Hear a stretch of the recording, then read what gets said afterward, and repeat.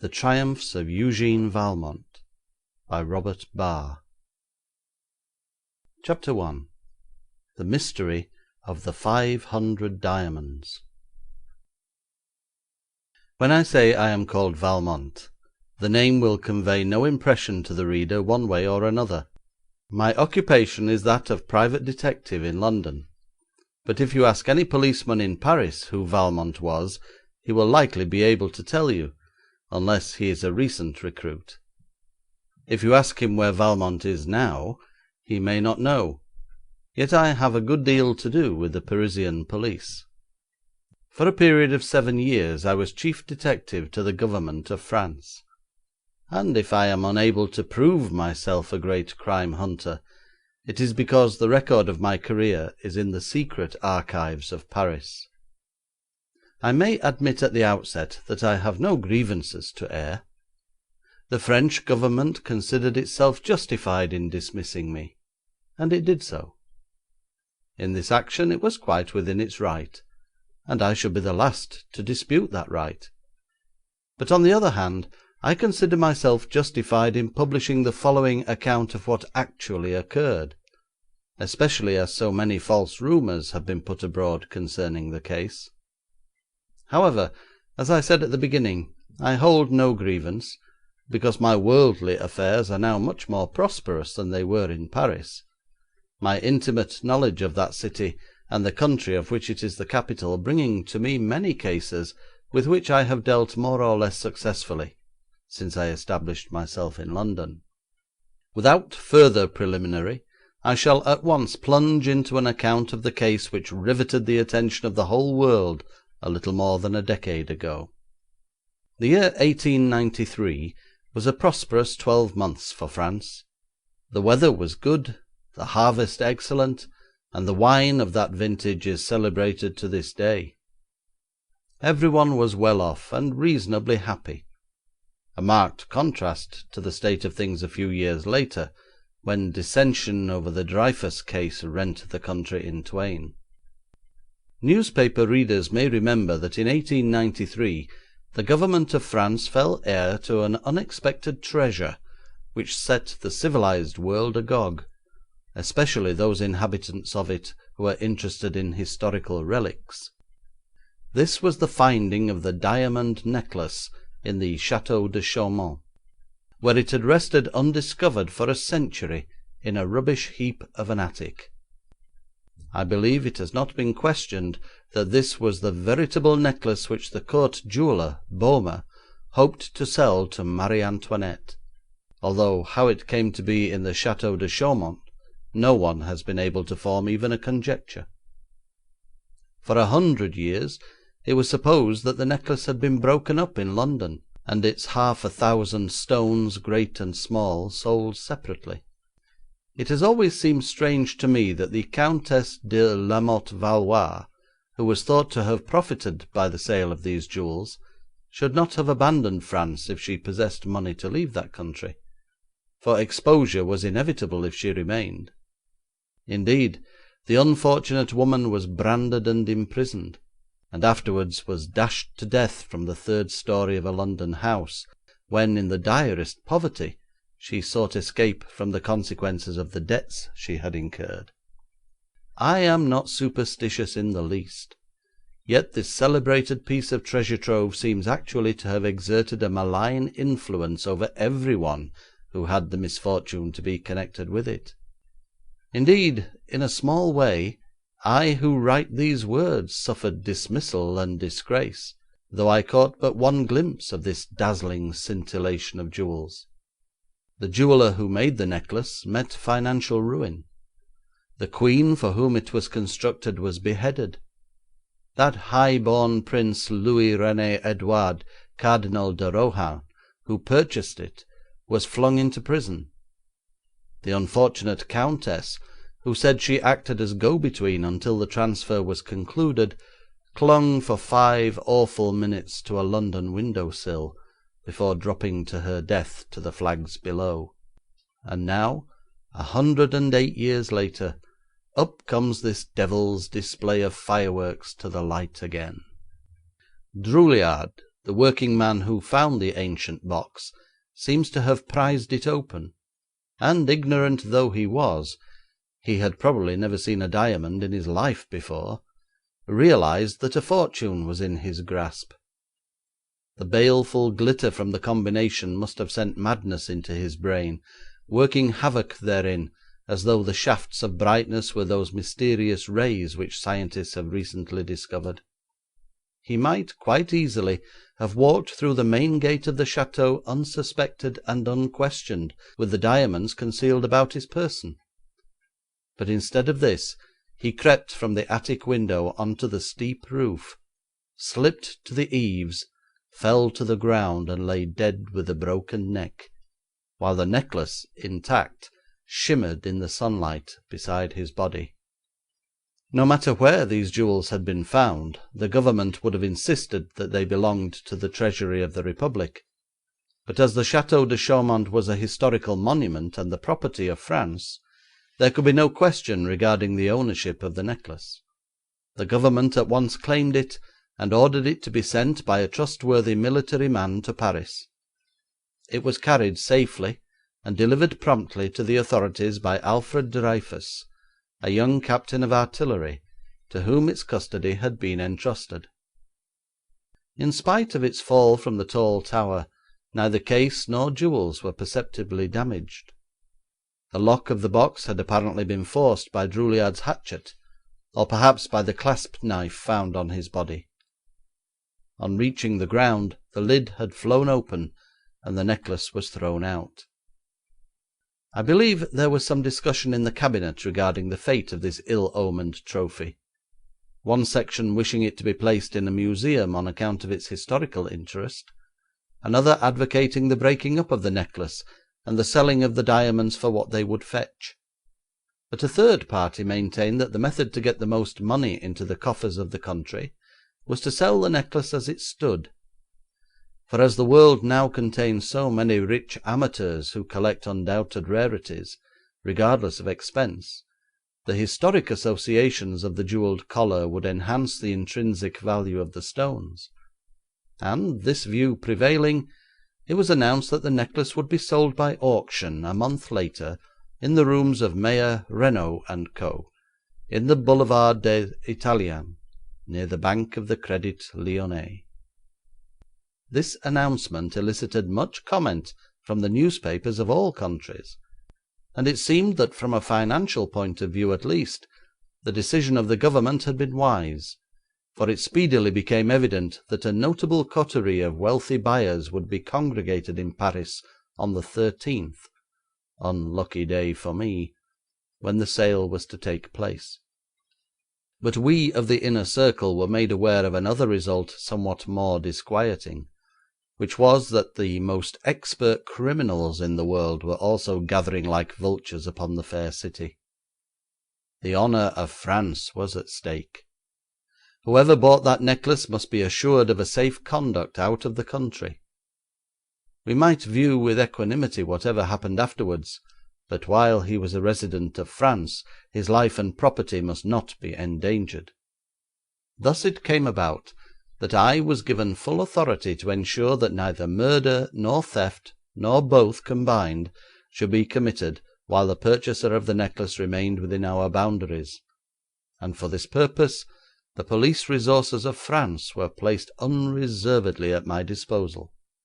If I failed, there should be no one to blame but myself. Consequently, as I have remarked before, I do not complain of my dismissal by the government. The broken lock of the jewel case had been very deftly repaired by an expert locksmith, who, in executing his task, was so unfortunate as to scratch a finger on the broken metal, whereupon blood poisoning set in, and although his life was saved, he was dismissed from the hospital with his right arm gone and his usefulness destroyed. When the jeweller Boehmer made the necklace he asked £160,000 for it, but after years of disappointment he was content to sell it to Cardinal de Rohan for £64,000, to be liquidated in 3 instalments, not one of which was ever paid. This latter amount was probably somewhere near the value of the 516 separate stones, one of which was of tremendous size, a very monarch of diamonds, holding its court among 17 brilliants, each as large as a filbert.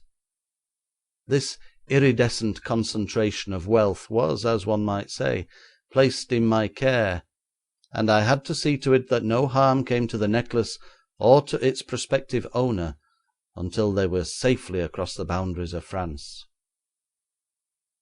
The 4 weeks previous to the 13th proved a busy and anxious time for me.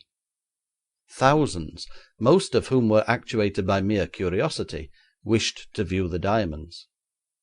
We were compelled to discriminate, and sometimes discriminated against the wrong person, which caused unpleasantness.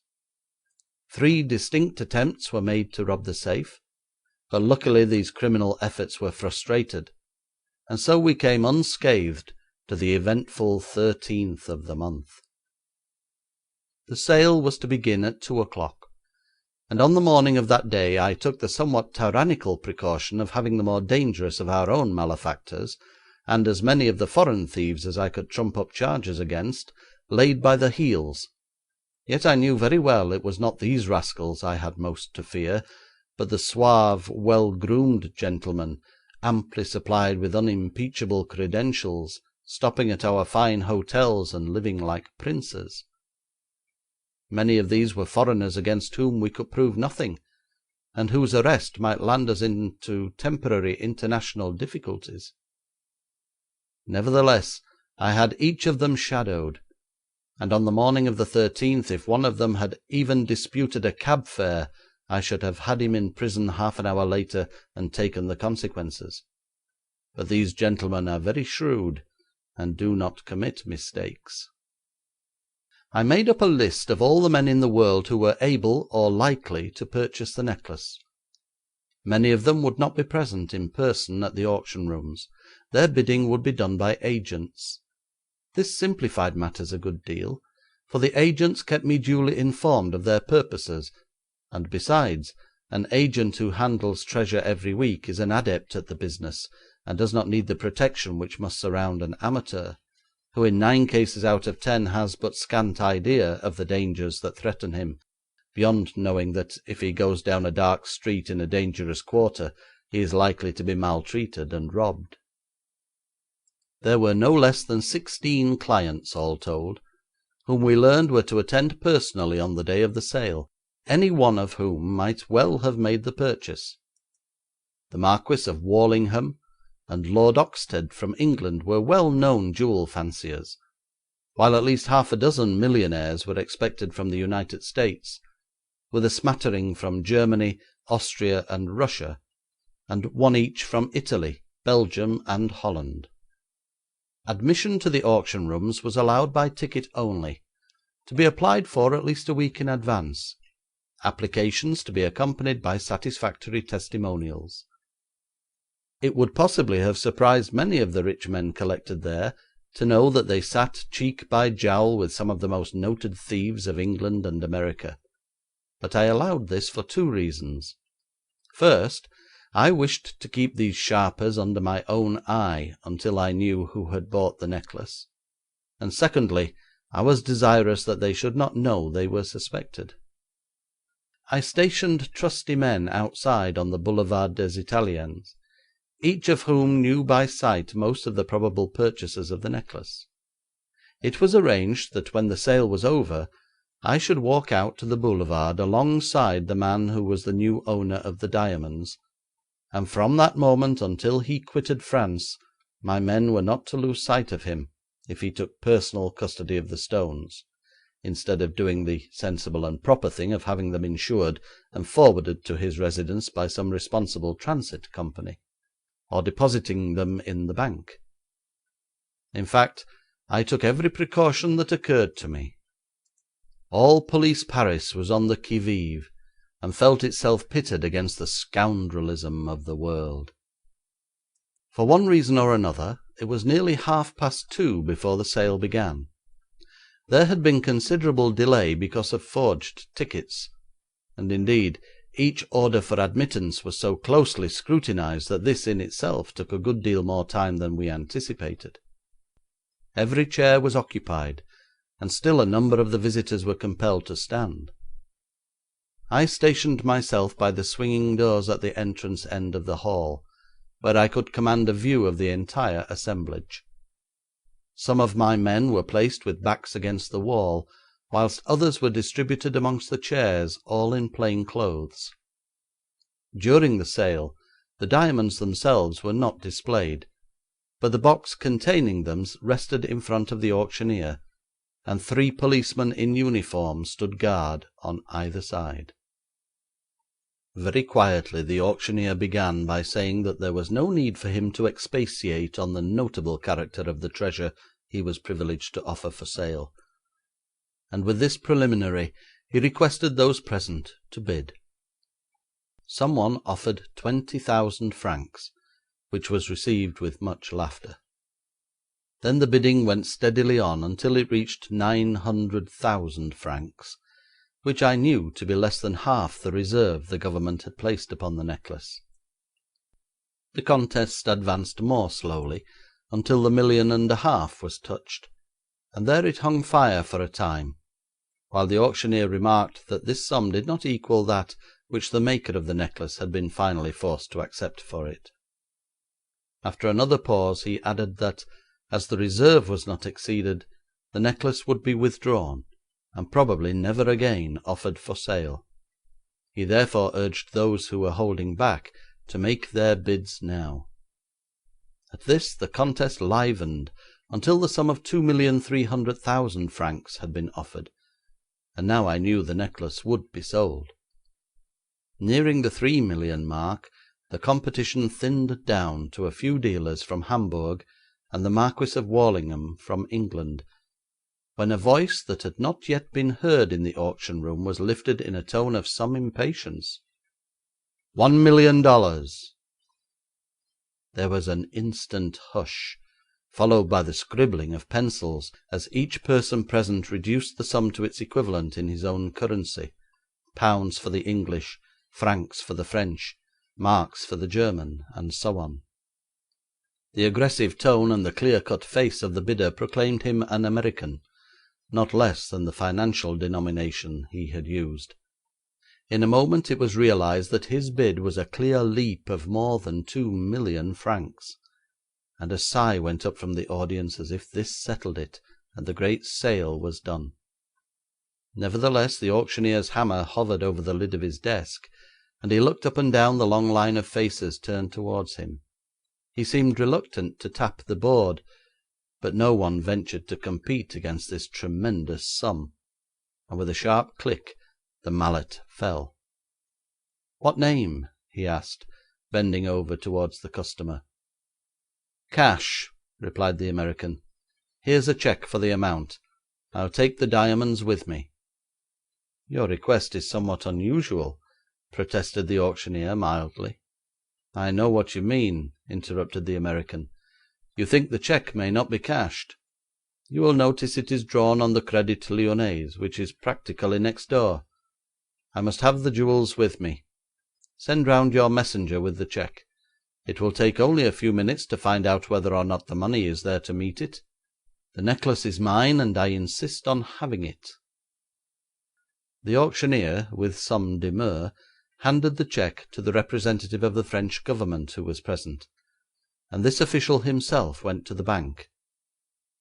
There were some other things to be sold, and the auctioneer endeavoured to go on through the list, but no one paid the slightest attention to him.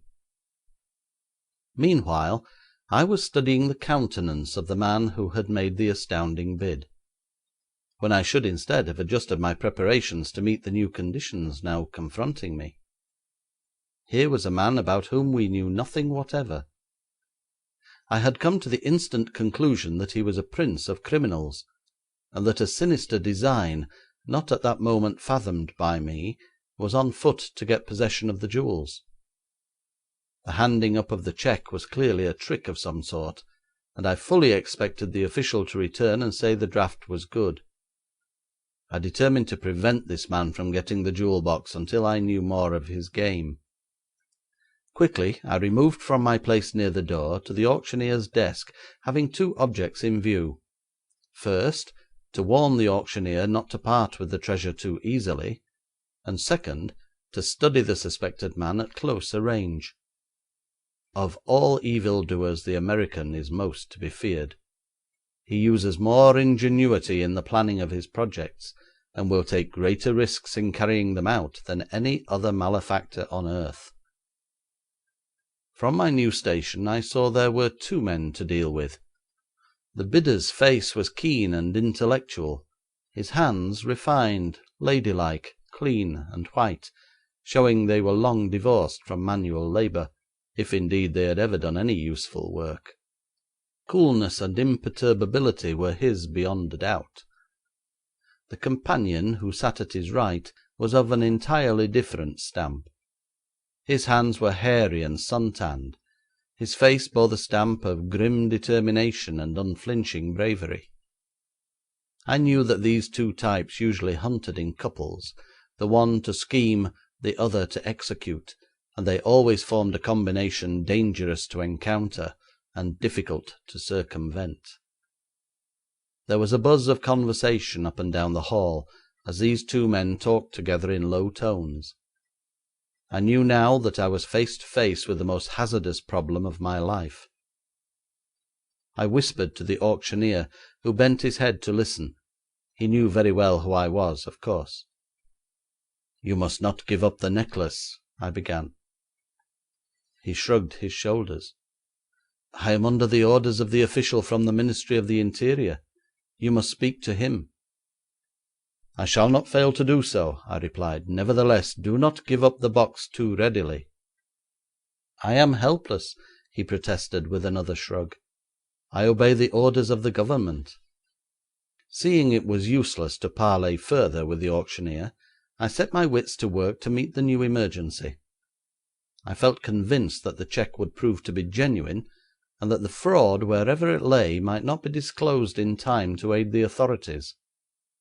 My duty, therefore, was to make sure we lost sight neither of the buyer nor the thing bought. Of course, I could not arrest the purchaser merely on suspicion. Besides, it would make the Government the laughing stock of the world if they sold a case of jewels and immediately placed the buyer in custody when they themselves had handed over his goods to him. Ridicule kills in France. A breath of laughter may blow a government out of existence in France much more effectually than will a whiff of cannon smoke. My duty, then, was to give the Government full warning, and never lose sight of my man until he was clear of France. Then my responsibility ended. I took aside one of my own men in plain clothes and said to him, "You have seen the American who has bought the necklace?" "Yes, sir." "Very well. Go outside quietly and station yourself there. He is likely to emerge presently with the jewels in his possession. You are not to lose sight of either the man or the casket. I shall follow him and be close behind him as he emerges, and you are to shadow us. If he parts with the case you must be ready at a sign from me to follow either the man or the jewels. Do you understand?" "Yes, sir," he answered, and left the room. It is ever the unforeseen that baffles us. It is easy to be wise after the event.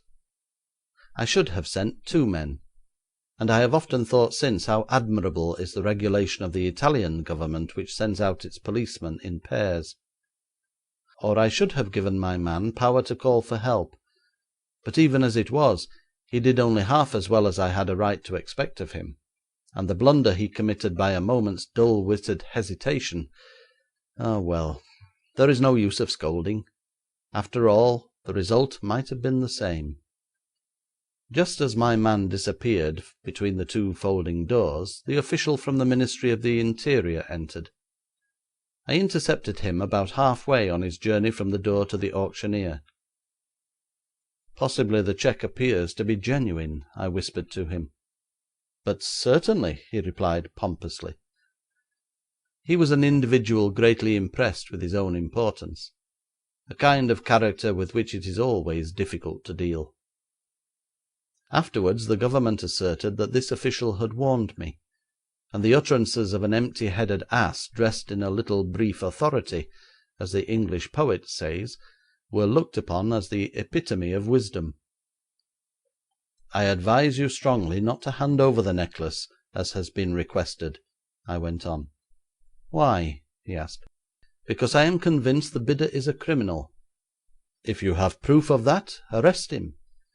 I have no proof at the present moment, but I request you to delay the delivery of the goods." "That is absurd," he cried impatiently. "The necklace is his, not ours. The money has already been transferred to the account of the Government. We cannot retain the 5,000,000 francs and refuse to hand over to him what he has bought with them." And so the man left me standing there, nonplussed and anxious. The eyes of everyone in the room had been turned on us during our brief conversation, and now the official proceeded ostentatiously up the room with a grand air of importance. Then, with a bow and a flourish of the hand, he said dramatically, "The jewels belong to monsieur." The two Americans rose simultaneously, the taller holding out his hand, while the auctioneer passed to him the case he had apparently paid so highly for. The American nonchalantly opened the box, and for the first time the electric radiance of the jewels burst upon that audience, each member of which craned his neck to behold it. It seemed to me a most reckless thing to do. He examined the jewels minutely for a few moments, then snapped the lid shut again, and calmly put the box in his outside pocket. And I could not help noticing that the light overcoat he wore possessed pockets made extraordinarily large, as if on purpose for this very case. And now this amazing man walked serenely down the room, past miscreants who joyfully would have cut his throat for even the smallest diamond in that conglomeration. Yet he did not take the trouble to put his hand on the pocket which contained the case, or in any way attempt to protect it. The assemblage seemed stricken dumb by his audacity. His friend followed closely at his heels, and the tall man disappeared through the folding doors. Not so the other. He turned quickly and whipped 2 revolvers out of his pockets, which he presented at the astonished crowd. There had been a movement on the part of everyone to leave the room, but the sight of these deadly weapons confronting them made each one shrink into his place again.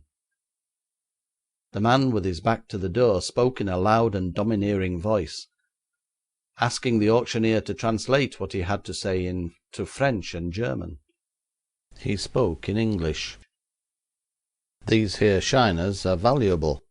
They belong to my friend who has just gone out.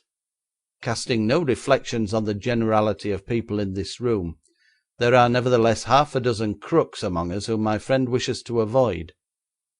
Now, no honest man here will object to giving the buyer of that there trinket 5 clear minutes in which to get away.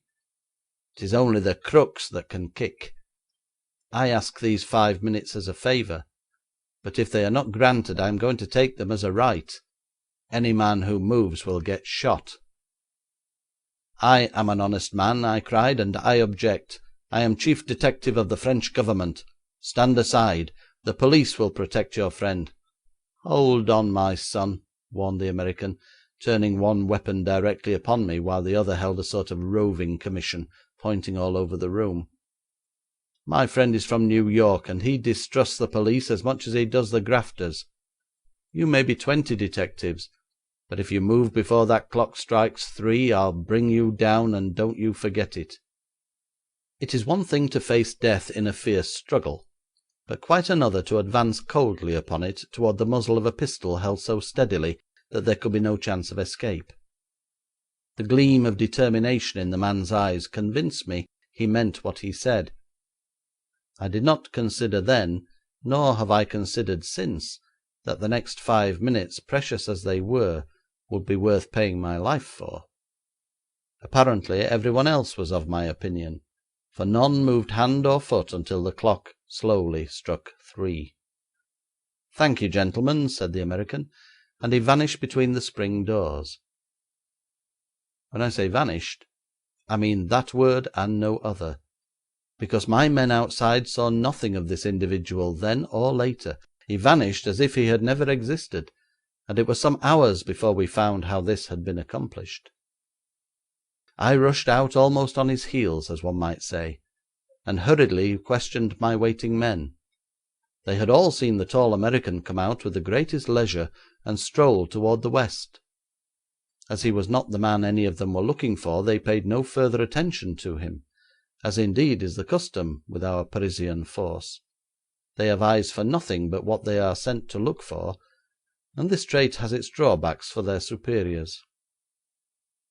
I ran up the boulevard, my whole thought intent on the diamonds and their owner. I knew my subordinate in command of the men inside the hall would look after the scoundrel with the pistols. A short distance up I found the stupid fellow I had sent out, standing in a dazed manner at the corner of the Rue Michaudière, gazing alternately down that short street and towards the Place de l'Opéra. The very fact that he was there furnished proof that he had failed. "Where is the American?" I demanded. "He went down this street, sir." "Then why are you standing here like a fool?" "I followed him this far, when a man came up the Rue Michaudière, and without a word the American handed him the jewel box, turning instantly down the street up which the other had come. The other jumped into a cab and drove toward the Place de l'Opéra." "And what did you do? Stood here like a post, I suppose?" "I didn't know what to do, sir. It all happened in a moment." "Why didn't you follow the cab?" "I didn't know which to follow, sir, and the cab was gone instantly while I watched the American." "What was its number?" "I don't know, sir." "You clod! Why didn't you call one of our men, whoever was nearest, and leave him to shadow the American while you followed the cab?" "I did shout to the nearest man, sir, but he said you told him to stay there and watch the English lord, and even before he had spoken both American and cabman were out of sight." "Was the man to whom he gave the box an American also?" "No, sir, he was French." "How do you know?" "By his appearance and the words he spoke." "I thought you said he didn't speak." "He did not speak to the American, sir, but he said to the cabman, 'Drive to the Madeleine as quickly as you can.'" "Describe the man." "He was a head shorter than the American, wore a black beard and moustache rather neatly trimmed, and seemed to be a superior sort of artisan." "You did not take the number of the cab. Should you know the cabman if you saw him again?" "Yes, sir, I think so." Taking this fellow with me, I returned to the now nearly empty auction room, and there gathered all my men about me. Each in his notebook took down particulars of the cabman and his passenger from the lips of my incompetent spy.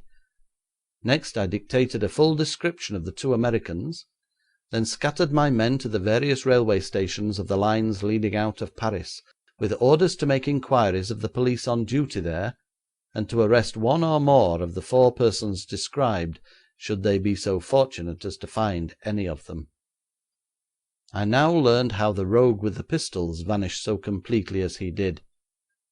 My subordinate in the auction room had speedily solved the mystery.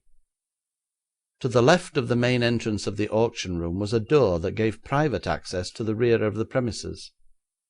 As the attendant in charge confessed when questioned, he had been bribed by the American earlier in the day to leave this side door open, and to allow the man to escape by the goods entrance. Thus the ruffian did not appear on the boulevard at all, and so had not been observed by any of my men. Taking my futile spy with me, I returned to my own office, and sent an order throughout the city that every cabman who had been in the Boulevard des Italiens between 2:30 and 3:30 that afternoon should report immediately to me.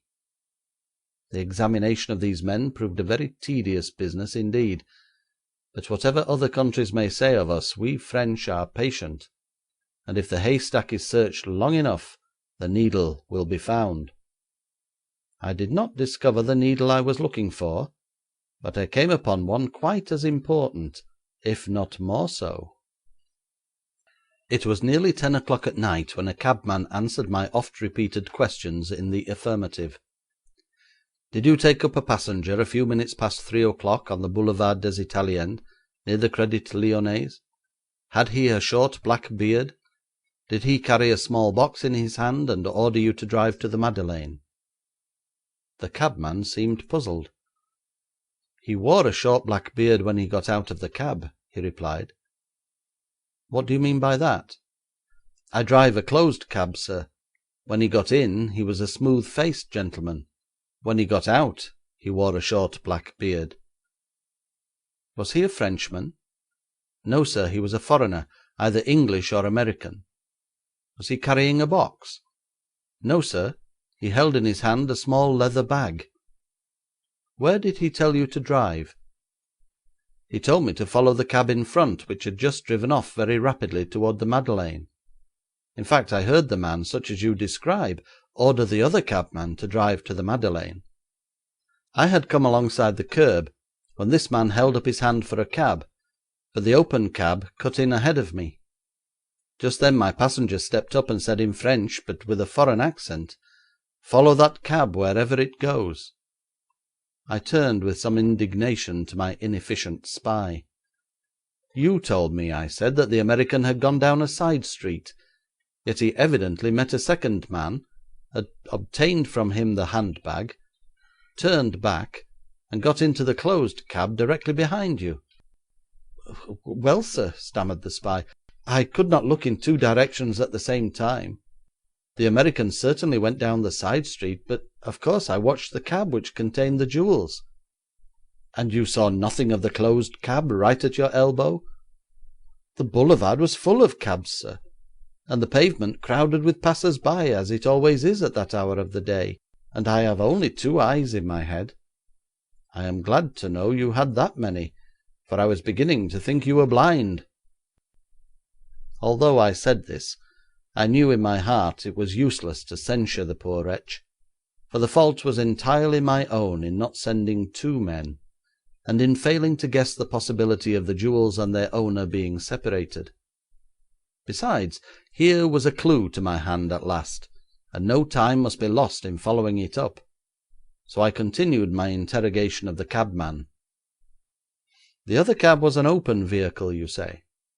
"Yes, sir." "You succeeded in following it?" "Oh, yes, sir. At the Madeleine the man in front redirected the coachman, who turned to the left and drove to the Place de la Concorde, then up the Champs Elysées to the Arch, and so down the Avenue de la Grande Armée and the Avenue de Neuilly to the Pont de Neuilly, where it came to a standstill. My fare got out, and I saw he now wore a short black beard, which he had evidently put on inside the cab. He gave me a 10-franc piece, which was very satisfactory." "And the fare you were following, what did he do?" "He also stepped out, paid the cabman, went down the bank of the river, and got on board a steam launch that seemed to be waiting for him." "Did he look behind, or appear to know that he was being followed?" "No, sir." "And your fare?" "He ran after the first man, and also went aboard the steam launch, which instantly started down the river." "And that was the last you saw of them?" "Yes, sir." "At what time did you reach the Pont de Neuilly?" "I do not know, sir. I was compelled to drive rather fast, but the distance is 7 to 8 kilometres." "You would do it under an hour?" "But certainly under the hour." "Then you must have reached Neuilly Bridge about 4 o'clock?" "It is very likely, sir." The plan of the tall American was now perfectly clear to me, and it comprised nothing that was contrary to law. He had evidently placed his luggage on board the steam launch in the morning. The handbag had contained various materials which would enable him to disguise himself, and this bag he had probably left in some shop down the side street, or else someone was waiting with it for him. The giving of the treasure to another man was not so risky as it had at first appeared, because he instantly followed that man, who was probably his confidential servant. Despite the windings of the river, there was ample time for the launch to reach Havre before the American steamer sailed on Saturday morning. I surmised it was his intention to come alongside the steamer before she left her berth in Havre harbour, and thus transfer himself and his belongings unperceived by anyone on watch at the land side of the liner. All this, of course, was perfectly justifiable, and seemed, in truth, merely a well-laid scheme for escaping observation. His only danger of being tracked was when he got into the cab. Once away from the neighbourhood of the Boulevard des Italiens, he was reasonably sure to evade pursuit, and the 5 minutes which his friend with the pistols had won for him afforded just the time he needed to get so far as the Place Madeleine, and after that everything was easy. Yet, if it had not been for those 5 minutes secured by coercion, I should not have found the slightest excuse for arresting him. But he was accessory after the act in that piece of illegality. In fact, it was absolutely certain that he had been accessory before the act, and guilty of conspiracy with the man who had presented firearms to the auctioneer's audience, and who had interfered with an officer in the discharge of his duty by threatening me and my men. So I was now legally in the right if I arrested every person on board that steam launch. With a map of the river before me, I proceeded to make some calculations. It was now nearly 10 o'clock at night. The launch had had 6 hours in which to travel at its utmost speed.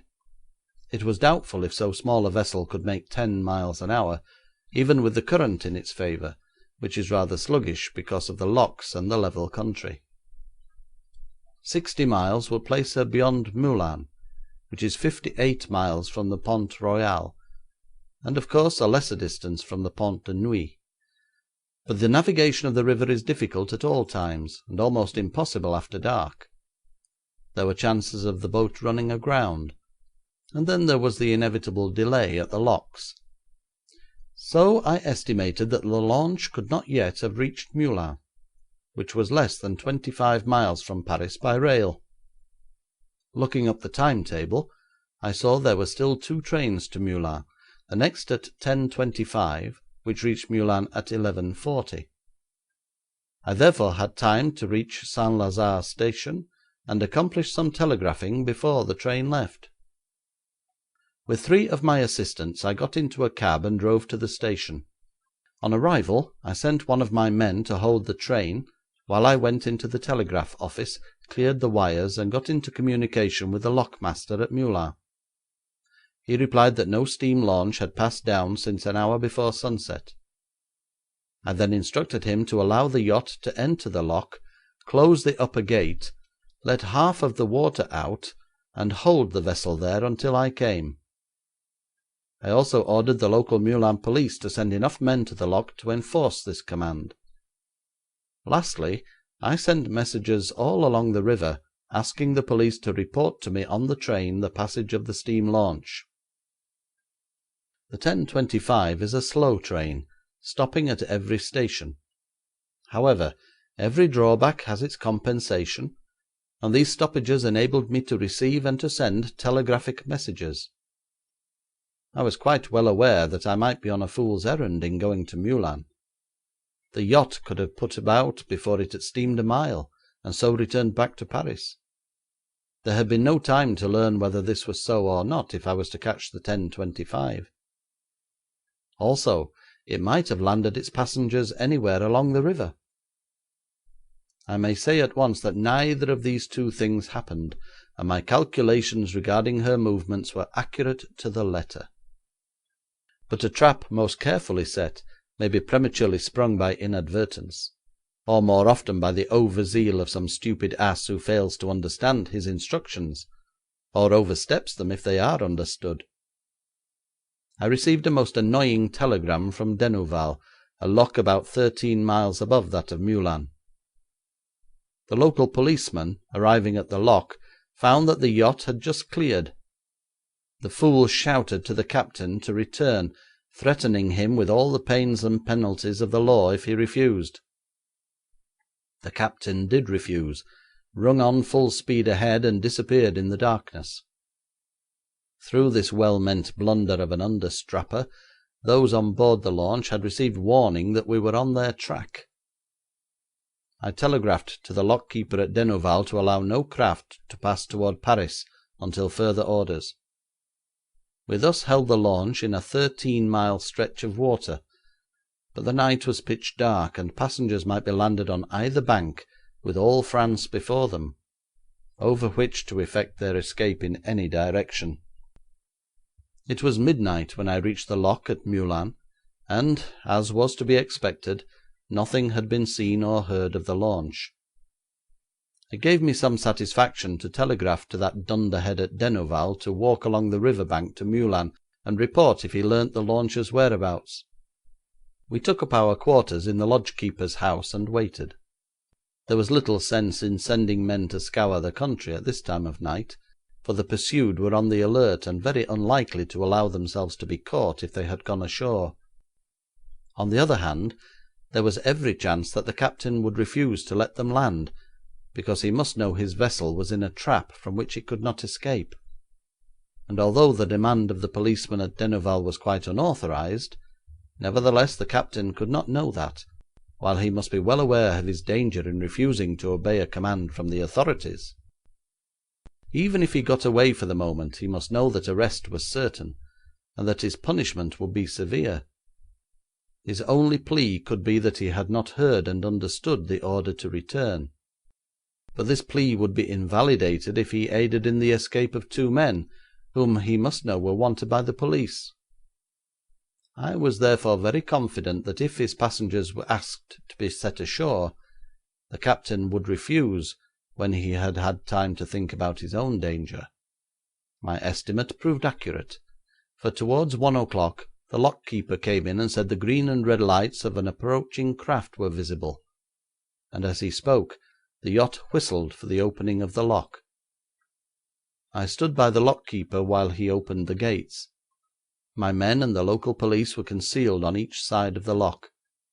The launch came slowly in, and as soon as it had done so I asked the captain to step ashore, which he did. 'I wish a word with you,' I said. 'Follow me.' I took him into the lock-keeper's house and closed the door. 'Where are you going?' 'To Havre.' 'Where did you come from?' 'Paris.' 'From what quay?' 'From the Pont de Neuilly.' 'When did you leave there?' 'At 5 minutes to 4 o'clock this afternoon.' 'Yesterday afternoon, you mean?' 'Yesterday afternoon.' 'Who engaged you to make this voyage?' 'An American. I do not know his name.' 'He paid you well, I suppose?' 'He paid me what I asked.' 'Have you received the money?' 'Yes, sir.' 'I may inform you, Captain, that I am Eugene Valmont, Chief Detective of the French Government, and that all the police of France at this moment are under my control. I ask you, therefore, to be careful of your answers. You were ordered by a policeman at Denouval to return. Why did you not do so?' 'The lock-keeper ordered me to return, but as he had no right to order me, I went on.' 'You knew very well it was the police who ordered you, and you ignored the command. Again I ask you why you did so.' 'I did not know it was the police.' 'I thought you would say that. You knew very well, but were paid to take the risk, and it is likely to cost you dear. You had 2 passengers aboard?' 'Yes, sir.' 'Did you put them ashore between here and Denouval?' 'No, sir, but one of them went overboard, and we couldn't find him again.' 'Which one?' 'The short man.' 'Then the American is still aboard?' 'What American, sir?' 'Captain, you must not trifle with me. The man who engaged you is still aboard?' 'Oh, no, sir, he has never been aboard.' 'Do you mean to tell me that the second man who came on your launch at the Pont de Neuilly is not the American who engaged you?' 'No, sir, the American was a smooth-faced man. This man wore a black beard.' 'Yes, a false beard.' 'I did not know that, sir. I understood from the American that I was to take but one passenger. One came aboard with a small box in his hand, the other with a small bag. Each declared himself to be the passenger in question. I did not know what to do, so I left Paris with both of them on board.' 'Then the tall man with the black beard is still with you?' 'Yes, sir.' 'Well, Captain, is there anything else you have to tell me? I think you will find it better in the end to make a clean breast of it.' The captain hesitated, turning his cap about in his hands for a few moments. Then he said: 'I am not sure that the first passenger went overboard of his own accord. When the police hailed us at Denouval ' 'You knew it was the police, then?' 'I was afraid after I left it might have been. You see, when the bargain was made with me, the American said that if I reached Havre at a certain time 1,000 francs extra would be paid to me, so I was anxious to get along as quickly as I could. I told him it was dangerous to navigate the Seine at night, but he paid me well for attempting it. After the policeman called to us at Denouval, the man with the small box became very much excited, and asked me to put him ashore, which I refused to do. The tall man appeared to be watching him, never letting him get far away. When I heard the splash in the water I ran aft, and I saw the tall man putting the box which the other had held into his handbag, although I said nothing of it at the time. We cruised back and forward about the spot where the other man had gone overboard, but saw nothing more of him. Then I came on to Meulan, intending to give information about what I had seen. That is all I know of the matter, sir.' 'Was the man who had the jewels a Frenchman?' 'What jewels, sir?' 'The man with the small box.' 'Oh, yes, sir, he was French.' 'You have hinted that the foreigner threw him overboard. What grounds have you for such a belief, if you did not see the struggle?' 'The night is very dark, sir, and I did not see what happened. I was at the wheel in the forward part of the launch, with my back turned to these two. I heard a scream, then a splash. If the man had jumped overboard, as the other said he did, he would not have screamed. Besides, as I told you, when I ran aft I saw the foreigner put the little box in his handbag, which he shut up quickly as if he did not wish me to notice.' 'Very good, Captain. If you have told the truth, it will go easier with you in the investigation that is to follow.' I now turned the captain over to one of my men, and ordered in the foreigner with his bag and bogus black whiskers. Before questioning him I ordered him to open the handbag, which he did with evident reluctance. It was filled with false whiskers, false moustaches, and various bottles, but on top of them all lay the jewel case. I raised the lid and displayed that accursed necklace. I looked up at the man, who stood there calmly enough, saying nothing in spite of the overwhelming evidence against him. 'Will you oblige me by removing your false beard?' He did so at once, throwing it into the open bag. I knew the moment I saw him that he was not the American, and thus my theory had broken down, in one very important part at least. Informing him who I was, and cautioning him to speak the truth, I asked how he came in possession of the jewels. 'Am I under arrest?' he asked. 'But certainly,' I replied. 'Of what am I accused?' 'You are accused, in the first place, of being in possession of property which does not belong to you.' 'I plead guilty to that. What in the second place?' 'In the second place you may find yourself accused of murder.' 'I am innocent of the second charge. The man jumped overboard.' 'If that is true, why did he scream as he went over?' 'Because, too late to recover his balance, I seized this box and held it.' 'He was in rightful possession of the box. The owner gave it to him.' 'I admit that. I saw the owner give it to him.' 'Then why should he jump overboard?' 'I do not know. He seemed to become panic stricken when the police at the last lock ordered us to return.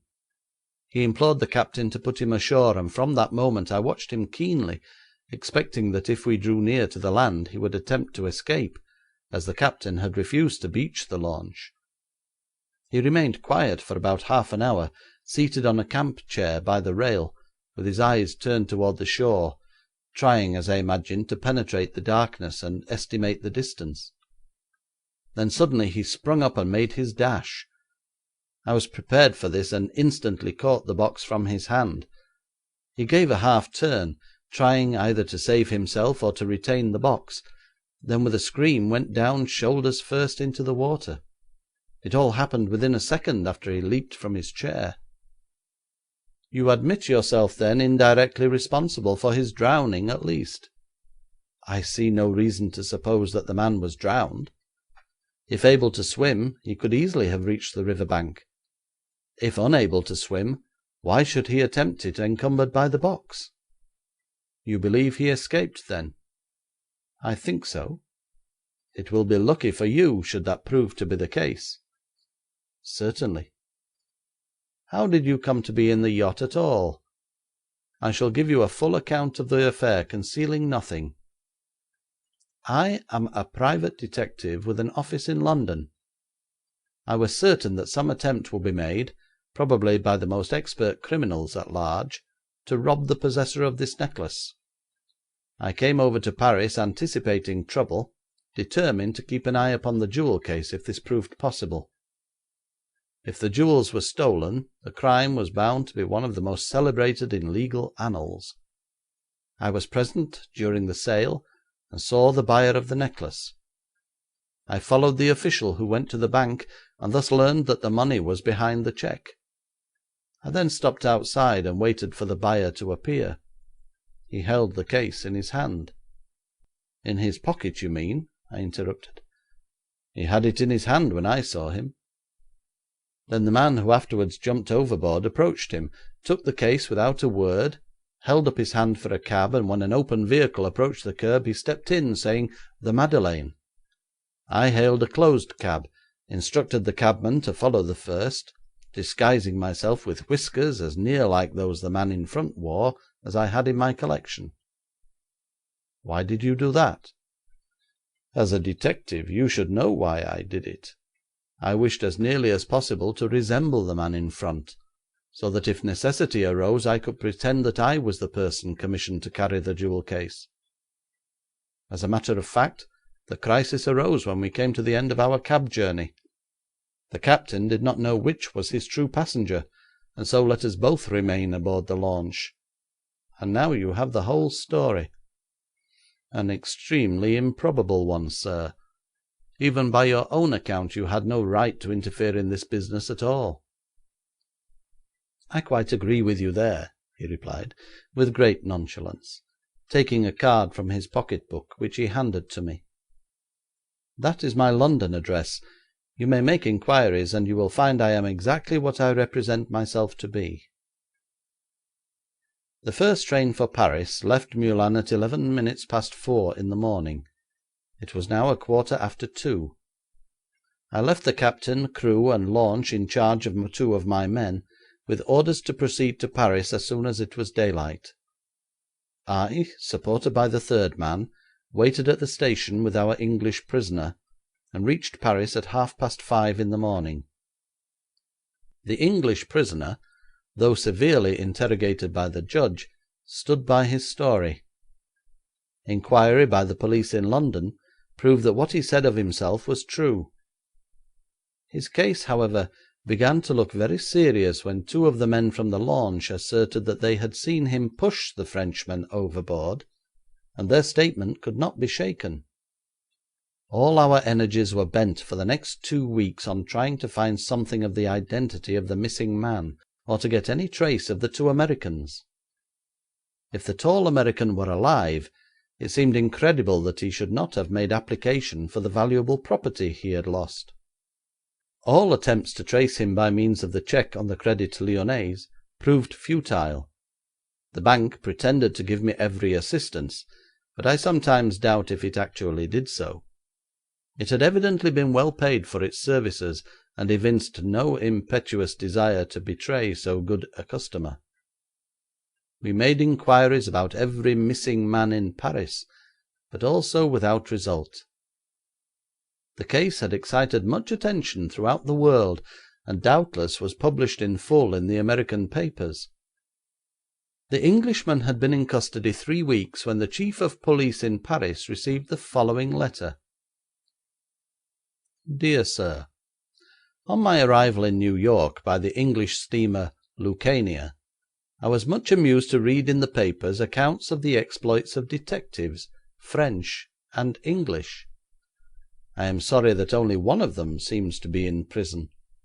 I think his French confrère ought to be there also. I regret exceedingly, however, that there is the rumour of the death by drowning of my friend Martin Dubois, of 375 Rue aux Juifs, Rouen. If this is indeed the case, he has met his death through the blunders of the police. Nevertheless, I wish you would communicate with his family at the address I have given, and assure them that I will make arrangements for their future support. I beg to inform you that I am a manufacturer of imitation diamonds, and through extensive advertising succeeded in accumulating a fortune of many millions. I was in Europe when the necklace was found, and had in my possession over 1,000 imitation diamonds of my own manufacture. It occurred to me that here was the opportunity of the most magnificent advertisement in the world. I saw the necklace, received its measurements, and also obtained photographs of it taken by the French government. Then I set my expert friend Martin Dubois at work, and with the artificial stones I gave him, he made an imitation necklace so closely resembling the original that you apparently do not know it is the unreal you have in your possession. I did not fear the villainy of the crooks as much as the blundering of the police, who would have protected me with brass band vehemence if I could not elude them.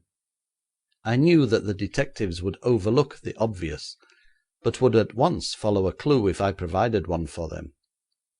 Consequently, I laid my plans, just as you have discovered, and got Martin Dubois up from Rouen to carry the case I gave him down to Havre. I had had another box prepared and wrapped in brown paper, with my address in New York written thereon. The moment I emerged from the auction room, while my friend the cowboy was holding up the audience, I turned my face to the door, took out the genuine diamonds from the case, and slipped it into the box I had prepared for mailing. Into the genuine case I put the bogus diamonds.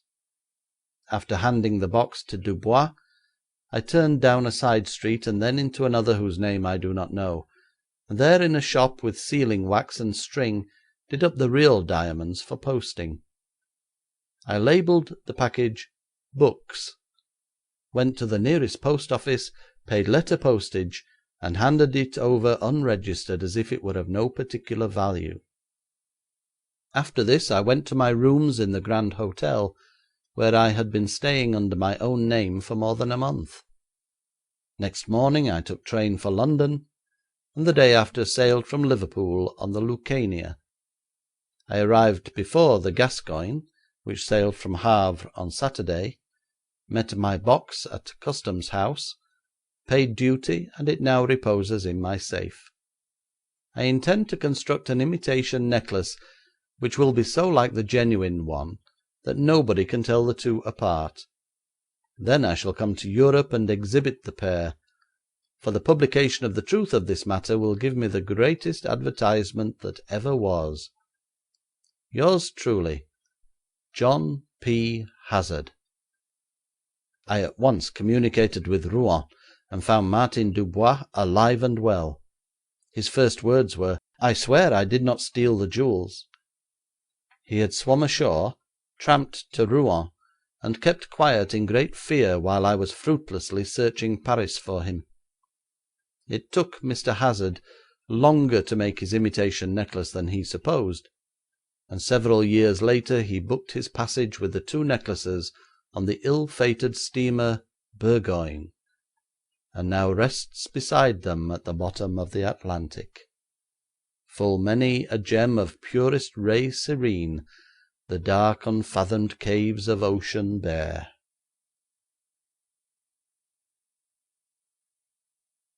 Chapter 2. The Siamese Twin of a Bomb Thrower. The events previously related in the mystery of the 500 diamonds led to my dismissal by the French government. It was not because I had arrested an innocent man. I had done that dozens of times before, with nothing said about it. It was not because I had followed a wrong clue, or because I had failed to solve the mystery of the 500 diamonds. Every detective follows a wrong clue now and then, and every detective fails more often than he cares to admit. No, all these things would not have shaken my position, but the newspapers were so fortunate as to find something humorous in the case, and for weeks Paris rang with laughter over my exploits and my defeat.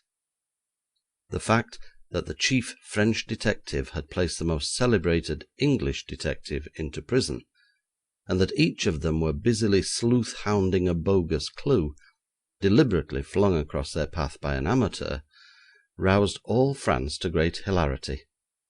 The government was furious. The Englishman was released, and I was dismissed. Since the year 1893 I have been a resident of London. When a man is, as one might say, the guest of a country, it does not become him to criticise that country. I have studied this strange people with interest and often with astonishment, and if I now set down some of the differences between the English and the French, I trust that no note of criticism of the former will appear, even when my sympathies are entirely with the latter. These differences have sunk deeply into my mind, because, during the first years of my stay in London, my lack of understanding them was often a cause of my own failure, when I thought I had success in hand. Many a time did I come to the verge of starvation in Soho, through not appreciating the peculiar trend of mind which causes an Englishman to do inexplicable things. That is, of course, from my Gallic standpoint. For instance, an arrested man is presumed to be innocent until he is proved guilty. In England, if a murderer is caught red-handed over his victim, he is held guiltless until the judge sentences him. In France we make no such foolish assumption, and although I admit that innocent men have sometimes been punished, my experience enables me to state very emphatically that this happens not nearly so often as the public imagines. In 99 cases out of 100, an innocent man can at once prove his innocence without the least difficulty. I hold it is his duty towards the state to run the very slight risk of unjust imprisonment, in order that obstacles may not be thrown in the way of the conviction of real criminals. But it is impossible to persuade an Englishman of this. Mon Dieu, I have tried it often enough. Never shall I forget the bitterness of my disappointment when I captured Fellini, the Italian anarchist, in connection with the Greenwich Park murder. At this time, it gives me no shame to confess it, I was myself living in Soho, in a state of extreme poverty. Having been employed so long by the French government, I had formed the absurd idea that the future depended on my getting, not exactly a similar connection with Scotland Yard, but at least a subordinate position on the police force which would enable me to prove my capabilities and lead to promotion. I had no knowledge at that time of the immense income which awaited me entirely outside the government circle. Whether it is contempt for the foreigner, as has often been stated, or that native stolidity which spells complacency, the British official of any class rarely thinks it worth his while to discover the real cause of things in France, or Germany, or Russia, but plods heavily on from one mistake to another. Take, for example, those periodical outbursts of hatred against England which appear in the continental press. They create a dangerous international situation, and more than once have brought Britain to the verge of a serious war. Britain sternly spends millions in defence and preparation, whereas, if she would place in my hand £500,000, I would guarantee to cause Britannia to be proclaimed an angel with white wings in every European country. When I attempted to arrive at some connection with Scotland Yard, I was invariably asked for my credentials. When I proclaimed that I had been chief detective to the Republic of France, I could see that this announcement made a serious impression, but when I added that the government of France had dismissed me without credentials, recommendation, or pension, official sympathy with officialism at once turned the tables against me. And here I may be pardoned for pointing out another portentous dissimilarity between the two lands, which I think is not at all to the credit of my countrymen. I was summarily dismissed. You may say it was because I failed, and it is true that in the case of the Queen's necklace I had undoubtedly failed, but, on the other hand, I had followed unerringly the clue which lay in my path, and although the conclusion was not in accordance with the facts, it was in accordance with logic. No, I was not dismissed because I failed. I had failed on various occasions before, as might happen to any man in any profession. I was dismissed because I made France, for the moment, the laughing stock of Europe and America. France dismissed me because France had been laughed at. No Frenchman can endure the turning of a joke against him, but the Englishman does not appear to care in the least. So far as failure is concerned, never had any man failed so egregiously as I did with Fellini, a slippery criminal who possessed all the bravery of a Frenchman and all the subtlety of an Italian. 3 times he was in my hands, twice in Paris, once in Marseille, and each time he escaped me. Yet I was not dismissed. When I say that Signor Fellini was as brave as a Frenchman, perhaps I do him a little more than justice. He was desperately afraid of one man, and that man was myself. Our last interview in France he is not likely to forget, and although he eluded me, he took good care to get into England as fast as train and boat could carry him, and never again, while I was at the head of the French detective force, did he set foot on French soil. He was an educated villain, a graduate of the University of Turin, who spoke Spanish, French, and English as well as his own language, and this education made him all the more dangerous when he turned his talents to crime. Now, I knew Fellini's handiwork, either in murder or in housebreaking, as well as I know my own signature on a piece of white paper, and as soon as I saw the body of the murdered man in Greenwich Park, I was certain Fellini was the murderer. The English authorities at that time looked upon me with a tolerant, good-natured contempt. Inspector Standish assumed the manner of a man placing at my disposal plenty of rope with which I might entangle myself. He appeared to think me excitable, and used soothing expressions as if I were a fractious child to be calmed, rather than a sane equal to be reasoned with. On many occasions I had the facts at my finger ends, while he remained in a state of most complacent ignorance, and though this attitude of lowering himself to deal gently with one whom he evidently looked upon as an irresponsible lunatic was most exasperating, I nevertheless claimed great credit for having kept my temper with him. However, it turned out to be impossible for me to overcome his insular prejudice. He always supposed me to be a frivolous, volatile person, and so I was unable to prove myself of any value to him in his arduous duties. The Fellini instance was my last endeavour to win his favour. Inspector Standish appeared in his most amiable mood when I was admitted to his presence, and this in spite of the fact that all London was ringing with the Greenwich Park tragedy, while the police possessed not the faintest idea regarding the crime or its perpetrator. I judged from Inspector Standish's benevolent smile that I was somewhat excited when I spoke to him, and perhaps used many gestures which seemed superfluous to a large man whom I should describe as immovable, and who spoke slowly with no motion of the hand, as if his utterances were the condensed wisdom of the ages. "Inspector Standish," I cried, "is it within your power to arrest a man on suspicion?" "Of course it is," he replied, "but we must harbour the suspicion before we make the arrest." "Have confidence in me," I exclaimed. "The man who committed the Greenwich Park murder is an Italian named Fellini." I gave the address of the exact room in which he was to be found, with cautions regarding the elusive nature of this individual. I said that he had been 3 times in my custody, and those 3 times he had slipped through my fingers. I have since thought that Inspector Standish did not credit a word I had spoken.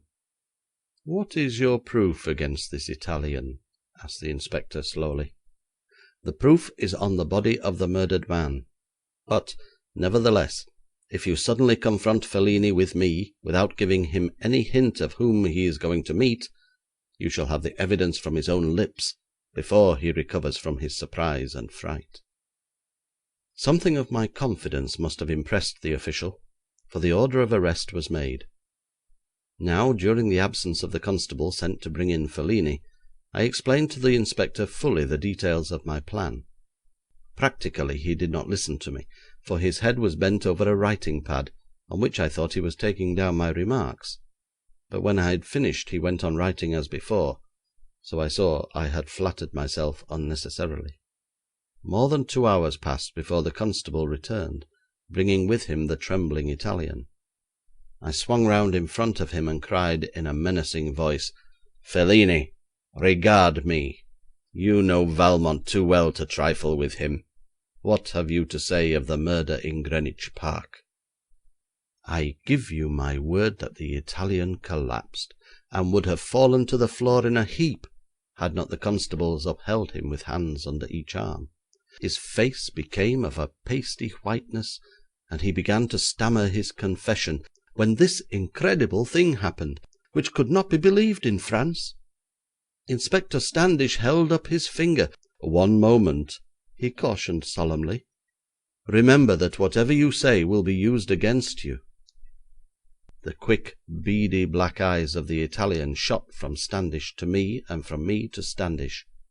In an instant his alert mind grasped the situation.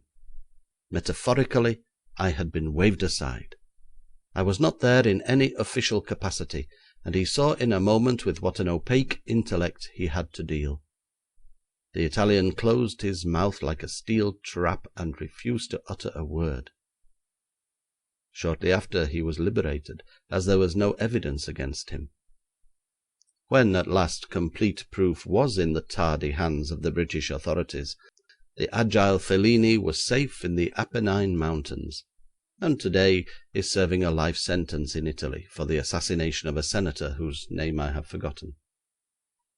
Is it any wonder that I threw up my hands in despair at finding myself among such a people? But this was in the early days, and now that I have greater experience of the English, many of my first opinions have been modified.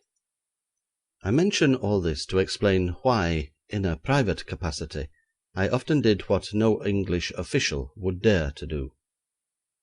A people who will send a policeman without even a pistol to protect him, to arrest a desperate criminal in the most dangerous quarter of London, cannot be comprehended by any native of France, Italy, Spain, or Germany.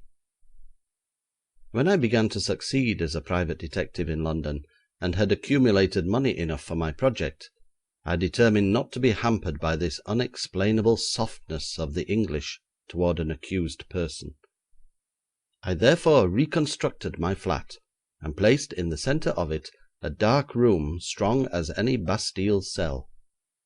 It was 12 feet square, and contained no furniture except a number of shelves, a lavatory in one corner, and a pallet on the floor.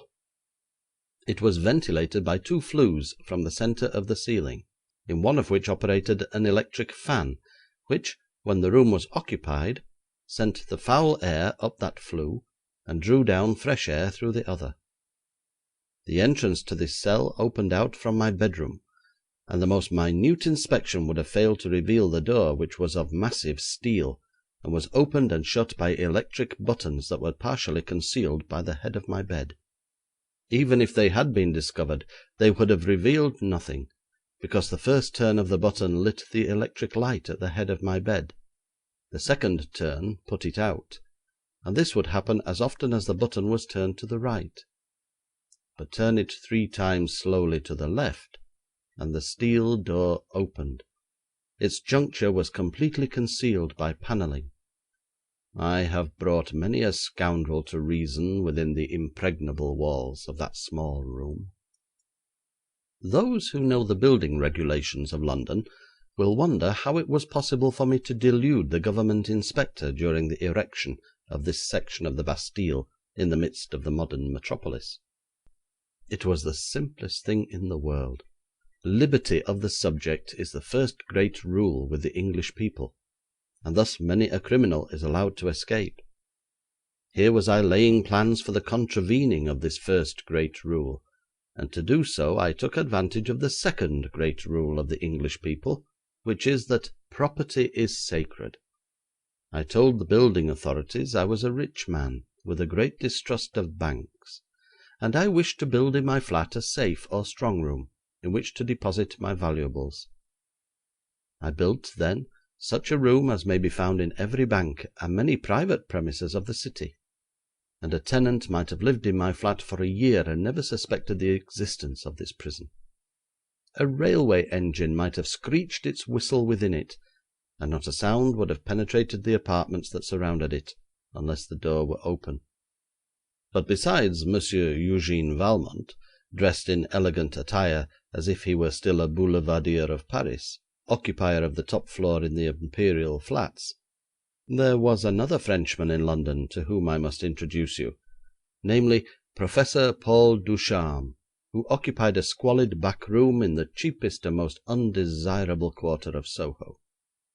Valmont flatters himself he is not yet middle-aged, but poor Ducharme does not need his sparse grey beard to proclaim his advancing years.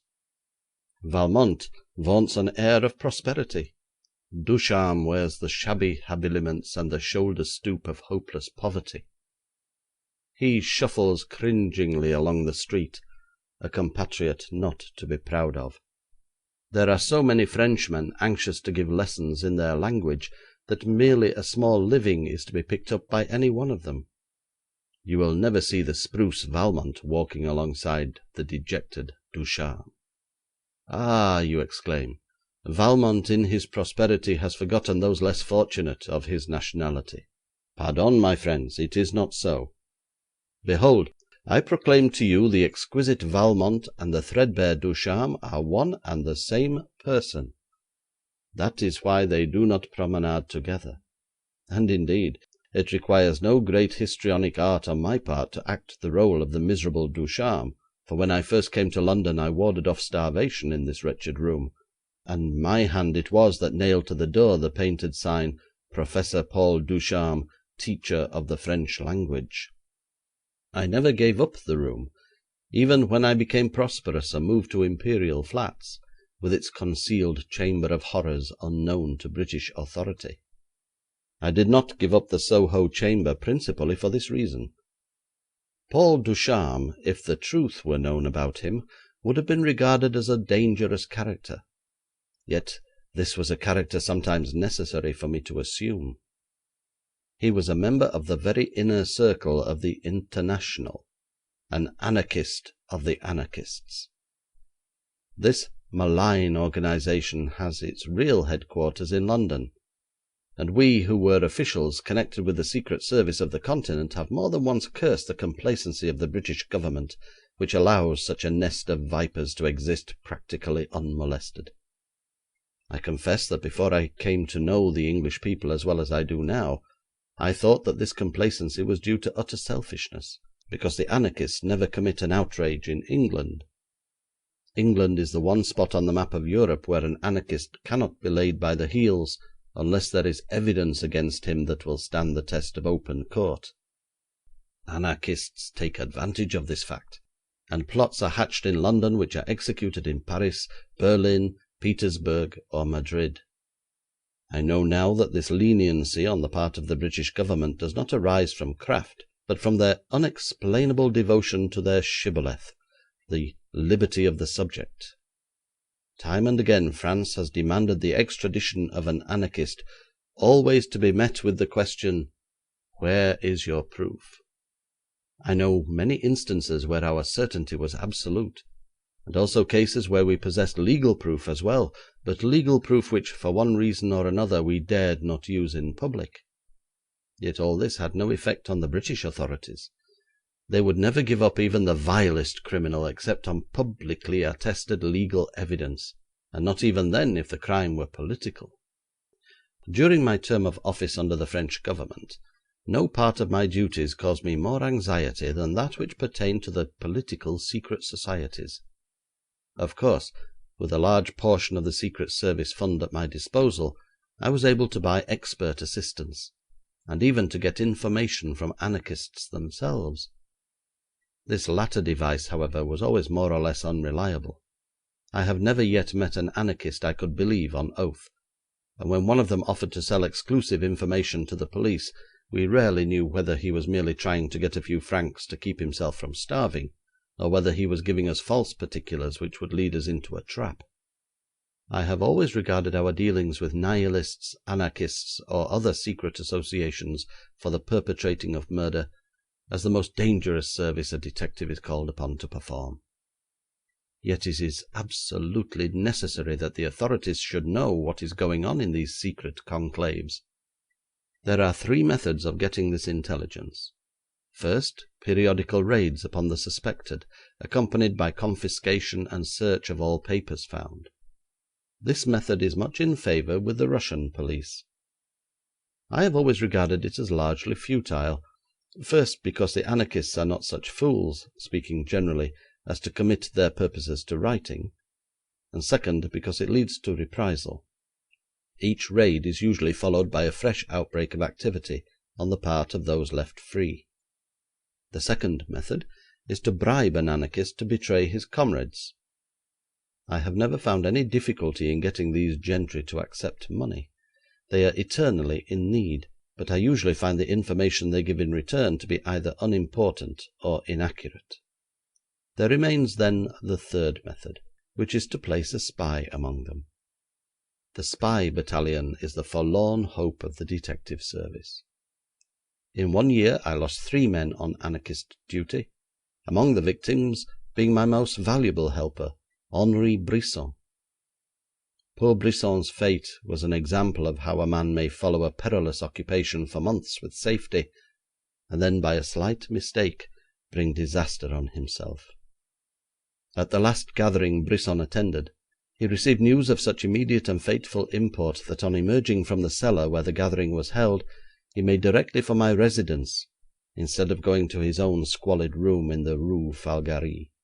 My concierge said that he arrived shortly after 1 o'clock in the morning, and it would seem that at this hour he could easily have made himself acquainted with the fact that he was followed. Still, as there was on his track that human panther Fellini, it is not strange poor Brisson failed to elude him.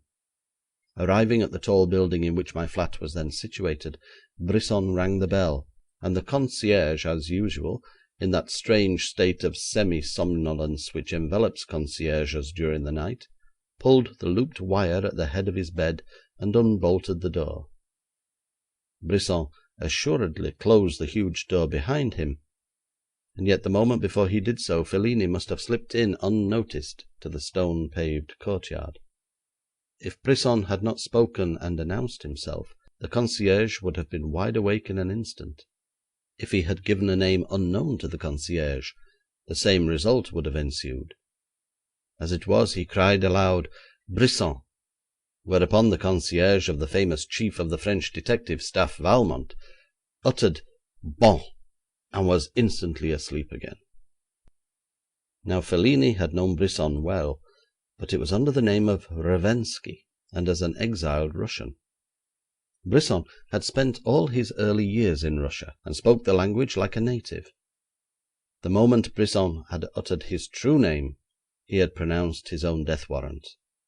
Fellini followed him up to the first landing, my rooms were on the second floor, and there placed his sign manual on the unfortunate man, which was the swift downward stroke of a long, narrow, sharp poniard, entering the body below the shoulders and piercing the heart. The advantage presented by this terrible blow is that the victim sinks instantly in a heap at the feet of his slayer without uttering a moan. The wound left is a scarcely perceptible blue mark, which rarely even bleeds. It was this mark I saw on the body of the Mayor of Marseille, and afterwards on one other in Paris besides poor Brisson. It was the mark found on the man in Greenwich Park, always just below the left shoulder blade, struck from behind. Fellini's comrades claim that there was this nobility in his action, namely, he allowed the traitor to prove himself before he struck the blow. I should be sorry to take away this poor shred of credit from Fellini's character, but the reason he followed Brisson into the courtyard was to give himself time to escape. He knew perfectly the ways of the concierge. He knew that the body would lie there until the morning, as it actually did, and that this would give him hours in which to effect his retreat. And this was the man whom British law warned not to incriminate himself. What a people! What a people! After Brisson's tragic death, I resolved to set no more valuable men on the track of the anarchists, but to place upon myself the task in my moments of relaxation. I became very much interested in the underground workings of the International. I joined the organisation under the name of Paul Ducharme, a professor of advanced opinions, who because of them had been dismissed his situation in Nantes. As a matter of fact, there had been such a Paul Ducharme, who had been so dismissed, but he had drowned himself in the Loire at Orleans, as the records show. I adopted the precaution of getting a photograph of this foolish old man from the police in Nantes, and made myself up to resemble him. It says much for my disguise that I was recognised as the professor by a delegate from Nantes at the annual convention held in Paris, which I attended, and although we conversed for some time together, he never suspected that I was not the professor, whose fate was known to no one but the police of Orleans. I gained much credit among my comrades because of this encounter, which during its first few moments filled me with dismay, for the delegate from Nantes held me up as an example of a man well off, who had deliberately sacrificed his worldly position for the sake of principle. Shortly after this I was chosen delegate to carry a message to our comrades in London, and this delicate undertaking passed off without mishap. It was perhaps natural, then, that when I came to London after my dismissal by the French government, I should assume the name and appearance of Paul Ducharme, and adopt the profession of French teacher. This profession gave me great advantages. I could be absent from my rooms for hours at a time without attracting the least attention, because a teacher goes wherever there are pupils.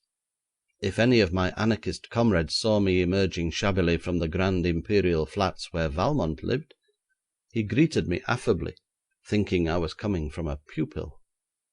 The sumptuous flat was therefore the office in which I received my rich clients, while the squalid room in Soho was often the workshop in which the tasks entrusted to me were brought to completion.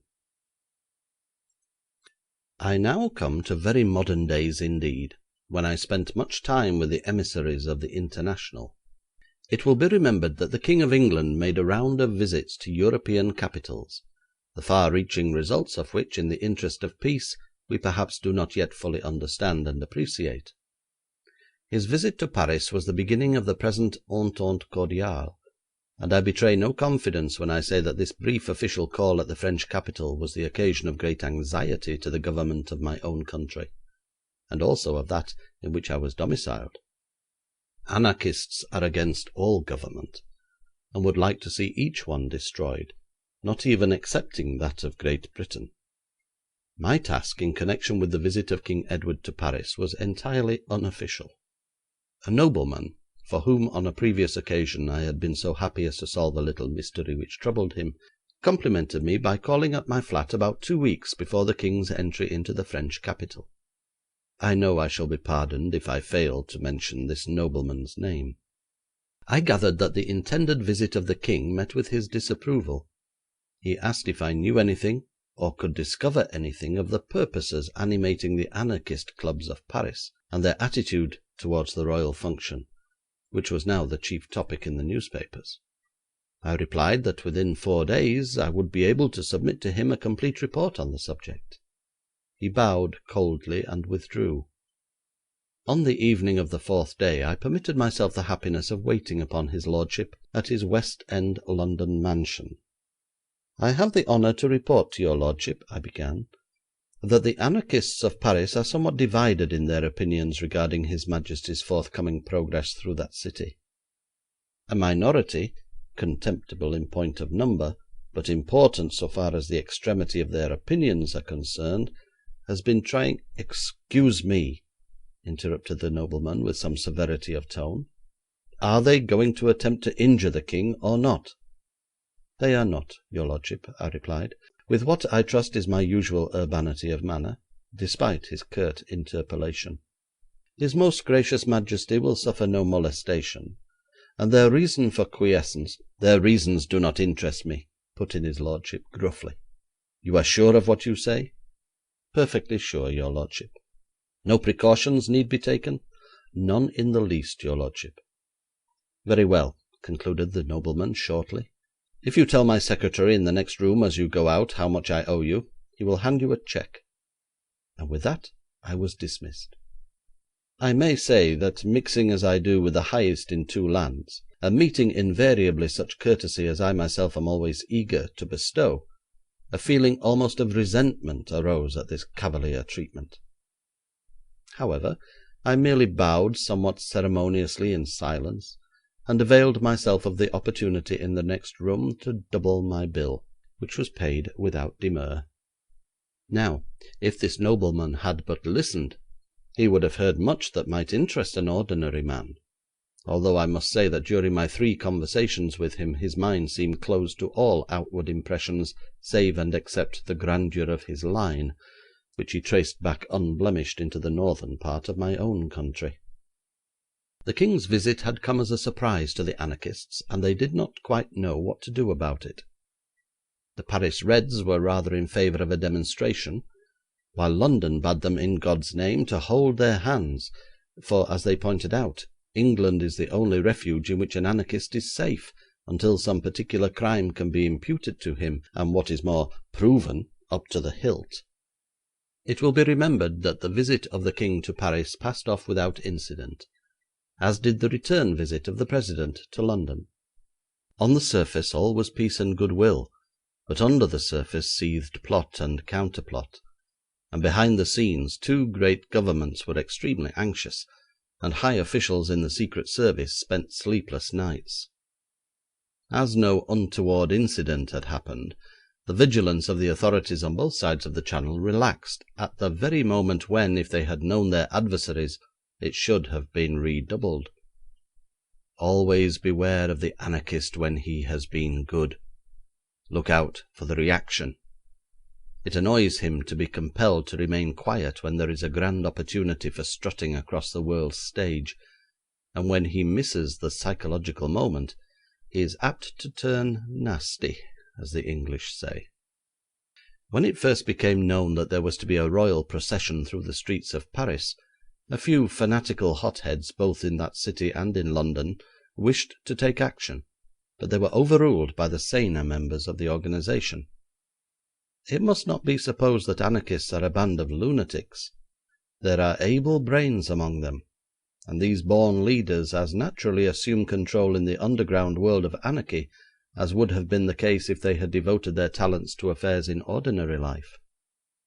They were men whose minds at one period had taken the wrong turning. These people, although they calmed the frenzy of the extremists, nevertheless regarded the possible rapprochement between England and France with grave apprehension. If France and England became as friendly as France and Russia, might not the refuge which England had given to anarchy become a thing of the past? I may say here that my own weight as an anarchist while attending these meetings in disguise under the name of Paul Ducharme was invariably thrown in to help the cause of moderation. My rôle, of course, was not to talk too much, not to make myself prominent, yet in such a gathering a man cannot remain wholly a spectator. Care for my own safety led me to be as inconspicuous as possible, for members of communities banded together against the laws of the land in which they live are extremely suspicious of one another, and any inadvertent word may cause disaster to the person speaking it. Perhaps it was this conservatism on my part that caused my advice to be sought after by the inner circle, what you might term the governing body of the anarchists, for, strange as it may appear, this organisation, sworn to put down all law and order, was itself most rigidly governed, with a Russian prince elected as its chairman, a man of striking ability, who nevertheless, I believe, owed his election more to the fact that he was a nobleman than to the recognition of his intrinsic worth. And another point which interested me much was that this prince ruled his obstreperous subjects after the fashion of Russian despotism, rather than according to the liberal ideas of the country in which he was domiciled. I have known him more than once ruthlessly overturn the action of the majority, stamp his foot, smite his huge fist on the table, and declare so and so should not be done, no matter what the vote was. And the thing was not done either. At the more recent period of which I speak, the chairmanship of the London anarchists was held by a weak, vacillating man, and the mob had got somewhat out of hand. In the crisis that confronted us, I yearned for the firm fist and dominant boot of the uncompromising Russian. I spoke only once during this time, and assured my listeners that they had nothing to fear from the coming friendship of the two nations. I said the Englishman was so wedded to his grotesque ideas regarding the liberty of the subject, he so worshipped absolute legal evidence, that we would never find our comrades disappear mysteriously from England, as had been the case in continental countries. Although restless during the exchange of visits between King and President, I believe I could have carried the English phalanx with me, if the international courtesies had ended there. But after it was announced that members of the British Parliament were to meet the members of the French legislature, the Paris circle became alarmed, and when that conference did not end the entente, but merely paved the way for a meeting of businessmen belonging to the two countries in Paris, the French anarchists sent a delegate over to us who made a wild speech one night, waving continually the red flag. This aroused all our own malcontents to a frenzy. The French speaker practically charged the English contingent with cowardice, said that as they were safe from molestation, they felt no sympathy for their comrades in Paris, at any time liable to summary arrest and the torture of the secret cross-examination. This Anglo-French love feast must be wafted to the heavens in a halo of dynamite. The Paris anarchists were determined, and although they wished the cooperation of their London brethren, yet if the speaker did not bring back with him assurance of such cooperation, Paris would act on its own initiative. The Russian despot would have made short work of this blood-blinded rhetoric, but alas, he was absent, and an overwhelming vote in favour of force was carried and accepted by the trembling chairman. My French confrère took back with him to Paris the unanimous consent of the English comrades to whom he had appealed. All that was asked of the English contingent was that it should arrange for the escape and safe keeping of the assassin who flung the bomb into the midst of the English visitors, and after the oratorical madman had departed, I, to my horror, was chosen to arrange for the safe transport and future custody of the bomb thrower. It is not etiquette in anarchist circles for any member to decline whatever task is given him by the vote of his comrades. He knows the alternative, which is suicide. If he declines the task and still remains upon earth, the dilemma is solved for him, as the Italian Fellini solved it through the back of my unfortunate helper Brisson. I therefore accepted the unwelcome office in silence, and received from the treasurer the money necessary for carrying out the same. I realised for the first time since joining the Anarchist Association years before that I was in genuine danger. A single false step, a single inadvertent word might close the career of Eugene Valmont, and at the same moment terminate the existence of the quiet, inoffensive Paul Ducharme, teacher of the French language. I knew perfectly well I should be followed. The moment I received the money, the French delegate asked when they were to expect me in Paris. He wished to know so that all the resources of their organisation might be placed at my disposal. I replied calmly enough that I could not state definitely on what day I should leave England. There was plenty of time, as the businessmen's representatives from London would not reach Paris for another 2 weeks. I was well known to the majority of the Paris organisation, and would present myself before them on the first night of my arrival. The Paris delegate exhibited all the energy of a new recruit, and he seemed dissatisfied with my vagueness, but I went on without heeding his displeasure. He was not personally known to me, nor I to him, but if I may say so, Paul Ducharme was well thought of by all the rest of those present. I had learned a great lesson during the episode of the Queen's necklace, which resulted in my dismissal by the French government.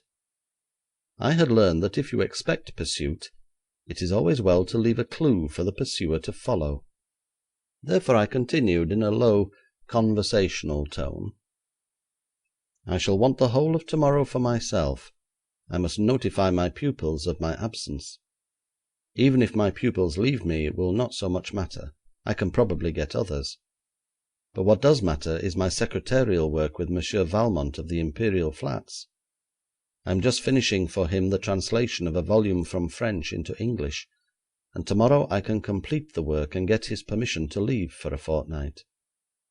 This man, who is a compatriot of my own, has given me employment ever since I came to London. From him I have received the bulk of my income, and if it had not been for his patronage, I do not know what I should have done.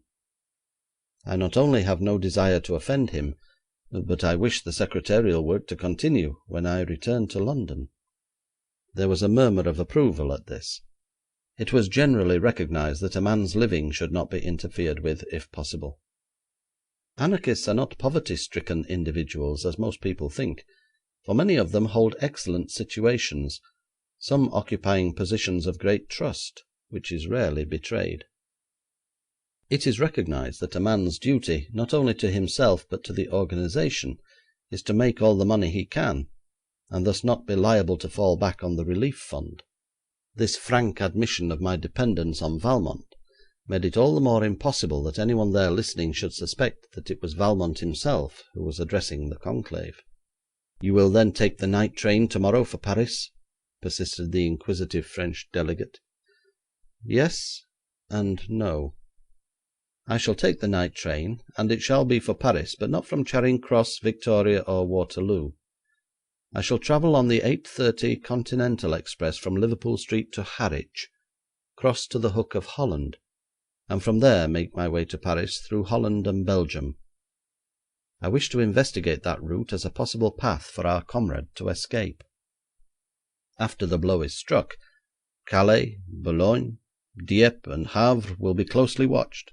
I shall perhaps bring him to London by way of Antwerp and the Hook."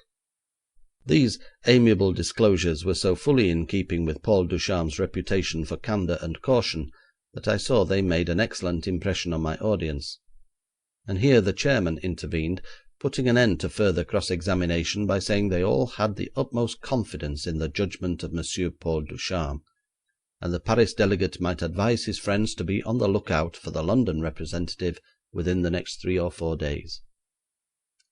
I left the meeting and went directly to my room in Soho, without even taking the trouble to observe whether I was watched or not. There I stayed all night, and in the morning quitted Soho as Ducharme, with a grey beard and bowed shoulders, walked west to the Imperial Flats, took the lift to the top, and seeing the corridor was clear, let myself into my own flat. I departed from my flat promptly at 6 o'clock, again as Paul Ducharme, carrying this time a bundle done up in brown paper under my arm, and proceeded directly to my room in Soho. Later I took a bus, still carrying my brown paper parcel, and reached Liverpool Street in ample time for the Continental train. By a little private arrangement with the guard, I secured a compartment for myself, although up to the moment the train left the station I could not be sure but that I might be compelled to take the trip to the Hook of Holland after all. If anyone had insisted on coming into my compartment, I should have crossed the North Sea that night. I knew I should be followed from Soho to the station, and that probably the spy would go as far as Harwich and see me on the boat. It was doubtful if he would cross. I had chosen this route for the reason that we have no organisation in Holland. The nearest circle is in Brussels, and if there had been time, the Brussels circle would have been warned to keep an eye on me. There was, however, no time for a letter, and anarchists never use the telegraph, especially so far as the Continent is concerned, unless in cases of the greatest emergency. If they telegraphed my description to Brussels, the chances were it would not be an anarchist who watched my landing, but a member of the Belgian police force. The 8:30 Continental Express does not stop between Liverpool Street and Parkstone Quay, which it is timed to reach 3 minutes before 10. This gave me an hour and a half in which to change my apparel. The garments of the poor old professor I rolled up into a ball one by one, and flung out through the open window, far into the marsh past which we were flying in a pitch-dark night. Coat, trousers, and waistcoat rested in separate swamps at least 10 miles apart. Grey whiskers and grey wig I tore into little pieces and dropped the bits out of the open window. I had taken the precaution to secure a compartment in the front of the train, and when it came to rest at Parkston Quay Station, the crowd, eager for the steamer, rushed past me, and I stepped out into the midst of it, a dapper, well-dressed young man with black beard and moustaches, my own closely cropped black hair covered by a new bowler hat. Anyone looking for Paul Ducharme would have paid small attention to me, and to any friend of Valmont's I was equally unrecognisable. I strolled in leisurely manner to the Great Eastern Hotel on the quay, and asked the clerk if a portmanteau addressed to Mr. John Wilkins had arrived that day from London. He said yes, whereupon I secured a room for the night, as the last train had already left for the metropolis. Next morning Mr. John Wilkins, accompanied by a brand new and rather expensive portmanteau, took the 8:57 train for Liverpool Street, where he arrived at 10:30, stepped into a cab and drove to the Savoy Restaurant, lunching there with the portmanteau deposited in the cloakroom. When John Wilkins had finished an excellent lunch in a leisurely manner at the Café Parisien of the Savoy, and had paid his bill, he did not go out into the Strand over the rubber-paved court by which he had entered, but went through the hotel and down the stairs, and so out into the thoroughfare facing the Embankment. Then, turning to his right, he reached the Embankment entrance of the Hotel Cecil. This leads into a long dark corridor, at the end of which the lift may be rung for. It does not come lower than the floor above unless specially summoned. In this dark corridor, which was empty, John Wilkins took off the black beard and moustache, hid it in the inside pocket of his coat, and there went up into the lift a few moments later to the office floor, I, Eugene Valmont, myself, for the first time in several days. Even then I did not take a cab to my flat, but passed under the arched Strand front of the Cecil in a cab, bound for the residence of that nobleman who had formerly engaged me to see after the safety of the King. You will say that this was all very elaborate precaution to take when a man was not even sure he was followed. To tell you the truth, I do not know to this day whether anyone watched me or not, nor do I care. I live in the present. When once the past is done with, it ceases to exist for me. It is quite possible, nay, entirely probable, that no one tracked me farther than Liverpool Street Station the night before. Yet it was for lack of such precaution that my assistant Brisson received the Italian's dagger under his shoulder blade 15 years before. The present moment is ever the critical time. The future is merely for intelligent forethought. It was to prepare for the future that I was now in a cab on the way to my lord's residence. It was not the French anarchists I feared during the contest in which I was about to become engaged, but the Paris police. I knew French officialdom too well not to understand the futility of going to the authorities there and proclaiming my object. If I ventured to approach the chief of police with the information that I, in London, had discovered what it was his business in Paris to know, my reception would be far from cordial, even though, or rather because, I announced myself as Eugene Valmont. The exploits of Eugene had become part of the legends of Paris, and these legends were extremely distasteful to those men in power. My doings have frequently been made the subject of feuilletons in the columns of the Paris press, and were, of course, exaggerated by the imagination of the writers, yet nevertheless I admit I did some good strokes of detection during my service with the French government. It is but natural, then, that the present authorities should listen with some impatience when the name of Eugene Valmont is mentioned. I recognise this as quite in the order of things to be expected, and am honest enough to confess that in my own time I often hearkened to narratives regarding the performances of Lecoq with the doubting shrug of the shoulders. Now, if the French police knew anything of this anarchist plot, which was quite within the bounds of possibility, and if I were in surreptitious communication with the anarchists, more especially with the man who was to fling the bomb, there was every chance I might find myself in the grip of French justice. I must then provide myself with credentials to show that I was acting not against the peace and quiet of my country, but on the side of law and order. I therefore wished to get from the nobleman a commission in writing similar to that command which he had placed upon me during the King's visit. This commission I should lodge at my bank in Paris, to be a voucher for me at the last extremity. I had no doubt his lordship would empower me to act in this instance as I had acted on 2 former occasions.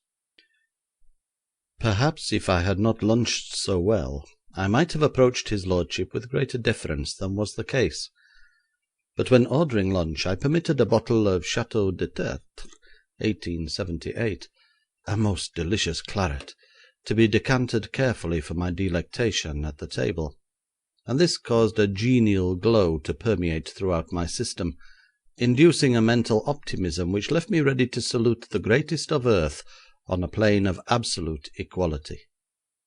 Besides, after all, I am the citizen of a republic. The nobleman received me with frigid correctness, implying disapproval of my unauthorised visit rather than expressing it. Our interview was extremely brief. I had the felicity of serving your lordship upon 2 occasions, I began. They are well within my recollection, he interrupted, but I do not remember sending for you a 3rd time. I have taken the liberty of coming unrequested, my lord, because of the importance of the news I carry. I surmise that you are interested in the promotion of friendship between France and England. Your surmise, sir, is incorrect. I care not a button about it. My only anxiety was for the safety of the King. Even the superb claret was not enough to fortify me against words so harsh and tones so discourteous as those his lordship permitted himself to use. Sir, said I, dropping the title in my rising anger, it may interest you to know that a number of your countrymen run the risk of being blown to eternity by an anarchist bomb in less than 2 weeks from today. A party of business men, true representatives of a class to which the preeminence of your empire is due, are about to proceed— Pray spare me, interpolated his lordship wearily. I have read that sort of thing so often in the newspapers. If all these estimable city men are blown up, the empire would doubtless miss them, as you hint, but I should not, and their fate does not interest me in the least, although you did me the credit of believing that it would. Thompson, will you show this person out? Sir, if I desire your presence here in future, I will send for you. You may send for the devil, I cried, now thoroughly enraged, the wine getting the better of me. You express my meaning more tersely than I cared to do, he replied, coldly, and that was the last I ever saw of him. Entering the cab, I now drove to my flat, indignant at the reception I had met with. However, I knew the English people too well to malign them for the action of one of their number, and resentment never dwells long with me. Arriving at my rooms, I looked through the newspapers to learn all I could of the proposed business men's excursion to Paris, and in reading the names of those most prominent in carrying out the necessary arrangements, I came across that of W. Raymond White, which caused me to sit back in my chair and wrinkle my brow in an endeavour to stir my memory. Unless I was much mistaken, I had been so happy as to oblige this gentleman some 12 or 13 years before. As I remembered him, he was a business man who engaged in large transactions with France, dealing especially in Lyon and that district. His address was given in the newspaper as Old Change, so at once I resolved to see him. Although I could not recall the details of our previous meeting, if indeed he should turn out to be the same person, yet the mere sight of the name had produced a mental pleasure, as a chance chord struck may bring a grateful harmony to the mind.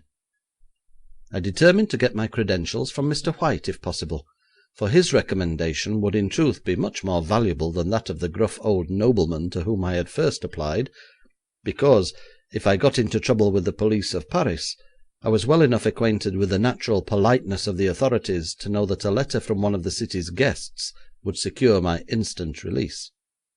I took a hansom to the head of that narrow thoroughfare known as Old Change, and there dismissed my cab.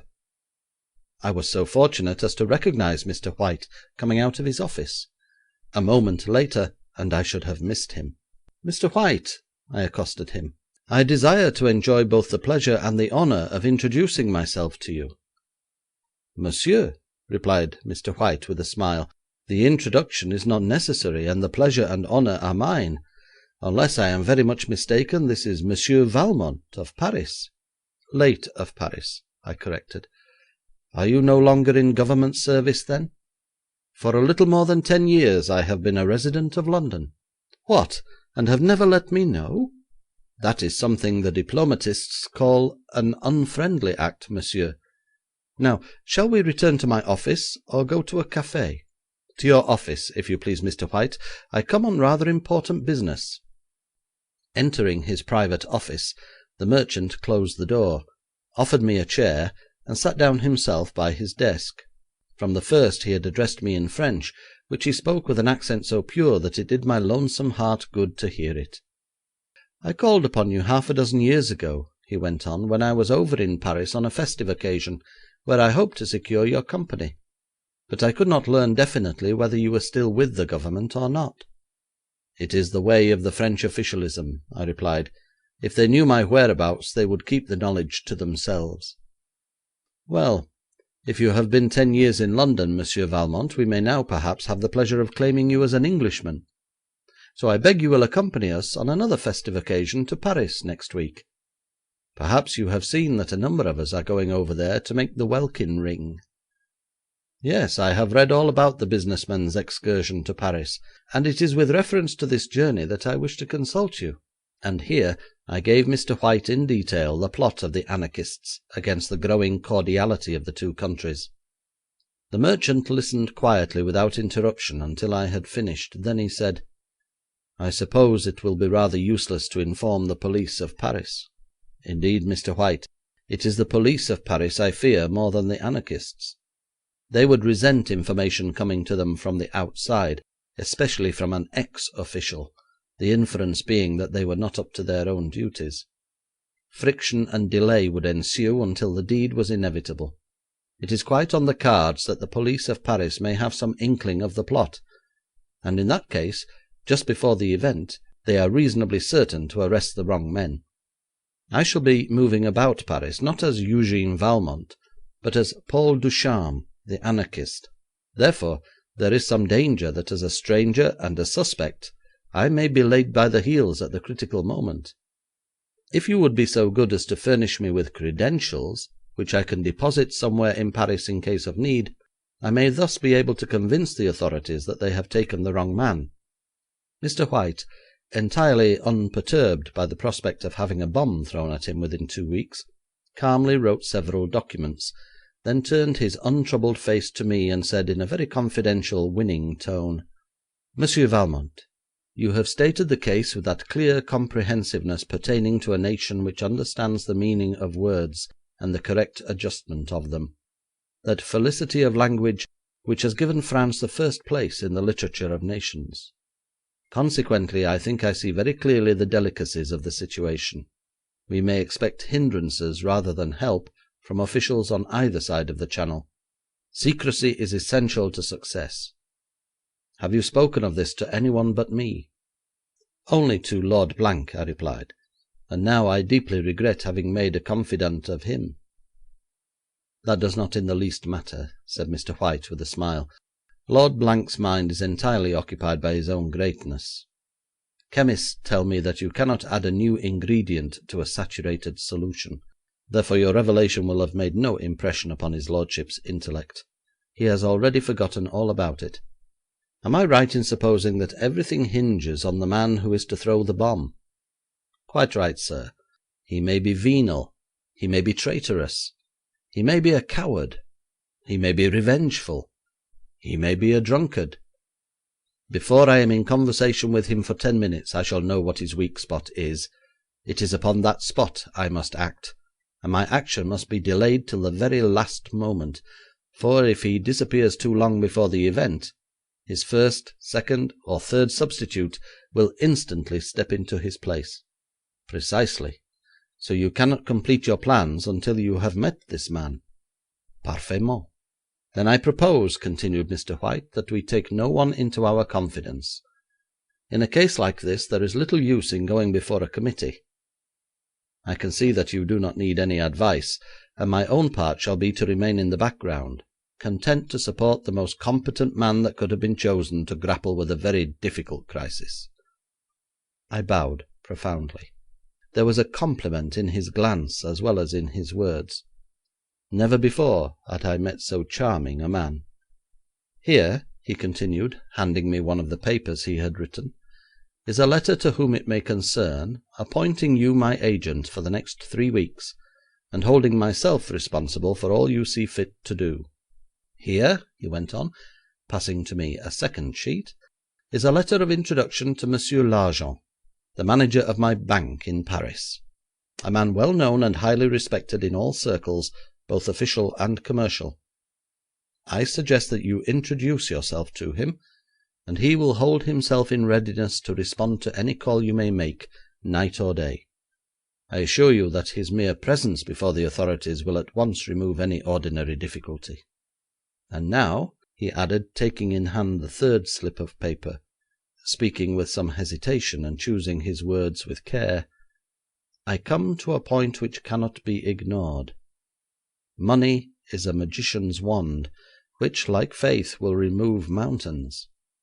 It may also remove an anarchist hovering about the route of a business man's procession.' He now handed to me what I saw was a draft on Paris for £1,000. 'I assure you, monsieur,' I protested, covered with confusion, 'that no thought of money was in my mind when I took the liberty of presenting myself to you. I have already received more than I could have expected in the generous confidence you are good enough to repose in me, as exhibited by these credentials, and especially the letter to your banker. Thanks to the generosity of your countrymen, Mr. White, of which you are a most notable example, I am in no need of money. Monsieur Valmont, I am delighted to hear that you have got on well amongst us.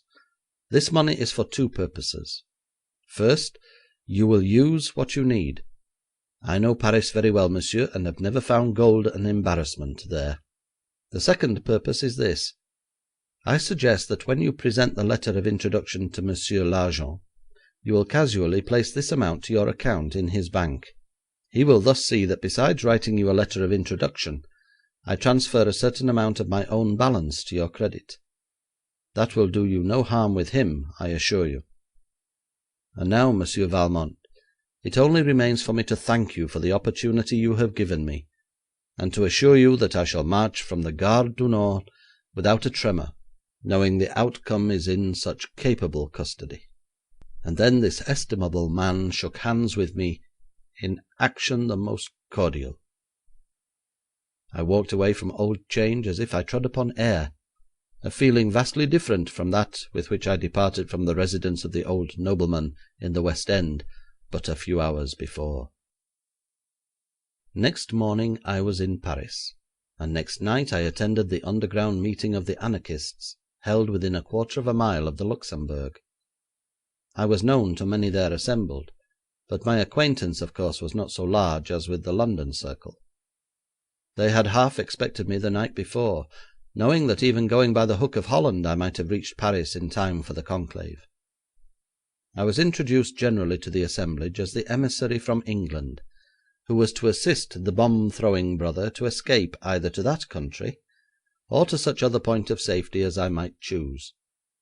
No questions were asked me regarding my doings of the day before, nor was I required to divulge the plans for my fellow members' escape. I was responsible. That was enough. If I failed through no fault of my own, it was but part of the ill luck we were all prepared to face. If I failed through treachery, then a dagger in the back at the earliest possible moment. We all knew the conditions of our sinister contract, and we all recognised that the least said the better. The cellar was dimly lighted by one oil lamp depending from the ceiling. From this hung a cord attached to an extinguisher, and one jerk of the cord would put out the light. Then, while the main entry doors were being battered down by police, The occupants of the room escaped through one of 3 or 4 human rat holes provided for that purpose. If any Parisian anarchist does me the honour to read these jottings, I beg to inform him that while I remained in office under the government of France, there was never a time when I did not know the exit of each of these underground passages, and could during any night there was conference have bagged the whole lot of those there assembled.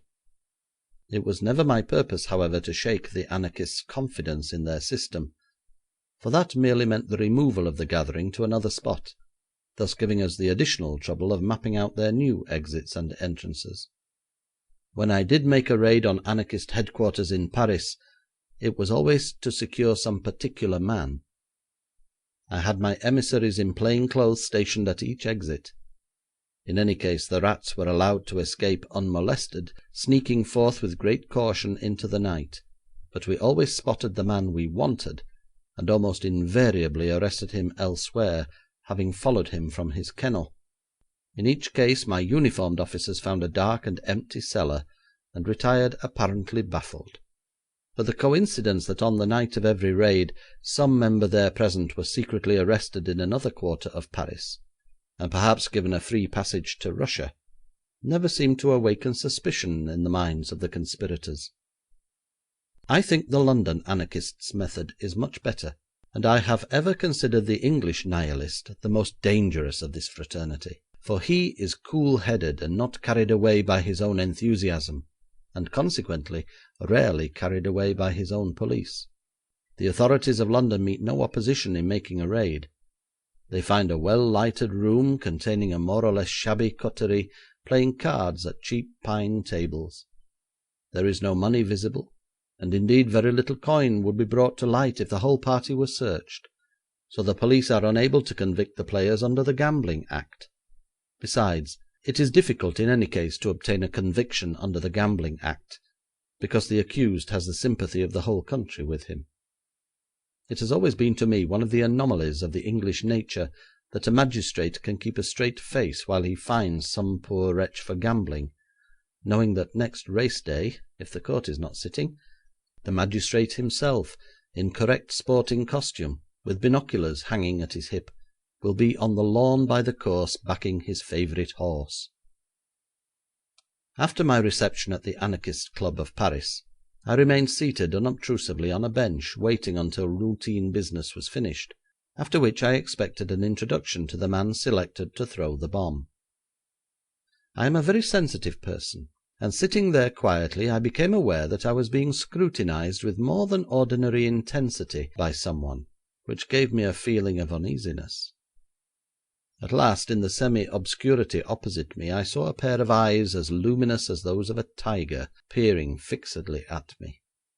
I returned the stare with such composure as I could bring to my aid, and the man, as if fascinated by a look as steady as his own, leaned forward and came more and more into the circle of light. Then I received a shock which it required my utmost self-control to conceal. The face, haggard and drawn, was none other than that of Adolphe Simard, who had been my second assistant in the Secret Service of France during my last year in office. He was a most capable and rising young man at that time, and of course he knew me well. Had he then penetrated my disguise? Such an event seemed impossible. He could not have recognised my voice, for I had said nothing aloud since entering the room, my few words to the President being spoken in a whisper. Simard's presence there bewildered me. By this time he should be high up in the Secret Service. If he were now a spy, he would of course wish to familiarise himself with every particular of my appearance, as in my hands lay the escape of the criminal. Yet, if such were his mission, why did he attract the attention of all members by this open-eyed scrutiny? That he recognised me as Valmont I had not the least fear. My disguise was too perfect. And, even if I were there in my own proper person, I had not seen Simard nor he me for 10 years, and great changes occur in a man's appearance during so long a period. Yet I remembered with disquietude that Mr. White recognised me, and here tonight I had recognised Simard.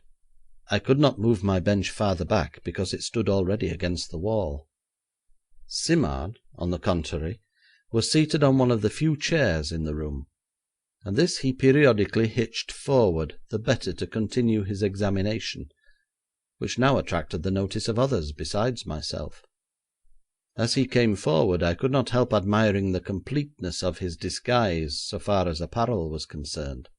He was a perfect picture of the Paris wastrel, and what was more, he wore on his head a cap of the Apaches, the most dangerous band of cutthroats that have ever cursed a civilised city. I could understand that even among lawless anarchists this badge of membership of the Apache band might well strike terror. I felt that before the meeting adjourned I must speak with him, and I determined to begin our conversation by asking him why he stared so fixedly at me. Yet even then I should have made little progress. I did not dare to hint that he belonged to the Secret Service. Nevertheless, if the authorities had this plot in charge, it was absolutely necessary we should work together, or at least that I should know they were in the secret, and steer my course accordingly. The fact that Simard appeared with undisguised face was not so important as might appear to an outsider. It is always safer for a spy to preserve his natural appearance if that is possible, because a false beard or false moustache or wig run the risk of being deranged or torn away. As I have said, an anarchist assemblage is simply a room filled with the atmosphere of suspicion. I have known instances where an innocent stranger was suddenly set upon in the midst of solemn proceedings by 2 or 3 impetuous fellow members, who nearly jerked his own whiskers from his face under the impression that they were false. If Simard therefore appeared in his own scraggy beard and unkempt hair, it meant that he communicated with headquarters by some circuitous route.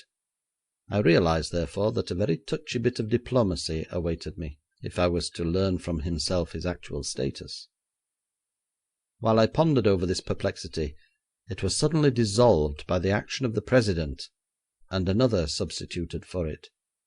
'Will Brother Simard come forward?' asked the President. My former subordinate removed his eyes from me, slowly rose from his chair, and shuffled up to the President's table.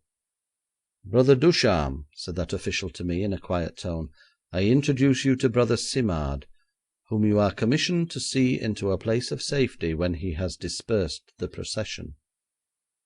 Simard turned his fishy, goggle eyes upon me, and a grin disclosed wolf-like teeth.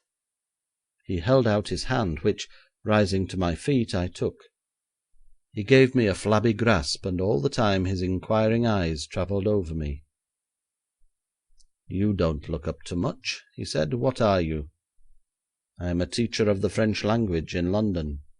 'H'm,' growled Simard, evidently in no wise prepossessed by my appearance. 'I thought you weren't much of a fighter. The gendarmes will make short work of this fellow,' he growled to the chairman. 'Brother Ducharme is vouched for by the whole English circle,' replied the President firmly.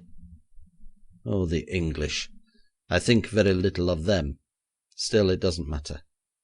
And with a shrug of the shoulders he shuffled to his seat again, leaving me standing there in a very embarrassed state of mind, my brain in a whirl. That the man was present with his own face was bewildering enough, but that he should be here under his own name was simply astounding. I scarcely heard what the President said.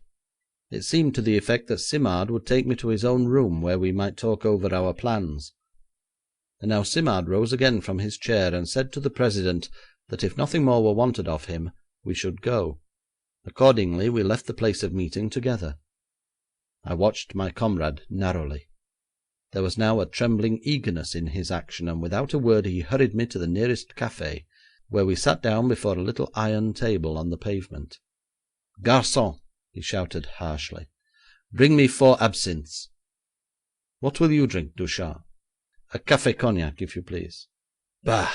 cried Simard, 'better have absinthe.' Then he cursed the waiter for his slowness. When the absinthe came he grasped the half full glass and swallowed the liquid raw, a thing I have never seen done before.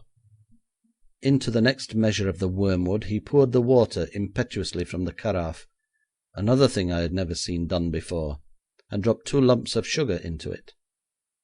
Over the third glass he placed a flat, perforated, plated spoon, piled the sugar on this bridge, and now quite expertly allowed the water to drip through, the proper way of concocting this seductive mixture.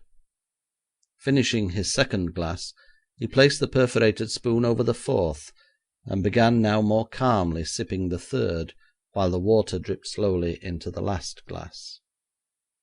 Here before my eyes was enacted a more wonderful change than the gradual transformation of transparent absinthe into an opaque opalescent liquid. Simard, under the influence of the drink, was slowly becoming the Simard I had known 10 years before. Remarkable! Absinthe, having in earlier years made a beast of the man, was now forming a man out of the beast. His staring eyes took on an expression of human comradeship. The whole mystery became perfectly clear to me without a question asked or an answer uttered. This man was no spy, but a genuine anarchist. However it happened, he had become a victim of absinthe, one of many with whom I was acquainted, although I never met any so far sunk as he. He was into his fourth glass, and had ordered 2 more when he began to speak. 'Here's to us,' he cried, with something like a civilised smile on his gaunt face. 'You're not offended by what I said in the meeting, I hope?' 'Oh, no,' I answered. 'That's right. You see, I once belonged to the Secret Service, and if my chief was there today we would soon find ourselves in a cool dungeon. We couldn't trip up Eugene Valmont.' At these words, spoken with sincerity, I sat up in my chair, and I am sure such an expression of enjoyment came into my face that if I had not instantly suppressed it I might have betrayed myself. 'Who was Eugene Valmont?' I asked, in a tone of assumed indifference. Mixing his 5th glass, he nodded sagely. 'You wouldn't ask that question if you'd been in Paris a dozen years ago. He was the government's chief detective, and he knew more of anarchists, yes, and of Apaches too, than either you or I do. He had more brains in his little finger than that whole lot babbling there tonight. But the government, being a fool, as all governments are, dismissed him, and because I was his assistant they dismissed me as well. They got rid of all his staff. Valmont disappeared. If I could have found him I wouldn't be sitting here with you tonight, but he was right to disappear. The government did all they could against us who had been his friends, and I for one came through starvation, and was near throwing myself in the Seine, which sometimes I wish I had done. Here, garçon, another absinthe. But by and by I came to like the gutter, and here I am. I'd rather have the gutter and absinthe than the Luxembourg without it. I've had my revenge on the government many times since, for I knew their ways, and often have I circumvented the police. That's why they respect me among the anarchists. Do you know how I joined? I knew all their passwords, and walked right into one of their meetings, alone and in rags. 'Here am I said, Adolphe Simard, late second assistant to Eugene Valmont, chief detective to the French government.' There were 20 weapons covering me at once, but I laughed. 'I'm starving,' I cried, 'and I want something to eat, and more especially something to drink. In return for that I'll show you every rat hole you've got. Lift the President's chair, and there's a trap door that leads to the Rue Blanc. I'm one of you, and I'll tell you the tricks of the police.' Such was my initiation, and from that moment the police began to pick their spies out of the Seine, and now they leave us alone. Even Valmont himself could do nothing against the anarchists since I have joined them. Oh, the incredible self-conceit of human nature! Here was this ruffian proclaiming the limitations of Valmont, who half an hour before had shaken his hand within the innermost circle of his order. Yet my heart warmed toward the wretch who had remembered me and my exploits. It now became my anxious and difficult task to lure Simard away from this café and its absinthe. Glass after glass of the poison had brought him up almost to his former intellectual level, but now it was shoving him rapidly down the hill again. I must know where his room was situated. Yet if I waited much longer the man would be in a state of drunken imbecility which would not only render it impossible for him to guide me to his room, but likely cause both of us to be arrested by the police. I tried persuasion, and he laughed at me. I tried threats, whereat he scowled and cursed me as a renegade from England. At last the liquor overpowered him, and his head sunk on the metal table, and the dark blue cap fell to the floor. I was in despair, but now received a lesson which taught me that if a man leaves a city even for a short time, he falls out of touch with its ways. I called the waiter and said to him, "Do you know my friend here?" "I do not know his name," replied the garçon, "but I have seen him many times at this café. He is usually in this state when he has money." "Do you know where he lives?" "He promised to take me with him, and I am a stranger in Paris." "Have no discontent, monsieur. Rest tranquil. I will intervene." With this he stepped across the pavement in front of the café into the street, and gave utterance to a low, peculiar whistle. The café was now nearly deserted, for the hour was very late, or rather very early. When the waiter returned I whispered to him in some anxiety, "Not the police, surely?" "But no," he cried in scorn, "certainly not the police." He went on unconcernedly taking in the empty chairs and tables. A few minutes later there swaggered up to the table two of the most disreputable, low-browed scoundrels I have ever seen, each wearing a dark blue cap, with a glazed peak over the eyes, caps exactly similar to the one which lay in front of Simard.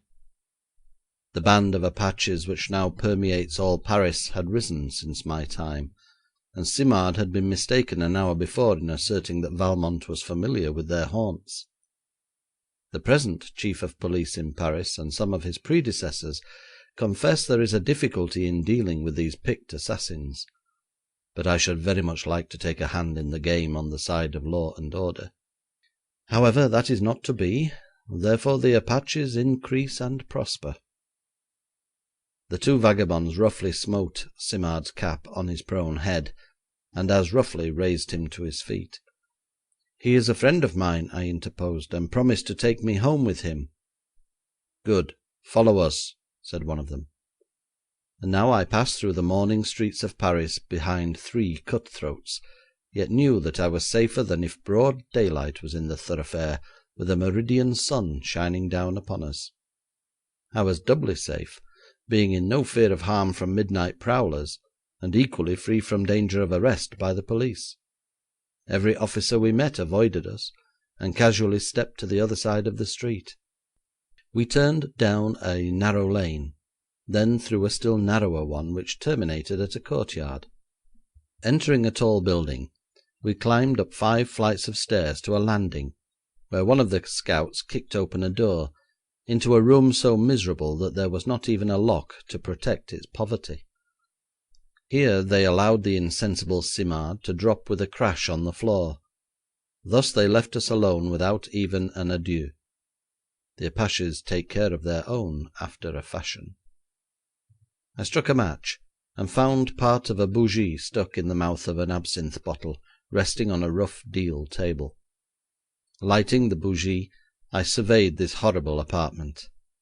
A heap of rags lay in a corner, and this was evidently Simard's bed. I hauled him to it, and there he lay unconscious, himself a bundle of rags. I found one chair, or rather stool, for it had no back. I drew the table against the lockless door, blew out the light, sat on the stool, resting my arms on the table and my head on my arms, and slept peacefully till long after daybreak. Simard awoke in the worst possible humour. He poured forth a great variety of abusive epithets at me. To make himself still more agreeable, he turned back the rags on which he had slept, and brought to the light a round black object, like a small cannon ball, which he informed me was the picric bomb that was to scatter destruction among my English friends, for whom he expressed the greatest possible loathing and contempt. Then, sitting up, he began playing with this infernal machine. knowing as well as I that if he allowed it to drop, that was the end of us two. I shrugged my shoulders at this display, and affected a nonchalance I was far from feeling, but finally put an end to his dangerous amusement by telling him that if he came out with me I would pay for his breakfast and give him a drink of absinthe. The next few days were the most anxious of my life. Never before had I lived on terms of intimacy with a picric bomb, that most deadly and uncertain of all explosive agencies. I speedily found that Simard was so absinthe-soaked I could do nothing with him. He could not be bribed, or cajoled, or persuaded, or threatened. Once, indeed, when he talked with drunken affection of Eugene Valmont, I conceived a wild notion of declaring myself to him, but a moment's reflection showed the absolute uselessness of this course. It was not one Simard with whom I had to deal, but half a dozen or more. There was Simard, sober, half sober, quarter sober, drunk, half drunk, quarter drunk, or wholly drunk. Any bargain I might make with the one Simard would not be kept by any of the other six. The only safe Simard was Simard insensible through overindulgence. I had resolved to get Simard insensibly drunk on the morning of the procession, but my plans were upset at a meeting of the anarchists, which luckily took place on an evening shortly after my arrival, and this gave me time to mature the plan which was actually carried out. Each member of the anarchist club knew of Simard's slavery to absinthe, and fears were expressed that he might prove incapable on the day of the procession, too late for a substitute to take his place. It was therefore proposed that one or two others should be stationed along the route of the procession with bombs ready if Simard failed. This I strenuously opposed, and guaranteed that Simard would be ready to launch his missile. I met with little difficulty in persuading the company to agree, because, after all, every man among them feared he might be one of those selected, which choice was practically a sentence of death. I guaranteed that the bomb would be thrown, and this apparently was taken to mean that if Simard did not do the deed, I would. This danger over, I next took the measurements and estimated the weight of the picric bomb. I then sought out a most amiable and expert pyrotechnist, a capable workman of genius, who with his own hand makes those dramatic firework arrangements which you sometimes see in Paris. As Eugene Valmont, I had rendered a great service to this man, and he was not likely to have forgotten it. During one of the anarchist scares a stupid policeman had arrested him, and when I intervened the man was just on the verge of being committed for life. France trembled in one of her panics, or rather Paris did, and demanded victims. This blameless little workman had indeed contributed with both material and advice, but any fool might have seen that he had done this innocently. His assistance had been invoked and secured under the pretence that his clients were promoting an amateur firework display, which was true enough, but the display cost the lives of 3 men, and intentionally so. I cheered up the citizen in the moment of his utmost despair, and brought such proof of his innocence to the knowledge of those above me that he was most reluctantly acquitted. To this man I now went with my measurement of the bomb and the estimate of its weight. "Sir," said I, "do you remember Eugene Valmont?" "Am I ever likely to forget him?" he replied with a fervour that pleased me. "He has sent me to you, and implores you to aid me, and that aid will wipe out the debt you owe him." "Willingly, willingly," cried the artisan, "so long as it has nothing to do with the anarchists or the making of bombs." "It has to do exactly with those two things. I wish you to make an innocent bomb which will prevent an anarchist outrage." At this the little man drew back, and his face became pale. "It is impossible," he protested. "I have had enough of innocent bombs. No, no. And in any case, how can I be sure you come from Eugene Valmont? No, monsieur, I am not to be trapped the second time." At this I related rapidly all that Valmont had done for him, and even repeated Valmont's most intimate conversation with him. The man was nonplussed, but remained firm. "I dare not do it," he said. We were alone in his back shop. I walked to the door and thrust in the bolt, then after a moment's pause turned round, stretched forth my right hand dramatically and cried, "Behold, Eugene Valmont!" My friend staggered against the wall in his amazement, and I continued in solemn tones, "Eugene Valmont, who by this removal of his disguise places his life in your hands, as your life was in his. Now, monsieur, what will you do?" He replied, "Monsieur Valmont, I shall do whatever you ask. If I refused a moment ago, it was because I thought there was now in France no Eugene Valmont to rectify my mistake if I made one. I resumed my disguise, and told him I wished an innocent substitute for this picric bomb, and he at once suggested an earthenware globe, which would weigh the same as the bomb, and which could be coloured to resemble it exactly. And now, Monsieur Valmont, do you wish smoke to issue from this imitation bomb?" "Yes," I said, "in such quantity as you can compress within it." "It is easily done," he cried, with the enthusiasm of a true French artist. "And may I place within some little design of my own which will astonish your friends the English and delight my friends the French?" "Monsieur," said I am in your hands. I trust the project entirely to your skill." And thus it came about that 4 days later I substituted the bogus globe for the real one, and, unseen, dropped the picric bomb from one of the bridges into the Seine. On the morning of the procession I was compelled to allow Simard several drinks of absinthe to bring him up to a point where he could be depended on, otherwise his anxiety and determination to fling the bomb, his frenzy against all government, made it certain that he would betray both of us before the fateful moment came. My only fear was that I could not stop him drinking when once he began, but somehow our days of close companionship, loathsome as they were to me, seemed to have had the effect of building up again the influence I held over him in former days, and his yielding more or less to my wishes appeared to be quite unconscious on his part. The procession was composed entirely of carriages, each containing 4 persons. 2 Englishmen sat on the back seats, with 2 Frenchmen in front of them. A thick crowd lined each side of the thoroughfare, cheering vociferously. Right into the middle of the procession Simard launched his bomb. There was no crash of explosion. The missile simply went to pieces as if it were an earthenware jar, and there arose a dense column of very white smoke. In the immediate vicinity the cheering stopped at once, and the sinister word "bomb" passed from lip to lip in awed whispers. As the throwing had been unnoticed in the midst of the commotion, I held Simard firmly by the wrist, determined that he should not draw attention to himself by his panic-stricken desire for immediate flight. "Stand still, you fool," I hissed into his ear, and he obeyed, trembling. The pair of horses in front of which the bomb fell rose for a moment on their hind legs, and showed signs of bolting, but the coachman held them firmly, and uplifted his hand so that the procession behind him came to a momentary pause. No one in the carriages moved a muscle. Then suddenly the tension was broken by a great and simultaneous cheer.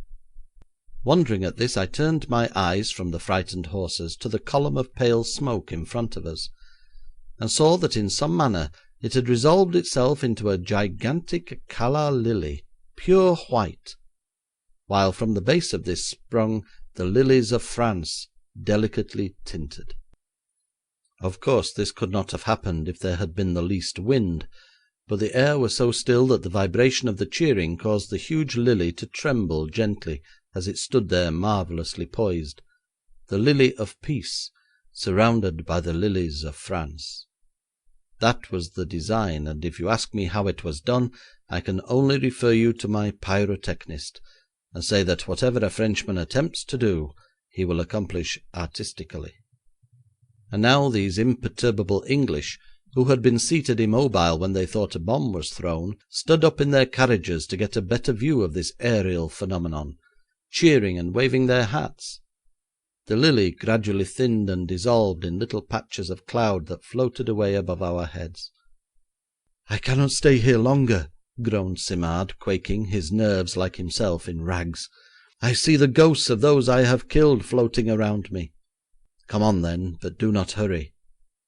There was no difficulty in getting him to London, but it was absinthe, absinthe, all the way, and when we reached Charing Cross I was compelled to help him, partly insensible, into a cab.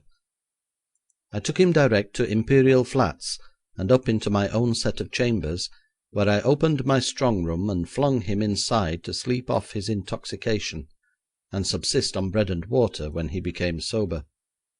I attended that night a meeting of the anarchists, and detailed accurately the story of our escape from France. I knew we had been watched, and so skipped no detail. I reported that I had taken Simard directly to my compatriot's flat, to Eugene Valmont, the man who had given me employment, and who had promised to do what he could for Simard, beginning by trying to break him of the absinthe habit, as he was now a physical wreck through overindulgence in that stimulant.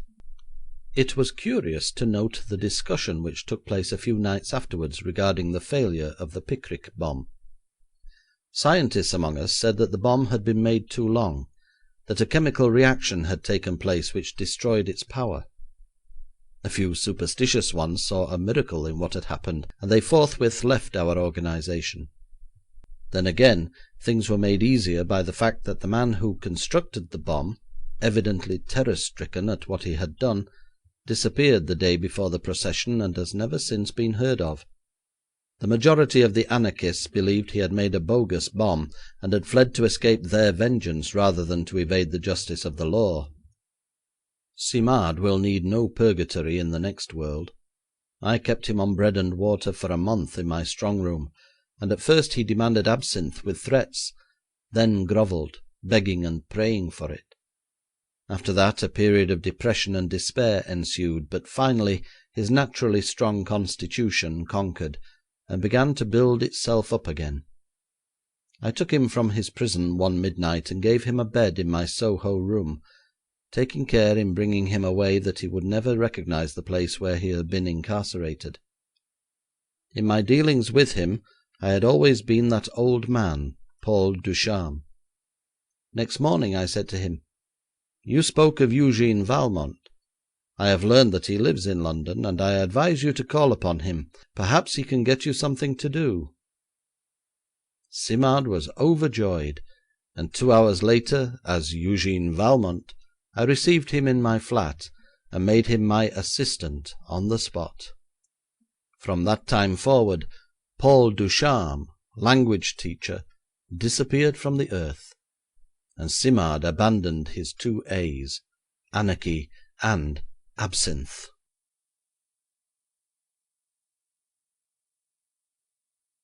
Chapter 3. The Clue of the Silver Spoons. When the card was brought in to me, I looked upon it with some misgiving, for I scented a commercial transaction, and although such cases are lucrative enough, nevertheless I, Eugene Valmont, formerly high in the service of the French government, do not care to be connected with them.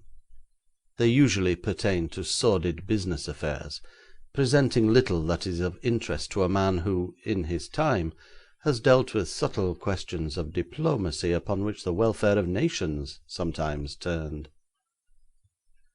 The name of Bentham Gibbs is familiar to everyone, connected as it is with the much advertised pickles, whose glaring announcements in crude crimson and green strike the eye throughout Great Britain, and shock the artistic sense wherever seen. I have never tasted them, and shall not so long as a French restaurant remains open in London. But I doubt not they are as pronounced to the palate as their advertisement is distressing to the eye. If, then, this gross pickle manufacturer expected me to track down those who were infringing upon the recipes for making his so-called sauces, chutneys, and the like, he would find himself mistaken, for I was now in a position to pick and choose my cases, and a case of pickles did not allure me. "Beware of imitations," said the advertisement. "None genuine without a facsimile of the signature of Bentham Gibbs." Ah, well, not for me were either the pickles or the tracking of imitators. A forged cheque, yes, if you like, but the forged signature of Mr. Gibbs on a pickle bottle was out of my line. Nevertheless, I said to Armand, "Show the gentleman in," and he did so. To my astonishment, there entered a young man, quite correctly dressed in a dark frock coat, faultless waistcoat, and trousers that proclaimed a Bond Street tailor.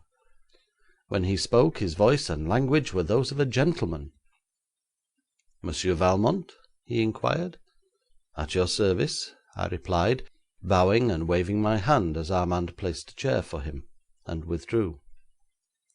"I am a barrister with chambers in the Temple," began Mr. Gibbs, "and for some days a matter has been troubling me about which I have come to seek your advice, your name having been suggested by a friend in whom I confided." "Am I acquainted with him?" I asked. "I think not," replied Mr. Gibbs. "He also is a barrister, with chambers in the same building as my own. Lionel Dacre is his name." "I never heard of him." "Very likely not. Nevertheless, he recommended you as a man who could keep his own counsel, and if you take up this case I desire the utmost secrecy preserved, whatever may be the outcome." I bowed, but made no protestation. Secrecy is a matter of course with me. The Englishman paused for a few moments as if he expected fervent assurances, then went on with no trace of disappointment on his countenance at not receiving them. "On the night of the 23rd I gave a little dinner to 6 friends of mine in my own rooms. I may say that so far as I am aware they are all gentlemen of unimpeachable character.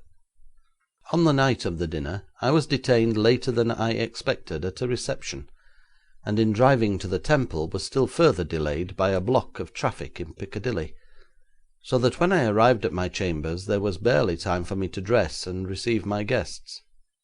My man Johnson had everything laid out ready for me in my dressing room, and as I passed through to it I hurriedly flung off the coat I was wearing and carelessly left it hanging over the back of a chair in the dining room, where neither Johnson nor myself noticed it until my attention was called to it after the dinner was over, and everyone rather jolly with wine. This coat contains an inside pocket.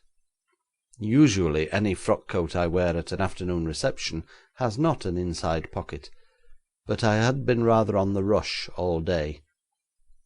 My father is a manufacturer whose name may be familiar to you, and I am on the directors' board of his company. On this occasion I took a cab from the city to the reception I spoke of, and had not time to go and change at my rooms. The reception was a somewhat bohemian affair, extremely interesting, of course, but not too particular as to costume, so I went as I was. In this inside pocket rested a thin package composed of 2 pieces of cardboard, and between them rested 5 £20 Bank of England notes, folded lengthwise, held in place by an elastic rubber band.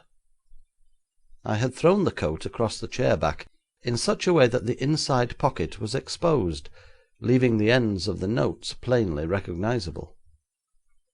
Over the coffee and cigars, one of my guests laughingly called attention to what he termed my vulgar display of wealth, and Johnson, in some confusion at having neglected to put away the coat, now picked it up and took it to the reception room, where the wraps of my guests lay about promiscuously. He should, of course, have hung it up in my wardrobe, but he said afterwards he thought it belonged to the guest who had spoken. You see, Johnson was in my dressing room when I threw my coat on the chair in the corner while making my way thither, and I suppose he had not noticed the coat in the hurry of arriving guests, otherwise he would have put it where it belonged. After everybody had gone, Johnson came to me and said the coat was there, but the package was missing, nor has any trace of it been found since that night. The dinner was fetched in from outside, I suppose? Yes. How many waiters served it? 2. They are men who have often been in my employ on similar occasions, but apart from that, they had left my chambers before the incident of the coat happened.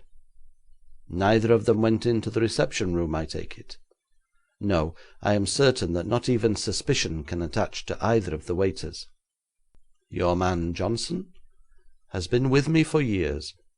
He could easily have stolen much more than the £100 if he had wished to do so, but I have never known him to take a penny that did not belong to him.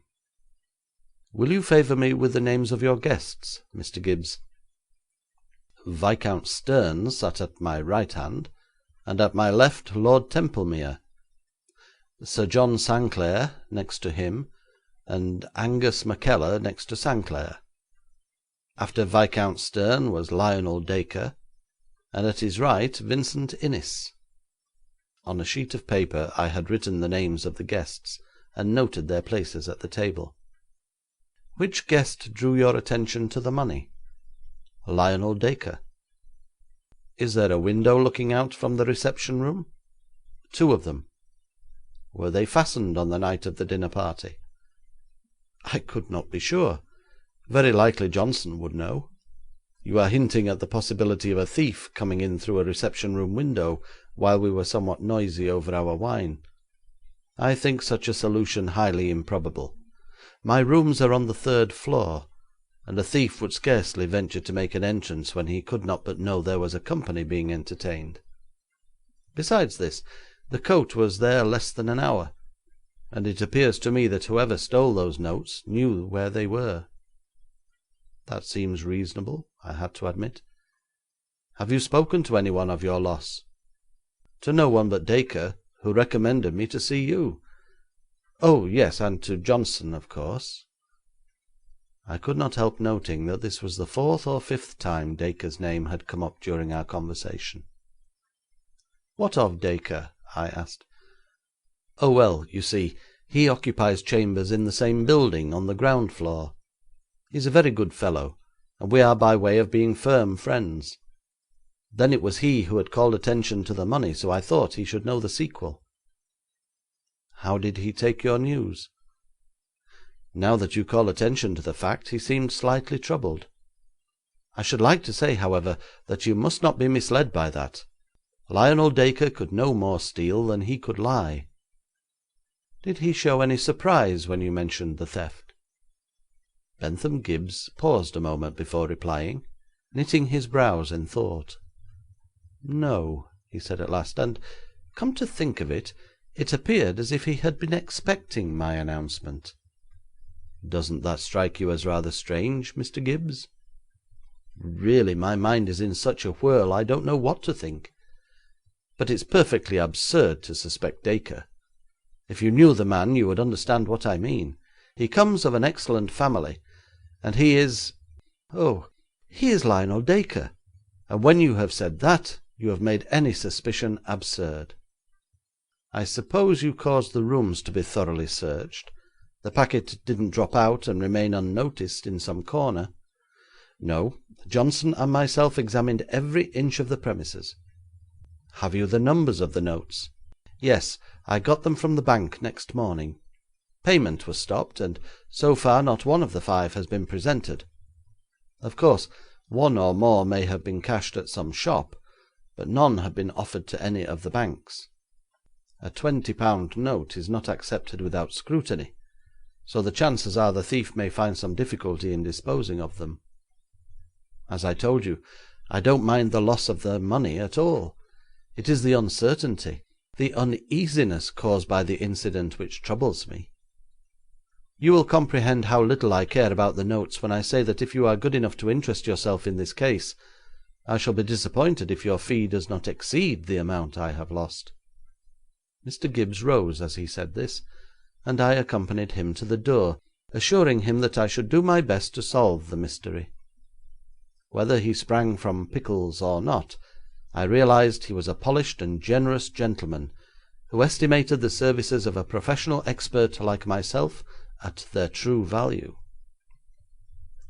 I shall not set down the details of my researches during the following few days, because the trend of them must be gone over in the account of that remarkable interview in which I took part somewhat later. Suffice it to say that an examination of the rooms and a close cross-questioning of Johnson satisfied me he and the 2 waiters were innocent. I became certain no thief had made his way through the window, and finally I arrived at the conclusion that the notes were stolen by one of the guests. Further investigation convinced me that the thief was no other than Lionel Dacre, the only one of the 6 in pressing need of money at this time. I caused Dacre to be shadowed, and during one of his absences made the acquaintance of his man Hopper, a surly, impolite brute, who accepted my golden sovereign quickly enough, but gave me little in exchange for it. While I conversed with him, there arrived in the passage where we were talking together a huge case of champagne, bearing one of the best known names in the trade, and branded as being of the vintage of '78. Now I knew that the product of Camelot Frères is not bought as cheaply as British beer, and I also had learned that 2 short weeks before Mr. Lionel Dacre was at his wits' end for money. Yet he was still the same briefless barrister he had ever been. On the morning after my unsatisfactory conversation with his man Hopper, I was astonished to receive the following note, written on a dainty correspondence card: 3 and 4 Vellum Buildings, Inner Temple, E.C. Mr. Lionel Dacre presents his compliments to Monsieur Eugene Valmont, and would be obliged if Monsieur Valmont could make it convenient to call upon him in his chambers tomorrow morning at 11. Had the young man become aware that he was being shadowed, or had the surly servant informed him of the inquiries made? I was soon to know. I called punctually at 11 next morning, and was received with charming urbanity by Mr. Dacre himself. The taciturn Hopper had evidently been sent away for the occasion.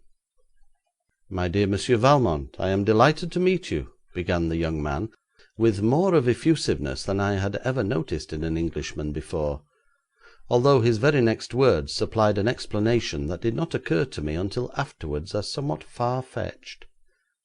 "I believe we are by way of being countrymen, and therefore, although the hour is early, I hope you will allow me to offer you some of this bottled sunshine of the year '78 from La Belle France, to whose prosperity and honour we shall drink together.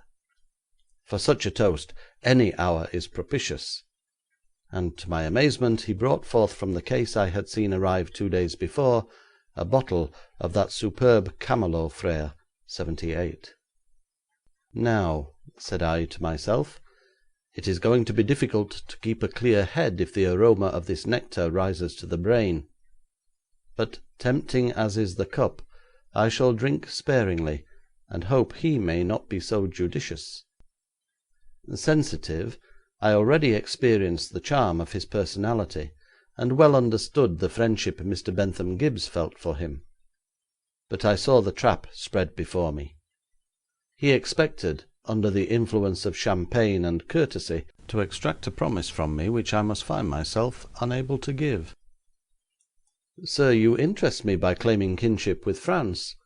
I had understood that you belonged to one of the oldest families of England." "Ah, England!" he cried, with an expressive gesture of outspreading hands truly Parisian in its significance.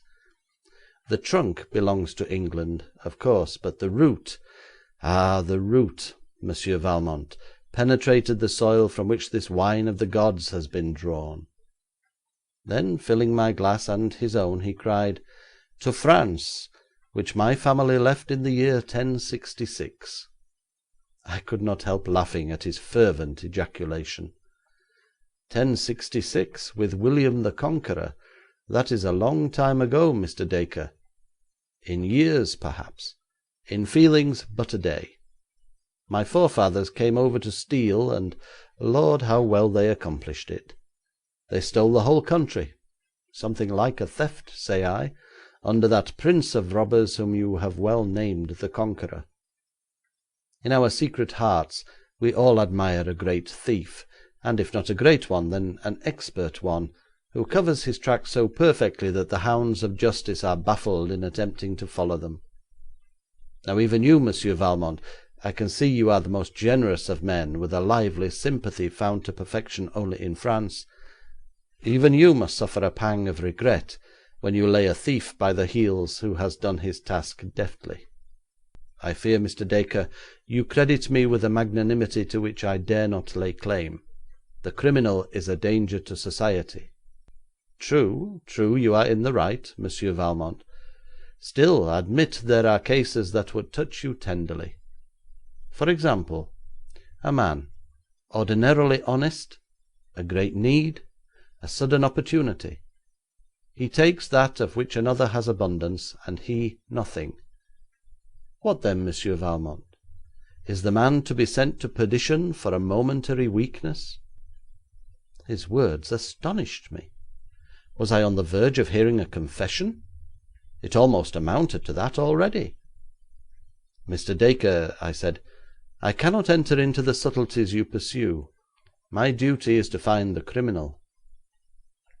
'Again I say you are in the right, Monsieur Valmont, and I am enchanted to find so sensible a head on French shoulders. Although you are a more recent arrival, if I may say so, than myself, you nevertheless already give utterance to sentiments which do honour to England. It is your duty to hunt down the criminal. Very well. In that I think I can aid you, and thus have taken the liberty of requesting your attendance here this morning. Let me fill your glass again, Monsieur Valmont. No more, I beg of you, Mr. Dacre. What, do you think the receiver is as bad as the thief?' I was so taken aback by this remark that I suppose my face showed the amazement within me. But the young man merely laughed with apparent free-hearted enjoyment, poured some wine into his own glass, and tossed it off. Not knowing what to say, I changed the current of conversation. 'Mr. Gibbs said you had been kind enough to recommend me to his attention. May I ask how you came to hear of me?' 'Ah, who has not heard of the renowned Monsieur Valmont?' And as he said this, for the first time there began to grow a suspicion in my mind that he was chaffing me, as it is called in England, a procedure which I cannot endure. Indeed, if this gentleman practised such a barbarism in my own country, he would find himself with a duel on his hands before he had gone far. However, the next instant his voice resumed its original fascination, and I listened to it as to some delicious melody. 'I need only mention my cousin, Lady Gladys Dacre, and you will at once understand why I recommend you to my friend. The case of Lady Gladys, you will remember, required a delicate touch which is not always to be had in this land of England, except when those who possess the gift do us the honour to sojourn with us.' I noticed that my glass was again filled, and bowing an acknowledgment of his compliment, I indulged in another sip of the delicious wine. I sighed, for I began to realise it was going to be very difficult for me, in spite of my disclaimer, to tell this man's friend he had stolen the money. All this time he had been sitting on the edge of the table, while I occupied a chair at its end. He sat there in careless fashion, swinging a foot to and fro. Now he sprang to the floor and drew up a chair, placing on the table a blank sheet of paper. Then he took from the mantel shelf a packet of letters, and I was astonished to see they were held together by two bits of cardboard and a rubber band, similar to the combination that had contained the folded bank notes. With great nonchalance he slipped off the rubber band, threw it and the pieces of cardboard on the table before me, leaving the documents loose to his hand. 'Now, Monsieur Valmont,' he cried jauntily, 'you have been occupied for several days on this case, the case of my dear friend Bentham Gibbs, who is one of the best fellows in the world. He said the same of you, Mr. Dacre. I am gratified to hear it. Would you mind letting me know to what point your researches have led you?' 'They have led me in a direction rather than to a point.' 'Ah, in the direction of a man, of course.' 'Certainly.' 'Who is he?' 'Will you pardon me if I decline to answer this question at the present moment?' 'That means you are not sure.' 'It may mean, Mr. Dacre, that I am employed by Mr. Gibbs, and do not feel at liberty to disclose the results of my quest without his permission. But Mr. Bentham Gibbs and I are entirely at one in this matter. Perhaps you are aware that I am the only person with whom he has discussed the case beside yourself.' 'That is undoubtedly true, Mr. Dacre. Still, you see the difficulty of my position. Yes, I do, and so shall press you no further. But I also have been studying the problem in a purely amateurish way, of course. You will perhaps express no disinclination to learn whether or not my deductions agree with yours. None in the least. I shall be very glad to know the conclusion at which you have arrived. May I ask if you suspect anyone in particular? Yes, I do. Will you name him? No. I shall copy the admirable reticence you yourself have shown. And now let us attack this mystery in a sane and businesslike manner. You have already examined the room. Well, here is a rough sketch of it. There is the table. In this corner stood the chair on which the coat was flung. Here sat Gibbs at the head of the table. Those on the left-hand side had their backs to the chair. I, being on the centre to the right, saw the chair, the coat, and the notes, and called attention to them. Now, our first duty is to find a motive. If it were a murder, our motive might be hatred, revenge, robbery, what you like. As it is simply the stealing of money, the man must have been either a born thief, or else some hitherto innocent person pressed to the crime by great necessity. Do you agree with me, Monsieur Valmont? Perfectly. You follow exactly the line of my own reasoning. Very well. It is unlikely that a born thief was one of Mr. Gibbs's guests. Therefore we are reduced to look for a man under the spur of necessity, a man who has no money of his own, but who must raise a certain amount, let us say, by a certain date. If we can find such a man in that company, do you not agree with me that he is likely to be the thief? Yes, I do. Then let us start our process of elimination. Out goes Viscount Stern, a lucky individual with 20,000 acres of land and God only knows what income. I mark off the name of Lord Templemere, one of His Majesty's judges, entirely above suspicion. Next, Sir John Sanclere. He also is rich, but Vincent Innis is still richer, so the pencil obliterates both names. Now we arrive at Angus McKellar, an author of some note, as you are well aware, deriving a good income from his books, and a better one from his plays. A canny Scot, so we may rub his name from our paper and our memory.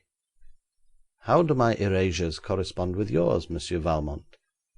They correspond exactly, Mr. Dacre. I am flattered to hear it. There remains one name untouched, Mr. Lionel Dacre, the descendant, as I have said, of robbers. I have not said so, Mr. Dacre. Ah, my dear Valmont, the politeness of your country asserts itself. Let us not be deluded, but follow our inquiry wherever it leads. I suspect Lionel Dacre. What do you know of his circumstances before the dinner of the 23rd? As I made no reply, he looked up at me with his frank, boyish face illumined by a winning smile. You know nothing of his circumstances? He asked. It grieves me to state that I do. Mr. Lionel Dacre was penniless on the night of the dinner. Oh, don't exaggerate, Monsieur Valmont, cried Dacre with a gesture of pathetic protest. His pocket held 1 sixpence, 2 pennies, and a halfpenny. How came you to suspect he was penniless? I knew he ordered a case of champagne from the London representative of Camelot Frères, and was refused unless he paid the money down. Quite right. And then when you were talking to Hopper, you saw that case of champagne delivered. Excellent, excellent, Monsieur Valmont. But will a man steal, think you, even to supply himself with so delicious a wine as this we have been tasting? By the way, forgive my neglect. Allow me to fill your glass, Monsieur Valmont. Not another drop, if you will excuse me, Mr. Dacre. Ah, yes, champagne should not be mixed with evidence. When we have finished, perhaps. What further proof have you discovered, monsieur? I hold proof that Mr. Dacre was threatened with bankruptcy, if on the 24th he did not pay a bill of £78 that had been long outstanding. I hold proof that this was paid, not on the 24th, but on the 26th. Mr. Dacre had gone to the solicitor and assured him he would pay the money on that date, whereupon he was given 2 days' grace. Ah, well, he was entitled to 3, you know, in law. Yes, there, Monsieur Valmont, you touch the fatal point. The threat of bankruptcy will drive a man in Dacre's position to almost any crime. Bankruptcy to a barrister means ruin. It means a career blighted. It means a life buried with little chance of resurrection. I see you grasp the supreme importance of that bit of evidence. The case of champagne is as nothing compared with it, and this reminds me that in the crisis now upon us I shall take another sip with your permission. Sure you won't join me? Not at this juncture, Mr. Dacre. I envy your moderation. Here's to the success of our search, Monsieur Valmont. I felt sorry for the gay young fellow as with smiling face he drank the champagne. Now, monsieur, he went on, I am amazed to learn how much you have discovered. Really, I think tradespeople, solicitors, and all such should keep better guard on their tongues than they do. Nevertheless, these documents at my elbow, which I expected would surprise you, are merely the letters and receipts.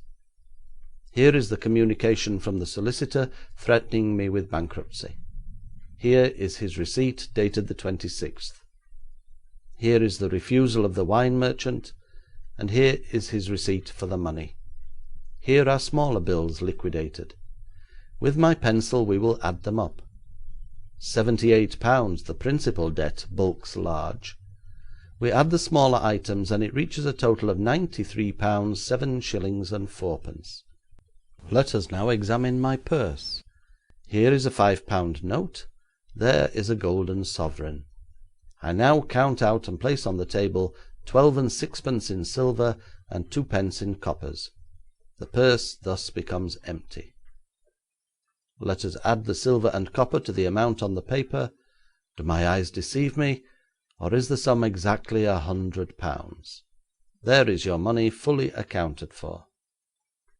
Pardon me, Mr. Dacre, I said, but I observe a sovereign resting on the mantelpiece. Dacre threw back his head and laughed with greater heartiness than I had yet known him to indulge in during our short acquaintance. By Jove, he cried, you've got me there. I'd forgotten entirely about that pound on the mantelpiece, which belongs to you. To me? Impossible. It does, and cannot interfere in the least with our century calculation. That is the sovereign you gave to my man Hopper, who, knowing me to be hard-pressed, took it and shamefacedly presented it to me, that I may enjoy the spending of it. Hopper belongs to our family, or the family belongs to him, I am never sure which.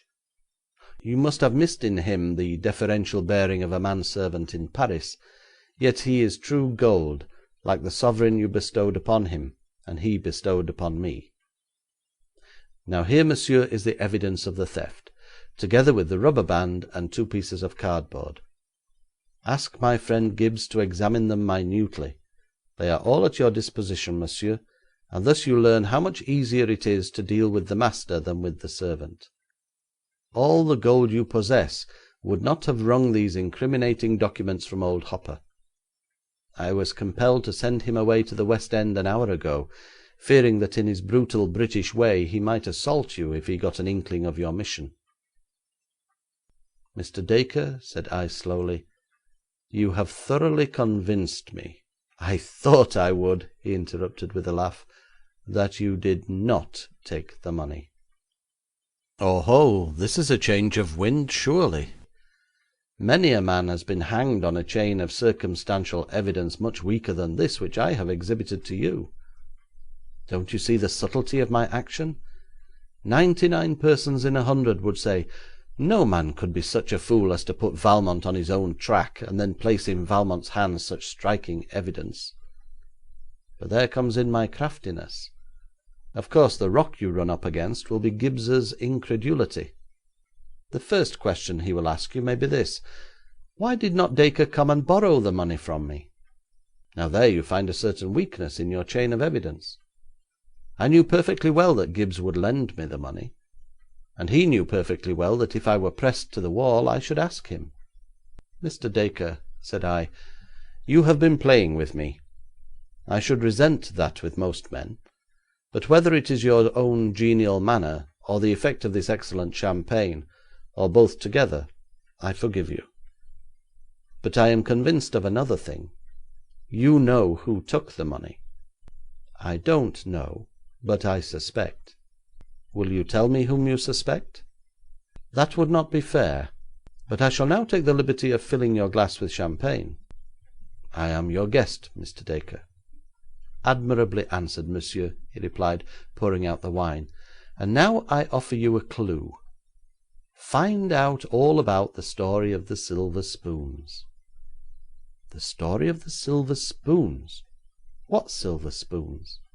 Ah, that is the point. Step out of the Temple into Fleet Street, seize the first man you meet by the shoulder, and ask him to tell you about the silver spoons. There are but 2 men and 2 spoons concerned. When you learn who those 2 men are, you will know that one of them did not take the money, and I give you my assurance that the other did. You speak in mystery, Mr. Dacre. But certainly, for I am speaking to Monsieur Eugene Valmont. I echo your words, sir. Admirably answered. You put me on my mettle, and I flatter myself that I see your kindly drift. You wish me to solve the mystery of this stolen money. Sir, you do me honour, and I drink to your health. To yours, monsieur, said Lionel Dacre, and thus we drank and parted. On leaving Mr. Dacre, I took a hansom to a café in Regent Street, which is a passable imitation of similar places of refreshment in Paris. There, calling for a cup of black coffee, I sat down to think. The clue of the silver spoons. He had laughingly suggested that I should take by the shoulders the first man I met, and ask him what the story of the silver spoons was. This course naturally struck me as absurd, and he doubtless intended it to seem absurd. Nevertheless, it contained a hint. I must ask somebody, and that the right person, to tell me the tale of the silver spoons. Under the influence of the black coffee, I reasoned it out in this way. On the night of the 23rd, one of the 6 guests there present stole £100, but Dacre had said that an actor in the silver spoon episode was the actual thief. That person, then, must have been one of Mr. Gibbs's guests at the dinner of the 23rd. Probably 2 of the guests were the participators in the silver spoon comedy. But be that as it may, it followed that one at least of the men around Mr. Gibbs's table knew the episode of the silver spoons. Perhaps Bentham Gibbs himself was cognizant of it. It followed, therefore, that the easiest plan was to question each of the men who partook of that dinner. Yet if only one knew about the spoons, that one must also have some idea that these spoons formed the clue which attached him to the crime of the 23rd, in which case he was little likely to divulge what he knew to an entire stranger. Of course, I might go to Dacre himself and demand the story of the silver spoons, but this would be a confession of failure on my part, and I rather dreaded Lionel Dacre's hearty laughter when I admitted that the mystery was too much for me. Besides this, I was very well aware of the young man's kindly intentions towards me. He wished me to unravel the coil myself, and so I determined not to go to him except as a last resource. I resolved to begin with Mr. Gibbs, and finishing my coffee I got again into a hansom and drove back to the Temple. I found Bentham Gibbs in his room, and after greeting me his first inquiry was about the case. "How are you getting on?" he asked. "I think I am getting on fairly well," I replied, "and expect to finish in a day or 2, if you will kindly tell me the story of the silver spoons." "The silver spoons?" he echoed, quite evidently not understanding me. "There happened an incident in which 2 men were engaged, and this incident related to a pair of silver spoons. I want to get the particulars of that." "I haven't the faintest idea what you are talking about," replied Gibbs, thoroughly bewildered. "You will need to be more definite, I fear, if you are to get any help from me." "I cannot be more definite, because I have already told you all I know." "What bearing has all this on our own case?" I was informed that if I got hold of the clue of the silver spoons I should be in a fair way of settling our case.' 'Who told you that?' 'Mr. Lionel Dacre.' 'Oh, does Dacre refer to his own conjuring?' 'I don't know, I'm sure. What was his conjuring?' 'A very clever trick he did one night at dinner here about 2 months ago.' 'Had it anything to do with silver spoons?'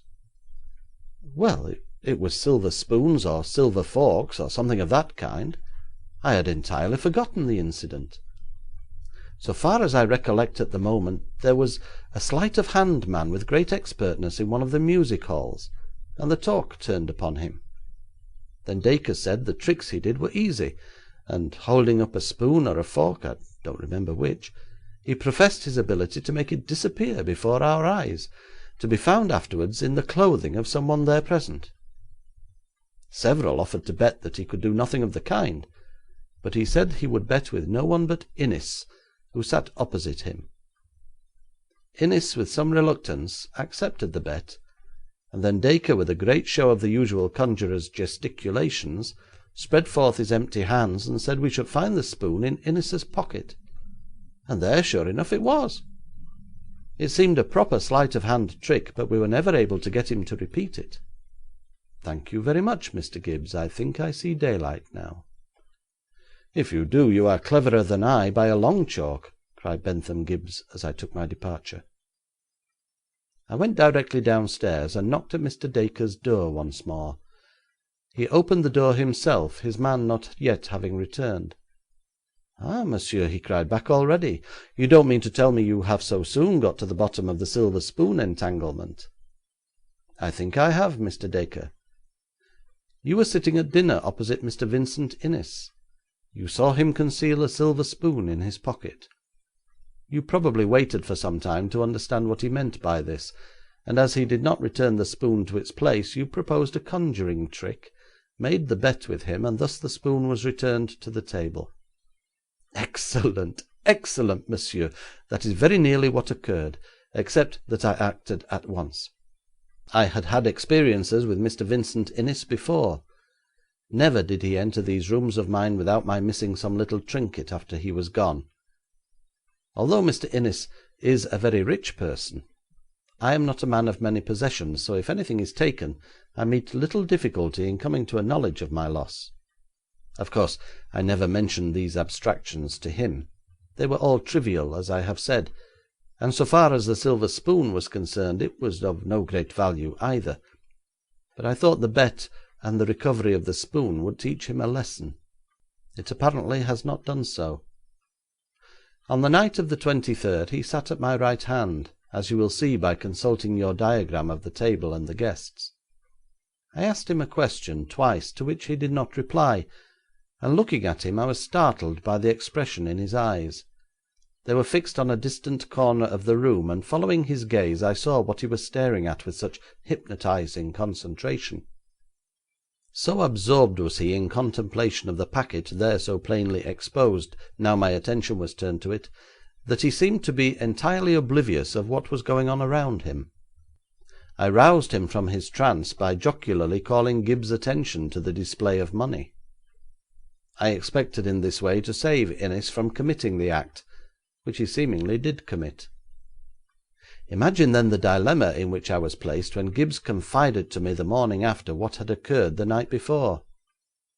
I was positive Innis had taken the money, yet I possessed no proof of it.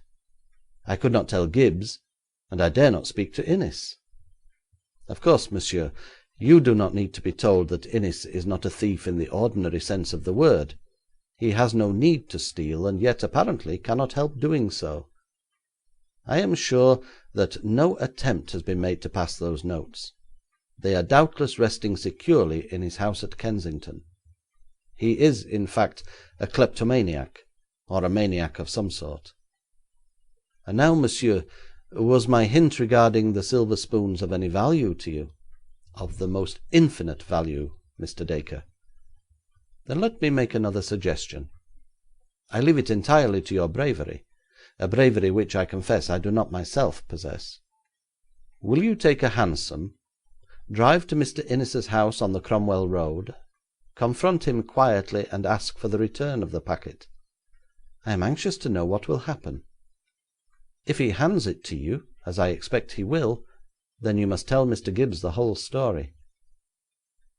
Mr. Dacre, your suggestion shall be immediately acted upon, and I thank you for your compliment to my courage.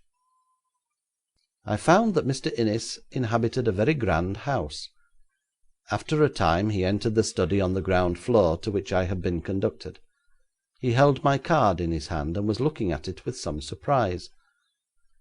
"I think I have not the pleasure of knowing you, Monsieur Valmont," he said courteously enough. "No. I ventured to call on a matter of business. I was once investigator for the French Government, and now am doing private detective work here in London." "Ah, and how is that supposed to interest me? There is nothing that I wish investigated. I did not send for you, did I?" "No, Mr. Innis. I merely took the liberty of calling to ask you to let me have the package you took from Mr. Bentham Gibbs' frock-coat pocket on the night of the 23rd. He wishes it returned, does he?" "Yes." Mr. Innis calmly walked to a desk, which he unlocked and opened, displaying a veritable museum of trinkets of one sort and another. Pulling out a small drawer, he took from it the packet containing the 5 20-pound notes. Apparently it had never been opened. With a smile he handed it to me.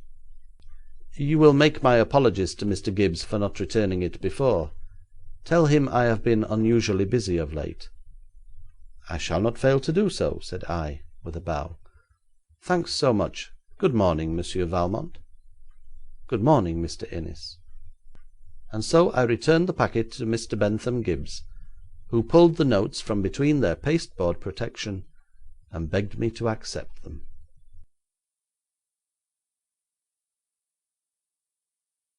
Chapter 4. Lord Chizelrigg's Missing Fortune. The name of the late Lord Chizelrigg never comes to my mind without instantly suggesting that of Mr. T.A. Edison. I never saw the late Lord Chizelrigg, and I have met Mr. Edison only twice in my life. Yet the two men are linked in my memory, and it was a remark the latter once made that in great measure enabled me to solve the mystery which the former had wrapped round his actions. There is no memorandum at hand to tell me the year in which those two meetings with Edison took place. I received a note from the Italian ambassador in Paris requesting me to wait upon him at the embassy. I learned that on the next day a deputation was to set out from the embassy to one of the chief hotels, there to make a call in state upon the great American inventor, and formally present to him various insignia accompanying certain honours which the King of Italy had conferred upon him. As many Italian nobles of high rank had been invited, and as these dignitaries would not only be robed in the costumes pertaining to their orders, but in many cases would wear jewels of almost inestimable value, my presence was desired in the belief that I might perhaps be able to ward off any attempt on the part of the deft-handed gentry who might possibly make an effort to gain these treasures, and, I may add, with perhaps some little self-gratification, no contretemps occurred. Mr. Edison, of course, had long before received notification of the hour at which the deputation would wait upon him, but when we entered the large parlour assigned to the inventor, it was evident to me at a glance that the celebrated man had forgotten all about the function. He stood by a bare table, from which the cloth had been jerked and flung into a corner, and upon that table were placed several bits of black and greasy machinery, cog-wheels, pulleys, bolts, etc. These seemingly belonged to a French workman who stood on the other side of the table with one of the parts in his grimy hand. Edison's own hands were not too clean, for he had palpably been examining the material and conversing with the workman, who wore the ordinary long blouse of an iron craftsman in a small way. I judged him to be a man with a little shop of his own in some back street, who did odd jobs of engineering, assisted perhaps by a skilled helper or two, and a few apprentices. Edison looked sternly toward the door as the solemn procession filed in, and there was a trace of annoyance on his face at the interruption, mixed with a shade of perplexity as to what this gorgeous display all meant. The Italian is as ceremonious as the Spaniard where a function is concerned, and the official who held the ornate box which contained the jewellery resting on a velvet cushion stepped slowly forward, and came to a stand in front of the bewildered American.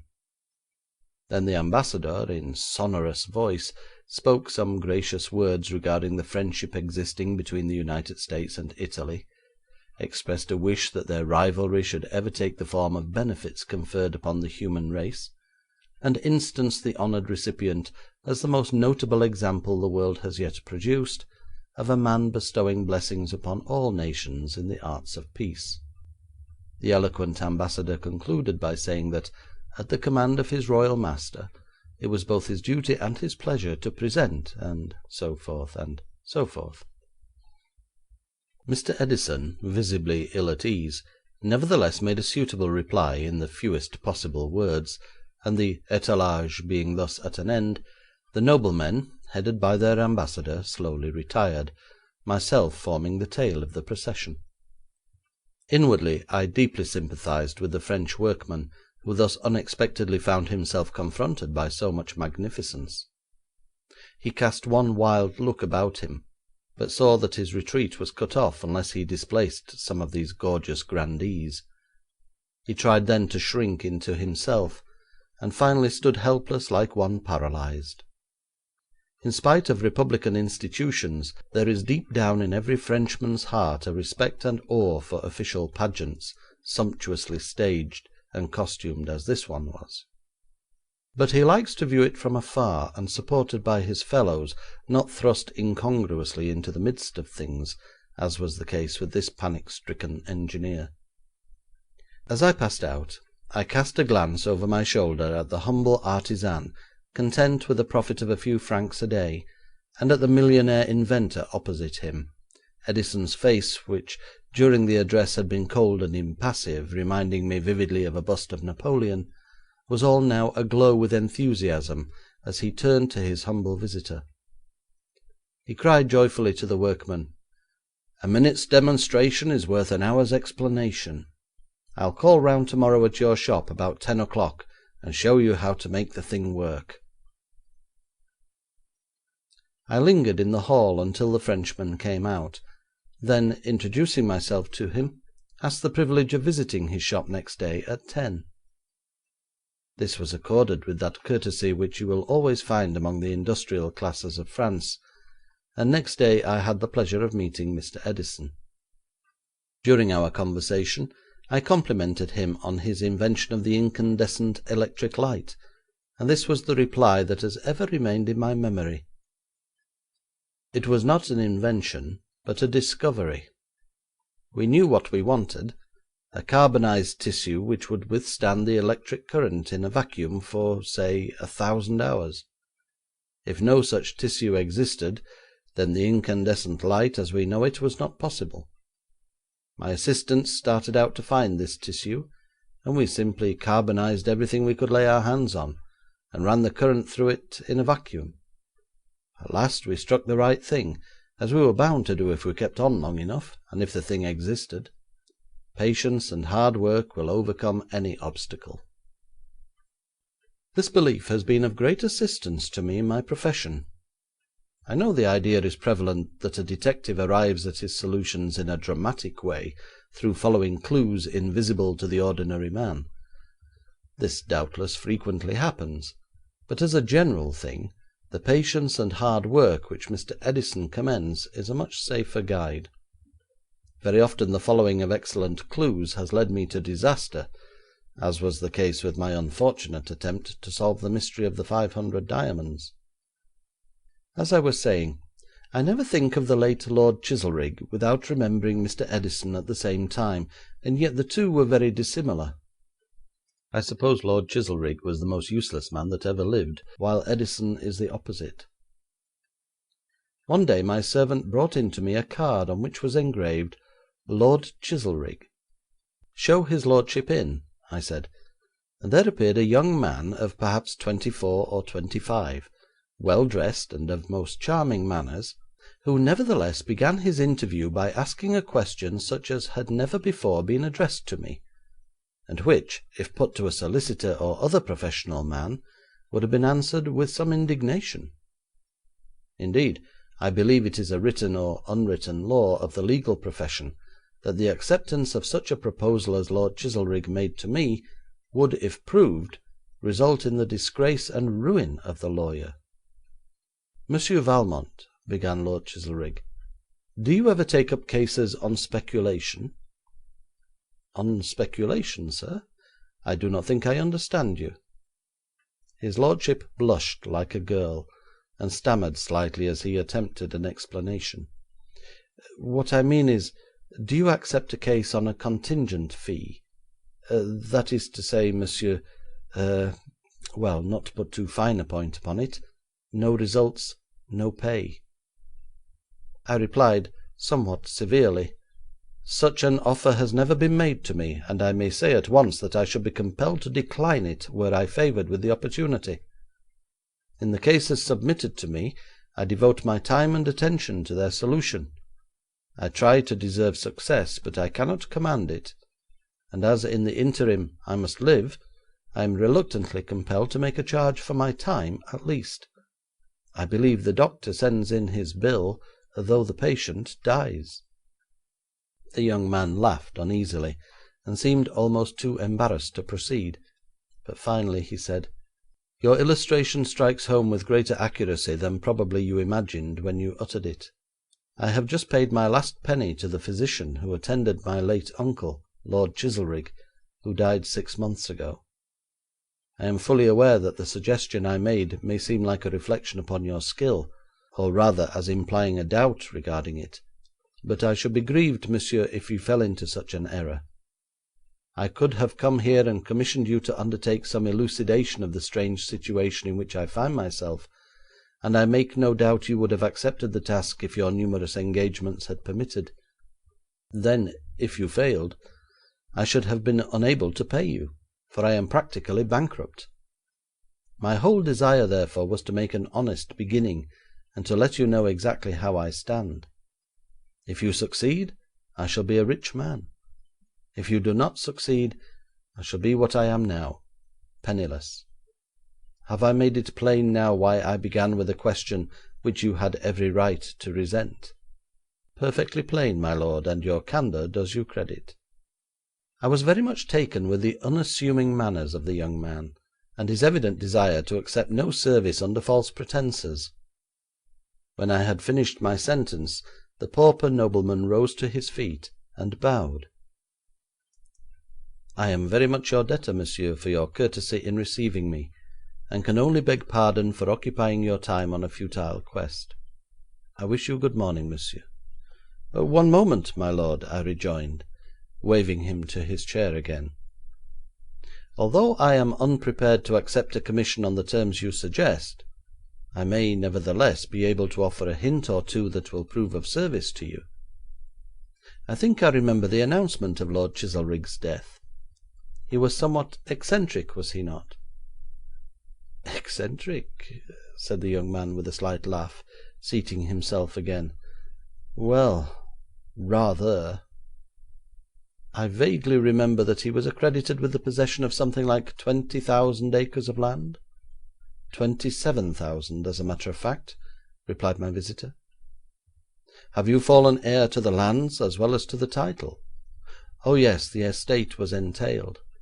The old gentleman could not divert it from me if he would, and I rather suspect that fact must have been the cause of some worry to him." "But surely, my lord, a man who owns, as one might say, a principality in this wealthy realm of England cannot be penniless." Again the young man laughed. "Well, no," he replied, thrusting his hand in his pocket and bringing to light a few brown coppers and a white silver piece. "I possess enough money to buy some food tonight, but not enough to dine at the Hotel Cecil. You see, it is like this. I belong to a somewhat ancient family, various members of whom went the pace and mortgaged their acres up to the hilt. I could not raise a further penny on my estates were I to try my hardest, because at the time the money was lent, land was much more valuable than it is today. Agricultural depression and all that sort of thing have, if I may put it so, left me a good many thousands worse off than if I had no land at all. Besides this, during my late uncle's life, Parliament on his behalf intervened once or twice, allowing him in the first place to cut valuable timber, and in the second place to sell the pictures of Chizelrigg Chase at Christie's for figures which make one's mouth water.' 'And what became of the money?' I asked, whereupon once more this genial nobleman laughed. 'That is exactly what I came up in the lift to learn if Monsieur Valmont could discover.' 'My lord, you interest me,' I said, quite truly, with an uneasy apprehension that I should take up his case after all, for I liked the young man already. His lack of pretence appealed to me, and that sympathy which is so universal among my countrymen enveloped him, as I may say, quite independent of my own will. 'My uncle,' went on Lord Chizelrigg, 'was somewhat of an anomaly in our family. He must have been a reversal to a very, very ancient type, a type of which we have no record. He was as miserly as his forefathers were prodigal. When he came into the title and estate some 20 years ago, he dismissed the whole retinue of servants, and, indeed, was defendant in several cases at law where retainers of our family brought suit against him for wrongful dismissal, or dismissal without a penny compensation in lieu of notice. I am pleased to say he lost all his cases, and when he pleaded poverty, got permission to sell a certain number of heirlooms, enabling him to make compensation, and giving him something on which to live. These heirlooms at auction sold so unexpectedly well that my uncle acquired a taste, as it were, of what might be done. He could always prove that the rents went to the mortgagees, and that he had nothing on which to exist, so on several occasions he obtained permission from the courts to cut timber and sell pictures, until he denuded the estate and made an empty barn of the old manor house. He lived like any labourer, occupying himself sometimes as a carpenter, sometimes as a blacksmith. Indeed, he made a blacksmith's shop of the library, one of the most noble rooms in Britain, containing thousands of valuable books which again and again he applied for permission to sell, but this privilege was never granted to him.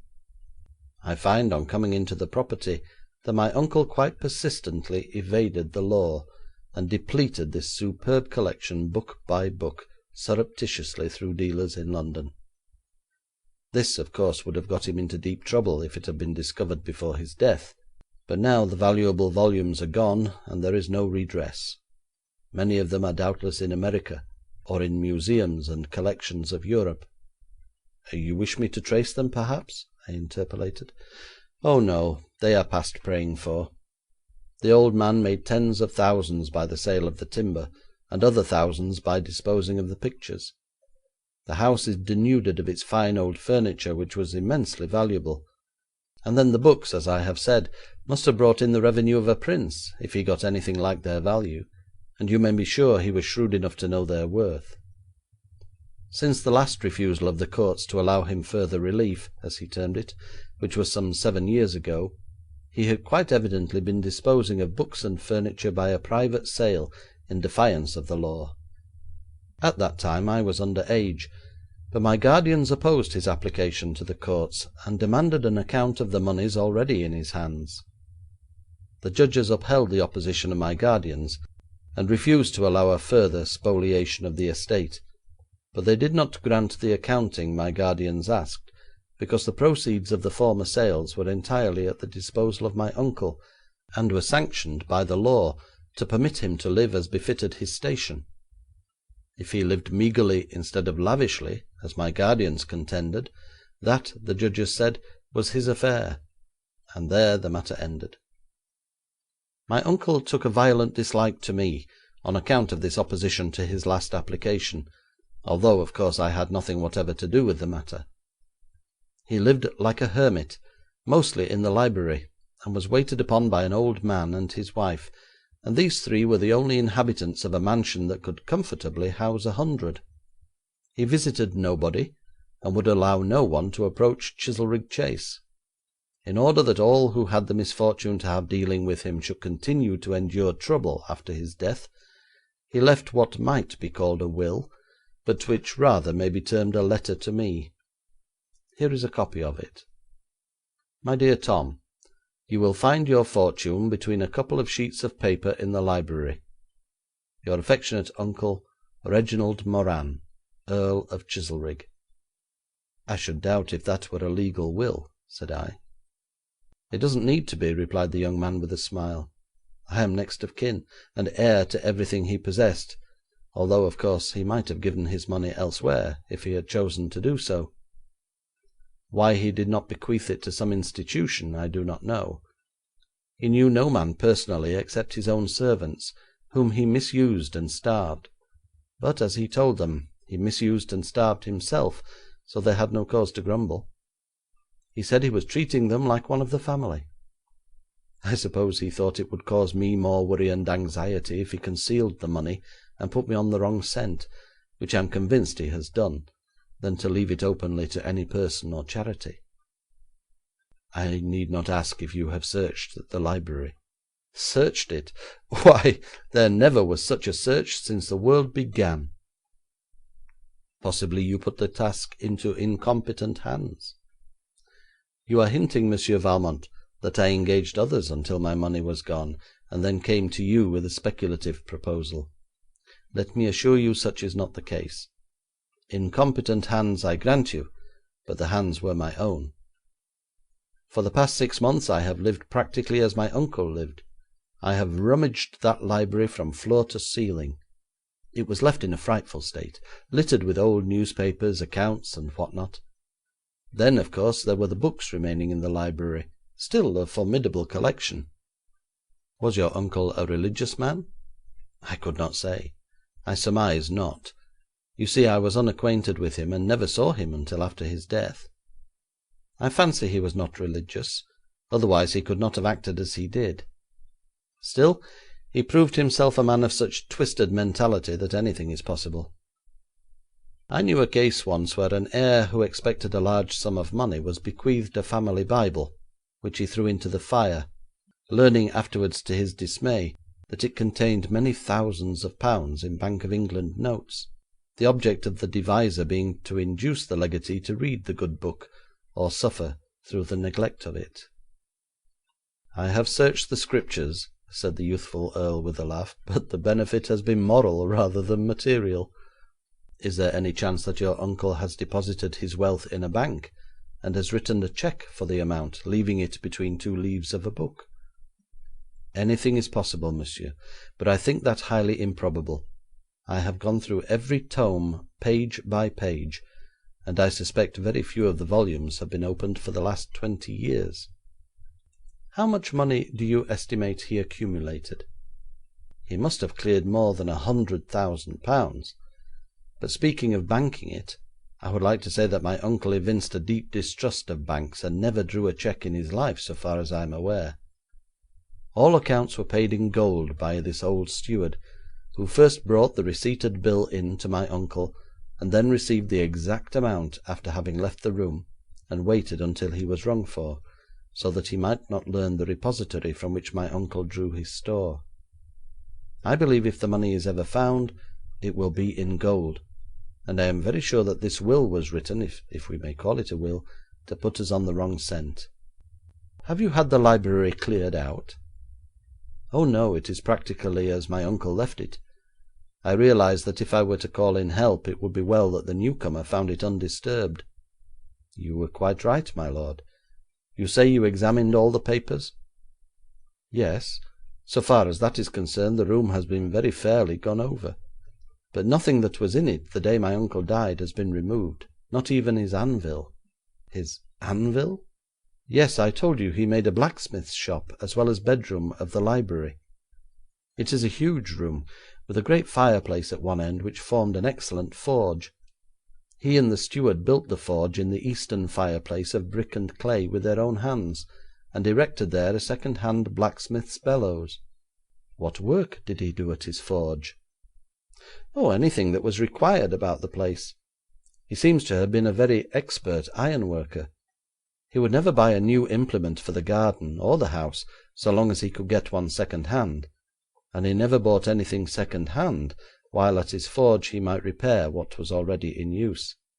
He kept an old cob on which he used to ride through the park, and he always put the shoes on this cob himself, the steward informs me, so he must have understood the use of blacksmith's tools. He made a carpenter's shop of the chief drawing room, and erected a bench there. I think a very useful mechanic was spoiled when my uncle became an earl.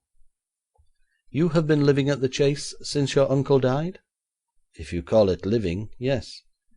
The old steward and his wife have been looking after me as they looked after my uncle, and seeing me day after day, coatless and covered with dust, I imagine they think me a second edition of the old man. Does the steward know the money is missing? No, no one knows it but myself. This will was left on the anvil in an envelope addressed to me. Your statement is exceedingly clear, Lord Chizelrigg, but I confess I don't see much daylight through it. Is there a pleasant country around Chizelrigg Chase? Very, especially at this season of the year. In autumn and winter the house is a little draughty. It needs several £1,000s to put it in repair. Draughts do not matter in the summer. I have been long enough in England not to share the fear of my countrymen for a courant d'air. Is there a spare bed in the manor house, or shall I take down a cot with me, or let us say a hammock? Really, stammered the Earl, blushing again, you must not think I detailed all these circumstances in order to influence you to take up what may be a hopeless case. I, of course, am deeply interested, and therefore somewhat prone to be carried away when I begin a recital of my uncle's eccentricities. If I receive your permission, I will call on you again in a month or two. To tell you the truth, I borrowed a little money from the old steward, and visited London to see my legal advisers, hoping that in the circumstances I may get permission to sell something that will keep me from starvation. When I spoke of the house being denuded, I meant relatively, of course. There are still a good many antiquities, which would doubtless bring me in a comfortable sum of money. I have been borne up by the belief that I should find my uncle's gold. Lately I have been beset by a suspicion that the old gentleman thought the library the only valuable asset left, and for this reason wrote his note, thinking I should be afraid to sell anything from that room. The old rascal must have made a pot of money out of those shelves. The catalogue shows that there was a copy of the first book printed in England by Caxton, and several priceless Shakespeares, as well as many other volumes that a collector would give a small fortune for. All these are gone. I think when I show this to be the case, the authorities cannot refuse me the right to sell something, and if I get this permission I shall at once call upon you. Nonsense, Lord Chizelrigg. Put your application in motion, if you like, and meanwhile I beg of you to look upon me as a more substantial banker than your old steward. Let us enjoy a good dinner together at the Cecil tonight, if you will do me the honour to be my guest. Tomorrow we can leave for Chizelrigg Chase. How far is it? About 3 hours, replied the young man, becoming as red as a new Queen Anne villa.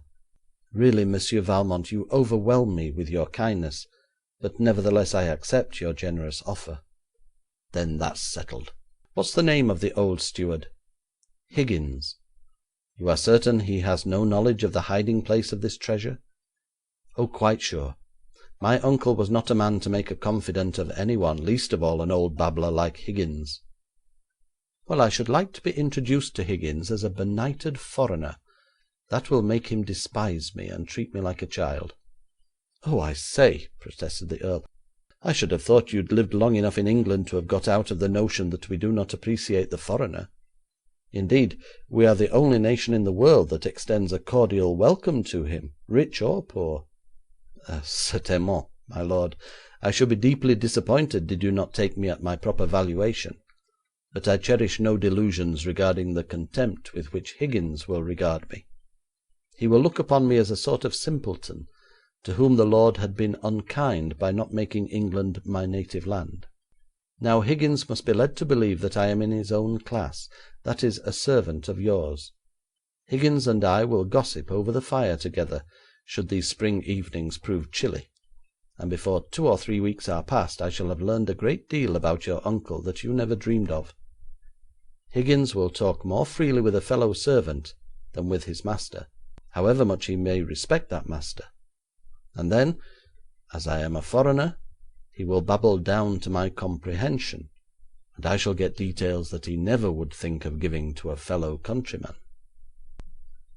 The young Earl's modesty, in such description of his home as he had given me, left me totally unprepared for the grandeur of the mansion, one corner of which he inhabited. It is such a place as you read of in romances of the Middle Ages, not a pinnacled or turreted French château of that period, but a beautiful and substantial stone manor house of a ruddy colour, whose warm hue seemed to add a softness to the severity of its architecture. It is built round an outer and an inner courtyard, and could house 1,000 rather than the 100 with which its owner had accredited it. There are many stone mullioned windows, and one at the end of the library might well have graced a cathedral. This superb residence occupies the centre of a heavily timbered park, and from the lodge at the gates we drove at least 1.5 miles under the grandest avenue of old oaks I have ever seen. It seemed incredible that the owner of all this should actually lack the ready money to pay his fare to town. Old Higgins met us at the station with a somewhat rickety cart, to which was attached the ancient cob that the late Earl used to shoe. We entered a noble hall, which probably looked the larger because of the entire absence of any kind of furniture, unless 2 complete suits of venerable armour which stood on either hand might be considered as furnishing. I laughed aloud when the door was shut, and the sound echoed like the merriment of ghosts from the dim timbered roof above me. 'What are you laughing at?' asked the Earl. 'I am laughing to see you put your modern tall hat on that mediaeval helmet.' 'Oh, that's it. Well, put yours on the other. I mean no disrespect to the ancestor who wore this suit, but we are short of the harmless, necessary hat rack, so I put my topper on the antique helmet, and thrust the umbrella, if I have one, in behind here, and down one of his legs. Since I came in possession, a very crafty-looking dealer from London visited me and attempted to sound me regarding the sale of these suits of armour. I gathered he would give enough money to keep me in new suits, London made, for the rest of my life, but when I endeavoured to find out if he had had commercial dealings with my prophetic uncle, he became frightened and bolted. I imagined that if I had possessed presence of mind enough to have lured him into one of our most uncomfortable dungeons, I might have learned where some of the family treasures went to. Come up these stairs, Monsieur Valmont, and I will show you your room.' We had lunched on the train coming down, so after a wash in my own room, I proceeded at once to inspect the library. It proved indeed a most noble apartment, and it had been scandalously used by the old reprobate, its late tenant. There were 2 huge fireplaces, one in the middle of the north wall, and the other at the eastern end. In the latter had been erected a rude brick forge, and beside the forge hung a great black bellows, smoky with usage. On a wooden block lay the anvil, and around it rested and rusted several hammers, large and small. At the western end was a glorious window filled with ancient stained glass, which, as I have said, might have adorned a cathedral. Extensive as the collection of books was, the great size of this chamber made it necessary that only the outside wall should be covered with bookcases, and even these were divided by tall windows. The opposite wall was blank, with the exception of a picture here and there, and these pictures offered a further insult to the room, for they were cheap prints, mostly coloured lithographs that had appeared in Christmas numbers of London weekly journals, encased in poverty-stricken frames, hanging from nails ruthlessly driven in above them. The floor was covered with a litter of papers, in some places knee-deep, and in the corner farthest from the forge still stood the bed on which the ancient miser had died. "Looks like a stable, doesn't it?" commented the Earl when I had finished my inspection. "I am sure the old boy simply filled it up with this rubbish to give me the trouble of examining it. Higgins tells me that up to within a month before he died the room was reasonably clear of all this muck. Of course it had to be, or the place would have caught fire from the sparks of the forge. The old man made Higgins gather all the papers he could find anywhere about the place, ancient accounts, newspapers, and what not, even to the brown wrapping paper you see in which parcels came, and commanded him to strew the floor with this litter, because, as he complained, Higgins's boots on the boards made too much noise, and Higgins, who is not in the least of an inquiring mind, accepted this explanation as entirely meeting the case. Higgins proved to be a garrulous old fellow who needed no urging to talk about the late Earl. Indeed, it was almost impossible to deflect his conversation into any other channel. 20 years' intimacy with the eccentric nobleman had largely obliterated that sense of deference with which an English servant usually approaches his master. An English underling's idea of nobility is the man who never by any possibility works with his hands. The fact that Lord Chizelrigg had toiled at the carpenter's bench, had mixed cement in the drawing-room, had caused the anvil to ring out till midnight, aroused no admiration in Higgins's mind. In addition to this, the ancient nobleman had been penuriously strict in his examination of accounts, exacting the uttermost farthing, so the humble servitor regarded his memory with supreme contempt. I realised before the drive was finished from the station to Chizelrigg Chase that there was little use of introducing me to Higgins as a foreigner and a fellow servant. I found myself completely unable to understand what the old fellow said. His dialect was as unknown to me as the Choctaw language would have been, and the young Earl was compelled to act as interpreter on the occasions when we set this garrulous talking machine going. The new Earl of Chizelrigg, with the enthusiasm of a boy, proclaimed himself my pupil and assistant, and said he would do whatever he was told. His thorough and fruitless search of the library had convinced him that the old man was merely chaffing him, as he put it, by leaving such a letter as he had written. His lordship was certain that the money had been hidden somewhere else, probably buried under one of the trees in the park. Of course this was possible, and represented the usual method by which a stupid person conceals treasure, yet I did not think it probable. All conversations with Higgins showed the Earl to have been an extremely suspicious man, suspicious of banks, suspicious even of Bank of England notes, suspicious of every person on earth, not omitting Higgins himself. Therefore, as I told his nephew, the miser would never allow the fortune out of his sight and immediate reach. From the first, the oddity of the forge and anvil being placed in his bedroom struck me as peculiar, and I said to the young man, "I'll stake my reputation that forge or anvil or both contain the secret. You see, the old gentleman works sometimes till midnight, for Higgins could hear his hammering. If he used hard coal on the forge, the fire would last through the night, and being in continual terror of thieves, as Higgins says, barricading the castle every evening before dark as if it were a fortress, he was bound to place the treasure in the most unlikely spot for a thief to get at it. Now the coal fire smouldered all night long, and if the gold was in the forge underneath the embers, it would be extremely difficult to get at. A robber rummaging in the dark would burn his fingers in more senses than one. Then, as his lordship kept no less than 4 loaded revolvers under his pillow, all he had to do if a thief entered his room was to allow the search to go on until the thief started at the forge, then doubtless, as he had the range with reasonable accuracy night or day, he might sit up in bed and blaze away with revolver after revolver.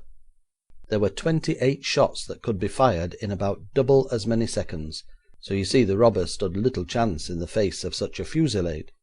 I proposed that we dismantle the forge.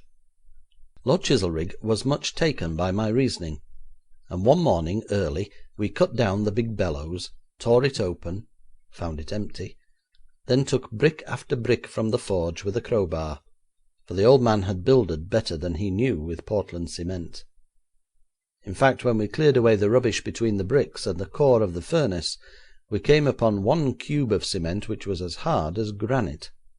With the aid of Higgins and a set of rollers and levers, we managed to get this block out into the park and attempted to crush it with the sledge-hammers belonging to the forge, in which we were entirely unsuccessful. The more it resisted our efforts, the more certain we became that the coins would be found within it.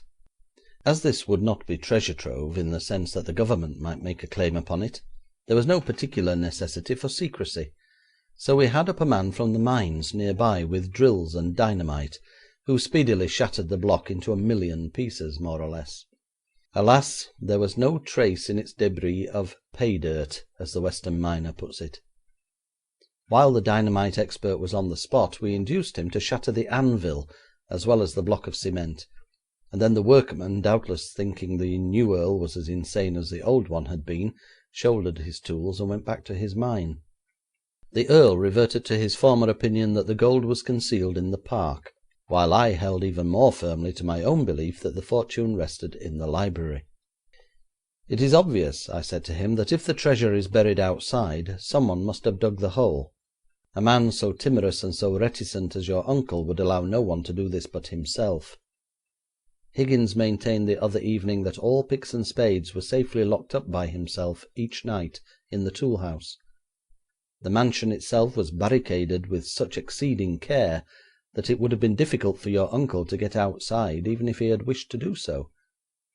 Then such a man as your uncle is described to have been would continually desire ocular demonstration that his savings were intact, which would be practically impossible if the gold had found a grave in the park.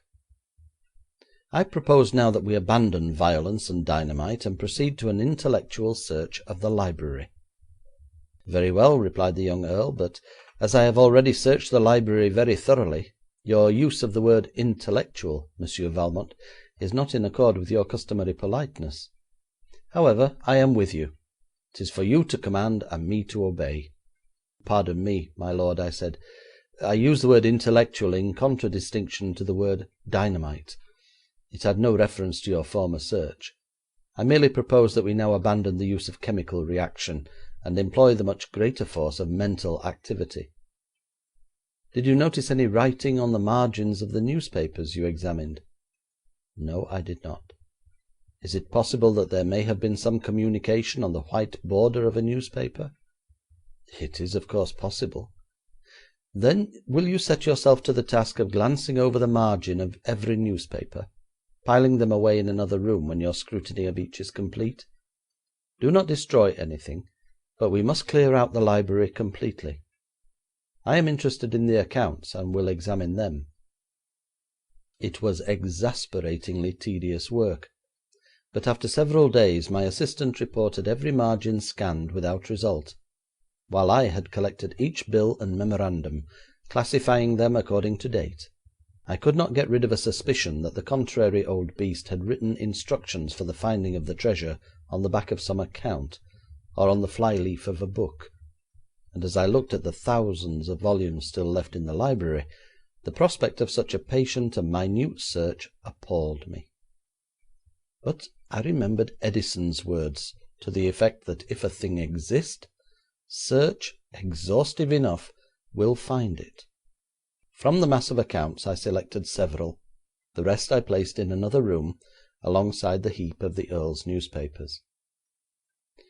"Now," said I to my helper, "if it please you, we will have Higgins in, as I wish some explanation of these accounts." "Perhaps I can assist you," suggested his lordship, drawing up a chair opposite the table on which I had spread the statements.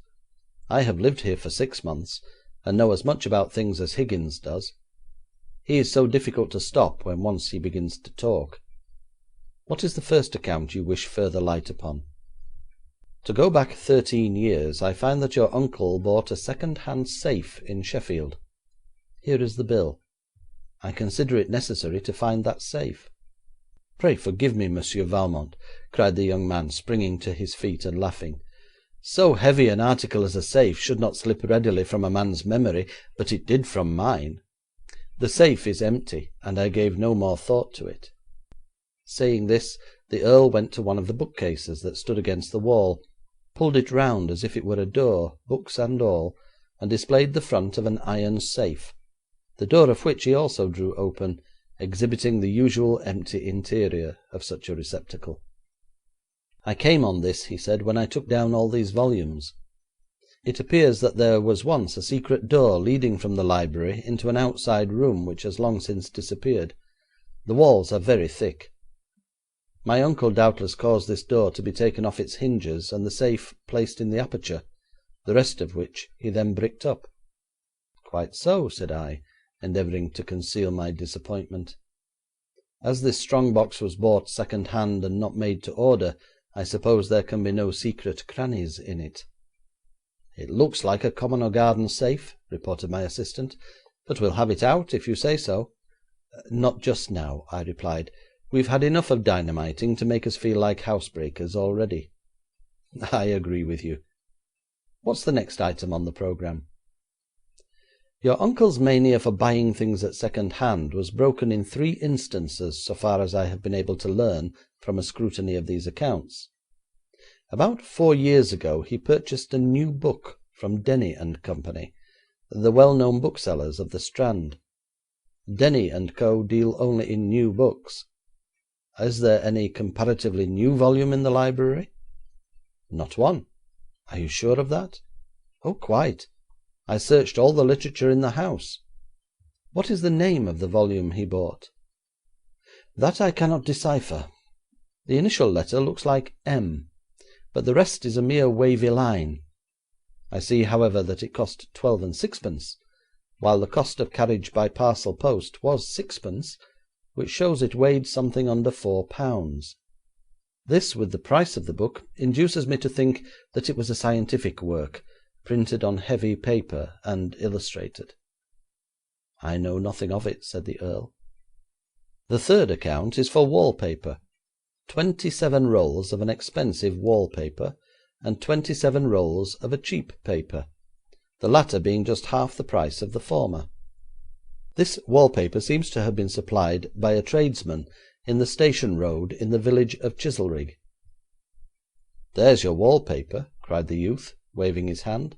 'He was going to paper the whole house, Higgins told me, but got tired after he had finished the library, which took him nearly a year to accomplish, for he worked at it very intermittently, mixing the paste in the boudoir, a pailful at a time as he needed it. It was a scandalous thing to do, for underneath the paper is the most exquisite oak panelling, very plain, but very rich in colour.' I rose and examined the paper on the wall. It was dark brown, and answered the description of the expensive paper on the bill. 'What became of the cheap paper?' I asked. 'I don't know.' 'I think,' said I, 'we are on the track of the mystery. I believe that paper covers a sliding panel or concealed door.' 'It is very likely,' replied the Earl. 'I intended to have the paper off, but I had no money to pay a workman, and I am not so industrious as was my uncle. What is your remaining account?' 'The last also pertains to paper, but comes from a firm in Budge Row, London, E.C. He has had, it seems, 1,000 sheets of it, and it appears to have been frightfully expensive. This bill is also illegible, but I take it 1,000 sheets were supplied, although of course it may have been 1,000 quires, which would be a little more reasonable for the price charged, or 1,000 reams, which would be exceedingly cheap.' 'I don't know anything about that. Let's turn on Higgins.' Higgins knew nothing of this last order of paper either. The wallpaper mystery he at once cleared up. Apparently the old Earl had discovered by experiment that the heavy, expensive wallpaper would not stick to the glossy panelling, so he had purchased a cheaper paper and had pasted that on first. Higgins said he had gone all over the panelling with a yellowish white paper, and after that was dry he pasted over it the more expensive rolls. 'But,' I objected, 'the 2 papers were bought and delivered at the same time. Therefore he could not have found by experiment that the heavy paper would not stick.' 'I don't think there is much in that,' commented the Earl. 'The heavy paper may have been bought first and found to be unsuitable, and then the coarse, cheap paper bought afterwards. The bill merely shows that the account was sent in on that date. Indeed, as the village of Chizelrigg is but a few miles away, it would have been quite possible for my uncle to have bought the heavy paper in the morning, tried it, and in the afternoon sent for the commoner lot. But in any case the bill would not have been presented until months after the order, and the 2 purchasers were thus lumped together.' I was forced to confess that this seemed reasonable. 'Now about the book ordered from Denny's. Did Higgins remember anything regarding it?' It came 4 years ago." Ah, yes, Higgins did. He remembered it very well indeed. He had come in one morning with the Earl's tea, and the old man was sitting up in bed reading his volume with such interest that he was unaware of Higgins's knock, and Higgins himself, being a little hard of hearing, took for granted the command to enter. The Earl hastily thrust the book under the pillow alongside the revolvers, and rated Higgins in a most cruel way for entering the room before getting permission to do so. He had never seen the Earl so angry before, and he laid it all to this book. It was after the book had come that the forge had been erected and the anvil bought. Higgins never saw the book again, but one morning 6 months before the Earl died, Higgins, in raking out the cinders of the forge, found what he supposed was a portion of the book's cover. He believed his master had burnt the volume. Having dismissed Higgins, I said to the Earl, "The first thing to be done is to enclose this bill to Denny and Company, booksellers, Strand. Tell them you have lost the volume, and ask them to send another. There is likely someone in the shop who can decipher the illegible writing. I am certain the book will give us a clue. Now I shall write to Brown and Sons, Budge Row. This is evidently a French company. In fact, the name, as connected with paper making, runs in my mind, although I cannot at this moment place it. I shall ask them the use of this paper that they furnished to the late Earl." This was done accordingly, and now, as we thought, until the answers came, we were 2 men out of work. Yet the next morning, I am pleased to say, and I have always rather plumed myself on the fact, I solved the mystery before replies were received from London. Of course, both the book and the answer of the paper agents, by putting 2 and 2 together, would have given us the key. After breakfast I strolled somewhat aimlessly into the library, whose floor was now strewn merely with brown wrapping paper, bits of string, and all that. As I shuffled among this with my feet, as if tossing aside dead autumn leaves in a forest path, my attention was suddenly drawn to several squares of paper unwrinkled, and never used for wrapping. These sheets seemed to me strangely familiar. I picked one of them up, and at once the significance of the name Brown and Sons occurred to me. They are paper makers in France, who produce a smooth, very tough sheet, which, dear as it is, proves infinitely cheap compared with the fine vellum it deposed in a certain branch of industry. In Paris, years before, these sheets had given me the knowledge of how a gang of thieves disposed of their gold without melting it. The paper was used instead of vellum in the rougher processes of manufacturing gold leaf. It stood the constant beating of the hammer nearly as well as the vellum.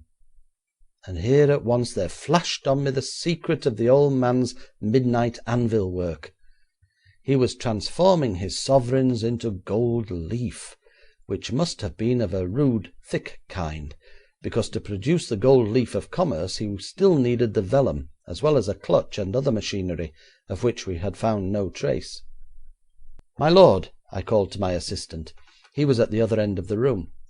"I wish to test a theory on the anvil of your own fresh common sense." "Hammer away," replied the Earl, approaching me with his usual good-natured, jocular expression. "I eliminate the safe from our investigations because it was purchased 13 years ago. But the buying of the book, of wall covering, of this tough paper from France, all group themselves into a set of incidents occurring within the same month as the purchase of the anvil and the building of the forge. Therefore, I think they are related to one another. Here are some sheets of paper he got from Budge Row. Have you ever seen anything like it? Try to tear this sample." "It's reasonably tough," admitted his lordship, fruitlessly endeavouring to rip it apart. "Yes, it was made in France, and is used in gold beating. Your uncle beat his sovereigns into gold leaf. You will find that the book from Denny's is a volume on gold beating.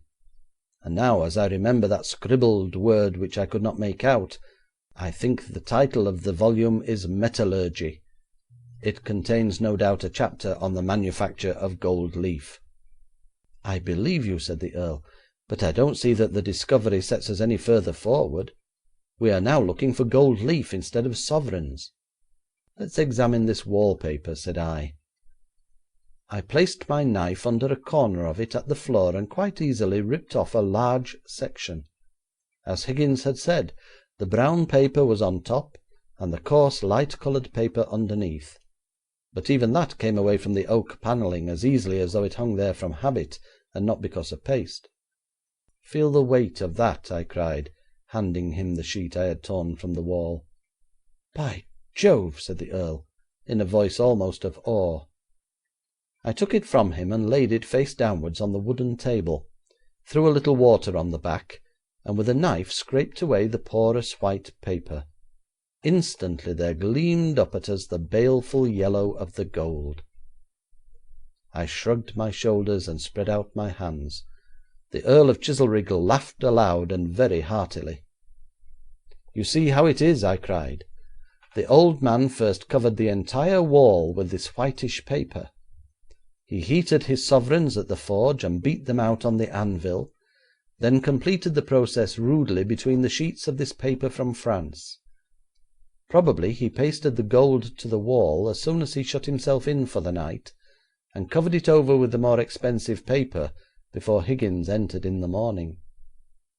We found afterwards, however, that he had actually fastened the thick sheets of gold to the wall with carpet tacks.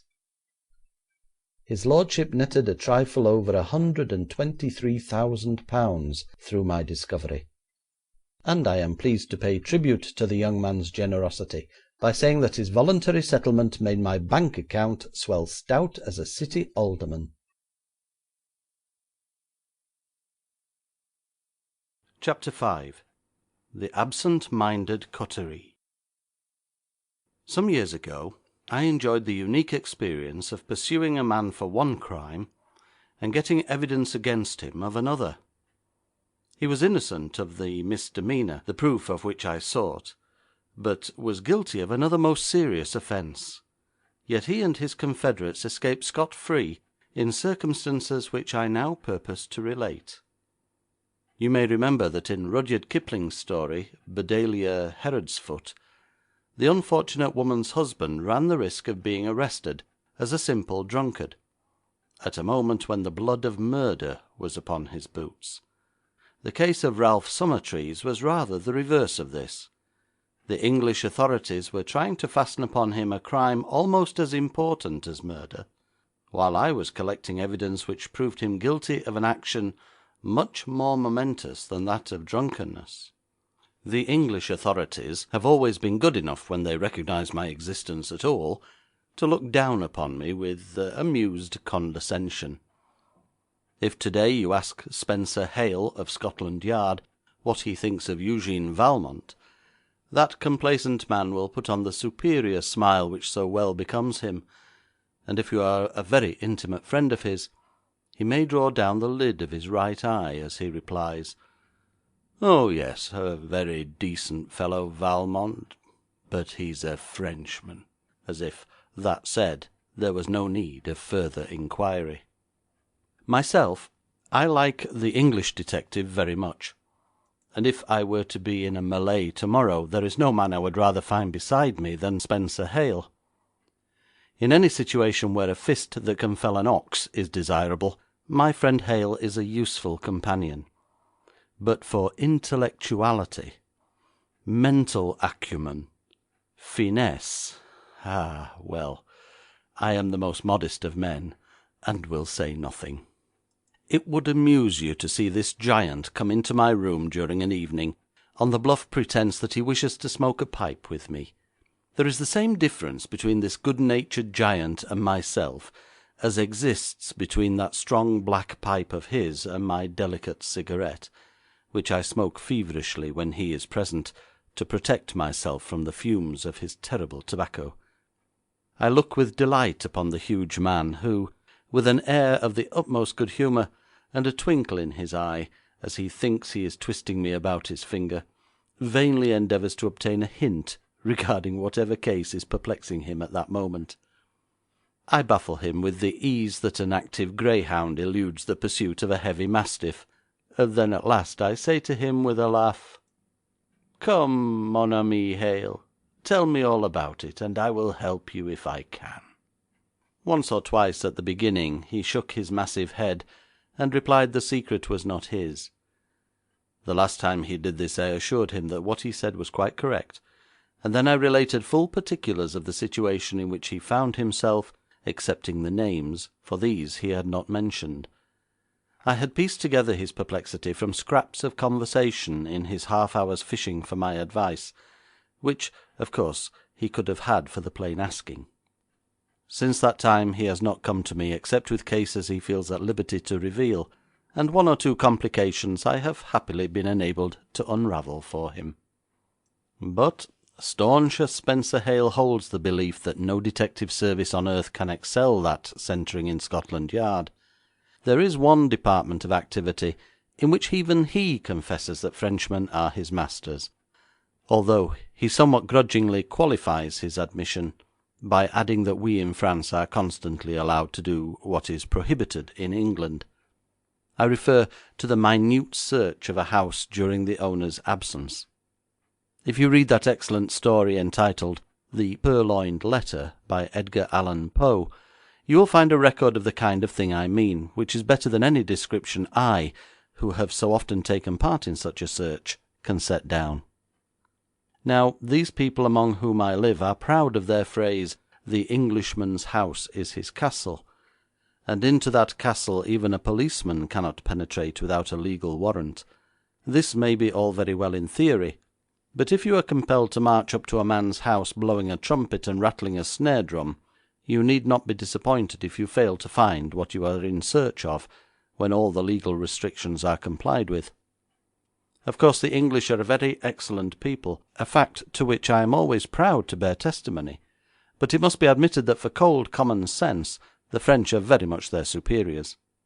In Paris, if I wish to obtain an incriminating document, I do not send the possessor a carte postale to inform him of my desire, and in this procedure the French people sanely acquiesce.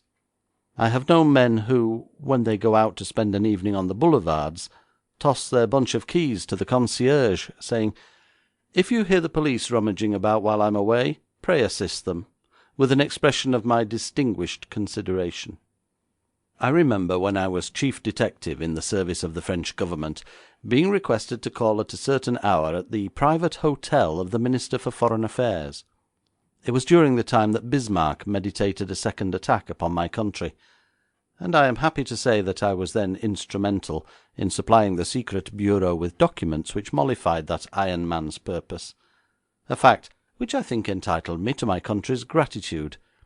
Not that I have ever even hinted such a claim when a succeeding ministry forgot my services. The memory of a republic, as has been said by a greater man than I, is short. However, all that has nothing to do with the incident I am about to relate. I merely mention the crisis to excuse a momentary forgetfulness on my part, which in any other country might have been followed by serious results to myself, but in France, we understand those things, and nothing happened. I am the last person in the world to give myself away, as they say in the Great West. I am usually the calm, collected Eugene Valmont, whom nothing can perturb. But this was a time of great tension, and I had become absorbed. I was alone with the minister in his private house, and one of the papers he desired was in his bureau at the Ministry for Foreign Affairs. At least he thought so, and said, "It is in my desk at the bureau. How annoying! I must send for it." "No, Excellency," I cried, springing up in a self-oblivion the most complete. "It is here." Touching the spring of a secret drawer, I opened it, and taking out the document he wished, handed it to him. It was not until I met his searching look and saw the faint smile on his lips that I realised what I had done. "Valmont," he said quietly, "on whose behalf did you search my house?" "Excellency," I replied, in tones no less agreeable than his own, "tonight, at your orders, I pay a domiciliary visit to the mansion of Baron Dumoulaine, who stands high in the estimation of the President of the French Republic. If either of those distinguished gentlemen should learn of my informal call, and should ask me in whose interests I made the domiciliary visit, what is it you wish that I should reply?' 'You should reply, Valmont, that you did it in the interests of the Secret Service.' 'I shall not fail to do so, Excellency. And in answer to your question just now, I had the honour of searching this mansion in the interests of the Secret Service of France.' The Minister for Foreign Affairs laughed, a hearty laugh that expressed no resentment. 'I merely wish to compliment you, Valmont, on the efficiency of your search, and the excellency of your memory. This is indeed the document which I thought was left in my office. I wonder what Lord Lansdowne would say if Spencer Hale showed an equal familiarity with his private papers. But now that we have returned to our good friend Hale, we must not keep him waiting any longer. I well remember the November day when I first heard of the Summertrees case, because there hung over London a fog so thick that 2 or 3 times I lost my way, and no cab was to be had at any price.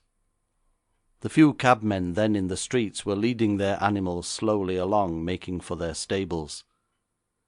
It was one of those depressing London days which filled me with ennui, and a yearning for my own clear city of Paris, where, if we are ever visited by a slight mist, it is at least clean, white vapour, and not this horrible London mixture saturated with suffocating carbon. The fog was too thick for any passer to read the contents bills of the newspapers plastered on the pavement, and as there were probably no races that day, the newsboys were shouting what they considered the next most important event, the election of an American president. I bought a paper and thrust it into my pocket. It was late when I reached my flat, and after dining there, which was an unusual thing for me to do, I put on my slippers, took an easy chair before the fire, and began to read my evening journal. I was distressed to learn that the eloquent Mr. Bryan had been defeated. I knew little about the silver question, but the man's oratorical powers had appealed to me, and my sympathy was aroused because he owned many silver mines, and yet the price of the metal was so low that apparently he could not make a living through the operation of them. But of course the cry that he was a plutocrat and a reputed millionaire over and over again was bound to defeat him in a democracy where the average voter is exceedingly poor, and not comfortably well-to-do, as is the case with our peasants in France.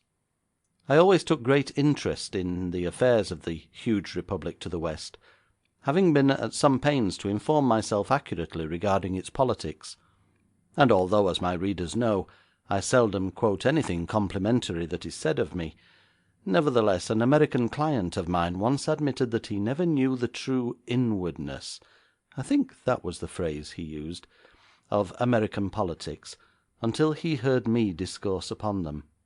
But then, he added, he had been a very busy man all his life. I had allowed my paper to slip to the floor, for in very truth the fog was penetrating even into my flat, and it was becoming difficult to read, notwithstanding the electric light. My man came in and announced that Mr. Spencer Hale wished to see me, and indeed any night, but especially when there is rain or fog outside, I am more pleased to talk with a friend than to read a newspaper.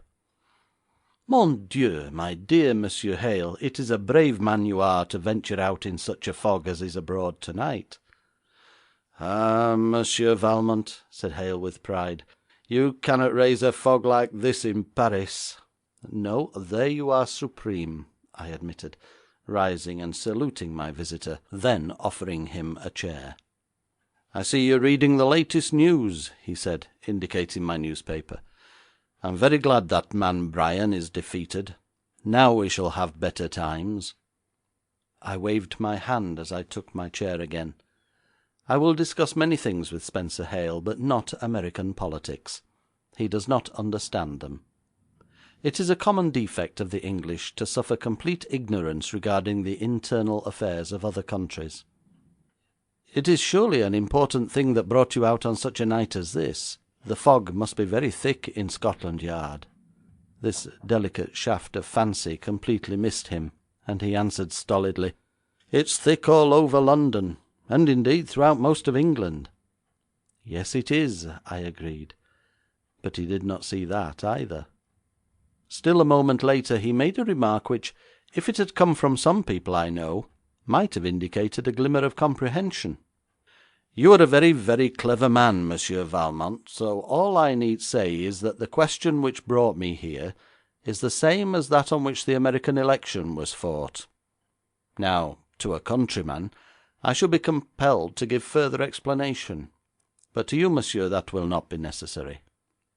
There are times when I dislike the crafty smile and partial closing of the eyes which always distinguishes Spenser Hale when he places on the table a problem which he expects will baffle me.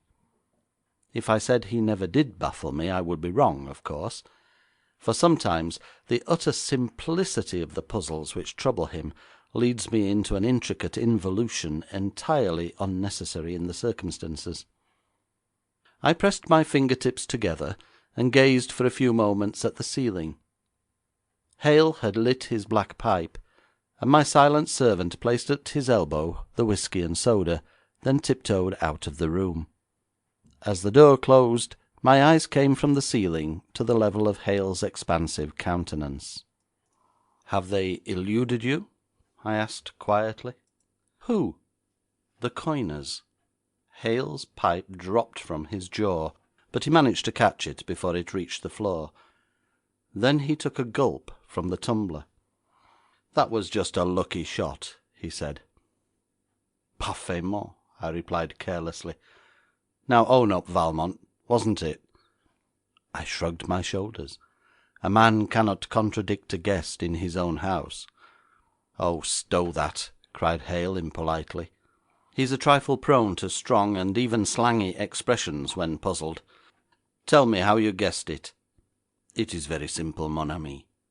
The question on which the American election was fought is the price of silver, which is so low that it has ruined Mr. Bryan, and threatens to ruin all the farmers of the West who possess silver mines on their farms.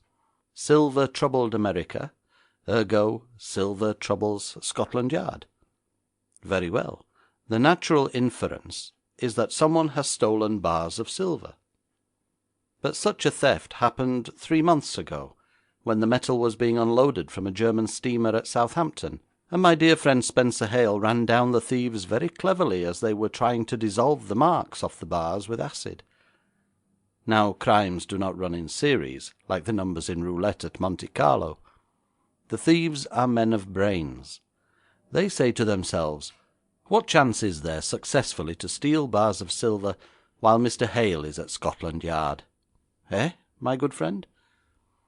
"Really, Valmont," said Hale, taking another sip, "sometimes you almost persuade me that you have reasoning powers." "Thanks, comrade." "Then it is not a theft of silver we have now to deal with, but the American election was fought on the price of silver. If silver had been high in cost, there would have been no silver question. So the crime that is bothering you arises through the low price of silver. And this suggests that it must be a case of illicit coinage, for there the low price of the metal comes in. You have, perhaps, found a more subtle illegitimate act going forward than heretofore.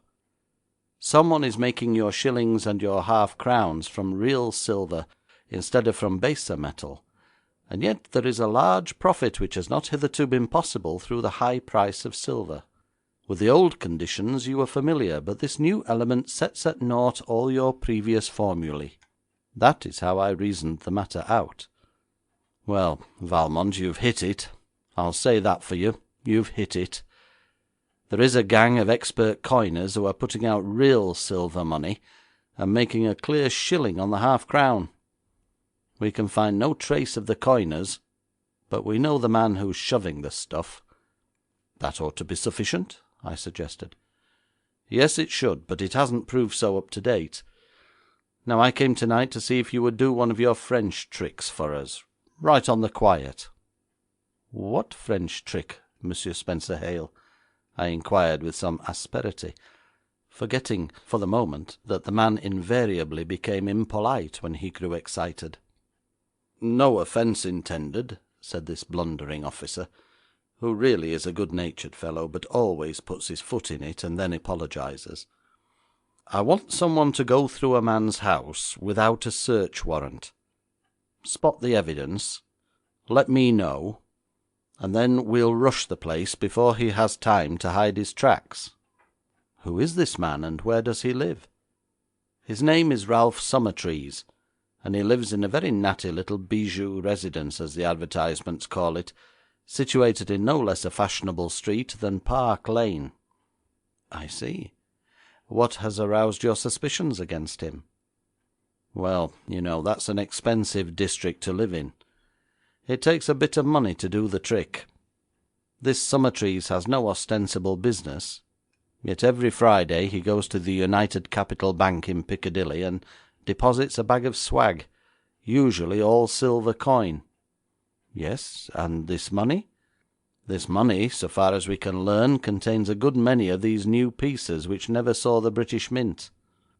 'It's not all the new coinage, then?' 'Oh, no. He's a bit too artful for that. You see, a man can go round London, his pockets filled with new coinage 5-shilling pieces, buy this, that, and the other, and come home with his change in legitimate coins of the realm, half-crowns, florins, shillings, sixpences, and all that.' 'I see. Then why don't you nab him one day when his pockets are stuffed with illegitimate 5-shilling pieces?' 'That could be done, of course, and I've thought of it, but you see we want to land the whole gang. Once we arrested him without knowing where the money came from, the real coiners would take flight.' 'How do you know he is not the real coiner himself?' Now, poor Hale is as easy to read as a book. He hesitated before answering this question, and looked confused as a culprit caught in some dishonest act. 'You need not be afraid to tell me,' I said soothingly, after a pause. 'You have had one of your men in Mr. Summertrees' house, and so learned that he is not the coiner, but your man has not succeeded in getting you evidence to incriminate other people.' 'You've about hit it again, Monsieur Valmont. One of my men has been Summertrees' butler for 2 weeks, but, as you say, he's found no evidence.' 'Is he still butler?' 'Yes.' 'Now, tell me how far you have got. You know that Summertrees deposits a bag of coin every Friday in the Piccadilly Bank, and I suppose the bank has allowed you to examine 1 or 2 of the bags.' 'Yes, sir, they have. But you see, banks are very difficult to treat with.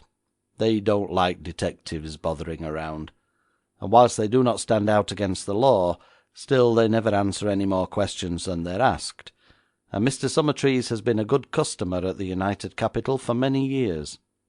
'Haven't you found out where the money comes from?' 'Yes, we have. It's brought there night after night by a man who looks like a respectable city clerk, and he puts it into a large safe of which he holds the key, this safe being on the ground floor in the dining room.' 'Haven't you followed the clerk?' 'Yes. He sleeps in the Park Lane house every night, and goes up in the morning to an old curiosity shop in Tottenham Court Road, where he stays all day, returning with his bag of money in the evening.' 'Why don't you arrest and question him?' 'Well, Monsieur Valmont, there is just the same objection to his arrest as to that of Summertrees himself. We could easily arrest both, but we have not the slightest evidence against either of them. And then, although we put the go-betweens in clink, the worst criminals of the lot would escape.' 'Nothing suspicious about the old curiosity shop?' 'No, it appears to be perfectly regular.' 'This game has been going on under your noses for how long?' 'For about 6 weeks.' 'Is Summertrees a married man?' 'No.' 'Are there any women servants in the house?' 'No, except that 3 charwomen come in every morning to do up the rooms.' 'Of what is his household comprised?'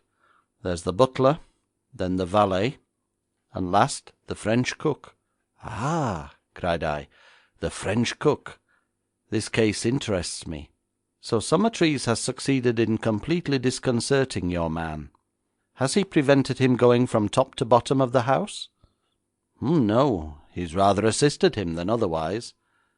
On one occasion he went to the safe, took out the money, had Podgers, that's my chap's name, help him count it, and then actually sent Podgers to the bank with the bag of coin.'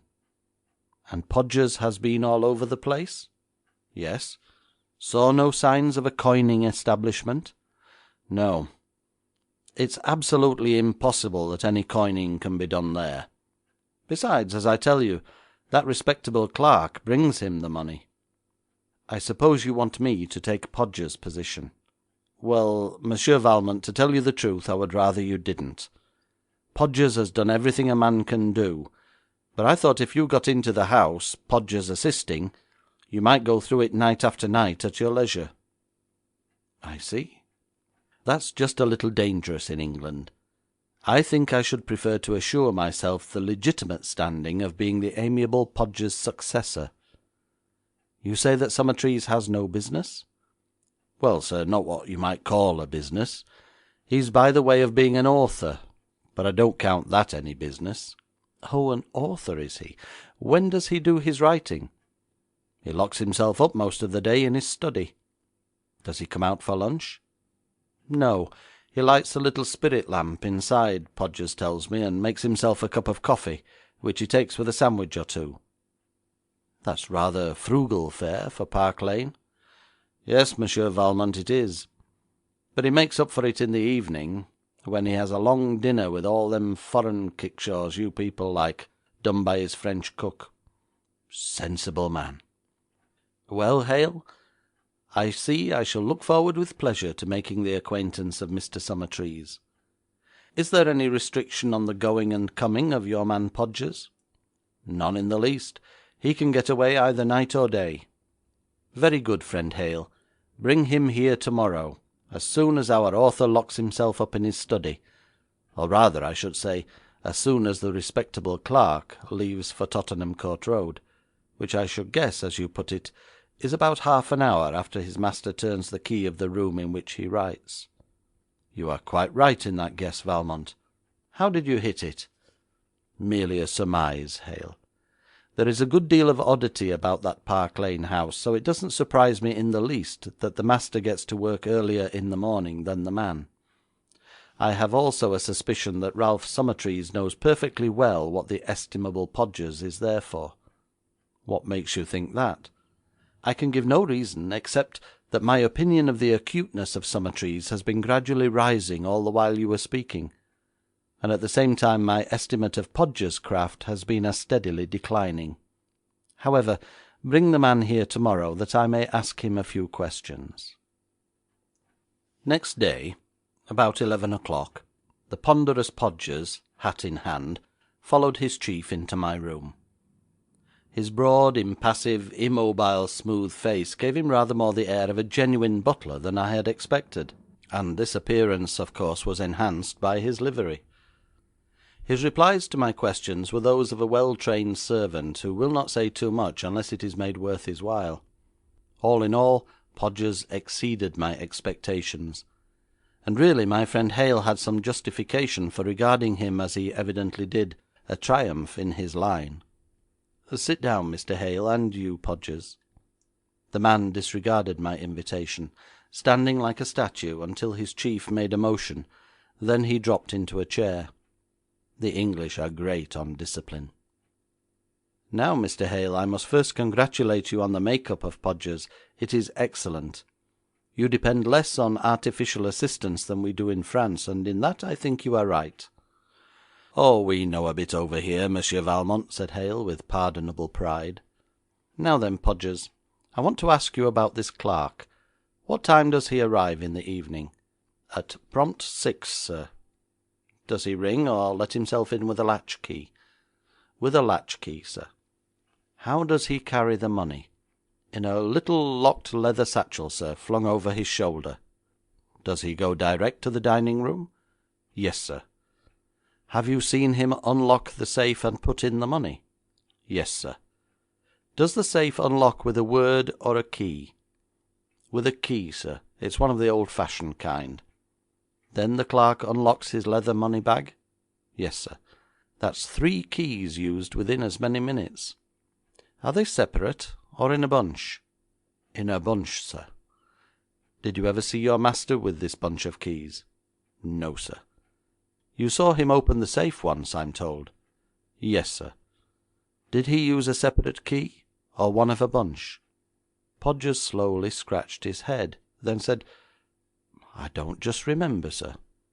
Ah, Podgers, you are neglecting the big things in that house. Sure you can't remember?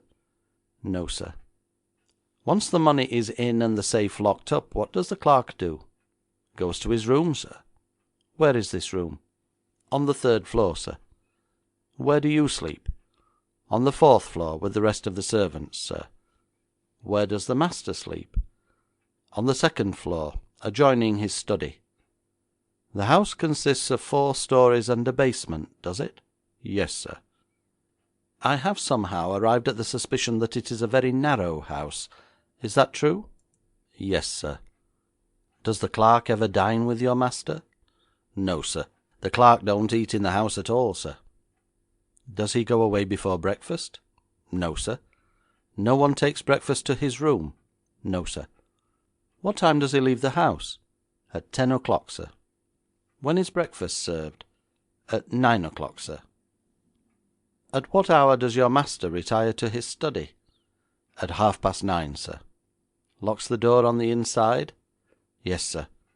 Never rings for anything during the day? Not that I know of, sir. What sort of a man is he? Here Podgers was on familiar ground, and he rattled off a description minute in every particular. What I meant was, Podgers, is he silent or talkative, or does he get angry? Does he seem furtive, suspicious, anxious, terrorized, calm, excitable, or what?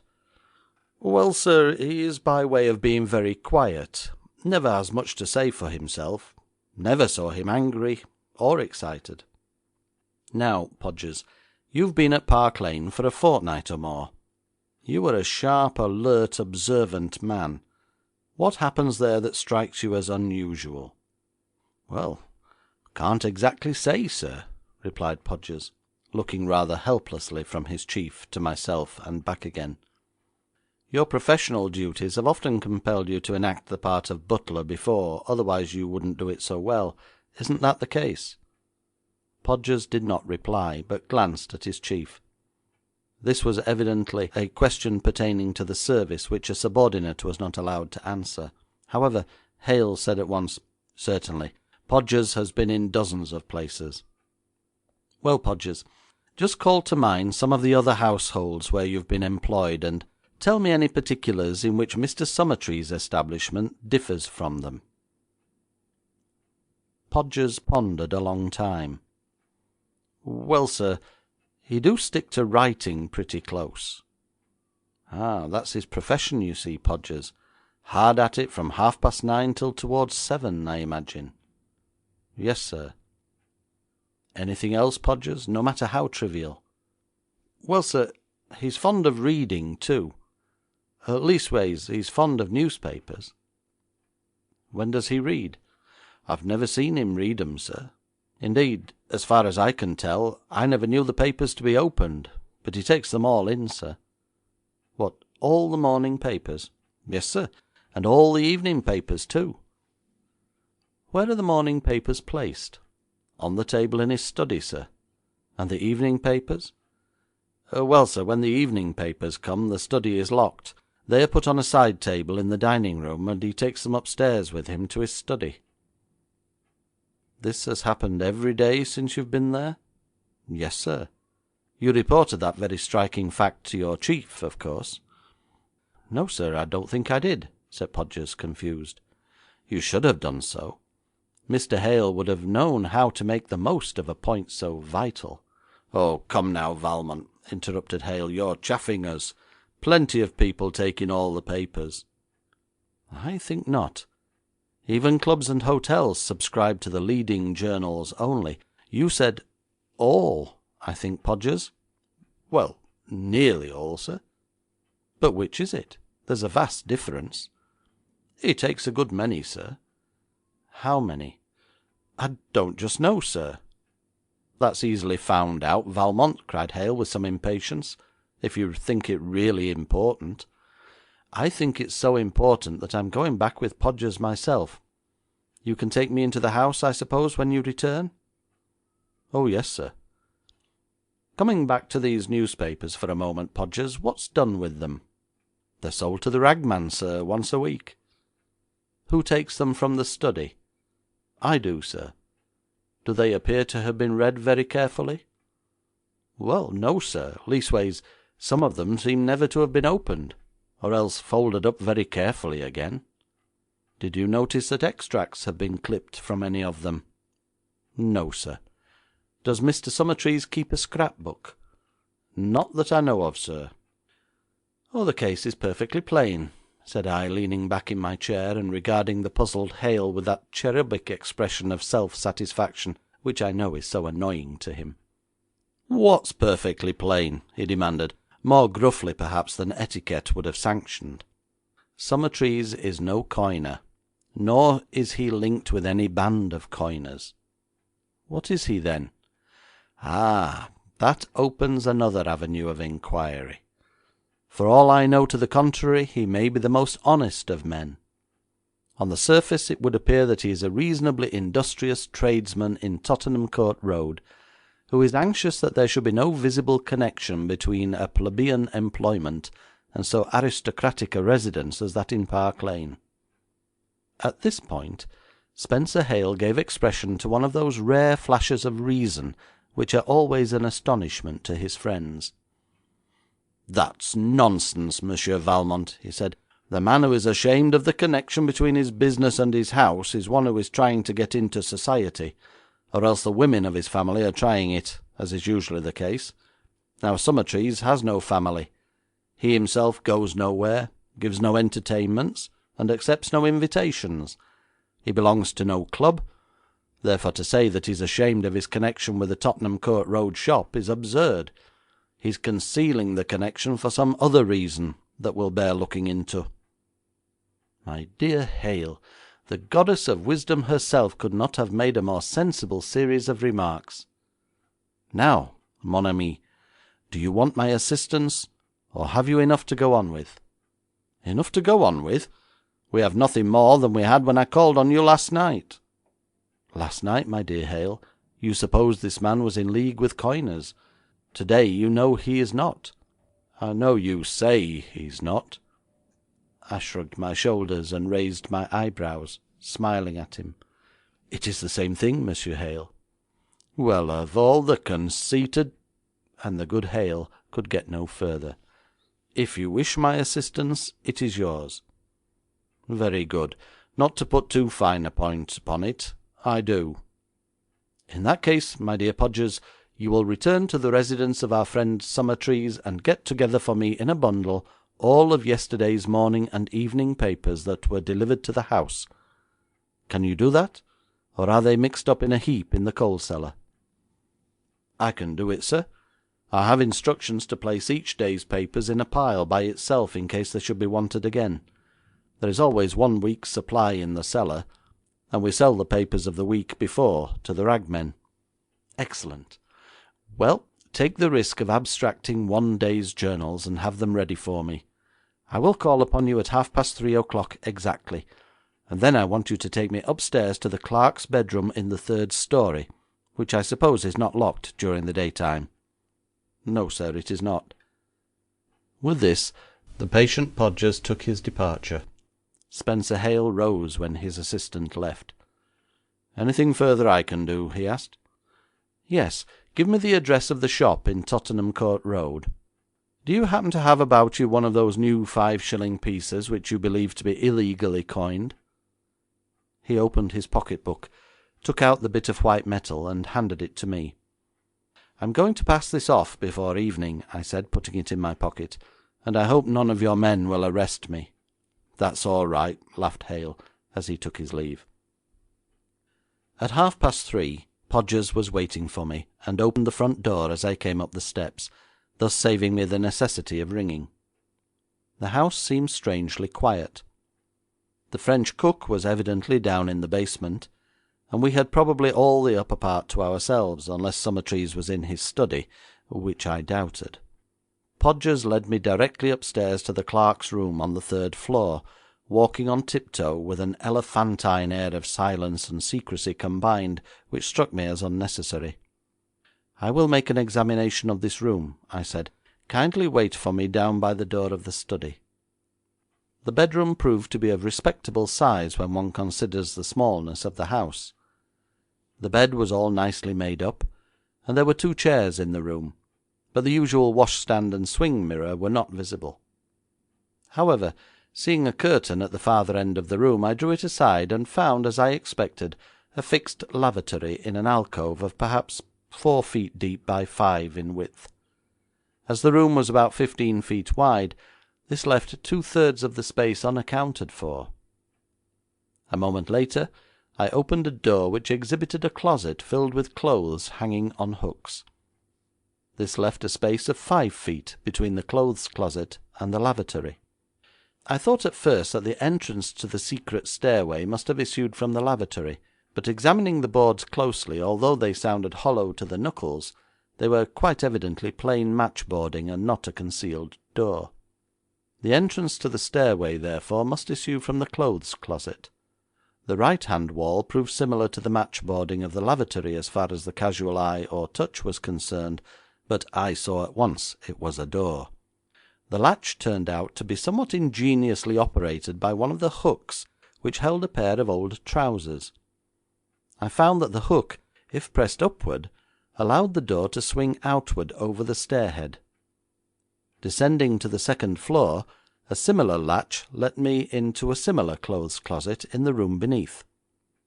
The 2 rooms were identical in size, one directly above the other, the only difference being that the lower room door gave into the study instead of into the hall, as was the case with the upper chamber. The study was extremely neat, either not much used or the abode of a very methodical man. There was nothing on the table except a pile of that morning's papers. I walked to the farther end, turned the key in the lock, and came out upon the astonished Podgers. "Well, I'm blowed!" exclaimed he. "Quite so," I rejoined. "You've been tiptoeing past an empty room for the last 2 weeks. Now, if you'll come with me, Podgers, I'll show you how the trick is done." When he entered the study, I locked the door once more, and led the assumed butler, still tiptoeing through force of habit, up the stair into the top bedroom, and so out again, leaving everything exactly as we found it. We went down the main stair to the front hall, and there Podgers had my parcel of papers all neatly wrapped up. This bundle I carried to my flat, gave one of my assistants some instructions, and left him at work on the papers.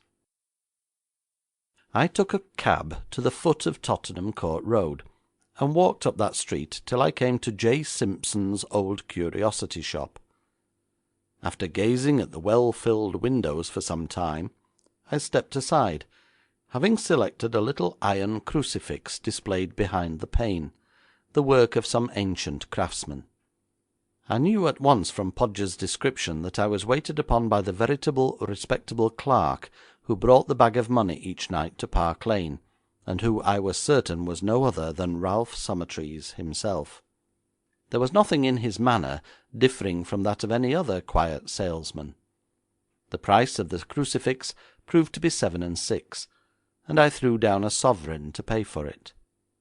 "Do you mind the change being all in silver, sir?" he asked, and I answered without any eagerness, although the question aroused a suspicion that had begun to be allayed, "Not in the least." He gave me a half-crown, 3 2-shilling pieces, and 4 separate shillings, all the coins being well-worn silver of the realm, the undoubted inartistic product of the reputable British Mint. This seemed to dispose of the theory that he was palming off illegitimate money. He asked me if I were interested in any particular branch of antiquity, and I replied that my curiosity was merely general, and exceedingly amateurish, whereupon he invited me to look around. This I proceeded to do, while he resumed the addressing and stamping of some wrapped-up pamphlets which I surmised to be copies of his catalogue. He made no attempt either to watch me or to press his wares upon me. I selected at random a little inkstand, and asked its price. It was 2 shillings, he said. whereupon I produced my fraudulent 5-shilling piece. He took it, gave me the change without comment, and the last doubt about his connection with coiners flickered from my mind. At this moment a young man came in, who I saw at once was not a customer. He walked briskly to the farther end of the shop and disappeared behind a partition which had one pane of glass in it that gave an outlook toward the front door. "Excuse me a moment," said the shopkeeper, and he followed the young man into the private office. As I examined the curious, heterogeneous collection of things for sale, I heard the clink of coins being poured out on the lid of a desk or an uncovered table, and the murmur of voices floated out to me. I was now near the entrance of the shop, and by a sleight-of-hand trick keeping the corner of my eye on the glass pane of the private office, I removed the key of the front door without a sound, and took an impression of it in wax, returning the key to its place unobserved. At this moment another young man came in and walked straight past me into the private office. I heard him say, "Oh, I beg pardon, Mr. Simpson. How are you, Rogers?" "Hello, Macpherson," saluted Rogers, who then came out, bidding good night to Mr. Simpson, and departed whistling down the street, but not before he had repeated his phrase to another young man entering, to whom he gave the name of Tyrrell. I noted these 3 names in my mind. 2 others came in together, but I was compelled to content myself with memorizing their features, for I did not learn their names. These men were evidently collectors, for I heard the rattle of money in every case. Yet here was a small shop doing apparently very little business, for I had been within it for more than half an hour, and yet remained the only customer. If credit were given, 1 collector would certainly have been sufficient, yet 5 had come in, and had poured their contributions into the pile Summertrees was to take home with him that night. I determined to secure one of the pamphlets which the man had been addressing. They were piled on a shelf behind the counter, but I had no difficulty in reaching across and taking the one on top, which I slipped into my pocket. When the 5th young man went down the street, Summertrees himself emerged, and this time he carried in his hand the well-filled, locked leather satchel, with the straps dangling. It was now approaching 5:30, and I saw he was eager to close up and get away. "Anything else you fancy, sir?" he asked me. "No, or rather yes and no. You have a very interesting collection here, but it's getting so dark I can hardly see. I close at 5:30, sir." "Ah, in that case," I said, consulting my watch, "I shall be pleased to call some other time." "Thank you, sir," replied Summertrees quietly, and with that I took my leave. From the corner of an alley on the other side of the street I saw him put up the shutters with his own hands. Then he emerged with overcoat on and the money satchel slung across his shoulder. He locked the door, tested it with his knuckles, and walked down the street carrying under one arm the pamphlets he had been addressing. I followed him some distance, saw him drop the pamphlets into the box at the first post office he passed, and walk rapidly towards his house in Park Lane. When I returned to my flat and called in my assistant, he said, "After putting to one side the regular advertisements of pills, soap, and what not, here is the only one common to all the newspapers, morning and evening alike.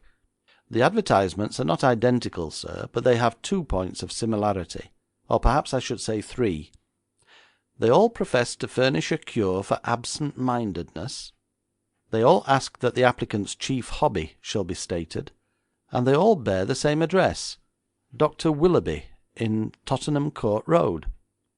"Thank you," said I, as he placed the scissored advertisements before me. I read several of the announcements. They were all small, and perhaps that is why I had never noticed one of them in the newspapers, for certainly they were odd enough. Some asked for lists of absent-minded men, with the hobbies of each, and for these lists prizes of from 1 shilling to 6 were offered. In other clippings Dr. Willoughby professed to be able to cure absent-mindedness. There were no fees and no treatment, but a pamphlet would be sent, which, if it did not benefit the receiver, could do no harm. The doctor was unable to meet patients personally, nor could he enter into correspondence with them. The address was the same as that of the old curiosity shop in Tottenham Court Road. At this juncture I pulled the pamphlet from my pocket and saw it was entitled Christian Science and Absent-Mindedness by Dr. Stamford Willoughby, and at the end of the article was the statement contained in the advertisements that Dr. Willoughby would neither see patients nor hold any correspondence with them. I drew a sheet of paper towards me, wrote to Dr. Willoughby alleging that I was a very absent-minded man and would be glad of his pamphlet, adding that my special hobby was the collecting of first editions. I then signed myself Allport Webster, Imperial Flats, London, W. I may here explain that it is often necessary for me to see people under some other name than the well-known appellation of Eugene Valmont. There are 2 doors to my flat, and on one of these is painted Eugene Valmont. On the other there is a receptacle in which can be slipped a sliding panel bearing any nom de guerre I choose. The same device is arranged on the ground floor, where the names of all the occupants of the building appear on the right-hand wall. I sealed, addressed, and stamped my letter, then told my man to put out the name of Allport Webster, and if I did not happen to be in when anyone called upon that mythical person, he was to make an appointment for me. It was nearly 6 o'clock next afternoon when the card of Angus Macpherson was brought in to Mr. Allport Webster. I recognised the young man at once as the second who had entered the little shop carrying his tribute to Mr. Simpson the day before.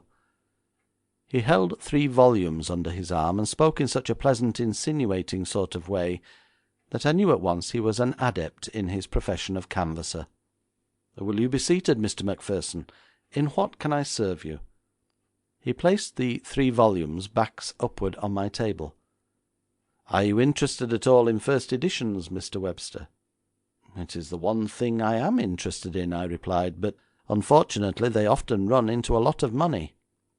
"That is true," said Macpherson sympathetically, "and I have here 3 books, one of which is an exemplification of what you say.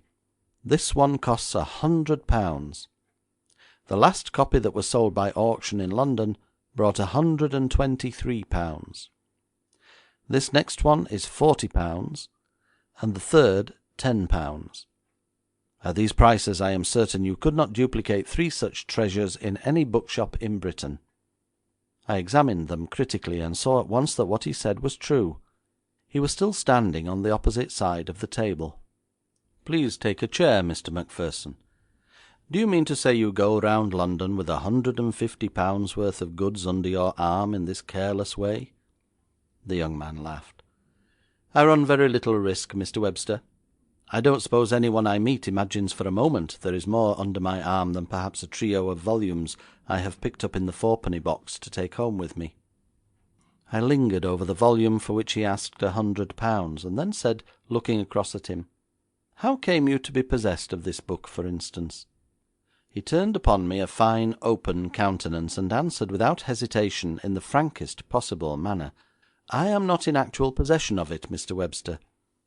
I am by way of being a connoisseur in rare and valuable books myself, although, of course, I have little money with which to indulge in the collection of them. I am acquainted, however, with the lovers of desirable books in different quarters of London. These 3 volumes, for instance, are from the library of a private gentleman in the West End. I have sold many books to him, and he knows I am trustworthy. He wishes to dispose of them at something under their real value, and has kindly allowed me to conduct the negotiation. I make it my business to find out those who are interested in rare books, and by such trading I add considerably to my income." "How, for instance, did you learn that I was a bibliophile?" Mr. Macpherson laughed genially. "Well, Mr. Webster, I must confess that I chanced it. I do that very often. I take a flat like this and send in my card to the name on the door. If I am invited in, I ask the occupant the question I asked you just now.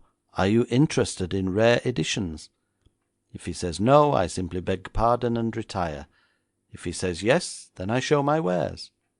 "I see," said I, nodding. What a glib young liar he was, with that innocent face of his, and yet my next question brought forth the truth. As this is the first time you have called upon me, Mr. Macpherson, you have no objection to my making some further inquiry, I suppose? Would you mind telling me the name of the owner of these books in the West End? His name is Mr. Ralph Summertrees, of Park Lane. Of Park Lane? Ah, indeed. I shall be glad to leave the books with you, Mr. Webster, and if you care to make an appointment with Mr. Summertrees, I am sure he will not object to say a word in my favour. Oh, I do not in the least doubt it, and should not think of troubling the gentleman. I was going to tell you, went on the young man, that I have a friend, a capitalist, who in a way is my supporter, for as I said, I have little money of my own. I find it is often inconvenient for people to pay down any considerable sum. When, however, I strike a bargain, my capitalist buys the book, and I make an arrangement with my customer to pay a certain amount each week, and so even a large purchase is not felt, as I make the instalments small enough to suit my client. You are employed during the day, I take it? Yes, I am a clerk in the city. Again we were in the blissful realms of fiction. Suppose I take this book at £10. What instalment should I have to pay each week? Oh, what you like, sir. Would 5 shillings be too much? I think not. Very well, sir. If you pay me 5 shillings now, I will leave the book with you, and shall have pleasure in calling this day week for the next instalment.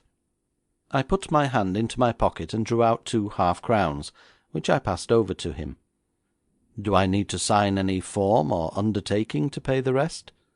The young man laughed cordially. Oh, no, sir, there is no formality necessary. You see, sir, this is largely a labour of love with me, although I don't deny I have my eye on the future.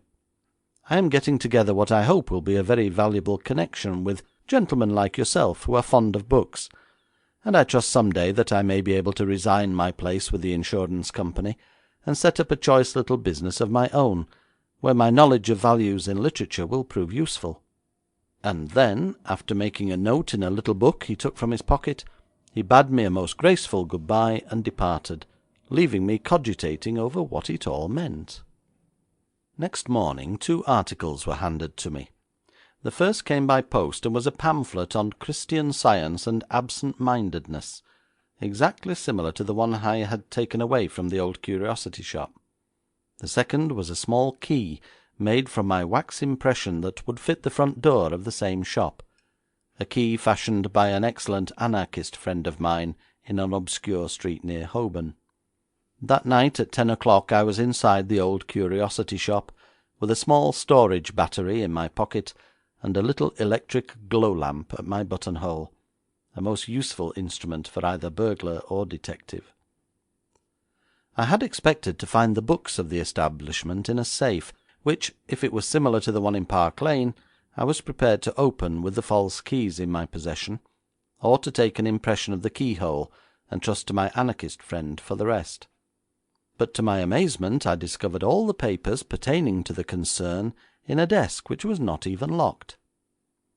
The books, 3 in number, were the ordinary day book, journal, and ledger referring to the shop, bookkeeping of the older fashion, but in a portfolio lay 6 foolscap sheets headed Mr. Rogers' list, Mr. Macpherson's, Mr. Tyrrell's, the names I had already learned, and 3 others. These lists contained in the first column names, in the second column addresses, in the third sums of money, and then in the small square places following were amounts ranging from 2 and 6pence to £1. At the bottom of Mr. Macpherson's list was the name Allport Webster, Imperial Flats, L10. Then, in the small square place, 5 shillings. These 6 sheets, each headed by a canvasser's name, were evidently the record of current collections, and the innocence of the whole thing was so apparent that if it were not for my fixed rule never to believe that I am at the bottom of any case until I have come on something suspicious, I would have gone out empty-handed as I came in. The 6 sheets were loose in a thin portfolio, but standing on a shelf above the desk were a number of fat volumes, one of which I took down, and saw that it contained similar lists running back several years. I noticed on Mr. Macpherson's current list the name of Lord Semptam, an eccentric old nobleman whom I knew slightly. Then, turning to the list immediately before the current one, the name was still there. I traced it back through list after list until I found the first entry, which was no less than 3 years previous, and there Lord Semptam was down for a piece of furniture costing £50, and on that account he had paid £1 a week for more than 3 years, totalling £170 at the least. And instantly the glorious simplicity of the scheme dawned upon me, and I became so interested in the swindle that I lit the gas, fearing my little lamp would be exhausted before my investigation ended, for it promised to be a long one. In several instances the intended victim proved shrewder than O. Simpson had counted upon, and the word "settled" had been written on the line carrying the name when the exact number of instalments was paid. But as these shrewd persons dropped out, others took their places, and Simpson's dependence on their absent-mindedness seemed to be justified in 9 cases out of 10. His collectors were collecting long after the debt had been paid. In Lord Semptam's case the payment had evidently become chronic, and the old man was giving away his £1 a week to the suave Macpherson 2 years after his debt had been liquidated. From the big volume I detached the loose leaf dated 1893, which recorded Lord Semptam's purchase of a carved table for £50, and on which he had been paying £1 a week from that time to the date of which I am writing, which was November 1896. This single document, taken from the file of 3 years previous, was not likely to be missed, as would have been the case if I had selected a current sheet. I nevertheless made a copy of the names and addresses of Macpherson's present clients. Then, carefully placing everything exactly as I had found it, I extinguished the gas, and went out of the shop, locking the door behind me. With the 1893 sheet in my pocket, I resolved to prepare a pleasant little surprise for my suave friend Macpherson, when he called to get his next instalment of 5 shillings. Late as was the hour when I reached Trafalgar Square, I could not deprive myself of the felicity of calling on Mr. Spencer Hale, who I knew was then on duty. He never appeared at his best during office hours, because officialism stiffened his stalwart frame. Mentally he was impressed with the importance of his position, and added to this he was not then allowed to smoke his big black pipe and terrible tobacco. He received me with the curtness I had been taught to expect when I inflicted myself upon him at his office. He greeted me abruptly with, "I say, Valmont, how long do you expect to be on this job?" "What job?" I asked mildly. "Oh, you know what I mean, the Summertrees affair." "Oh, that!" I exclaimed with surprise. "The Summertrees case is already completed, of course. If I had known you were in a hurry, I should have finished up everything yesterday, but as you and Podgers, and I don't know how many more, have been at it 16 or 17 days, if not longer, I thought I might venture to take as many hours, as I am working entirely alone. You said nothing about haste, you know." "Oh, come now, Valmont, that's a bit thick. Do you mean to say you have already got evidence against the man?" "Evidence absolute and complete." "Then who are the coiners?" "My most estimable friend, how often have I told you not to jump at conclusions? I informed you when you first spoke to me about the matter that Summertrees was neither a coiner nor a confederate of coiners. I secured evidence sufficient to convict him of quite another offence, which is probably unique in the annals of crime. I have penetrated the mystery of the shop, and discovered the reason for all those suspicious actions which quite properly set you on his trail. Now I wish you to come to my flat next Wednesday night at 5:45, prepared to make an arrest." "I must know who I am to arrest, and on what counts."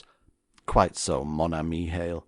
I did not say you were to make an arrest, but merely warned you to be prepared. If you have time now to listen to the disclosures, I am quite at your service. I promise you there are some original features in the case. If, however, the present moment is inopportune, drop in on me at your convenience, previously telephoning so that you may know whether I am there or not, and thus your valuable time will not be expended purposelessly." With this I presented to him my most courteous bow, and although his mystified expression hinted a suspicion that he thought I was chaffing him, as he would call it, official dignity dissolved somewhat, and he intimated his desire to hear all about it then and there. I had succeeded in arousing my friend Hale's curiosity. He listened to the evidence with perplexed brow, and at last ejaculated he would be blessed. "This young man," I said in conclusion, "will call upon me at 6 on Wednesday afternoon, to receive his second 5 shillings. I propose that you, in your uniform, shall be seated there with me to receive him, and I am anxious to study Mr. Macpherson's countenance when he realises he has walked in to confront a policeman. If you will then allow me to cross-examine him for a few moments, not after the manner of Scotland Yard, with a warning lest he incriminate himself, but in the free and easy fashion we adopt in Paris, I shall afterwards turn the case over to you to be dealt with at your discretion." "You have a wonderful flow of language, Monsieur Valmont," was the officer's tribute to me. "I shall be on hand at 5:45 on Wednesday." "Meanwhile," said I, "kindly say nothing of this to anyone. We must arrange a complete surprise for Macpherson. That is essential. Please make no move in the matter at all until Wednesday night." Spencer Hale, much impressed, nodded acquiescence, and I took a polite leave of him. The question of lighting is an important one in a room such as mine, and electricity offers a good deal of scope to the ingenious. Of this fact I have taken full advantage. I can manipulate the lighting of my room so that any particular spot is bathed in brilliancy, while the rest of the space remains in comparative gloom, and I arranged the lamps so that the full force of their rays impinged against the door that Wednesday evening, while I sat on one side of the table in semi-darkness, and Hale sat on the other, with a light beating down on him from above which gave him the odd sculptured look of a living statue of justice, stern and triumphant. Anyone entering the room would first be dazzled by the light, and next would see the gigantic form of Hale in the full uniform of his order. When Angus Macpherson was shown into this room he was quite visibly taken aback, and paused abruptly on the threshold, his gaze riveted on the huge policeman. I think his first purpose was to turn and run, but the door closed behind him, and he doubtless heard, as we all did, the sound of the bolt being thrust in its place, thus locking him in. I beg your pardon," he stammered. "I expected to meet Mr. Webster." As he said this, I pressed the button under my table, and was instantly enshrouded with light. A sickly smile overspread the countenance of Macpherson as he caught sight of me, and he made a very creditable attempt to carry off the situation with nonchalance. "Oh, there you are, Mr. Webster. I did not notice you at first." It was a tense moment. I spoke slowly and impressively. "Sir, perhaps you are not unacquainted with the name of Eugene Valmont?" He replied brazenly, "I am sorry to say, sir, I had never heard of the gentleman before." At this came a most inopportune haw haw from that blockhead Spencer Hale, completely spoiling the dramatic situation I had elaborated with such thought and care. It is little wonder the English possess no drama, for they show scant appreciation of the sensational moments in life. "Haw, haw!" brayed Spencer Hale, and at once reduced the emotional atmosphere to a fog of commonplace. However, what is a man to do? He must handle the tools with which it pleases Providence to provide him. I ignored Hale's untimely laughter. "Sit down, sir," I said to Macpherson, and he obeyed. "You have called on Lord Semptam this week," I continued sternly. "Yes, sir." "And collected £1 from him?" "Yes, sir." "In October 1893 you sold Lord Semptam a carved antique table for £50? "Quite right, sir." "When you were here last week you gave me Ralph Summertrees as the name of a gentleman living in Park Lane. You knew at the time that this man was your employer?" Macpherson was now looking fixedly at me, and on this occasion made no reply. I went on calmly.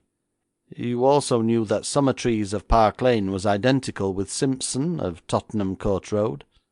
"Well, sir," said Macpherson, "I don't exactly see what you're driving at, but it's quite usual for a man to carry on a business under an assumed name. There's nothing illegal about that. We will come to the illegality in a moment, Mr. Macpherson. You and Rogers and Tyrrell and 3 others are confederates of this man Simpson? We are in his employ. Yes, sir, but no more confederates than clerks usually are. I think, Mr. Macpherson, I have said enough to show you that the game is what you call up. You are now in the presence of Mr. Spencer Hale from Scotland Yard, who is waiting to hear your confession. Here the stupid Hale broke in with his, "And remember, sir, that anything you say will—" "Excuse me, Mr. Hale," I interrupted hastily. "I shall turn over the case to you in a very few moments, but I ask you to remember our compact, and to leave it for the present entirely in my hands. Now, Mr. Macpherson, I want your confession, and I want it at once." "Confession? Confederates?" protested Macpherson, with admirably simulated surprise. "I must say you use extraordinary terms, Mr. What did you say the name was?" "Ho, ho, ho!" roared Hale. "His name is Monsieur Valmont." "I implore you, Mr. Hale, to leave this man to me for a very few moments. Now, Macpherson, what have you to say in your defence?" "Where nothing criminal has been alleged, Monsieur Valmont, I see no necessity for defence. If you wish me to admit that somehow you have acquired a number of details regarding our business, I am perfectly willing to do so, and to subscribe to their accuracy. If you will be good enough to let me know of what you complain, I shall endeavour to make the point clear to you if I can. There has evidently been some misapprehension, but for the life of me, without further explanation, I am as much in a fog as I was on my way coming here, for it is getting a little thick outside." Macpherson certainly was conducting himself with great discretion, and presented, quite unconsciously, a much more diplomatic figure than my friend Spencer Hale, sitting stiffly opposite me. His tone was one of mild expostulation, mitigated by the intimation that all misunderstanding speedily would be cleared away. To outward view he offered a perfect picture of innocence, neither protesting too much nor too little. I had, however, another surprise in store for him, a trump card, as it were, and I played it down on the table. "There!" I cried with vim. "Have you ever seen that sheet before?" He glanced at it without offering to take it in his hand. "Oh, yes," he said, "that's been abstracted from our file. It is what I call my visiting list." "Come, come, sir," I cried sternly. "You refuse to confess, but I warn you we know all about it. You never heard of Dr. Willoughby, I suppose?" "Yes, he's the author of the silly pamphlet on Christian Science." "You are in the right, Mr. Macpherson. On Christian Science and absent-mindedness." "Possibly. I haven't read it for a long while." "Have you ever met this learned doctor, Mr. Macpherson?" "Oh, yes. Dr. Willoughby is the pen name of Mr. Summertrees. He believes in Christian Science and that sort of thing, and writes about it." "Ah, really? We are getting your confession bit by bit, Mr. Macpherson. I think it would be better to be quite frank with us." "I was just going to make the same suggestion to you, Monsieur Valmont. If you will tell me in a few words exactly what is your charge against either Mr. Summertrees or myself, I will know then what to say." "We charge you, sir, with obtaining money under false pretences, which is a crime that has landed more than one distinguished financier in prison." Spencer Hale shook his fat forefinger at me and said, "Tut, tut, Valmont, we mustn't threaten, you know." But I went on without heeding him. "Take, for instance, Lord Semptam. You sold him a table for £50 on the instalment plan. He was to pay £1 a week, and in less than a year the debt was liquidated. But he's an absent-minded man, as all your clients are. That is why you came to me. I had answered the bogus Willoughby's advertisement, and so you kept on collecting and collecting for something more than 3 years. Now do you understand the charge?" Mr. Macpherson's head during this accusation was held slightly inclined to one side. At first his face was clouded by the most clever imitation of anxious concentration of mind I had ever seen, and this was gradually cleared away by the dawn of awakening perception. When I had finished, an ingratiating smile hovered about his lips. "Really, you know," he said, "that is rather a capital scheme. The Absent-Minded League, as one might call them. Most ingenious. Summertrees, if he had any sense of humour, which he hasn't, would be rather taken by the idea that his innocent fad for Christian Science had led him to be suspected of obtaining money under false pretences. But really, there are no pretensions about the matter at all. As I understand it, I simply call and receive the money through the forgetfulness of the persons on my list. But where I think you would have both Summertrees and myself, if there was anything in your audacious theory, would be an indictment for conspiracy. Still, I quite see how the mistake arises. You have jumped to the conclusion that we sold nothing to Lord Semptam except that carved table 3 years ago. I have pleasure in pointing out to you that his lordship is a frequent customer of ours, and has had many things from us at one time or another. Sometimes he is in our debt, sometimes we are in his. We keep a sort of running contract with him by which he pays us £1 a week. He and several other customers deal on the same plan, and in return for an income that we can count upon, they get the first offer of anything in which they are supposed to be interested. As I have told you, we call these sheets in the office our visiting lists, but to make the visiting lists complete, you need what we term our encyclopaedia. We call it that because it is in so many volumes, a volume for each year, running back I don't know how long. You will notice little figures here from time to time above the amount stated on this visiting list. These figures refer to the page of the encyclopaedia for the current year, and on that page is noted the new sale, and the amount of it, as might be set down, say, in a ledger. That is a very entertaining explanation, Mr. Macpherson.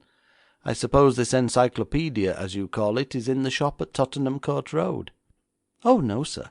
Each volume of the encyclopaedia is self-locking. These books contain the real secret of our business, and they are kept in the safe at Mr. Summertree's house in Park Lane. Take Lord Semptam's account, for instance. You will find in faint figures under a certain date 102. If you turn to page 102 of the encyclopaedia for that year, you will then see a list of what Lord Semptam has bought, and the prices he was charged for them. It is really a very simple matter.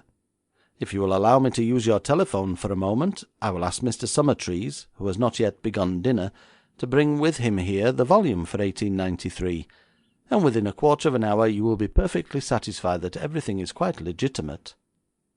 I confess that the young man's naturalness and confidence staggered me, the more so as I saw by the sarcastic smile on Hale's lips that he did not believe a single word spoken. A portable telephone stood on the table, and as Macpherson finished his explanation, he reached over and drew it towards him. Then Spencer Hale interfered. "Excuse me," he said.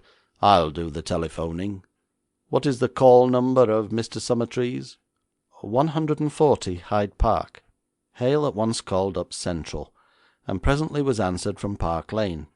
We heard him say, "Is this the residence of Mr. Summertrees? Oh, is that you, Podgers? Is Mr. Summertrees in? Very well. This is Hale. I'm in Valmont's flat.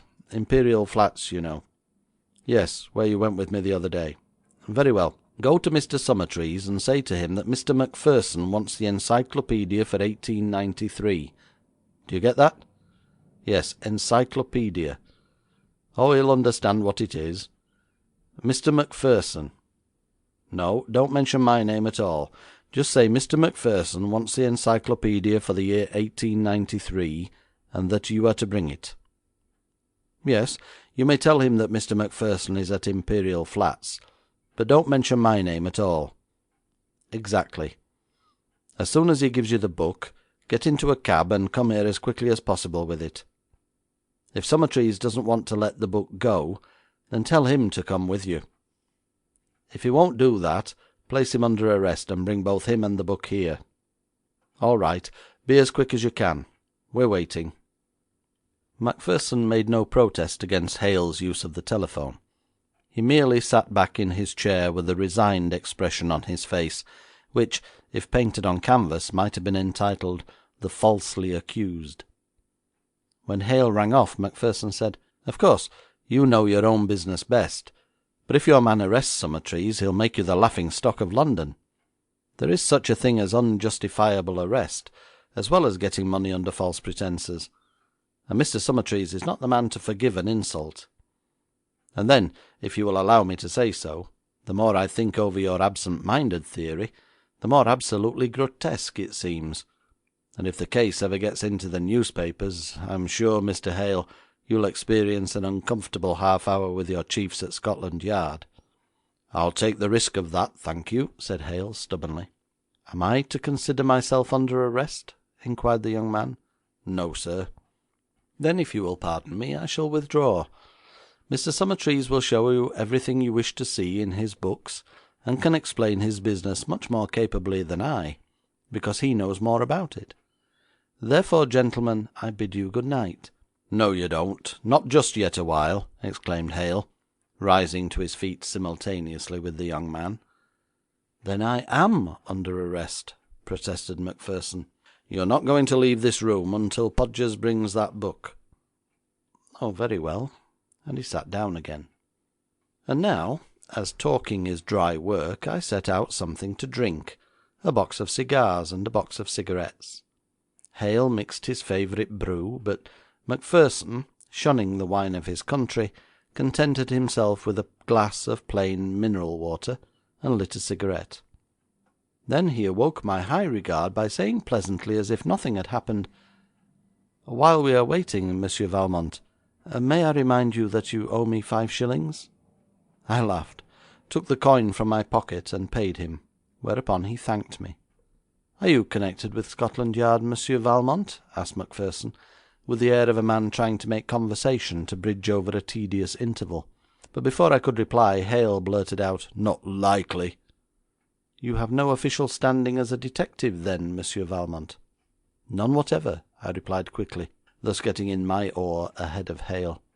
"This is a loss to our country," pursued this admirable young man with evident sincerity. I began to see I could make a good deal of so clever a fellow if he came under my tuition. "The blunders of our police," he went on, "are something deplorable. If they would but take lessons in strategy, say, from France, their unpleasant duties would be so much more acceptably performed, with much less discomfort to their victims." "France!" snorted Hale in derision. "Why, they call a man guilty there until he's proven innocent." "Yes, Mr. Hale, and the same seems to be the case in Imperial Flats. You have quite made up your mind that Mr. Summertrees is guilty, and will not be content until he proves his innocence. I venture to predict that you will hear from him before long in a manner that may astonish you." Hale grunted and looked at his watch. The minutes passed very slowly as we sat there smoking, and at last even I began to get uneasy. Macpherson, seeing our anxiety, said that when he came in the fog was almost as thick as it had been the week before, and that there might be some difficulty in getting a cab. Just as he was speaking, the door was unlocked from the outside, and Podgers entered bearing a thick volume in his hand. This he gave to his superior, who turned over its pages in amazement, and then looked at the back, crying, "Encyclopaedia of Sport, 1893. What sort of a joke is this, Mr. Macpherson?" There was a pained look on Mr. Macpherson's face as he reached forward and took the book. He said with a sigh, "If you had allowed me to telephone, Mr. Hale, I should have made it perfectly plain to Summertrees what was wanted. I might have known this mistake was liable to occur. There is an increasing demand for out-of-date books of sport, and no doubt Mr. Summertrees thought this was what I meant. There is nothing for it but to send your man back to Park Lane, and tell Mr. Summertrees that what we want is the locked volume of accounts for 1893, which we call the Encyclopaedia. Allow me to write an order that will bring it. Oh, I'll show you what I've written before your man takes it," he said, as Hale stood ready to look over his shoulder. On my note paper he dashed off a request such as he had outlined, and handed it to Hale, who read it and gave it to Podgers. "Take that to Summertrees, and get back as quickly as possible. Have you a cab at the door?" "Yes, sir."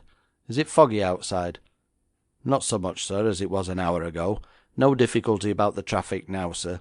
"Very well, get back as soon as you can." Podgers saluted, and left with the book under his arm. Again the door was locked, and again we sat smoking in silence until the stillness was broken by the tinkle of the telephone. Hale put the receiver to his ear. "Yes, this is Imperial Flats." "Yes, Valmont." "Oh, yes, Macpherson is here." "What? Out of what? Can't hear you. Out of print? What, the encyclopedia's out of print? Who is that speaking?" "Dr. Willoughby."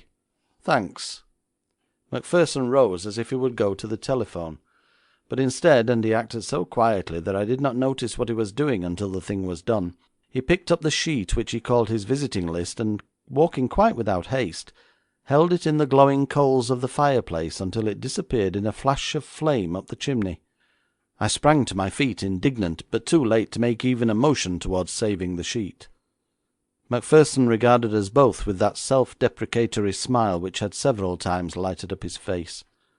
"How dared you burn that sheet?" I demanded. "Because, Monsieur Valmont, it did not belong to you. Because you do not belong to Scotland Yard. Because you stole it. Because you had no right to it. And because you have no official standing in this country.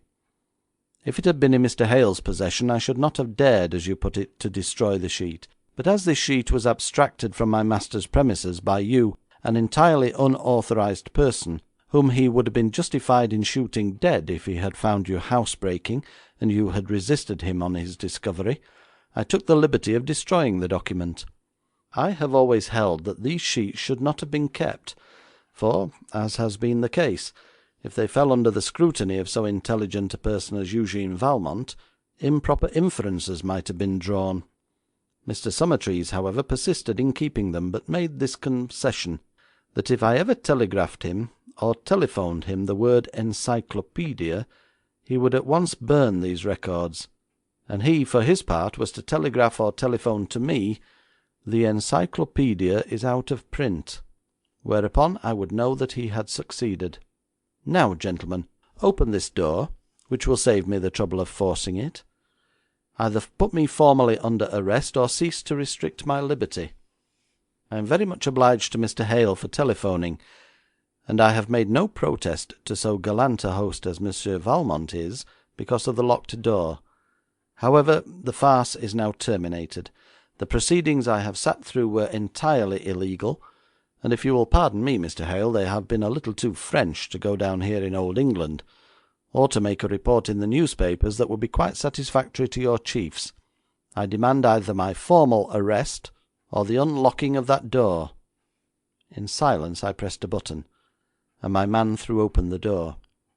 Macpherson walked to the threshold, paused, and looked back at Spencer Hale, who sat there silent as a sphinx.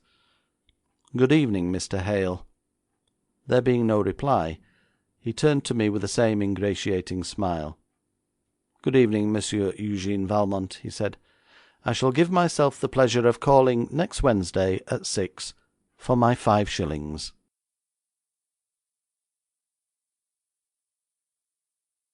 Chapter 6. The Ghost with the Club Foot. Celebrated critics have written with scorn of what they call the long arm of coincidence in fiction. Coincidence is supposed to be the device of a novelist who does not possess ingenuity enough to construct a book without it. In France, our incomparable writers pay no attention to this, because they are gifted with a keener insight into real life than is the case with the British.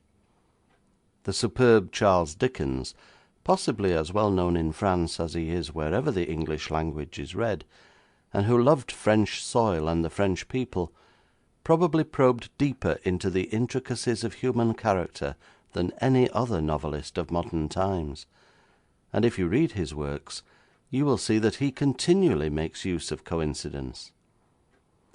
The experience that has come to me throughout my own strange and varied career convinces me that coincidence happens in real life with exceeding frequency, and this fact is especially borne in upon me when I set out to relate my conflict with the Rantremly ghost, which wrought startling changes upon the lives of two people, one an objectionable, domineering man, and the other a humble and crushed woman. Of course, there was a third person, and the consequences that came to him were the most striking of all, as you will learn if you do me the honour to read this account of the episode. So far as coincidence is concerned, there was first the arrival of the newspaper clipping, then the coming of Sophia Brooks, and when that much injured woman left my flat, I wrote down this sentence on a sheet of paper: "Before the week is out, I predict that Lord Rantremly himself will call to see me." Next day, my servant brought in the card of Lord Rantremly. I must begin with the visit of Sophia Brooks, for though that comes second, yet I had paid no attention in particular to the newspaper clipping until the lady told her story.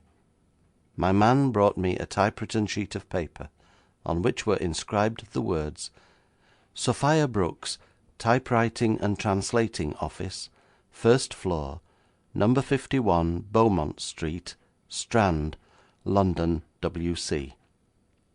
I said to my servant, "Tell the lady as kindly as possible that I have no typewriting work to give out, and that, in fact, I keep a stenographer and typewriting machine on the premises." A few moments later my man returned, and said the lady wished to see me not about typewriting, but regarding a case in which she hoped to interest me. I was still in some hesitation about admitting her, for my transactions had now risen to a higher plane than when I was new to London. My expenses were naturally very heavy, and it was not possible for me, in justice to myself, to waste time in commissions from the poor, which, even if they resulted successfully, meant little money added to my banking account, and often nothing at all because the client was unable to pay. As I remarked before, I possess a heart the most tender, and therefore must greatly to my grief steel myself against the enlisting of my sympathy, which, alas, has frequently led to my financial loss. Still, sometimes the apparently poor are involved in matters of extreme importance, and England is so eccentric a country that one may find himself at fault if he closes the door too harshly. Indeed, ever since my servant, in the utmost good faith, threw downstairs the persistent and tattered beggarman, who he learned later to his sorrow was actually his Grace the Duke of Ventnor, I have always cautioned my subordinates not to judge too hastily from appearances. "Show the lady in," I said, and there came to me, hesitating, backward, abashed, a middle-aged woman dressed with distressing plainness, when one thinks of the charming costumes to be seen on a Parisian boulevard. Her subdued manner was that of one to whom the world had been cruel. I rose, bowed profoundly, and placed a chair at her disposal, with the air I should have used if my caller had been a royal princess. I claim no credit for this. It is of my nature. There you behold Eugene Valmont. My visitor was a woman. Voila! "Madam," I said politely, "in what may I have the pleasure of serving you?" The poor woman seemed for the moment confused, and was, I feared, on the verge of tears, but at last she spoke, and said, "Perhaps you have read in the newspapers of the tragedy at Rantremly Castle?" "The name, madam, remains in my memory, associated elusively with some hint of seriousness. Will you pardon me a moment?" And a vague thought that I had seen the castle mentioned either in a newspaper or a clipping from one caused me to pick up the latest bunch which had come from my agent. I am imbued with no vanity at all. Still, it is amusing to note what the newspapers say of one, and therefore I have subscribed to a clipping agency. In fact, I indulge in 2 subscriptions, one personal, the other calling for any pronouncement pertaining to the differences between England and France, for it is my determination yet to write a book on the comparative characteristics of the two people. I hold a theory that the English people are utterly incomprehensible to the rest of humanity, and this will be duly set out in my forthcoming volume. I speedily found the clipping I was in search of. It proved to be a letter to the Times, and was headed proposed destruction of Rantremly Castle. The letter went on to say that this edifice was one of the most noted examples of Norman architecture in the north of England, that Charles II had hidden there for some days after his disastrous defeat at Worcester. Part of the castle had been battered down by Cromwell, and later it again proved the refuge of a Stuart, when the Pretender made it a temporary place of concealment. The new Lord Rantremly, it seemed, had determined to demolish this ancient stronghold, so interesting architecturally and historically, and to build with its stones a modern residence. Against this act of vandalism the writer strongly protested, and suggested that England should acquire the power which France constantly exerts in making an historical monument of an edifice so interwoven with the fortunes of the country. "Well, madam," I said, "all this extract alludes to is the coming demolition of Rantremly Castle. Is that the tragedy of which you speak?" "Oh no," she exclaimed, "I mean the death of the 11th Lord Rantremly about 6 weeks ago. For 10 years Lord Rantremly lived practically alone in the castle. Servants would not remain there because the place was haunted, and well it may be, for a terrible family the Rantremlys have been, and a cruel, as I shall be able to tell you. Up to a month and a half ago, Lord Rantremly was waited on by a butler older than himself, and, if possible, more wicked. One morning this old butler came up the stairs from the kitchen with Lord Rantremly's breakfast on a silver tray, as was his custom. His lordship always partook of breakfast in his own room. It is not known how the accident happened, as the old servant was going up the stairs instead of coming down, but the steps are very smooth and slippery and without a carpet. At any rate, he seems to have fallen from the top to the bottom, and lay there with a broken neck. Lord Rantremly, who was very deaf, seemingly did not hear the crash, and it is supposed that after ringing and ringing in vain, and doubtless working himself into a violent fit of temper, alas, too frequent an occurrence, the old nobleman got out of bed and walked barefooted down the stair, coming at last upon the body of his ancient servant. There the man who arrived every morning to light the fires found them, the servant dead, and Lord Rantremly helpless from an attack of paralysis. The physicians say that only his eyes seemed alive, and they were filled with a great fear, and indeed that is not to be wondered at after his wicked, wicked life. His right hand was but partially disabled, and with that he tried to scribble something which proved indecipherable. And so he died, and those who attended him at his last moments say that if ever a soul had a taste of future punishment before it left this earth, it was the soul of Lord Rantremly, as it shone through those terror-stricken eyes." Here the woman stopped, with a catch in her breath, as if the fear of that grim deathbed had communicated itself to her. I interjected calmness into an emotional situation by remarking, in a commonplace tone, "And it is the present Lord Rantremly who proposes to destroy the castle, I suppose?" "Yes." "Is he the son of the late lord?" "No, he is a distant relative. The branch of the family to which he belongs has been engaged in commerce, and I believe its members are very wealthy." "Well, madam, no doubt this is all extremely interesting and rather gruesome. In what way are you concerned in these occurrences?" 10 years ago I replied to an advertisement, there being required one who knew shorthand, who possessed a typewriting machine, and a knowledge of French, to act as secretary to a nobleman.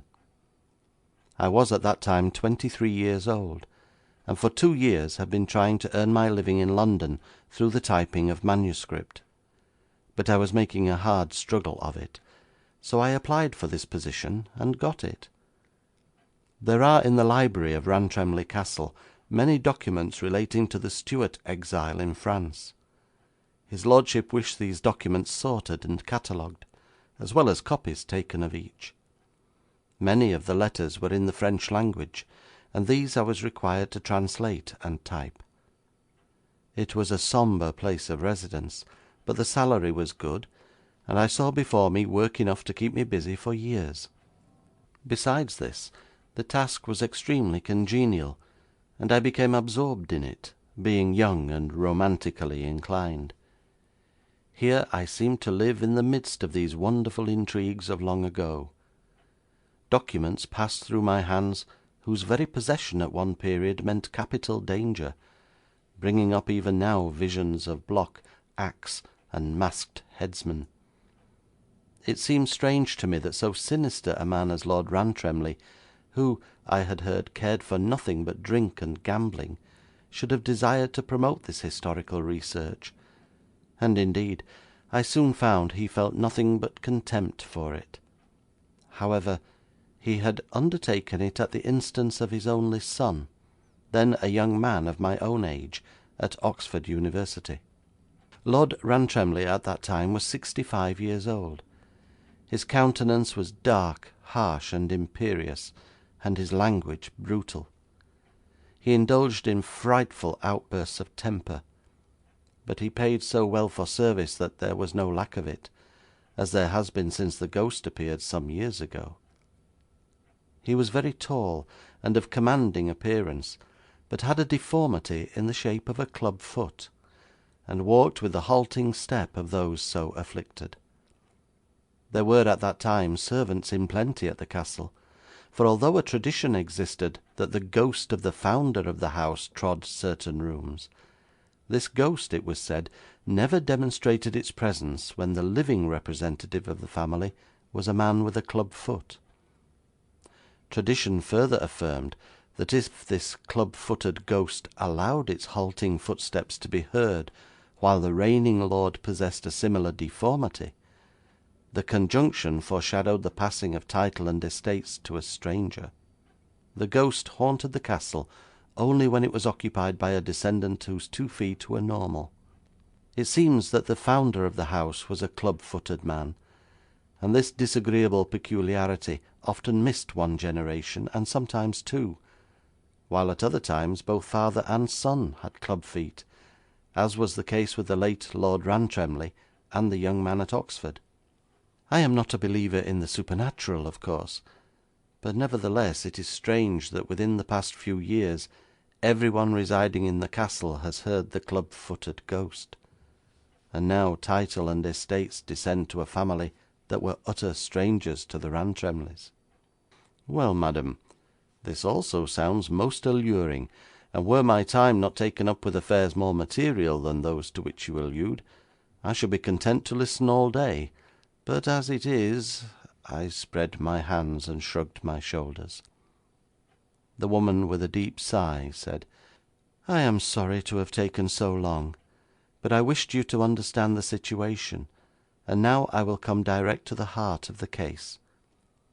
I worked alone in the library, as I told you, much interested in what I was doing. The chaplain, a great friend of Lord Rantremly's son, and indeed a former tutor of his, assisted me with the documents that were in Latin, and a friendship sprang up between us. He was an elderly man, and extremely unworldly.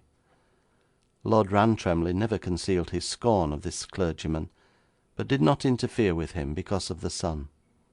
My work went on very pleasantly up to the time that Reginald, the heir of his lordship, came down from Oxford. Then began the happiest days of a life that has been otherwise full of hardships and distress. Reginald was as different as possible from his father. In one respect only did he bear any resemblance to that terrible old man, and this resemblance was the deformity of a club foot, a blemish which one soon forgot when one came to know the gentle and high-minded nature of the young man. As I have said, it was at his instance that Lord Rantremly had engaged me to set in order those historical papers. Reginald became enthusiastic at the progress I had made, and thus the young nobleman, the chaplain, and myself continued our work together with ever-increasing enthusiasm.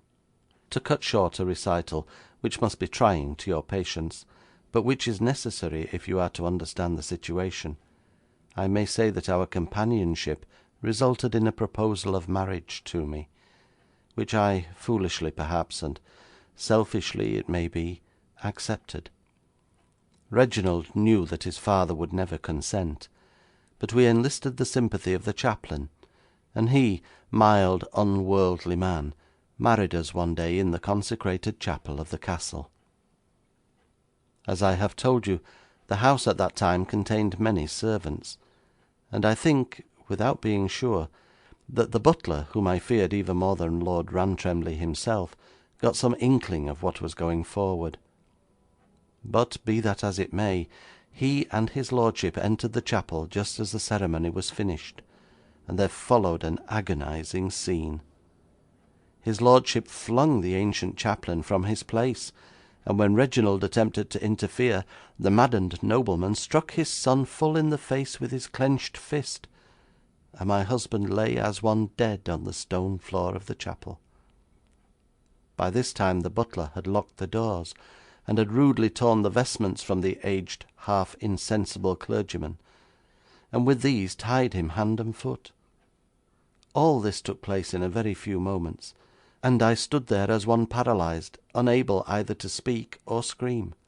Not that screaming would have done me any good in that horrible place of thick walls.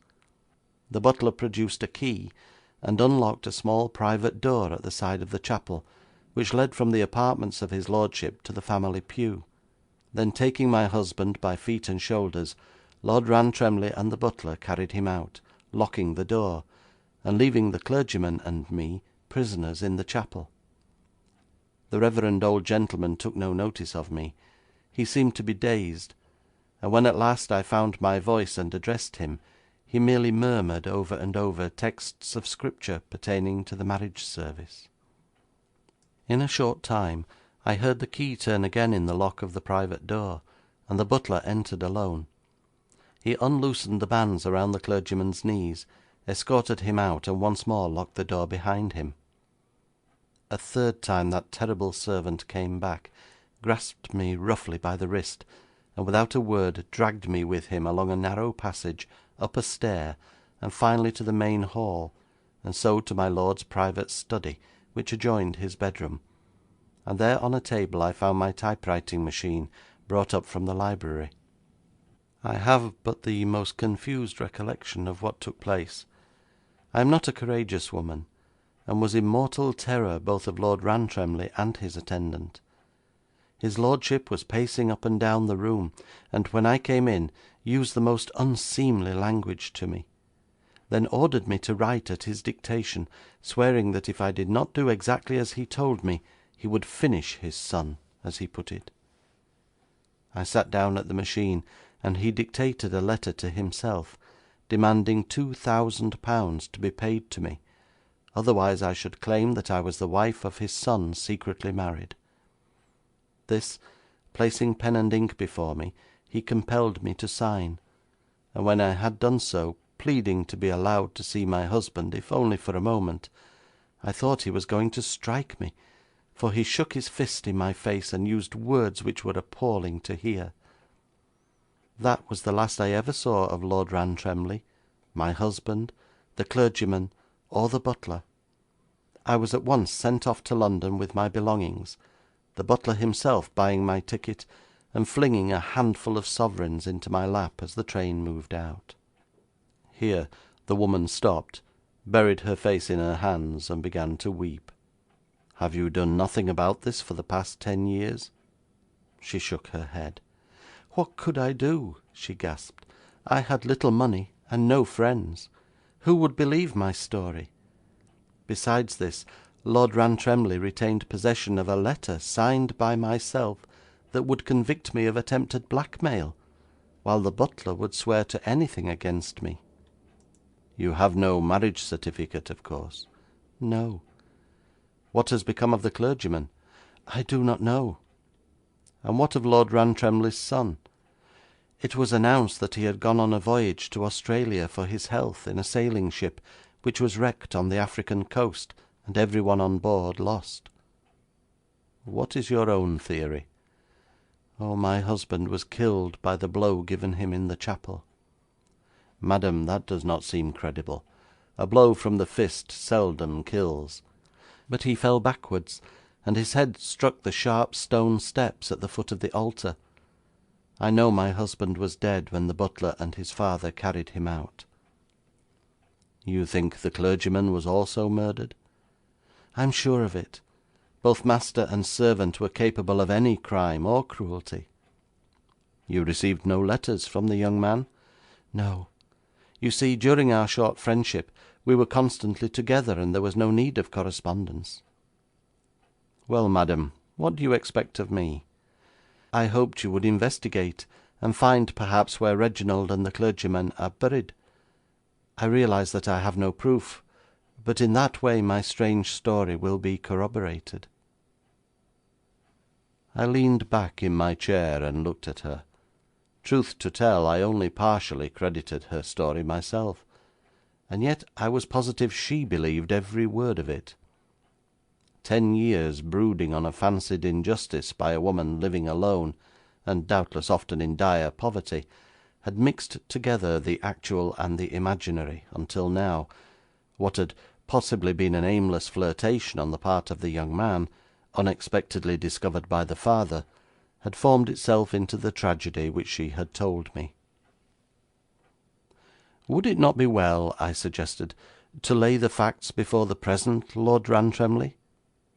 'I have done so,' she answered simply. 'With what result?' 'His lordship said my story was preposterous. In examining the late lord's private papers, he discovered the letter which I typed and signed.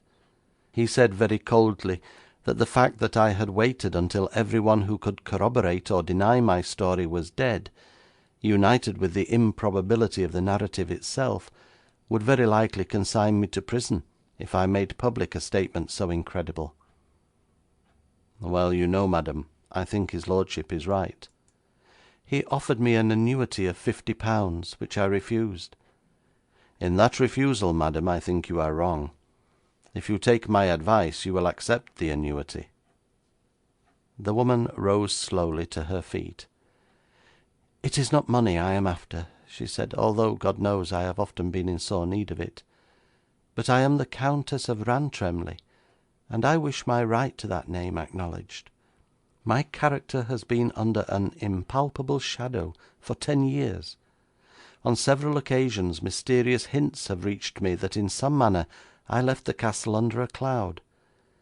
If Lord Rantremly will destroy the letter which I was compelled to write under duress, and if he will give me written acknowledgment that there was nothing to be alleged against me during my stay in the castle, he may enjoy his money in peace for all of me. I want none of it.' 'Have you asked him to do this?' 'Yes.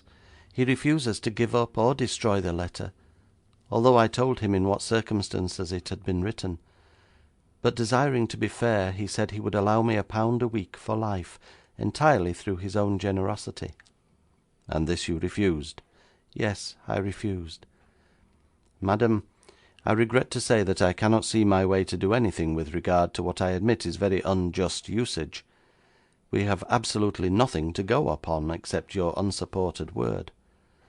Lord Rantremly was perfectly right when he said no one would credit your story. I could not go down to Rantremly Castle and make investigations there. I should have no right upon the premises at all, and would get into instant trouble as an interfering trespasser.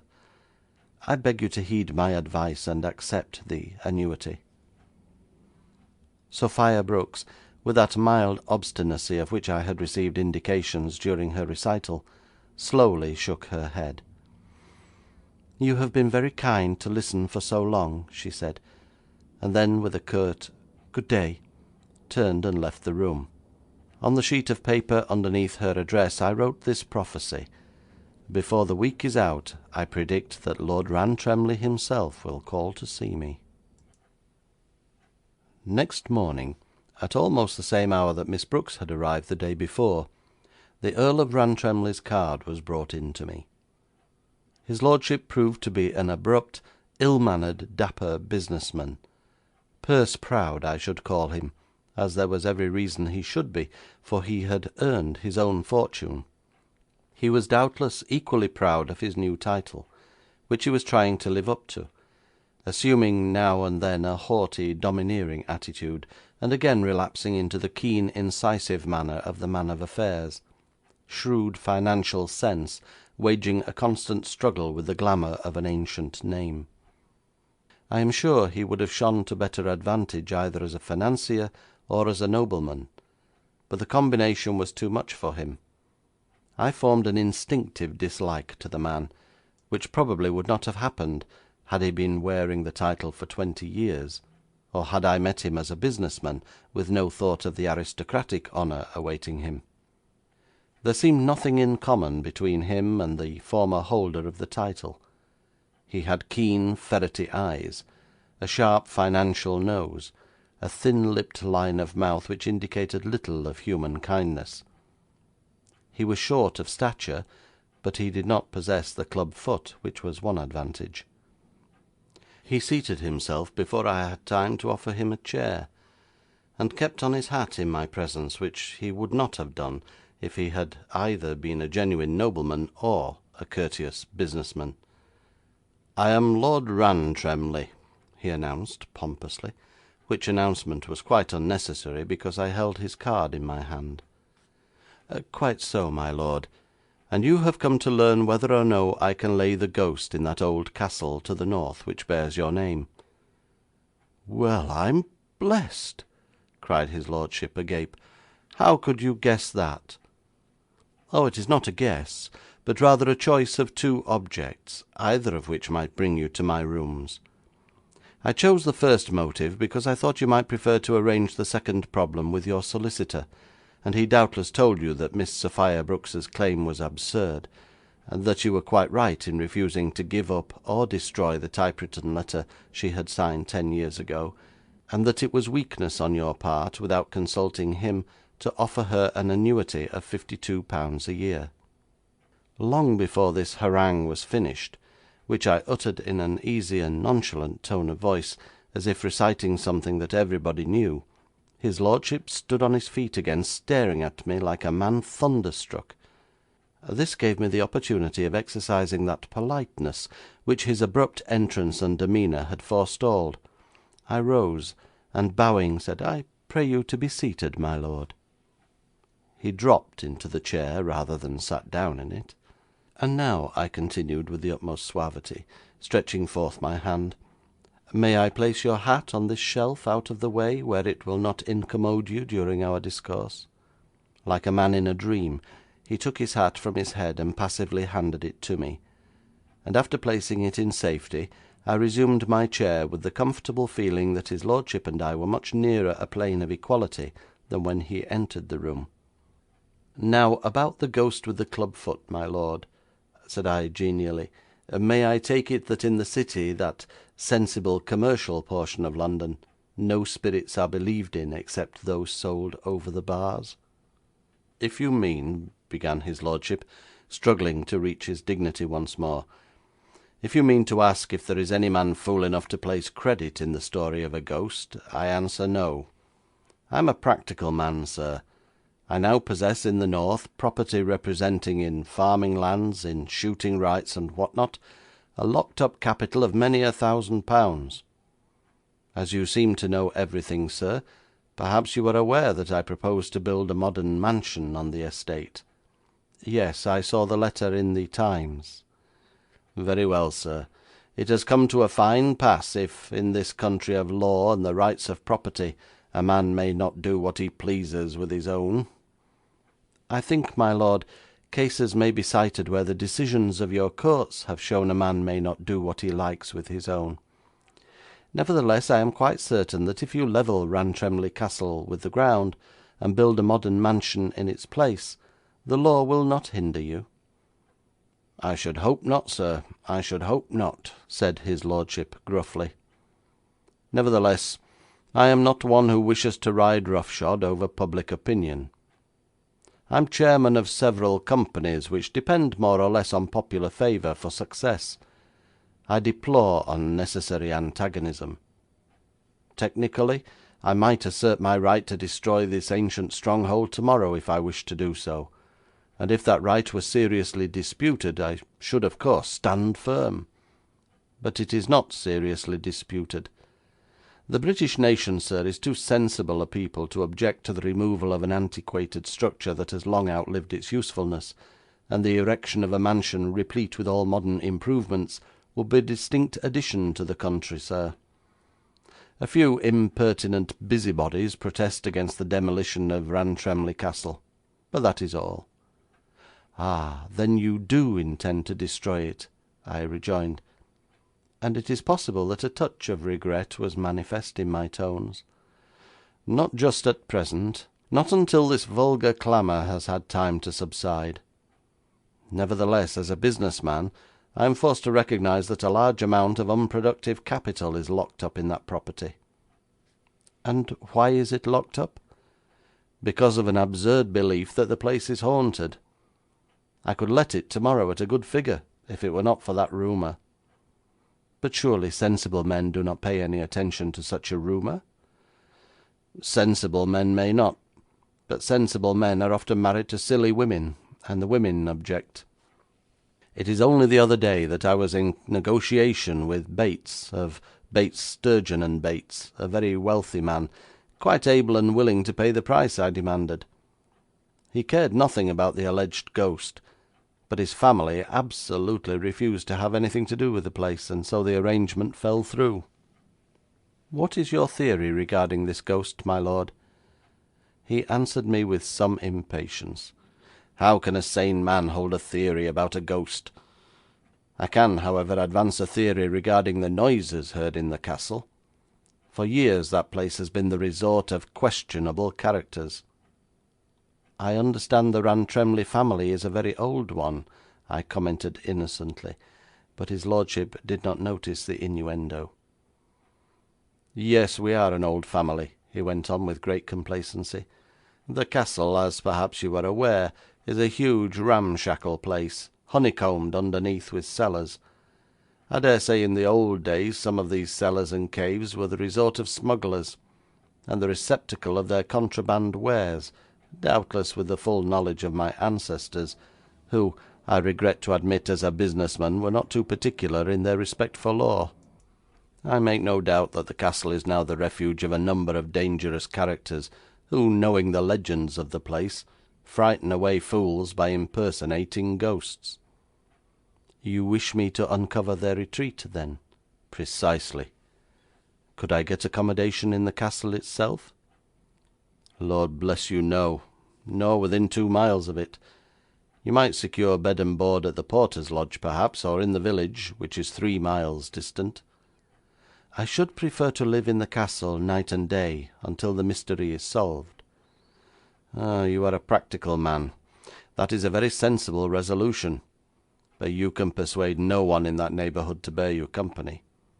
You would need to take some person down with you from London, and the chances are that person will not stay long. Perhaps, my lord, if you used your influence, the chief of police in the village might allow a constable to bear me company. I do not mind roughing it in the least, but I should like someone to prepare my meals, and to be on hand in case of a struggle, should your surmise concerning the ghost prove correct. I regret to inform you, said his lordship, that the police in that barbarous district are as superstitious as the peasantry. I myself told the chief constable my theory, and for 6 weeks he has been trying to run down the miscreants, who I am sure are making a rendezvous of the castle. Would you believe it, sir, that the constabulary, after a few nights' experience in the castle, threatened to resign in a body if they were placed on duty at Rantremly? They said they heard groans and shrieks, and the measured beat of a club foot on the oaken floors. Perfectly absurd, of course, but there you are. Why, I cannot even get a charwoman or labourer to clear up the evidences of the tragedy which took place there 6 weeks ago.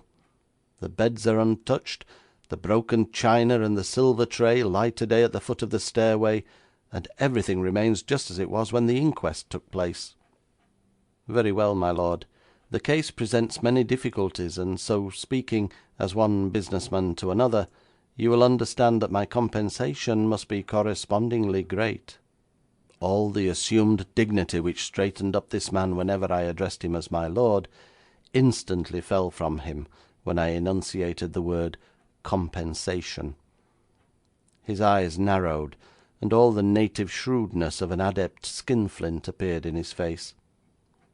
I shall do him the justice to say that he drove the very best bargain he could with me, and I, on my part, very deftly concealed from him the fact that I was so much interested in the affair that I should have gone down to Rantremly for nothing rather than forego the privilege of ransacking Rantremly Castle. When the new earl had taken his departure, walking to the door with the haughty air of a nobleman, then bowing to me with the affability of a businessman, I left my flat, took a cab, and speedily found myself climbing the stair to the first floor of 51 Beaumont Street, Strand. As I paused at the door, on which were painted the words S. Brooks, Stenography, Typewriting, Translation, I heard the rapid click-click of a machine inside. Knocking at the door, the writing ceased, and I was bidden to enter. The room was but meagrely furnished, and showed scant signs of prosperity.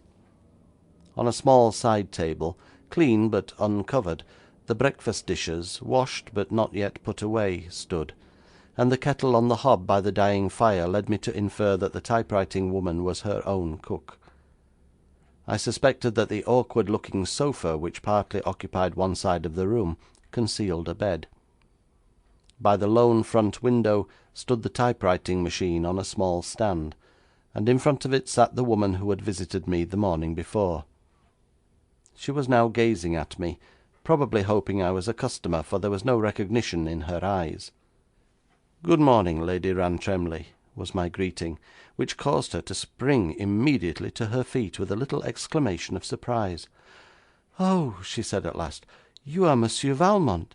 Excuse me that I am so stupid. Will you take a chair?" "Thank you, madam. It is I who should ask to be excused for so unceremonious a morning call. I have come to ask you a question. Can you cook?"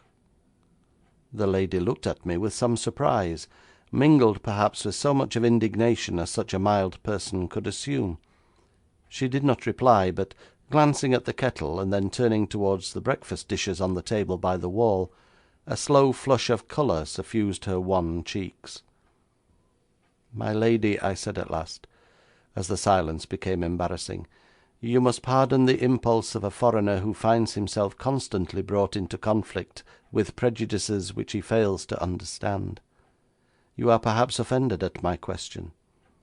The last person of whom I made that inquiry was the young and beautiful Madame la Comtesse de Valerie Montmorin, who enthusiastically clapped her hands with delight at the compliment, and replied impulsively, 'Oh, Monsieur Valmont, let me compose for you an omelette which will prove a dream.'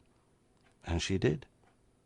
One should not forget that Louis XVIII himself cooked the truffes à la purée d'ortolan that caused the Duke de Scar, who partook of the royal dish, to die of an indigestion. Cooking is a noble, yes, a regal art. I am a Frenchman, my lady, and, like all my countrymen, regard the occupation of a cuisinière as infinitely superior to the manipulation of that machine, which is your profession, or the science of investigation, which is mine." "Sir," she said, quite unmollified by my harangue, speaking with a lofty pride which somehow seemed much more natural than that so intermittently assumed by my recent visitor, "Sir, have you come to offer me a situation as cook?" "Yes, madam, at Rantremly Castle." "You are going there?" she demanded, almost breathlessly. "Yes, madam. I leave on the 10 o'clock train tomorrow morning. I am commissioned by Lord Rantremly to investigate the supposed presence of the ghost in that mouldering dwelling. I am allowed to bring with me whatever assistance I require, and am assured that no one in the neighbourhood can be retained who dare sleep in the castle. You know the place very well, having lived there, so I shall be glad of your assistance if you will come. If there is any person whom you can trust, and who is not afraid of ghosts, I shall be delighted to escort you both to Rantremly Castle tomorrow." "There is an old woman," she said, "who comes here to clear up my room and do whatever I wish done. She is so deaf that she will hear no ghosts, and besides, monsieur, she can cook." I laughed in acknowledgment of this last sly hit at me, as the English say. 'That will do excellently,' I replied, rising, and placing a £10 note before her. 'I suggest, madam, that you purchase with this anything you may need. My man has instructions to send by passenger train a huge case of provisions, which should arrive there before us. If you could make it convenient to meet me at Euston Station about a quarter of an hour before the train leaves, we may be able to discover all you wish to know regarding the mystery of Rantremly Castle.' Sophia Brooks accepted the money without demur, and thanked me. I could see that her thin hands were trembling with excitement as she put the crackling bank note into her purse. Darkness was coming on next evening before we were installed in the grim building, which at first sight seemed more like a fortress than a residence. I had telegraphed from London to order a wagonette for us, and in this vehicle we drove to the police station, where I presented the written order from Lord Rantremly for the keys of the castle. The chief constable himself, a stolid, taciturn person, exhibited nevertheless some interest in my mission, and he was good enough to take the fourth seat in the wagonette and accompany us through the park to the castle, returning in that conveyance to the village as nightfall approached, and I could not but notice that this grave official betrayed some uneasiness to get off before dusk had completely set in. Silent as he was, I soon learned that he entirely disbelieved Lord Rantremly's theory that the castle harboured dangerous characters, yet so great was his inherent respect for the nobility that I could not induce him to dispute with any decisiveness his lordship's conjecture. It was plain to be seen, however, that the chief constable believed implicitly in the club-footed ghost. I asked him to return the next morning, as I should spend the night in investigation, and might possibly have some questions to ask him, questions which none but the chief constable could answer. The good man promised, and left us rather hurriedly, the driver of the wagonette galloping his horse down the long sombre avenue towards the village outside the gates. I found Sophia Brooks but a doleful companion, and of very little assistance that evening. She seemed overcome by her remembrances. She had visited the library where her former work was done, doubtless the scene of her brief love episode, and she returned with red eyes and trembling chin, telling me haltingly that the great tome from which she was working 10 years ago, and which had been left open on the solid library table, was still there exactly as she had placed it before being forced to abandon her work. For a decade, apparently, no one had entered that library. I could not but sympathise with the poor lady, thus revisiting, almost herself like a ghost, the haunted arena of her short happiness. But though she proved so dismal a companion, the old woman who came with her was a treasure. Having lived all her life in some semi-slum near the Strand, and having rarely experienced more than a summer's day glimpse of the country, the long journey had delighted her, and now this rambling old castle in the midst of the forest seemed to realise all the dreams which a perusal of halfpenny fiction had engendered in her imagination. She lit a fire, and cooked for us a very creditable supper, bustling about the place, singing to herself in a high key. Shortly after supper, Sophia Brooks, exhausted as much by her emotions and memories as by her long journey of that day, retired to rest. After being left to myself, I smoked some cigarettes, and finished a bottle of superb claret which stood at my elbow. A few hours before I had undoubtedly fallen in the estimation of the stolid constable, when, instead of asking him questions regarding the tragedy, I had inquired the position of the wine cellar, and obtained possession of the key that opened its portal. The sight of bin after bin of dust-laden, cobwebbed bottles did more than anything else to reconcile me to my lonely vigil. There were some notable vintages represented in that dismal cavern. It was perhaps 10:30 or 11 o'clock when I began my investigations. I had taken the precaution to provide myself with half a dozen so-called electric torches before I left London. These give illumination for 20 or 30 hours steadily, and much longer if the flash is used only now and then. The torch is a thick tube, perhaps 1.5 feet long, with a bull's eye of glass at one end.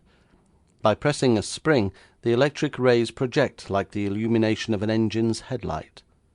A release of the spring causes instant darkness.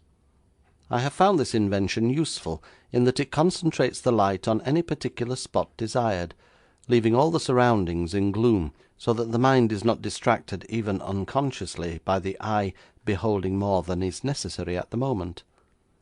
One pours a white light over any particular substance, as water is poured from the nozzle of a hose. The great house was almost painfully silent. I took one of these torches and went to the foot of the grand staircase where the wicked butler had met his death.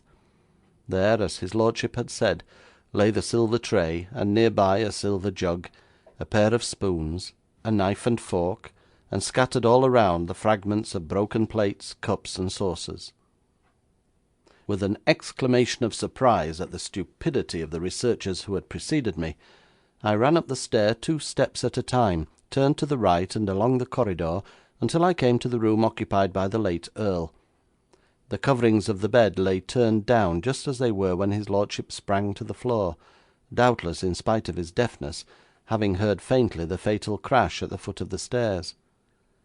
A great oaken chest stood at the head of the bed, perhaps 6 inches from the wall.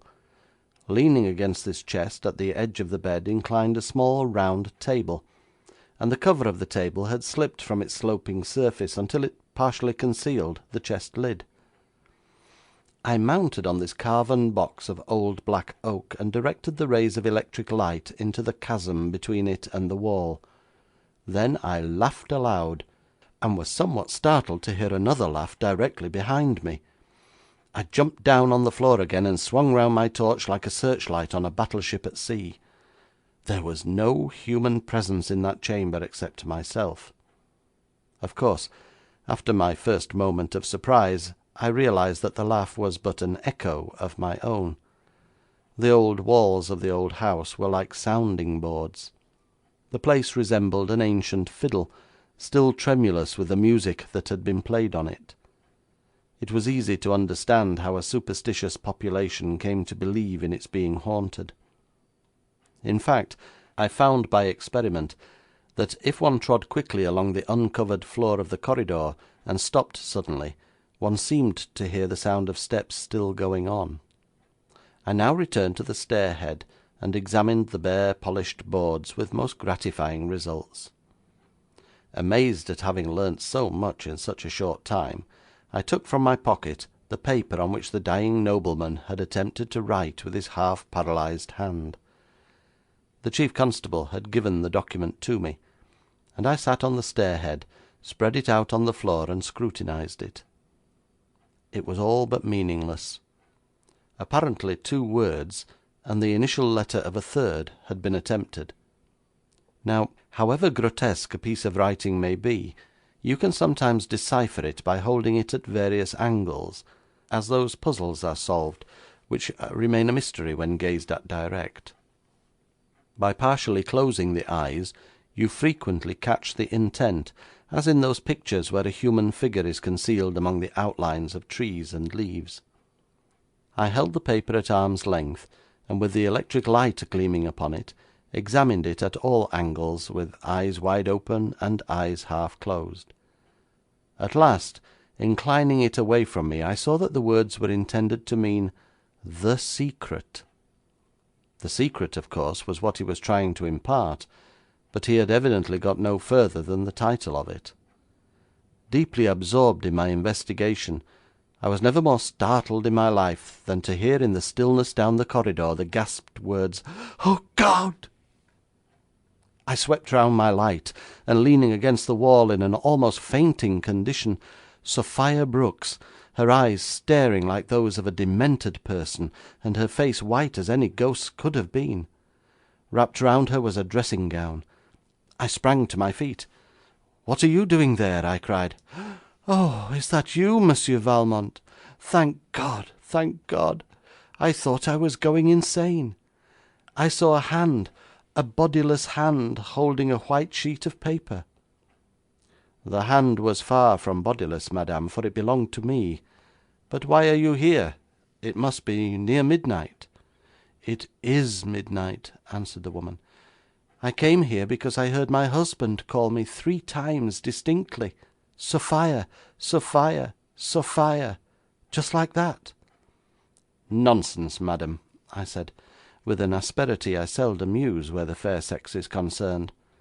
But I began to see that this hysterical creature was going to be in the way during a research that called for coolness and calmness. I was sorry I had invited her to come. 'Nonsense, madam, you have been dreaming.' 'Indeed, Monsieur Valmont, I have not. I have not even been asleep, and I heard the words quite plainly. You must not think I am either mad or superstitious.'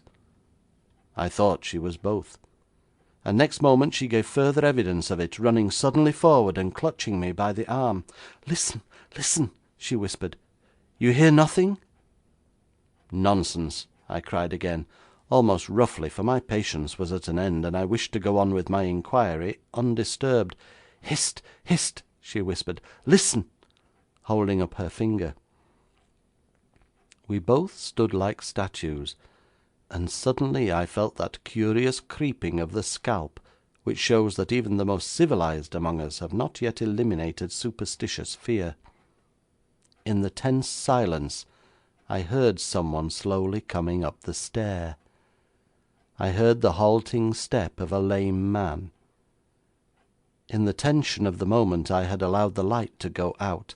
Now, recovering myself, I pressed the spring and waved its rays backward and forward down the stairway.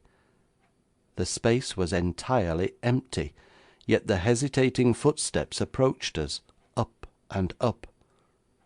I could almost have sworn on which step they last struck. At this interesting moment, Sophia Brooks uttered a piercing shriek and collapsed into my arms, sending the electric torch rattling down the steps and leaving us in impenetrable darkness.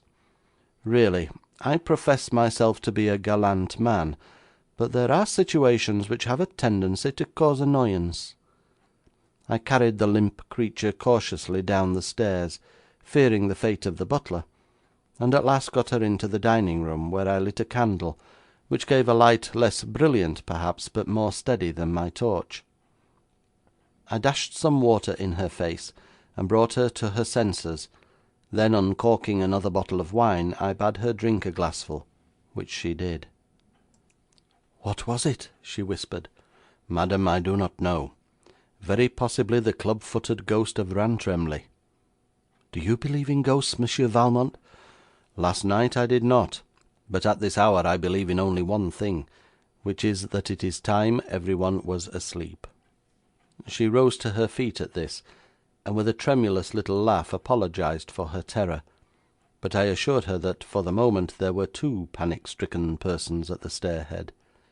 Taking the candle and recovering my electric torch, which luckily was uninjured by its roll down the incline the butler had taken, I escorted the lady to the door of her room, and bade her good night, or rather good morning.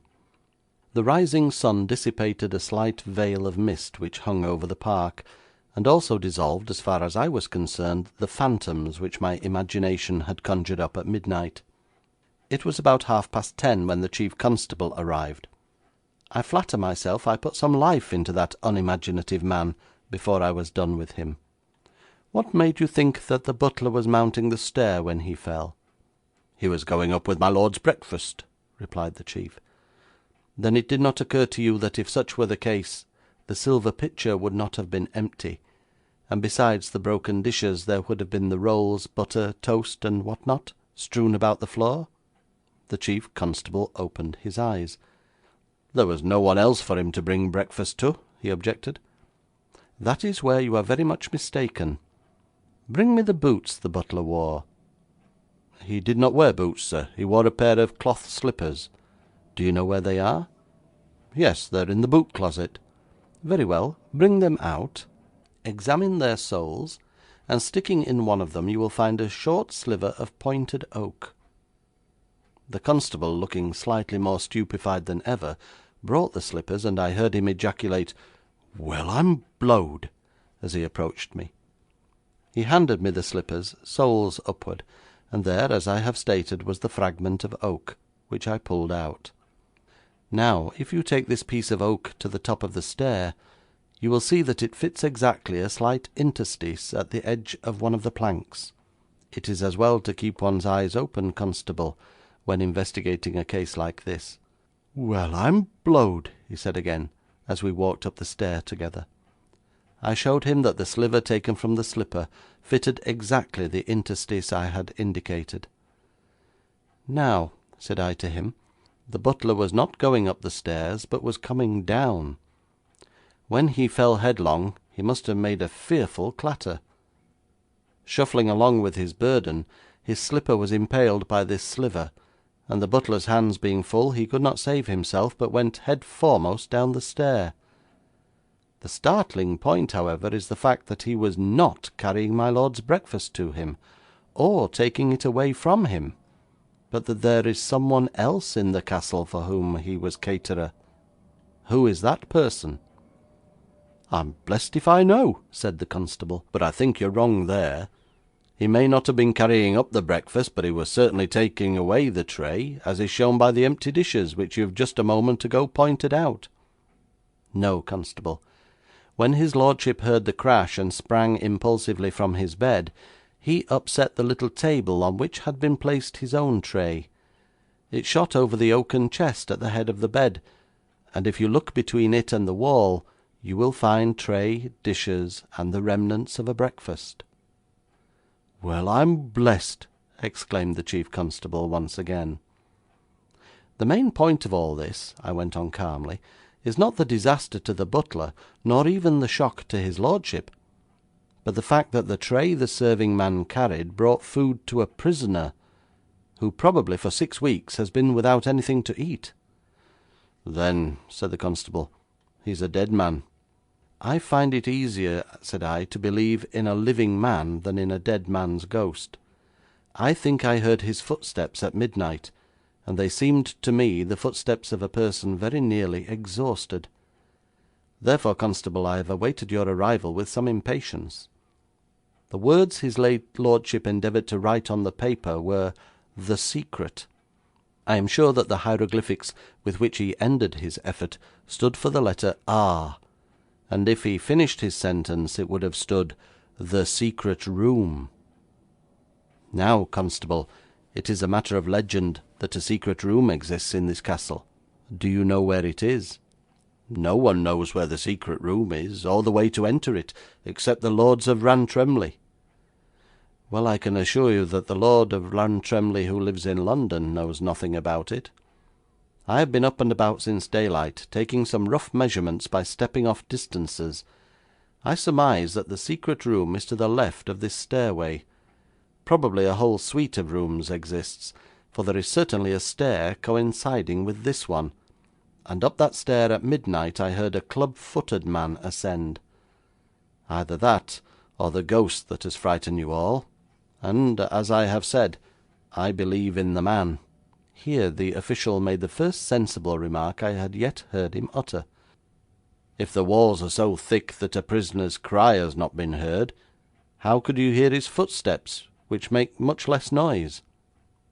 'That is very well put, constable, and when the same thing occurred to me earlier this morning, I began to study the architecture of this castle. In the first place, the entrance hall is double as wide at the big doors as it is near the stairway. If you stand with your back to the front door, you will at once wonder why the builders made this curious and unnecessary right angle, narrowing the further part of the hall to half its width. Then, as you gaze at the stair, and see that marvellous carved oak newel post standing like a monumental column, you guess, if you have any imagination, that the stairway, like the hall, was once double as wide as it is now. We are seeing only half of it, and doubtless we shall find a similar newel post within the hidden room. You must remember, constable, that these secret apartments are no small added chambers. Twice they have sheltered a king.' The constable's head bent low at the mention of royalty. I saw that his insular prejudice against me and my methods was vanishing, and that he had come to look upon me with greater respect than was shown at first. The walls need not be thick to be impenetrable to sound. 2 courses of brick, and a space between filled with deafening, would do it. The secret apartment has been cut off from the rest of the house since the castle was built, and was not designed by the original architect. The partition was probably built in a hurry to fulfil a pressing need, and it was constructed straight up the middle of the stair, leaving the stout planks intact, each step passing thus, as it were, through the wall. Now, when a man walks up the secret stairway, his footsteps reverberate until one would swear that some unseen person was treading the visible boards on the outside. "By Jove!" said the constable, in an awed tone of voice. "Now, officer, I have here a pickaxe and a crowbar. I propose that we settle the question at once." But to this proposal the constable demurred. "You surely would not break the wall without permission from his lordship in London?" Constable: "I suspect there is no Lord Rantremly in London, and that we will find a very emaciated but genuine Lord Rantremly within 10 feet of us. I need not tell you that if you are instrumental in his immediate rescue, without the exercise of too much red tape, your interests will not suffer because you the more speedily brought food and drink to the Lord Paramount of your district." "Right you are," cried the constable, with an enthusiasm for which I was not prepared. "Where shall we begin?" "Oh, anywhere. This wall is all false, from the entrance hall to some point up here. Still, as the butler was carrying the meal upstairs, I think we shall save time if we begin on the landing." I found the constable's brawn much superior to his brain. He worked like a sans-culotte on a barricade. When we had torn down part of the old oak panelling, which it seemed such a pity to mutilate with axe and crowbar, we came upon a brick wall, that quickly gave way before the strength of the constable. Then we pulled out some substance like matting, and found a second brick wall, beyond which was a further shell of panelling. The hole we made revealed nothing but darkness inside, and although we shouted, there was no answer. At last, when we had hewn it large enough for a man to enter, I took with me an electric torch, and stepped inside, the constable following with crowbar still in hand.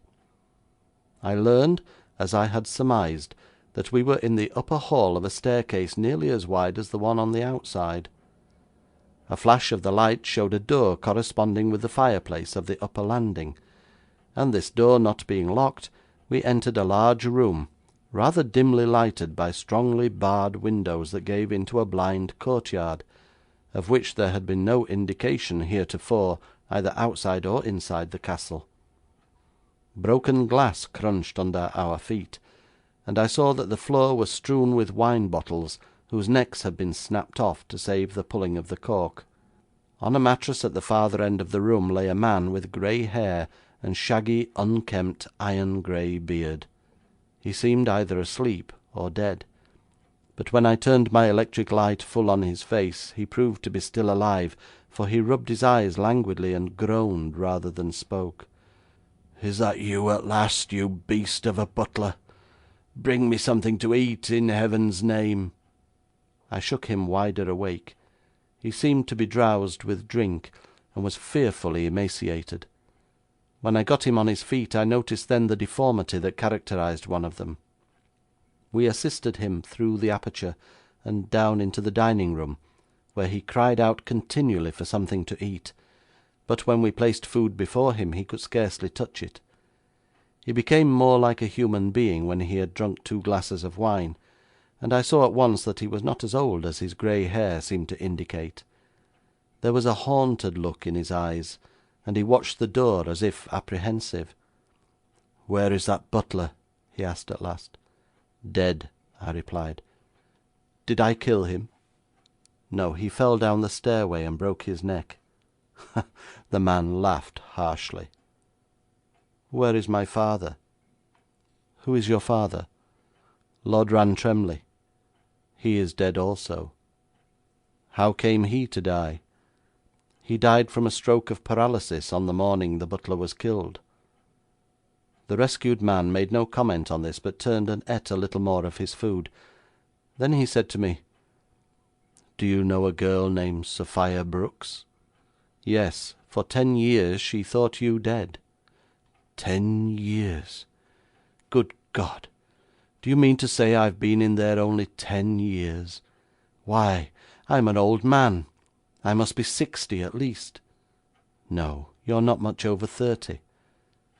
Is Sophia—" He stopped, and the haunted look came into his eyes again. "No, she's all right, and she is here." "Here?" "Somewhere in the grounds. I sent her and the servant out for a walk, and told them not to return till luncheon time, as the constable and I had something to do, and did not wish to be interrupted." The man ran his hand through his long tangled beard. "I should like to be trimmed up a bit before I see Sophia," he said. "I can do that for you, my lord," cried the constable. "My lord?" echoed the man. "Oh yes, I understand. You are a policeman, are you not?" "Yes, my lord, chief constable." "Then I shall give myself up to you. I killed the butler." "Oh, impossible, my lord." "No, it isn't. The beast, as I called him, was getting old, and one morning he forgot to close the door behind him. I followed him stealthily out, and at the head of the stair planted my foot in the small of his back, which sent him headlong. There was an infernal crash. I did not mean to kill the brute, but merely to escape, and just as I was about to run down the stairway, I was appalled to see my father looking like, well, I won't attempt to say what he looked like, but all my old fear of him returned. As he strode toward me along the corridor, I was in such a terror that I jumped through the secret door and slammed it shut." "Where is the secret door?" I asked. "The secret door is that fireplace. The whole fireplace moves inward if you push aside the carved ornament at the left-hand corner." "Is it a dummy fireplace, then?" "No, you may build a fire in it, and the smoke will escape up the chimney. But I killed the butler, constable, though not intending it, I swear." And now the constable shone forth like the real rough diamond he was. "My lord will say nothing about that. Legally you didn't do it.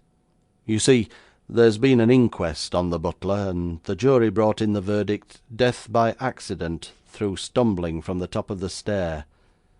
You can't go behind a coroner's inquest, my lord." "Indeed," said his lordship, with the first laugh in which he had indulged for many a year, "I don't want to go behind anything, constable. I've been behind that accursed chimney too long to wish any further imprisonment."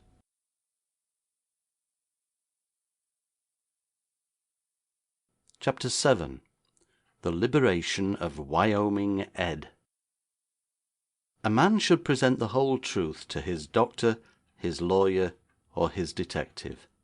If a doctor is to cure, he must be given the full confidence of the patient.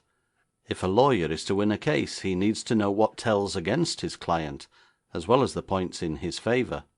If a secret agent is to solve a mystery, all the cards should be put on the table. Those who half trust a professional man need not be disappointed when results prove unsatisfactory. A partial confidence reposed in me led to the liberation of a dangerous criminal, caused me to associate with a robber, much against my own inclination, and brought me within danger of the law. Of course, I never pretend to possess that absolute confidence in the law which seems to be the birthright of every Englishman. I have lived too intimately among the machinery of the law, and have seen too many of its ghastly mistakes, to hold it in that blind esteem which appears to be prevalent in the British Isles. There is a doggerel couplet which typifies this spirit better than anything I can write, and it runs, "No rogue e'er felt the halter draw with a good opinion of the law." Those lines exemplify the trend of British thought in this direction. If you question a verdict of their courts, you are a rogue, and that ends the matter. And yet, when an Englishman undertakes to circumvent the law, there is no other man on earth who will go to greater lengths. An amazing people, never understandable by the sane of other countries. It was entirely my own fault that I became involved in affairs which were almost indefensible and wholly illegal. My client first tried to bribe me into compliance with his wishes, which bribe I sternly refused. Then he partially broke down, and quite unconsciously, as I take it, made an appeal to the heart, a strange thing for an Englishman to do. My kind heart has ever been my most vulnerable point. We French are sentimentalists. France has before now staked its very existence for an ideal, while other countries fight for continents, cash, or commerce. You cannot pierce me with a lance of gold, but wave a wand of sympathy, and I am yours.' There waited for me in my flat a man who gave his name as Douglas Sanderson, which may or may not have been his legitimate title. This was a question into which I never probed, and at the moment of writing am as ignorant of his true cognomen, if that was not it, as on the morning he first met me. He was an elderly man of natural dignity and sobriety, slow in speech, almost sombre in dress. His costume was not quite that of a professional man, and not quite that of a gentleman. I at once recognised the order to which he belonged, and a most difficult class it is to deal with. He was the confidential servant or steward of some ancient and probably noble family, embodying in himself all the faults and virtues, each a trifle accentuated, of the line he served, and to which, in order to produce him and his like, his father, grandfather, and great-grandfather had doubtless been attached. It is frequently the case that the honour of the house he serves is more dear to him than it is to the representative of that house. Such a man is almost always the repository of family secrets, a repository whose inviolability gold cannot affect, threats sway, or cajolery influence. I knew when I looked at him that practically I was looking at his master, for I have known many cases where even the personal appearance of the two was almost identical, which may have given rise to the English phrase, like master, like man.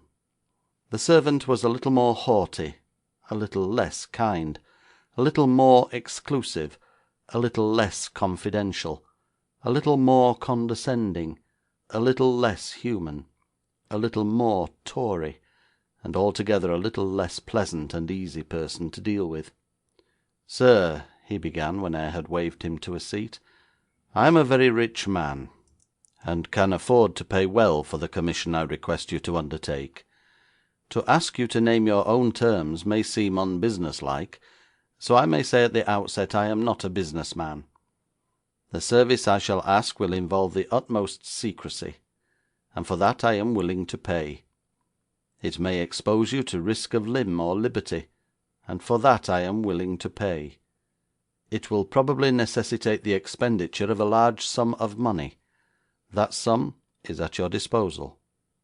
Here he paused.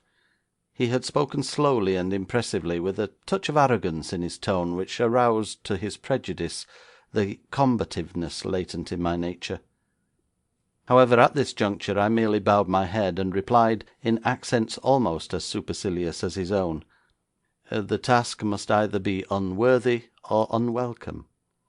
In mentioning first the compensation, you are inverting the natural order of things. You should state at the outset what you expect me to do, then, if I accept the commission, it is time to discuss the details of expenditure.' Either he had not looked for such a reply, or was loath to open his budget, for he remained a few moments with eyes bent upon the floor, and lips compressed in silence. At last he went on, without change of inflection, without any diminution of that air of condescension which had so exasperated me in the beginning, and which was preparing a downfall for himself that would rudely shake the cold dignity which encompassed him like a cloak. 'It is difficult for a father to confide in a complete stranger the vagaries of a beloved son, and before doing so you must pledge your word that my communication will be regarded as strictly confidential.' 'Cela va sans dire.' 'I do not understand French,' said Mr. Sanderson severely, as if the use of the phrase were an insult to him. I replied nonchalantly, 'It means, as a matter of course. That goes without saying. Whatever you care to tell me about your son will be mentioned to no one. Pray proceed without further circumlocution, for my time is valuable.' 'My son was always a little wild and impatient of control. Although everything he could wish was at his disposal here at home, he chose to visit America, where he fell into bad company.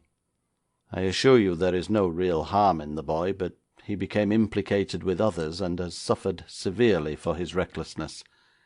For 5 years he has been an inmate of a prison in the West, He was known and convicted under the name of Wyoming Ed. What was his crime?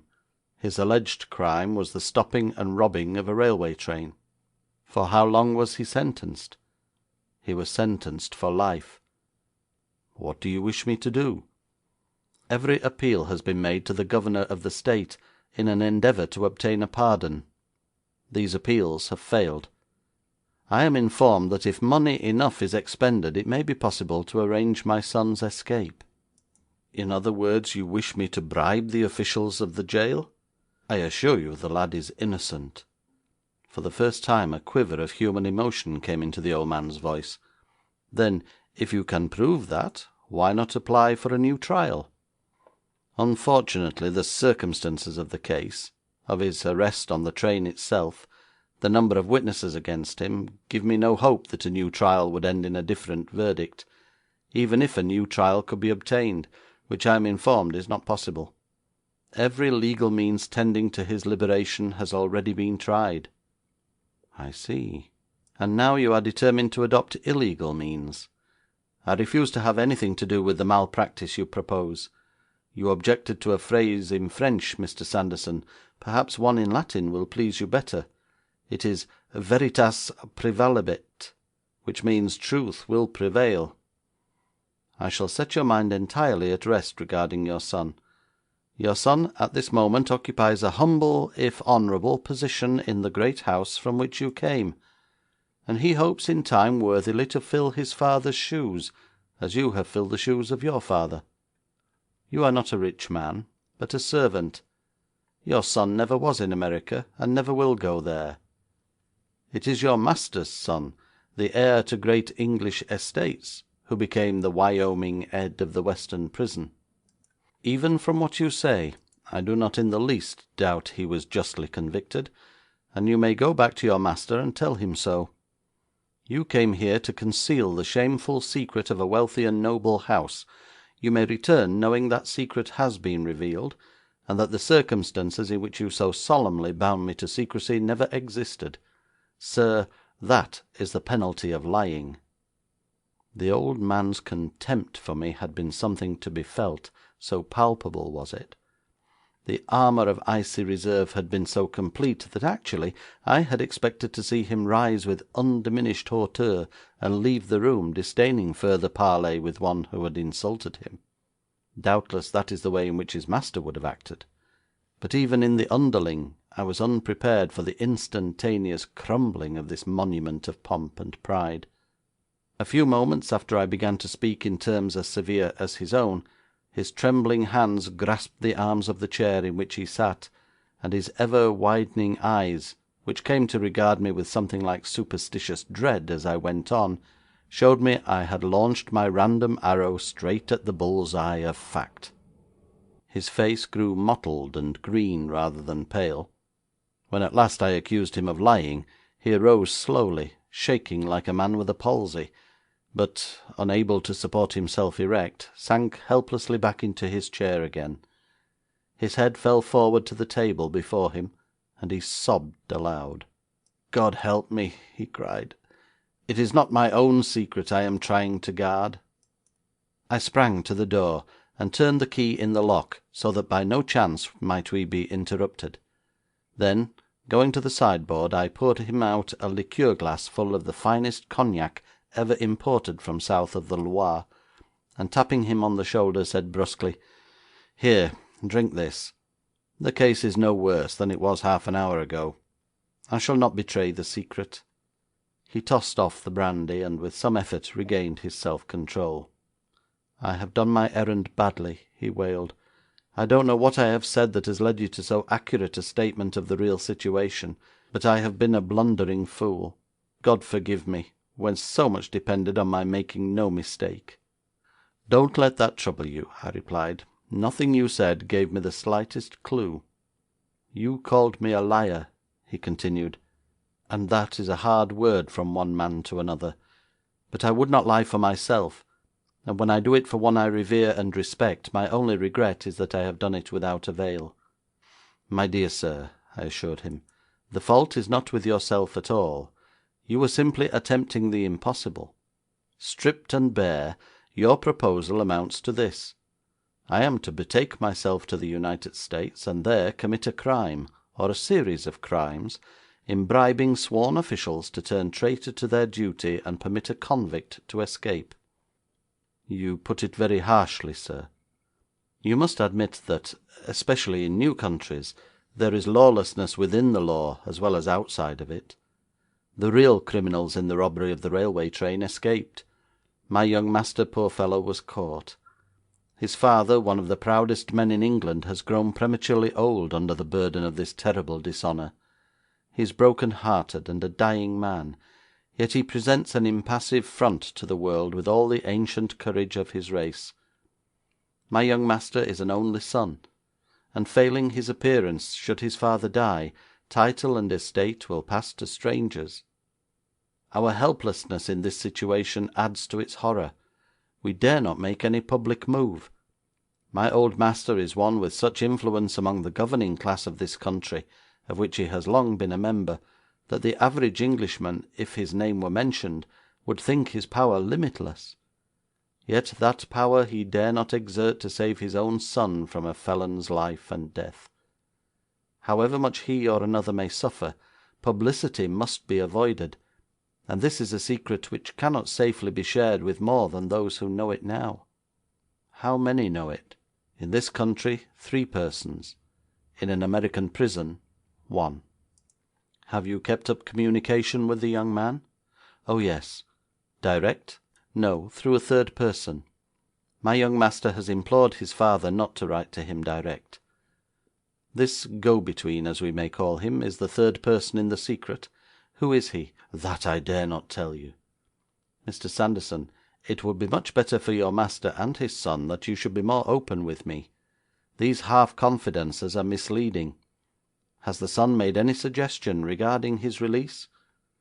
'Oh, yes, but not the suggestion I have put before you. His latest letter was to the effect that within 6 months or so there is to be an election for governor. He proposes that a large sum of money shall be used to influence this election, so that a man pledged to pardon him may sit in the governor's chair.' 'I see. And this sum of money is to be paid to the third person you referred to?' 'Yes.' 'May I take it that this third person is the one to whom various sums have been paid during the last 5 years, in order to bribe the governor to pardon the young man?' Sanderson hesitated a moment before answering. In fact, he appeared so torn between inclination and duty, anxious to give me whatever information I deemed necessary, yet hemmed in by the instructions with which his master had limited him, that at last I waved my hand, and said, 'You need not reply, Mr. Sanderson. That third party is the crux of the situation. I strongly suspect him of blackmail. If you would but name him, and allow me to lure him to these rooms, I possess a little private prison of my own into which I could thrust him, and I venture to say that before he had passed a week in darkness on bread and water, we should have the truth about this business. Look you now the illogical nature of an Englishman. Poor old Sanderson, who had come to me with a proposal to break the law of America, seemed horror-stricken when I airily suggested the immuring of a man in a dungeon here in England. He gazed at me in amazement, then cast his eyes furtively about him, as if afraid a trap-door would drop beneath him, and land him in my private oubliette. Do not be alarmed, Mr. Sanderson, you are perfectly safe. You are beginning at the wrong end of this business, and it seems to me 5 years of contributions to this third party without any result might have opened the eyes of even the most influential nobleman in England, not to mention those of his faithful servant.' 'Indeed, sir,' said Sanderson, 'I must confess to you that I have long had a suspicion of this third person, but my master has clung to him as his only hope, and if this third person were interfered with, I may tell you that he has deposited in London at some place unknown to us a full history of the case, and if it should happen that he disappears for more than a week at a time, this record will be brought to light. My dear Mr. Sanderson, that device is as old as Noah and his ark. I should chance that. Let me lay this fellow by the heels, and I will guarantee that no publicity follows.' Sanderson sadly shook his head. 'Everything might happen as you say, sir, but all that would put us no further forward. The only point is the liberation of my young master. It is possible that the person unmentioned, whom we may call number 3, has been cheating us throughout, but that is a matter of no consequence. Pardon me, but I think it is. Suppose your young master here and at liberty. This number 3 would continue to maintain the power over him which he seems to have held over his father for the last 5 years. I think we can prevent that, sir, if my plan is carried out. The scheme for bribing the American officials is yours, then?' 'Yes, sir, and I may say I am taking a great deal upon myself in coming to you.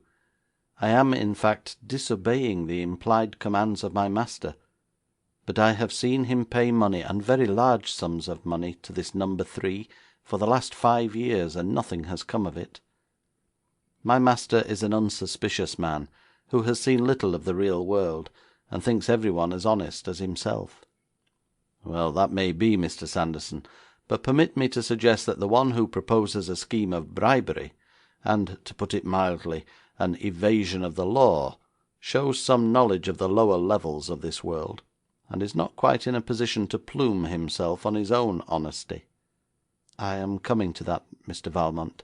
My master knows nothing whatever of my plan. He has given me the huge sum of money demanded by number 3, and he supposes that amount has been already paid over. As a matter of fact, it has not been paid over, and will not be until my suggestion has been carried out and failed. In fact, I am about to use this money, all of it if necessary, if you will undertake the commission. I have paid number 3 his usual monthly allowance, and will continue to do so. I have told him my master has his proposal under consideration, that there are still 6 months to come and go upon, and that my master is not one who decides in a hurry. Number 3 says there is an election in 6 months for governor. What is the name of the state?' Sanderson informed me. I walked to my bookcase and took down a current American yearbook, consulted it, and returned to the table. 'There is no election in that state, Mr. Sanderson, for 18 months. Number 3 is simply a blackmailer, as I have suspected.' 'Quite so, sir,' replied Sanderson, taking a newspaper from his pocket. 'I read in this paper an account of a man immured in a Spanish dungeon. His friends arranged it with the officials in this way. The prisoner was certified to have died, and his body was turned over to his relatives. Now, if that could be done in America, it would serve 2 purposes. It would be the easiest way to get my young master out of the jail. It would remain a matter of record that he had died, therefore there could be no search for him, as would be the case if he simply escaped. If you were so good as to undertake this task, you might perhaps see my young master in his cell, and ask him to write to this number 3, with whom he is in constant communication, telling him he was very ill. Then you could arrange with the prison doctor that this person was informed of my young master's death.' 'Very well, we can try that, but a blackmailer is not so easily thrown off the scent. Once he has tasted blood, he is a human man-eating tiger. But still, there is always my private dungeon in the background, and if your plan for silencing him fails, I guarantee that my more drastic and equally illegal method will be a success.'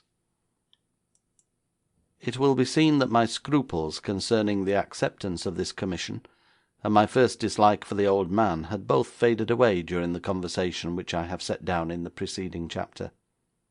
I saw him under the stress of deep emotion, and latterly began to realise the tremendous chances he was taking in contravening the will of his imperious master. If the large sum of money was long withheld from the blackmailer, Douglas Sanderson ran the risk of number 3 opening communication direct with his master. Investigation would show that the old servant had come perilously near laying himself open to a charge of breach of trust, and even of defalcation with regard to the money, and all this danger he was heroically incurring for the unselfish purpose of serving the interests of his employer. During our long interview, old Sanderson gradually became a hero in my eyes, and entirely in opposition to the resolution I had made at the beginning, I accepted his commission at the end of it. Nevertheless, My American experiences are those of which I am least proud, and all I care to say upon the subject is that my expedition proved completely successful. The late convict was my companion on the Arontic, the first steamship sailing for England after we reached New York from the west. Of course I knew that 2 or 3 years roughing it in mining camps and on ranches, followed by 5 years in prison, must have produced a radical effect not only on the character but also in the personal appearance of a man who had undergone these privations. Nevertheless, making due allowance for all this, I could not but fear that the ancient English family of which this young man was the hope and pride would be exceedingly disappointed with him. In spite of the change which grooming and the wearing of a civilized costume made, Wyoming Ed still looked much more the criminal than the gentleman. I considered myself in honour bound not to make any inquiries of the young man regarding his parentage. Of course, if I had wished to possess myself of the secret, I had but to touch a button under the table when Sanderson left my rooms in the Imperial Flats, which would have caused him to be shadowed and run to earth. I may also add that the ex-prisoner volunteered no particulars about himself or his family. Only once on board ship did he attempt to obtain some information from me, as we walked up and down the deck together. "You are acting for someone else, I suppose?" he said. "Yes." "For someone in England?" "Yes." "He put up the money, did he?" "Yes." There was a pause, during which we took 2 or 3 turns in silence. "Of course there's no secret about it," he said at last. "I expected help from the other side, but Colonel Jim has been so mighty long about it, I was afraid he'd forgotten me." "Who is Colonel Jim?" "Colonel Jim Baxter. Wasn't it him gave you the money?" "I never heard of the man before." "Then who put up the coin?" "Douglas Sanderson," I replied, looking at him sideways as I mentioned the name. It had apparently no effect upon him. He wrinkled his brow for a moment, and then said, "Well, if you never heard of Baxter, I never heard of Sanderson." This led me to suspect that Douglas Sanderson did not give me his own name, and doubtless the address with which he had furnished me was merely temporary. I did not cable to him from America regarding the success of the expedition, because I could not be certain it was a success until I was safely on English ground, and not even then, to tell the truth. Anyhow, I wished to leave no trail behind me, but the moment the Arontic reached Liverpool, I telegraphed Sanderson to meet us that evening at my flat. He was waiting for me when Wyoming Ed and I entered together. The old man was quite evidently in a state of nervous tension. He had been walking up and down the room with hands clenched behind his back, and now stood at the end farthest from the door as he heard us approach, with his hands still clasped behind his back, and an expression of deep anxiety upon his rugged face. All the electric lamps were turned on, and the room was bright as day. "Have you not brought him with you?" he cried. "Brought him with me?" I echoed. "Here is Wyoming Ed." The old man glared at him for a moment or two, stupefied, and then moaned, "Oh, my God, that is not the man!" I turned to my short-haired fellow traveller. "You told me you were Wyoming Ed." He laughed uneasily. "Well, in a manner of speaking, so I have been for the last 5 years, but I wasn't Wyoming Ed before that. Say, old man, are you acting for Colonel Jim Baxter?" Sanderson, on whom a dozen years seemed to have fallen since we entered the room, appeared unable to speak, and merely shook his head in a hopeless sort of way. "I say, boys," ejaculated the ex-convict, with an uneasy laugh, half comic, half bewildered, "this is a sort of mix-up, isn't it? I wish Colonel Jim was here to explain. I say, boss," he cried suddenly, turning sharp on me, "this here misfit's not my fault. I didn't change the children in the cradle. You don't intend to send me back to that hell-hole, do you?" "No," I said, "not if you tell the truth. Sit down." The late prisoner seated himself in a chair as close to the door as possible, hitching a little nearer as he sat down. His face had taken on a sharp, crafty aspect, like that of a trapped rat. "You are perfectly safe," I assured him. "Sit over here by the table. Even if you bolted through that door, you couldn't get out of this flat. Mr. Sanderson, take a chair." The old man sank despondently into the one nearest at hand. I pressed a button, and when my servant entered, I said to him, "Bring some cognac and Scotch whisky, glasses, and 2 siphons of soda." "You haven't got any Kentucky or Canadian?" asked the prisoner, moistening his lips.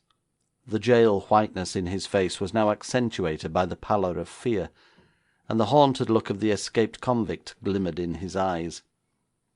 In spite of the comfort I had attempted to bestow upon him, he knew that he had been rescued in mistake for another, and for the first time since he left prison realised he was among strangers, and not among friends.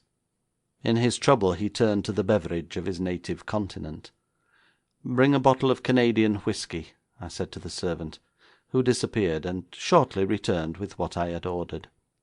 I locked the door after him and put the key in my pocket. "What am I to call you?" I asked the ex-convict. With a forced laugh he said, "You can call me Jack for short." "Very well, Jack, help yourself," and he poured out a very liberal glass of the Dominion liquor, refusing to dilute it with soda. Sanderson took Scotch, and I helped myself to a petit verre of brandy. "Now, Jack," I began, "I may tell you plainly that if I wished to send you back to prison I could not do so without incriminating myself. You are legally dead, and you have now a chance to begin life anew, an opportunity of which I hope you will take advantage. If you were to apply 3 weeks from today at the prison doors, they would not dare admit you. You are dead. Does that console you?" "Well, Squire, you can bet your bottom dollar I never thought I'd be pleased to hear I was dead, but I'm glad if it's all fixed as you say, and you can bet your last pair of boots I'm going to keep out of the jug in future if I can." "That's right. Now I can promise that if you answer all my questions truthfully, you shall be given money enough to afford you a new beginning in life." "Good enough," said Jack briefly. "You were known in prison as Wyoming Ed?" "Yes, sir." "If that was not your name, why did you use it?" "Because Colonel Jim on the train asked me to do that. He said it would give him a pull in England to get me free." "Did you know Wyoming Ed?" "Yes, sir. He was one of us 3 that held up the train." "What became of him?" "He was shot dead." "By one of the passengers?" There was silence, during which the old man groaned and bowed his head. Jack was studying the floor. Then he looked up at me and said, "You don't expect me to give a pal away, do you?" "As that pal has given you away for the last 5 years, it seems to me you need not show very much consideration for him." "I'm not so sure he did." "I am, but never mind that point. Colonel Jim Baxter shot Wyoming Ed and killed him." "Why?" "See here, my friend, you're going a little too fast. I didn't say that." He reached somewhat defiantly for the bottle from Canada. "Pardon me," I said, rising quietly and taking possession of the bottle myself. "It grieves me more than I can say to restrict my hospitality. I have never done such a thing in my life before, but this is not a drinking bout. It is a very serious conference.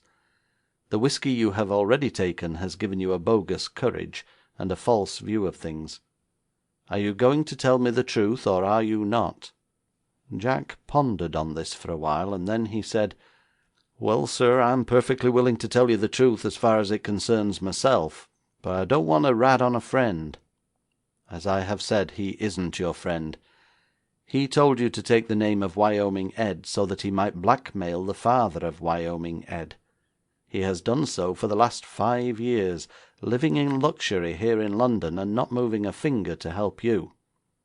In fact, nothing would appall him more than to learn that you are now in this country. By this time he has probably received the news from the prison doctor that you are dead, and so thinks himself safe for ever." "If you can prove that to me," said Jack. "I can and will," I interrupted. Then, turning to Sanderson, I demanded, "When are you to meet this man next?" "Tonight at 9 o'clock," he answered. His monthly payment is due, and he is clamouring for the large sum I told you of.' 'Where do you meet him? In London?' 'Yes.' 'At your master's town house?' 'Yes.' 'Will you take us there, and place us where we can see him, and he can't see us?' 'Yes, I trust to your honour, Mr. Valmont. A closed carriage will call for me at 8, and you can accompany me. Still, after all, Mr. Valmont, we have no assurance that he is the same person this young man refers to.' 'I am certain he is. He does not go under the name of Colonel Jim Baxter, I suppose?' 'No.' The convict had been looking from one to the other of us during this colloquy. Suddenly he drew his chair up closer to the table. 'Look here,' he said, 'you fellows are square, I can see that, and after all's said and done, you're the man that got me out of clink. Now, I half suspicion you're right about Colonel Jim, but anyhow, I'll tell you exactly what happened. Colonel Jim was a Britisher, and I suppose that's why he and Wyoming Ed chummed together a good deal. We called Jim Baxter Colonel, but he never said he was a colonel or anything else. I was told he belonged to the British Army, and that something happened in India, so that he had to light out. He never talked about himself, but he was a mighty taking fellow when he laid out to please anybody. We called him Colonel because he was so straight in the back, and walked as if he were on parade. When this young English tenderfoot came out, he and the Colonel got to be as thick as thieves, and the Colonel won a good deal of money from him at cards, but that didn't make any difference in their friendship. The Colonel almost always won when he played cards, and perhaps that's what started the talk about why he left the British Army. He was the luckiest beggar I ever knew in that line of business.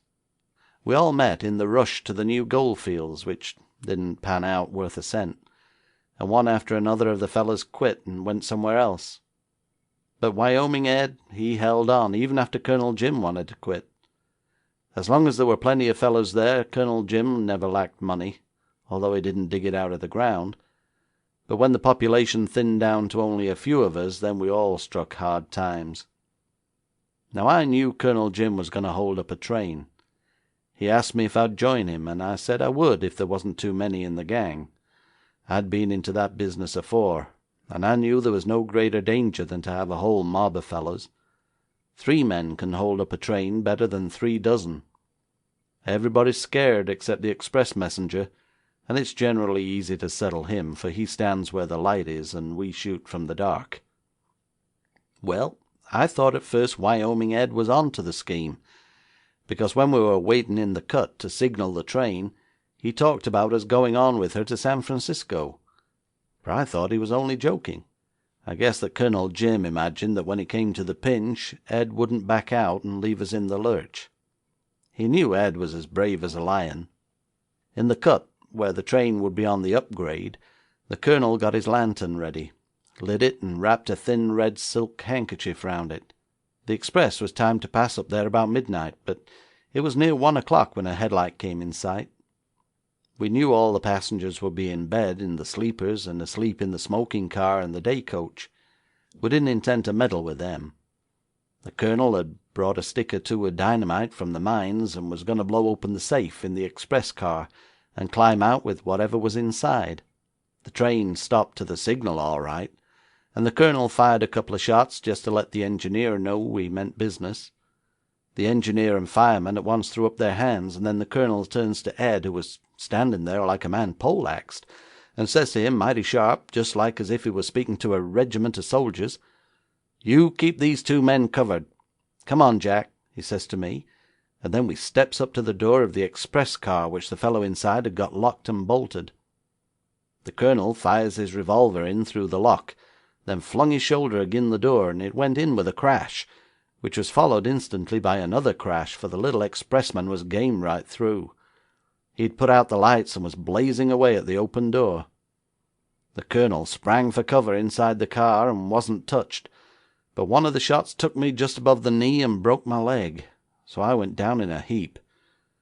The minute the Colonel counted 7 shots, he was on to that express messenger like a tiger, and had him tied up in a hard knot before he could shake a stick. Then, quick as a wink, he struck a match and lit the lamp. Plucky as the express messenger was, he looked scared to death, and now when Colonel Jim held a pistol to his head, he gave up the keys and told him how to open the safe. I had fallen back against the corner of the car inside and was groaning with pain. Colonel Jim was scooping out the money from the shelves of the safe and stuffing it into a sack. "Are you hurt, Jack?" he cried. "Yeah, my leg's broke." "Don't let that trouble you. We'll get you clear all right. Do you think you can ride your horse?" "I don't believe it," I said. "I guess I'm done for." And I thought I was. Colonel Jim never looked round, but he went through that safe in a way that'd make your hair curl, throwing aside the bulky packages after tearing them open, taking only cash, which he thrust into a bag he had with him, till he was loaded like a millionaire. Then suddenly he swore, for the train began to move. "What's that fool Ed doing?" he shouted, rising to his feet. At that minute Ed came in, pistol in each hand, and his face ablaze. "Here, you cursed thief!" he cried. "I didn't come with you to rob a train." "Get outside, you fool!" roared Colonel Jim. "Get outside and stop this train. Jack's got his leg broke. Don't come another step toward me, or I'll kill you." But Ed, he walked right on, Colonel Jim backing. Then there was a shot that rang like cannon fire in the closed car, and Ed fell forward on his face. Colonel Jim turned him over, and I saw he'd been hit square in the middle of the forehead. The train was now going at good speed, and we were already miles away from where our horses were tied. I never heard a man swear like Colonel Jim. He went through the pockets of Ed, and took a bundle of papers that was inside his coat, and this he stuffed away in his own clothes. Then he turned to me, and his voice was like a lamb. "Jack, old man," he said, "I can't help you. They're going to nab you, but not for murder. The expressman there will be your witness. It isn't murder anyhow on my part, but self-defence. You saw he was coming at me when I warned him to keep away." All this he said in a loud voice for the expressman to hear, and then he bent over to me and whispered, "I'll get the best lawyer I can for you, but I'm afraid they're bound to convict you, and if they do, I'll spend every penny of this money to get you free. You call yourself Wyoming Ed at the trial. I have taken all this man's papers so that he can't be identified. And don't you worry if you're sentenced, for remember I'll be working night and day for you, and if money can get you out, you'll be got out, because these papers will help me to get the cash required. Ed's folks are rich in England, so they'll fork over to get you out if you pretend to be him." With that he bade me good-bye and jumped off the train. There, gentlemen, that's the whole story just as it happened, and that's why I thought it was Colonel Jim had sent you to get me free. There was not the slightest doubt in my mind that the convict had told the exact truth, and that night at 9 o'clock he identified Major Wren as the former Colonel Jim Baxter. Sanderson placed us in a gallery where we could see, but could not hear. The old man seemed determined that we should not know where we were, and took every precaution to keep us in the dark. I suppose he put us out of earshot, so that if the Major mentioned the name of the nobleman we should not be any the wiser.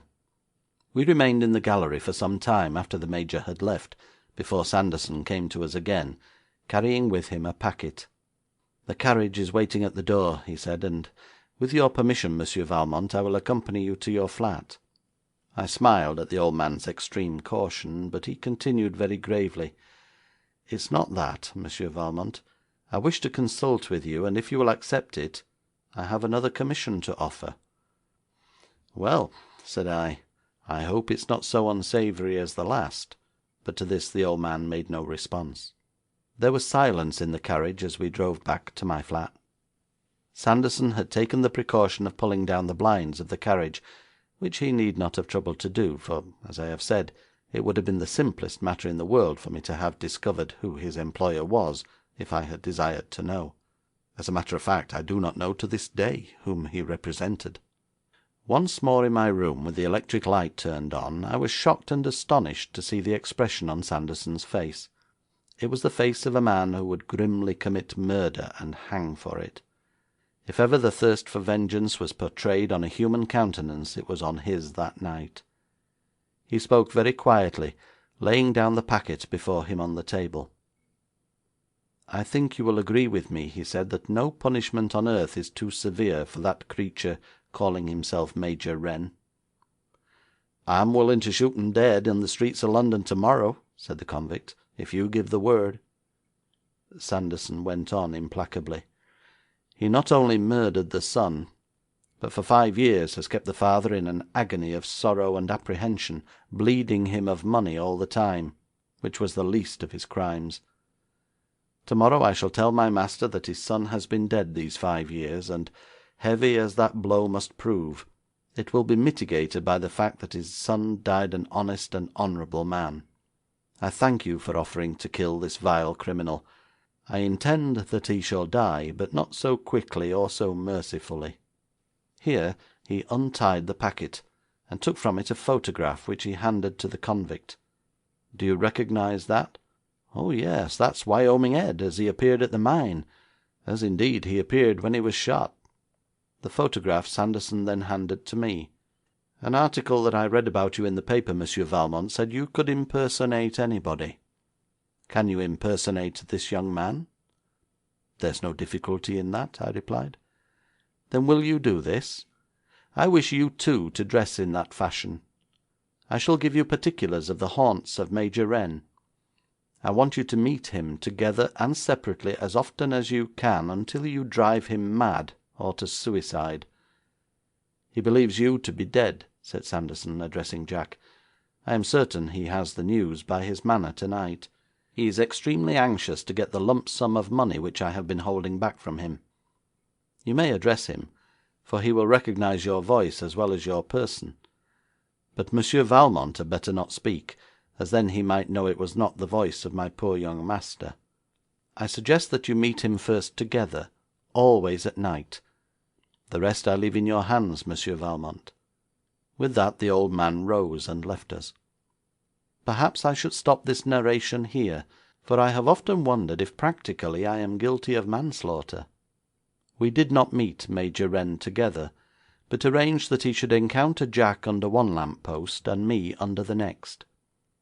It was just after midnight, and the streets were practically deserted.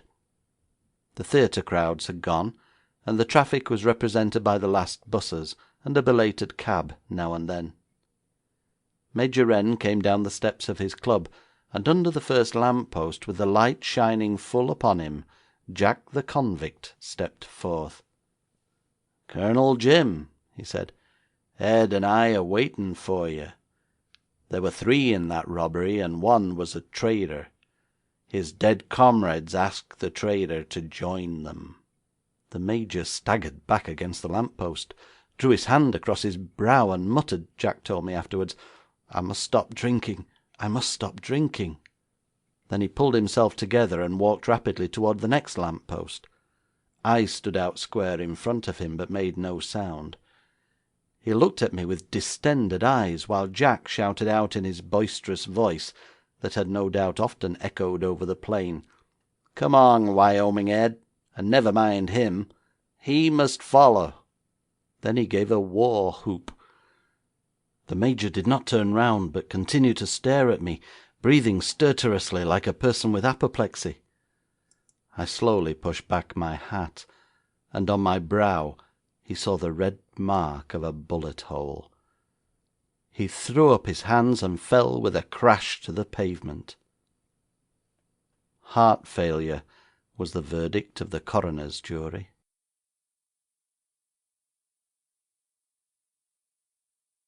Chapter 8.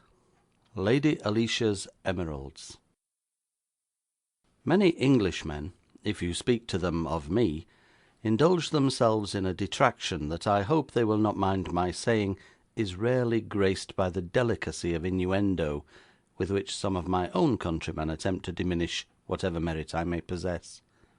Mr. Spencer Hale, of Scotland Yard, whose lack of imagination I have so often endeavoured to amend, alas, without perceptible success, was good enough to say, after I had begun these reminiscences, which he read with affected scorn, that I was wise in setting down my successes, because the life of Methuselah himself would not be long enough to chronicle my failures.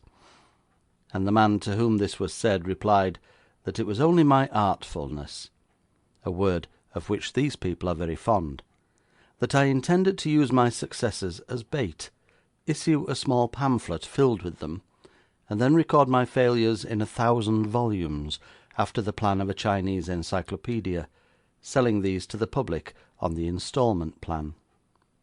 Ah well, it is not for me to pass comment on such observations. Every profession is marred by its little jealousies, and why should the coterie of detection be exempt?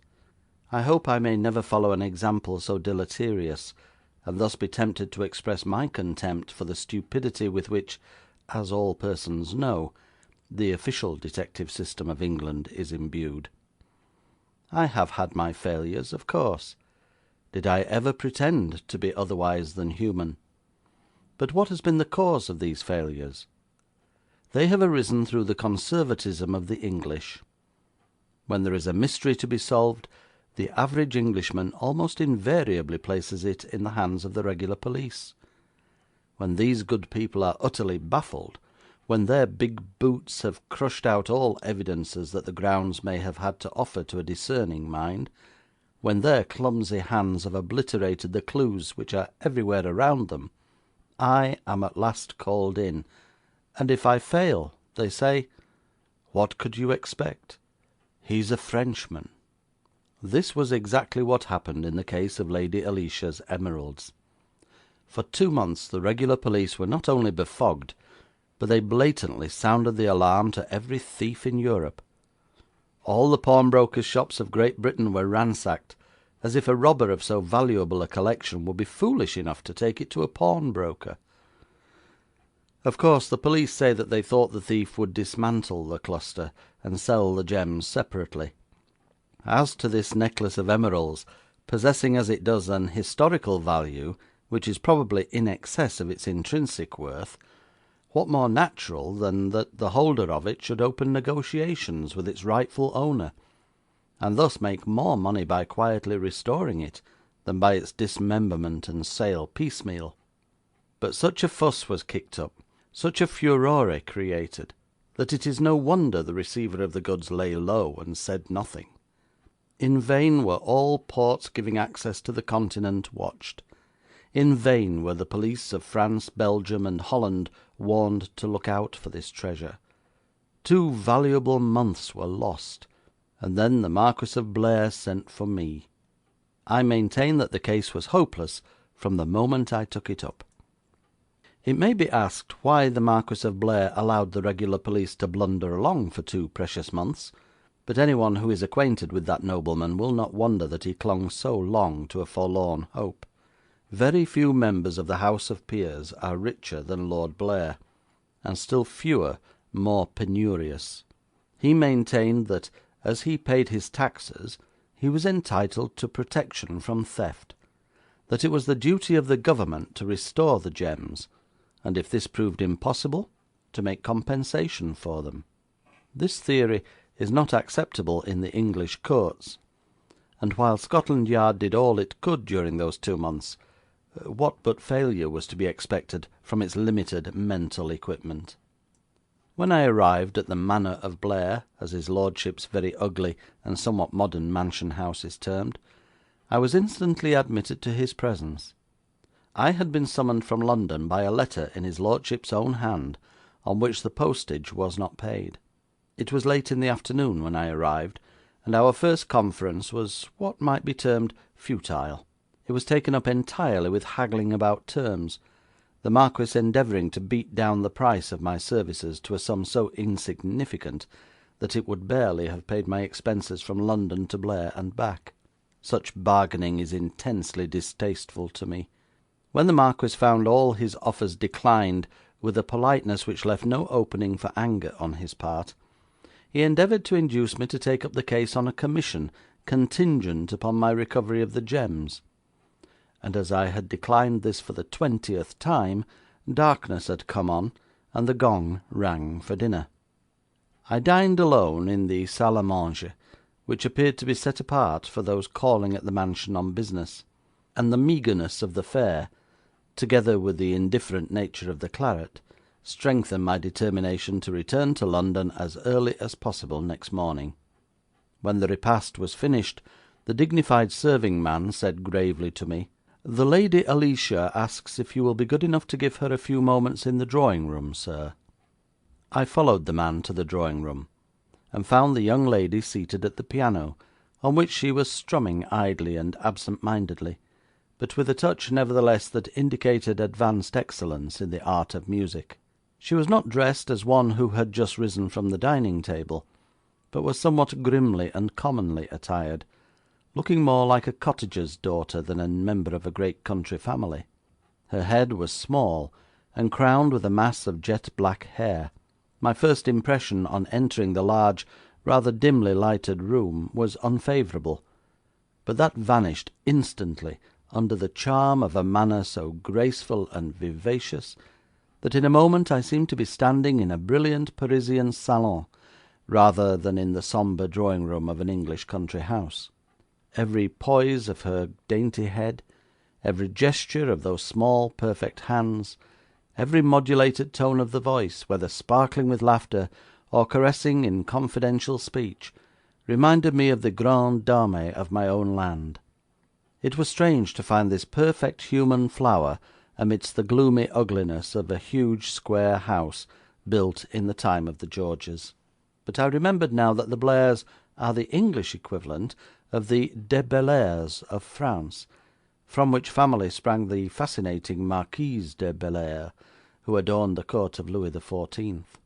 Here, advancing towards me, was the very reincarnation of the lovely Marquise, who gave lustre to this dull world nearly 300 years ago. Ah, after all, what are the English but a conquered race? I often forget this, and I trust I never remind them of it, but it enables one to forgive them much.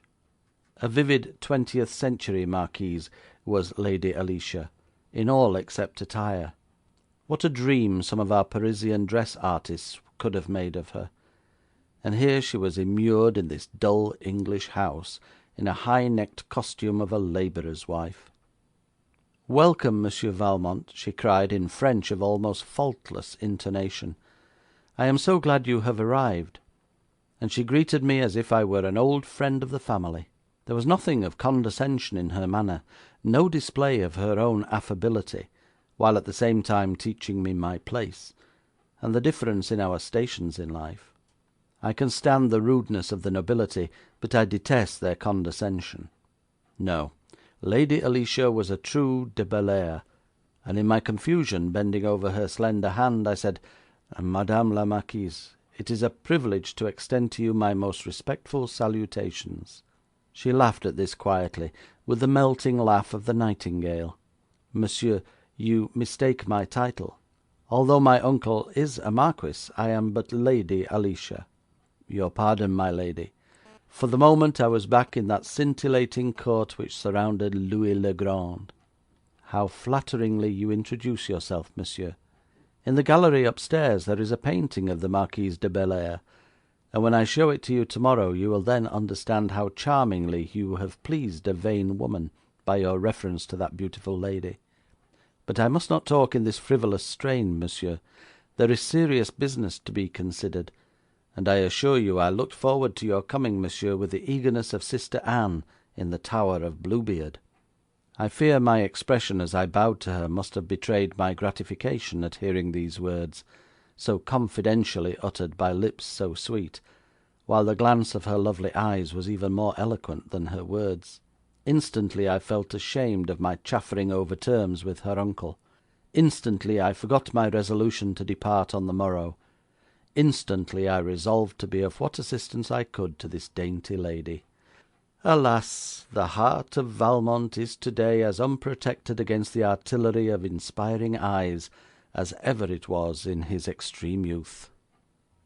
"This house," she continued vivaciously, "has been practically in a state of siege for 2 months. I could take none of my usual walks in the gardens, on the lawns, or through the park, without some clumsy policeman in uniform crashing his way through the bushes, or some detective in plain clothes accosting me and questioning me under the pretence that he was a stranger who had lost his way. The lack of all subtlety in our police is something deplorable. I am sure the real criminal might have passed through their hands a dozen times unmolested, while our poor innocent servants and the strangers within our gates were made to feel that the stern eye of the law was upon them night and day. The face of the young lady was an entrancing picture of animated indignation, as she gave utterance to this truism, which her countrymen are so slow to appreciate. I experienced a glow of satisfaction. "Yes," she went on, "they sent down from London an army of stupid men, who have kept our household in a state of abject terror for 8 long weeks. And where are the emeralds?" As she suddenly asked this question in the most Parisian of accents, with a little outward spreading of the hand, a flash of the eye, and a toss of the head, the united effect was something indescribable, through the limitations of the language I am compelled to use. "Well, monsieur, your arrival has put to flight this tiresome brigade, if indeed the word flight is not too airy a term to use towards a company so elephantine, and I assure you a sigh of relief has gone up from the whole household, with the exception of my uncle. I said to him at dinner tonight, if Monsieur Valmont had been induced to take an interest in the case at first, the jewels would have been in my possession long before tonight."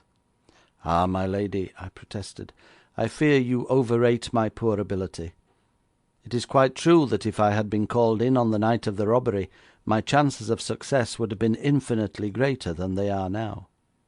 "Monsieur," she cried, clasping her hands over her knees and leaning towards me, hypnotising me with those starry eyes, "Monsieur, I am perfectly confident that before a week is past you will restore the necklace, if such restoration be possible. I have said so from the first. Now, am I right in my conjecture, monsieur, that you come here alone, that you bring with you no train of followers and assistants?" "That is as you have stated it, my lady." "I was sure of it. It is to be a contest of trained mentality in opposition to our 2 months' experience of brute force. Never before had I felt such ambition to succeed, and a determination not to disappoint took full possession of me. Appreciation is a needed stimulant, and here it was offered to me in its most intoxicating form. Ah, Valmont, Valmont, will you never grow old? I am sure that at this moment, if I had been 80, the same thrill of enthusiasm would have tingled to my fingers' ends. Leave the Manor of Blair in the morning? Not for the Bank of France. Has my uncle acquainted you with particulars of the robbery? No, madame, we were talking of other things. The lady leaned back in her low chair, partially closed her eyes, and breathed a deep sigh. I can well imagine the subject of your conversation, she said at last. The Marquis of Blair was endeavouring to impose usurer's terms upon you, while you, nobly scorning such mercenary considerations, had perhaps resolved to leave us at the earliest opportunity. I assure you, my lady, that if any such conclusion had been arrived at on my part, it vanished the moment I was privileged to set foot in this drawing-room. It is kind of you to say that, monsieur, but you must not allow your conversation with my uncle to prejudice you against him. He is an old man now, and of course has his fancies. You would think him mercenary, perhaps, and so he is, but then so too am I. Oh yes, I am, monsieur, frightfully mercenary. To be mercenary, I believe, means to be fond of money. No one is fonder of money than I, except perhaps my uncle. But you see, monsieur, we occupy the two extremes. He is fond of money to hoard it. I am fond of money to spend it. I am fond of money for the things it will buy. I should like to scatter largesse as did my fair ancestress in France. I should love a manor house in the country and a mansion in Mayfair. I could wish to make everyone around me happy, if the expenditure of money would do it. That is a form of money love, Lady Alicia, which will find a multitude of admirers. The girl shook her head and laughed merrily.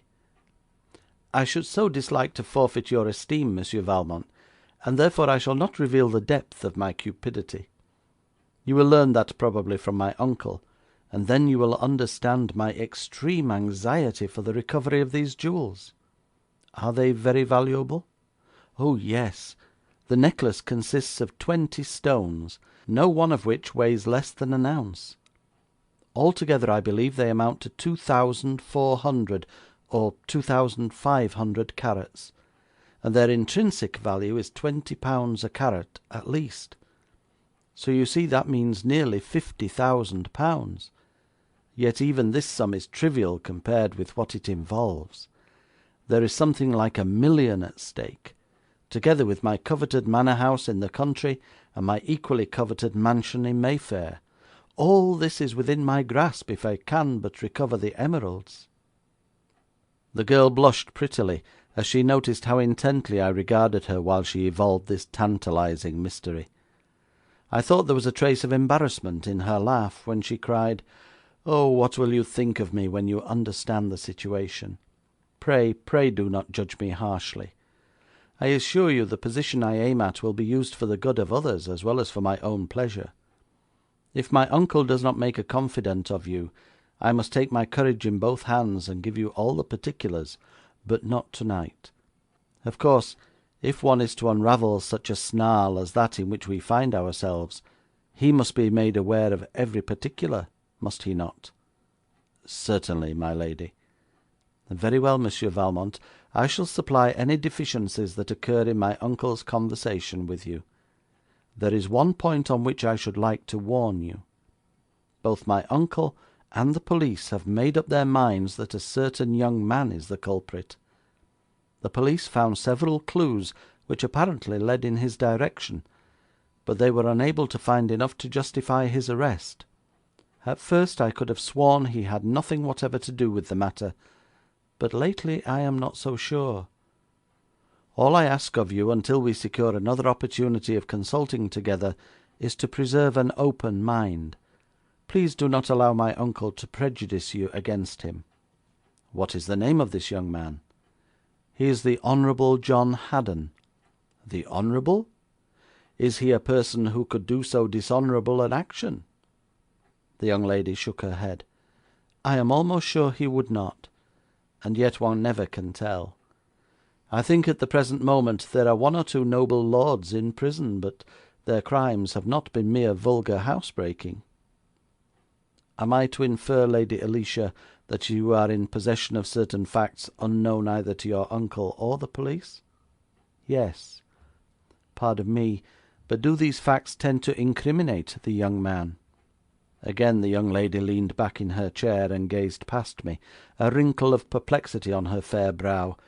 Then she said very slowly, "You will understand, Monsieur Valmont, how loath I am to speak against one who was formerly a friend. If he had been content to remain a friend, I am sure this incident, which has caused us all such worry and trouble, would never have happened. I do not wish to dwell on what my uncle will tell you was a very unpleasant episode, but the Honourable John Haddon is a poor man, and it is quite out of the question for one brought up as I have been to marry into poverty. He was very headstrong and reckless about the matter, and involved my uncle in a bitter quarrel while discussing it, much to my chagrin and disappointment. It is as necessary for him to marry wealth as it is for me to make a good match, but he could not be brought to see that. Oh, he is not at all a sensible young man, and my former friendship for him has ceased. Yet I should dislike very much to take any action that might harm him. Therefore I have spoken to no one but you about the evidence that is in my hands, and this you must treat as entirely confidential, giving no hint to my uncle, who is already bitter enough against Mr. Haddon." "Does this evidence convince you that he stole the necklace?" "No, I do not believe that he actually stole it, but I am persuaded he was an accessory after the fact. Is that the legal term? Now, Monsieur Valmont, we will say no more tonight. If I talk any longer about this crisis, I shall not sleep, and I wish, assured of your help, to attack the situation with a very clear mind tomorrow." When I retired to my room, I found that I, too, could not sleep, although I needed a clear mind to face the problem of tomorrow. It is difficult for me to describe accurately the effect this interview had upon my mind, but to use a bodily simile, I may say that it seemed as if I had indulged too freely in a subtle champagne, which appeared exceedingly excellent at first, but from which the exhilaration had now departed. No man could have been more completely under a spell than I was when Lady Alicia's eyes first told me more than her lips revealed. But although I had challenged her right to the title mercenary when she applied it to herself, I could not but confess that her nonchalant recital regarding the friend who desired to be a lover jarred upon me. I found my sympathy extending itself to that unknown young man, on whom it appeared the shadow of suspicion already rested. I was confident that if he had actually taken the emeralds, it was not at all from motives of cupidity. Indeed, that was practically shown by the fact that Scotland Yard found itself unable to trace the jewels, which at least they might have done if the necklace had been sold either as a whole or dismembered. Of course, an emerald weighing an ounce is by no means unusual. The Hope emerald, for example, weighs 6 ounces, and the gem owned by the Duke of Devonshire measures 2 1/4 inches through its greatest diameter. Nevertheless, such a constellation as the Blair emeralds was not to be disposed of very easily, and I surmised no attempt had been made either to sell them or to raise money upon them. Now that I had removed myself from the glamour of her presence, I began to suspect that the young lady, after all, although undoubtedly possessing the brilliancy of her jewels, retained also something of their hardness. There had been no expression of sympathy for the discarded friend. It was too evident, recalling what had latterly passed between us, that the young woman's sole desire, and a perfectly natural desire, was to recover her missing treasure. There was something behind all this which I could not comprehend, and I resolved in the morning to question the Marquis of Blair as shrewdly as he cared to allow. Failing him, I should cross-question the niece in a somewhat drier light than that which had enshrouded me during this interesting evening. I care not who knows it, but I have been befooled more than once by a woman, but I determined that in clear daylight I should resist the hypnotizing influence of those glorious eyes. Mon Dieu, mon Dieu, how easy it is for me to make good resolutions when I am far from temptation. It was 10 o'clock next morning when I was admitted to the study of the aged bachelor Marquis of Blair. His keen eyes looked through and through me as I seated myself before him. "Well," he said shortly. "My lord," I began deliberately, "I know nothing more of the case than was furnished by the accounts I have read in the newspapers. 2 months have elapsed since the robbery. Every day that passed made the detection of the criminal more difficult. I do not wish to waste either my time or your money on a forlorn hope. If, therefore, you will be good enough to place me in possession of all the facts known to you, I shall tell you at once whether or not I can take up the case." "Do you wish me to give you the name of the criminal?" asked his lordship. "Is his name known to you?" I asked in return. "Yes, John Haddon stole the necklace." "Did you give that name to the police?" "Yes." "Why didn't they arrest him?" "Because the evidence against him is so small, and the improbability of his having committed the crime is so great." "What is the evidence against him?" His lordship spoke with the dry deliberation of an aged solicitor. "The robbery was committed on the night of October the 5th. All day there had been a heavy rain, and the grounds were wet. For reasons into which I do not care to enter, John Haddon was familiar with this house and with our grounds. He was well known to my servants, and, unfortunately, popular with them, for he is an open-handed spendthrift. The estate of his elder brother, Lord Steffenham, adjoins my own to the west, and Lord Steffenham's house is 3 miles from where we sit. On the night of the 5th a ball was given in the mansion of Lord Steffenham, to which, of course, my niece and myself were invited, and which invitation was accepted. I had no quarrel with the elder brother. It was known to John Haddon that my niece intended to wear her necklace of emeralds.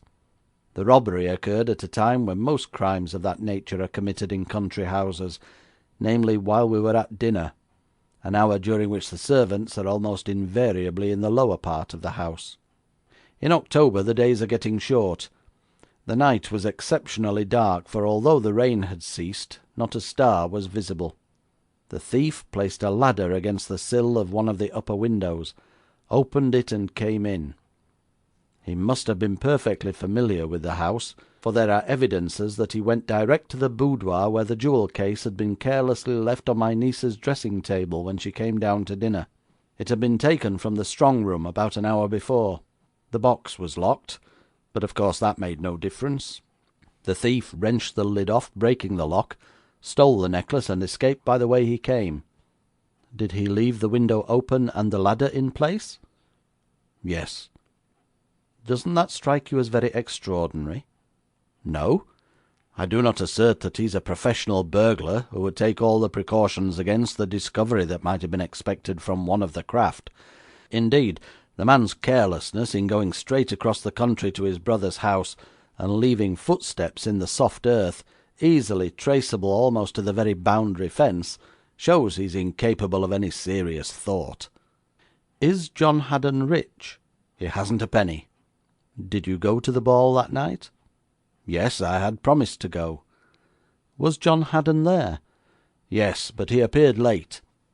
He should have been present at the opening, and his brother was seriously annoyed by his absence. When he did come, he acted in a wild and reckless manner, which gave the guests the impression he had been drinking. Both my niece and myself were disgusted with his actions. Do you think your niece suspects him? She certainly did not at first, and was indignant when I told her, coming home from the ball, that her jewels were undoubtedly in Steffenham House, even though they were not round her neck. But latterly I think her opinion has changed.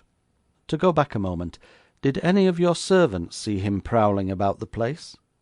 They all say they didn't, but I myself saw him just before dusk, coming across the fields towards this house, and next morning we found the same footprints both going and coming.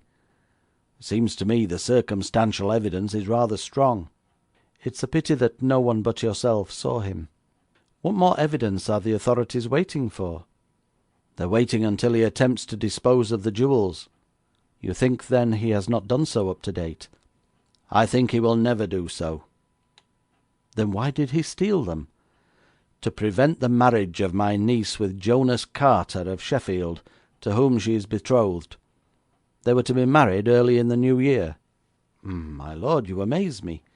If Mr. Carter and Lady Alicia are engaged, why should the theft of the jewels interfere with the ceremony? Mr. Jonas Carter's a most estimable man, who, however, does not move in our sphere of life. He is connected with the steel or cutlery industry, and is a person of great wealth, rising upwards of £1 million, with a large estate in Derbyshire, and a house fronting Hyde Park in London. He is a very strict businessman, and both my niece and myself agree that he is also an eligible man.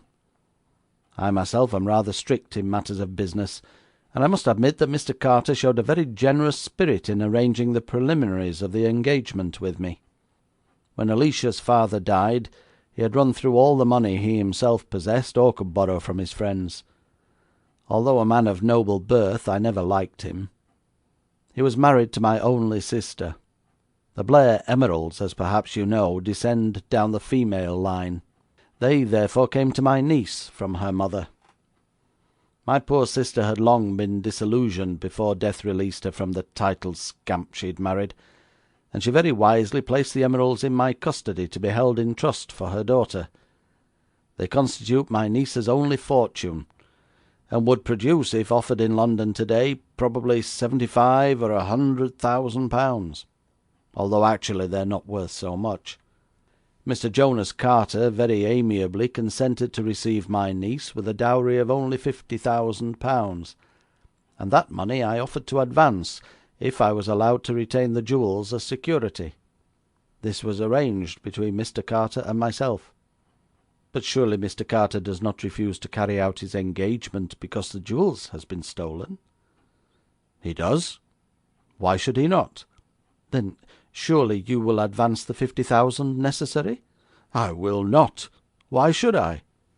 Well, it seems to me, said I, with a slight laugh, the young man has very definitely checkmated both of you.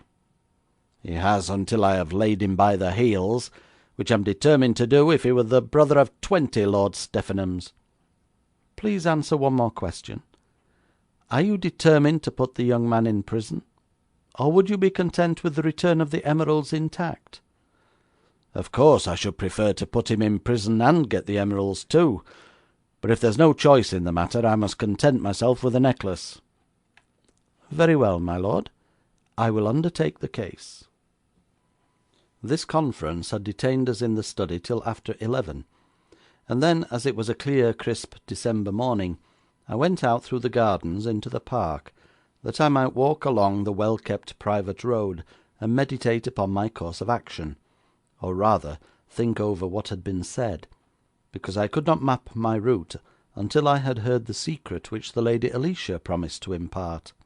As at present instructed, it seemed to me the best way to go direct to the young man, show him as effectively as I could the danger in which he stood, and if possible persuade him to deliver up the necklace to me. As I strolled along under the grand old leafless trees, I suddenly heard my name called impulsively 2 or 3 times, and, turning round, saw the Lady Alicia running towards me. Her cheeks were bright with nature's rouge, and her eyes sparkled more dazzlingly than any emerald that ever tempted man to wickedness. "Oh, Monsieur Valmont, I've been waiting for you, and you escaped me. Have you seen my uncle?" "Yes, I've been with him since 10 o'clock." "Well?"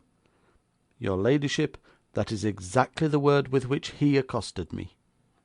"Ah, you see an additional likeness between my uncle and myself this morning, then." "Has he told you about Mr. Carter?" "Yes. So now you understand how important it is that I should regain possession of my property." "Yes," I said with a sigh, "the house near Hyde Park and the great estate in Derbyshire."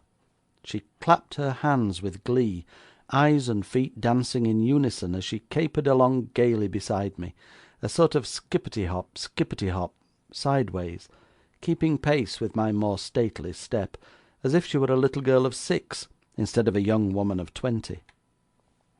"Not only that," she cried, "but £1,000,000 to spend. Oh, Monsieur Valmont, you know Paris, and yet you do not seem to comprehend what that plethora of money means." "Well, madame, I have seen Paris, and I have seen a good deal of the world, but I am not so certain you will secure the £1,000,000 to spend." "What?" she cried, stopping short, that little wrinkle which betokened temper appearing on her brow. "Do you think we won't get the emeralds, then?" "Oh, I am sure we will get the emeralds. I, Valmont, pledge you my word. But if Mr. Jonas Carter before marriage calls a halt upon the ceremony until your uncle places £50,000 upon the table, I confess I am very pessimistic about your obtaining control of the £1,000,000 afterwards." All her vivacity instantaneously returned. "Pooh!" she cried, dancing round in front of me, and standing there directly in my path, so that I came to a stand. "Pooh!" she repeated, snapping her fingers, with an inimitable gesture of that lovely hand. "Monsieur Valmont, I am disappointed in you. You are not nearly so nice as you were last evening. It is very uncomplimentary in you to intimate that when once I am married to Mr. Jonas, I shall not wheedle from him all the money I want. Do not rest your eyes on the ground. Look at me and answer." I glanced up at her, and could not forbear laughing. The witchery of the wood was in that girl. Yes, and a perceptible trace of the Gallic devil flickered in those enchanting eyes of hers. I could not help myself. "Ah, Madame la Marquise de Bel-Air, how jauntily you would scatter despair in that susceptible court of Louis. Ah, Monsieur Eugene de Valmont," she cried, mimicking my tones, and imitating my manner with an exactitude that amazed me, "you are once more my dear de Valmont of last night. I dreamed of you, I assure you I did, and now to find you in the morning, oh, so changed!" She clasped her little hands and inclined her head, while the sweet voice sank into a cadence of melancholy, which seemed so genuine that the mocking ripple of a laugh immediately following was almost a shock to me. Where had this creature of the dull English countryside learnt all such frou-frou of gesture and tone? "Have you ever seen Sarah Bernhardt?" I asked. Now the average Englishwoman would have inquired the genesis of so inconsequent a question, but Lady Alicia followed the trend of my thought, and answered at once as if my query had been quite expected. "Mais non, monsieur. Sarah the divine. Ah, she comes with my £1,000,000 a year and the house of Hyde Park. No, the only inhabitant of my real world whom I have yet seen is Monsieur Valmont, and he, alas, I find so changeable. But now, adieu frivolity, we must be serious,' and she walked sedately by my side. 'Do you know where you are going, monsieur? You are going to church. Oh, do not look frightened, not to a service. I am decorating the church with holly, and you shall help me and get thorns in your poor fingers.' The private road, which up to this time had passed through a forest, now reached a secluded glade, in which stood a very small but exquisite church, evidently centuries older than the mansion we had left. Beyond it were grey stone ruins, which Lady Alicia pointed out to me as remnants of the original mansion that had been built in the reign of the second Henry. The church, it was thought, formed the private chapel to the hall, and it had been kept in repair by the various lords of the manor. 'Now hearken to the power of the poor, and learn how they may flout the proud Marquis,' cried Lady Alicia gleefully. 'The poorest man in England may walk along this private road on Sunday to the church, and the proud Marquis is powerless to prevent him. Of course, if the poor man prolongs his walk, then he is in danger from the law of trespass. On weekdays, however, this is the most secluded spot on the estate, and I regret to say that my lordly uncle does not trouble it even on Sundays. I fear we are a degenerate race, Monsieur Valmont, for doubtless a fighting and deeply religious ancestor of mine built this church, and to think that when the useful masons cemented these stones together, Madame la Marquise de Bel-Air or Lady Alicia were alike unthought of, and though 300 years divide them, this ancient chapel makes them seem, as one might say, contemporaries. Oh, Monsieur Valmont, what is the use of worrying about emeralds or anything else? As I look at this beautiful old church, even the house of Hyde Park appears as naught.' And to my amazement, the eyes that Lady Alicia turned upon me were wet. The front door was unlocked, and we walked into the church in silence. Around the pillars holly and ivy were twined. Great armfuls of the shrubs had been flung here and there along the walls in heaps, and a step-ladder stood in one of the aisles, showing that the decoration of the edifice was not yet complete. A subdued melancholy had settled down on my erstwhile vivacious companion, the inevitable reaction so characteristic of the artistic temperament, augmented doubtless by the solemnity of the place, around whose walls, in brass and marble, were sculptured memorials of her ancient race. 'You promised,' I said at last, 'to tell me how you came to suspect—' 'Not here, not here,' she whispered. Then rising from the pew in which she had seated herself, she said, 'Let us go. I am in no mood for working this morning. I shall finish the decoration in the afternoon.' We came out into the cool and brilliant sunlight again, and as we turned homeward, her spirits immediately began to rise. 'I am anxious to know,' I persisted, 'why you came to suspect a man whom at first you believed innocent.' 'I am not sure but I believe him innocent now, although I am forced to the conclusion that he knows where the treasure is.' 'What forces you to that conclusion, my lady?' 'A letter I received from himself, in which he makes a proposal so extraordinary that I am almost disinclined to accede to it, even though it leads to the discovery of my necklace. However, I am determined to leave no means untried, if I receive the support of my friend, Monsieur Valmont.' 'My lady,' said I, with a bow, 'it is but yours to command, mine to obey. What were the contents of that letter?'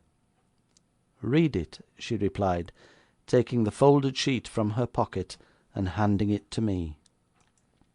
She had been quite right in characterising the note as an extraordinary epistle. The Honourable John Haddon had the temerity to propose that she should go through a form of marriage with him in the old church we had just left. If she did that, he said, it would console him for the mad love he felt for her. The ceremony would have no binding force upon her whatever, and she might bring whom she pleased to perform it. If she knew no one that she could trust, he would invite an old college chum, and bring him to the church next morning at 7:30 o'clock. Even if an ordained clergyman performed the ceremony, it would not be legal unless it took place between the hours of 8 in the morning and 3 in the afternoon. If she consented to this, the emeralds were hers once more. "This is the proposal of a madman," said I, as I handed back the letter. "Well," she replied, with a nonchalant shrug of her shoulders, "he has always said he was madly in love with me, and I quite believe it. Poor young man, if this mummery were to console him for the rest of his life, why should I not indulge him in it? Lady Alicia, surely you would not countenance the profaning of that lovely old edifice with a mock ceremonial? No man in his senses could suggest such a thing." Once more her eyes were twinkling with merriment. "But the Honourable John Haddon, as I have told you, is not in his senses." "Then why should you indulge him?" "Why? How can you ask such a question? Because of the emeralds. It is only a mad lark, after all, and no one need know of it. Oh, Monsieur Valmont," she cried pleadingly, clasping her hands, yet it seemed to me with an undercurrent of laughter in her beseeching tones, "will you not enact for us the part of clergyman? I am sure if your face were as serious as it is at this moment, the robes of a priest would become you. Lady Alicia, you are incorrigible. I am somewhat a man of the world, yet I should not dare to counterfeit the sacred office, and I hope you but jest. In fact, I am sure you do, my lady." She turned away from me with a very pretty pout. "Monsieur Valmont, your knighthood is, after all, but surface deep. 'Tis not mine to command, and yours to obey. Certainly I did but jest. John shall bring his own imitation clergyman with him." "Are you going to meet him tomorrow?" "Certainly I am. I have promised. I must secure my necklace." "You seem to place great confidence in the belief that he will produce it." "If he fails to do so, then I play Monsieur Valmont as my trump card." "But, monsieur, although you quite rightly refuse to comply with my first request, you will surely not reject my second. Please meet me tomorrow at the head of the avenue promptly at 7:15, and escort me to the church." For a moment the negative trembled on my tongue's end, but she turned those enchanting eyes upon me, and I was undone. "Very well," I answered. She seized both my hands like a little girl overjoyed at a promised excursion. "Oh, Monsieur Valmont, you are a darling. I feel as if I had known you all my life. I am sure you will never regret having humoured me," then added a moment later, "if we get the emeralds." "Ah," said I, "if we get the emeralds." We were now within sight of the house, and she pointed out our rendezvous for the following day, and with that I bade her good-bye.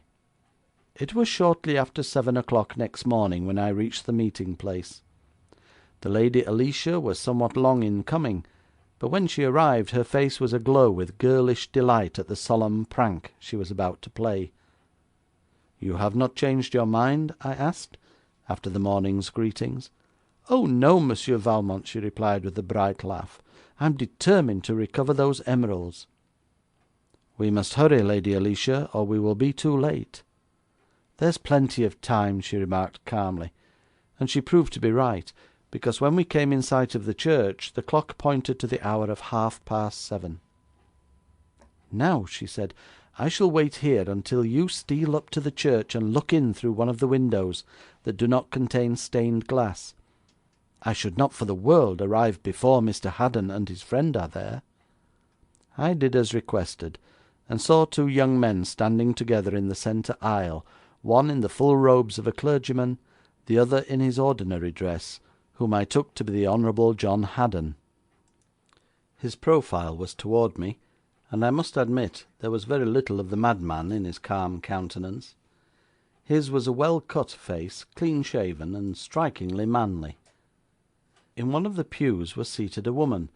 I learned afterwards she was Lady Alicia's maid, who had been instructed to come and go from the house by a footpath, while we had taken the longer road. I returned and escorted Lady Alicia to the church, and there was introduced to Mr. Haddon and his friend, the made-up divine. The ceremony was at once performed, and, man of the world as I profess myself to be, this enacting of private theatricals in a church grated upon me. When the maid and I were asked to sign the book as witnesses, I said, "Surely this is carrying realism a little too far." Mr. Haddon smiled, and replied, "I am amazed to hear a Frenchman objecting to realism going to its full length, and speaking for myself, I should be delighted to see the autograph of the renowned Eugene Valmont." And with that he proffered me the pen, whereupon I scrawled my signature. The maid had already signed and disappeared. The reputed clergyman bowed us out of the church, standing in the porch to see us walk up the avenue. "Ed," cried John Haddon, "I'll be back within half an hour, and will attend to the clock.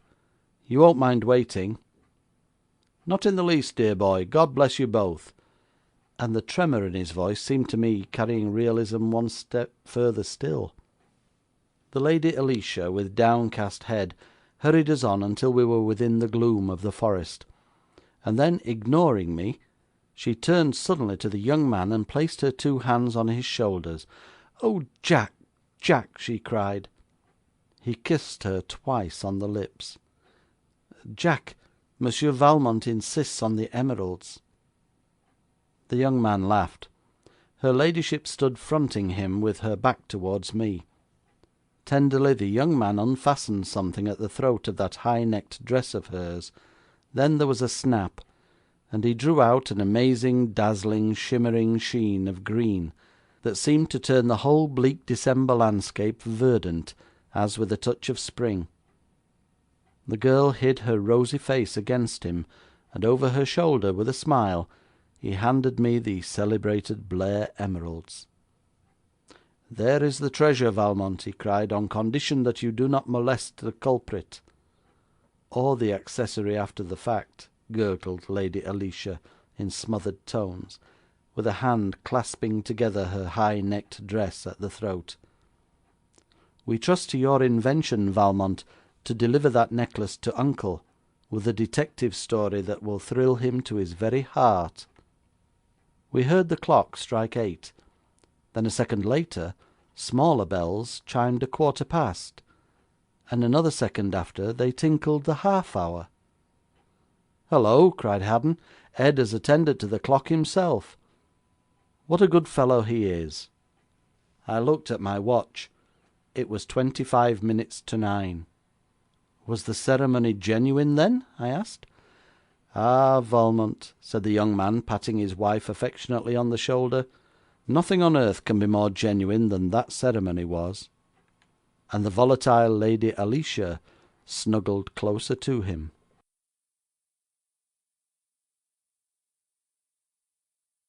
Chapter 9.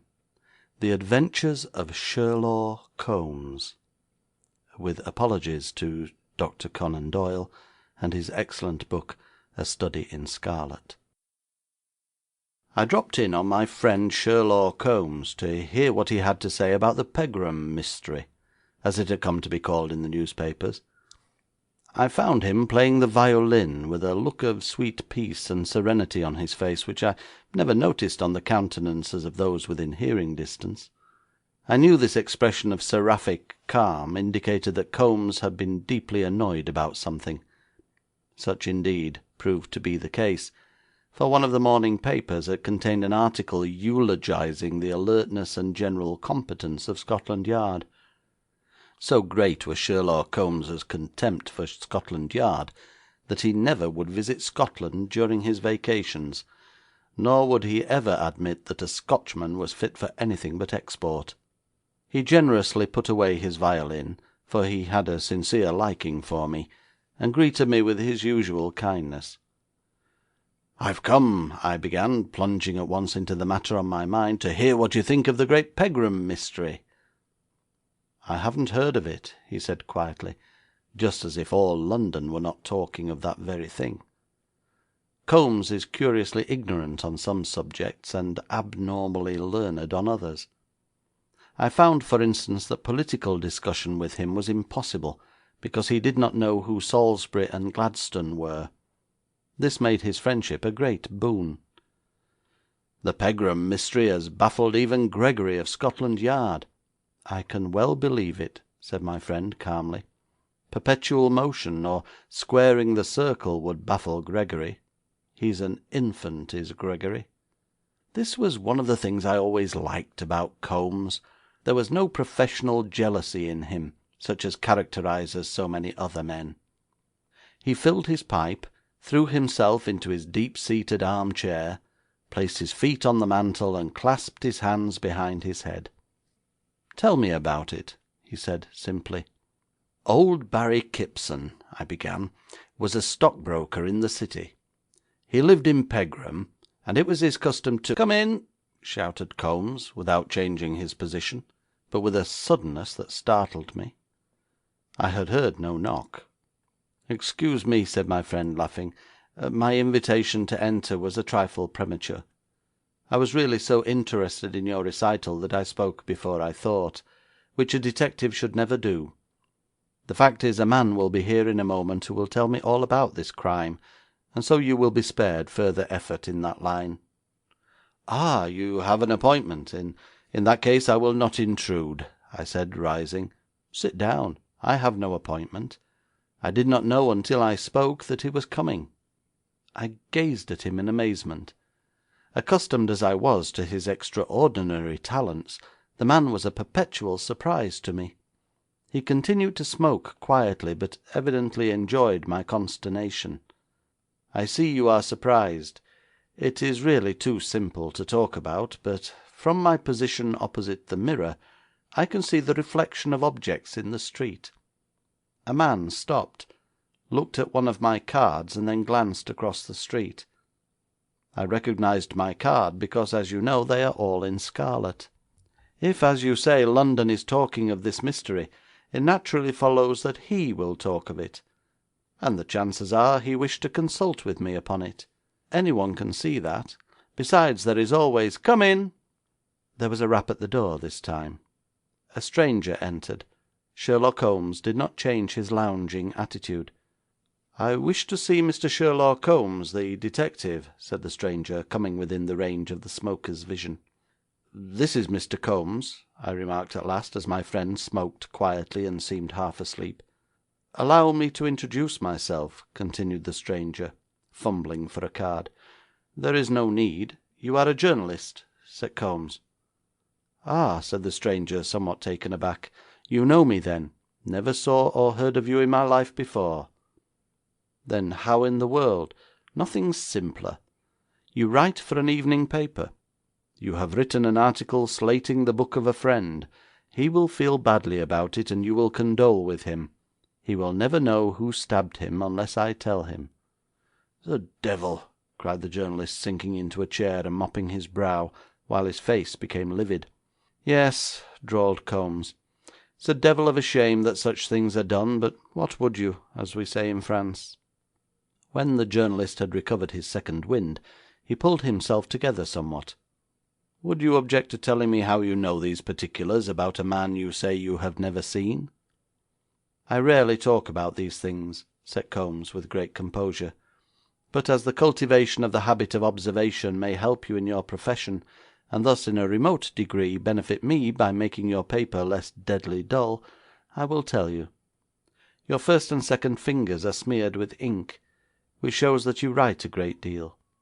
This smeared class embraces two subclasses, clerks or accountants, and journalists. Clerks have to be neat in their work. The ink smear is slight in their case. Your fingers are badly and carelessly smeared, therefore you are a journalist. You have an evening paper in your pocket. Anyone might have any evening paper, but yours is a special edition, which will not be on the streets for half an hour yet. You must have obtained it before you left the office, and to do this you must be on the staff. A book notice is marked with a blue pencil.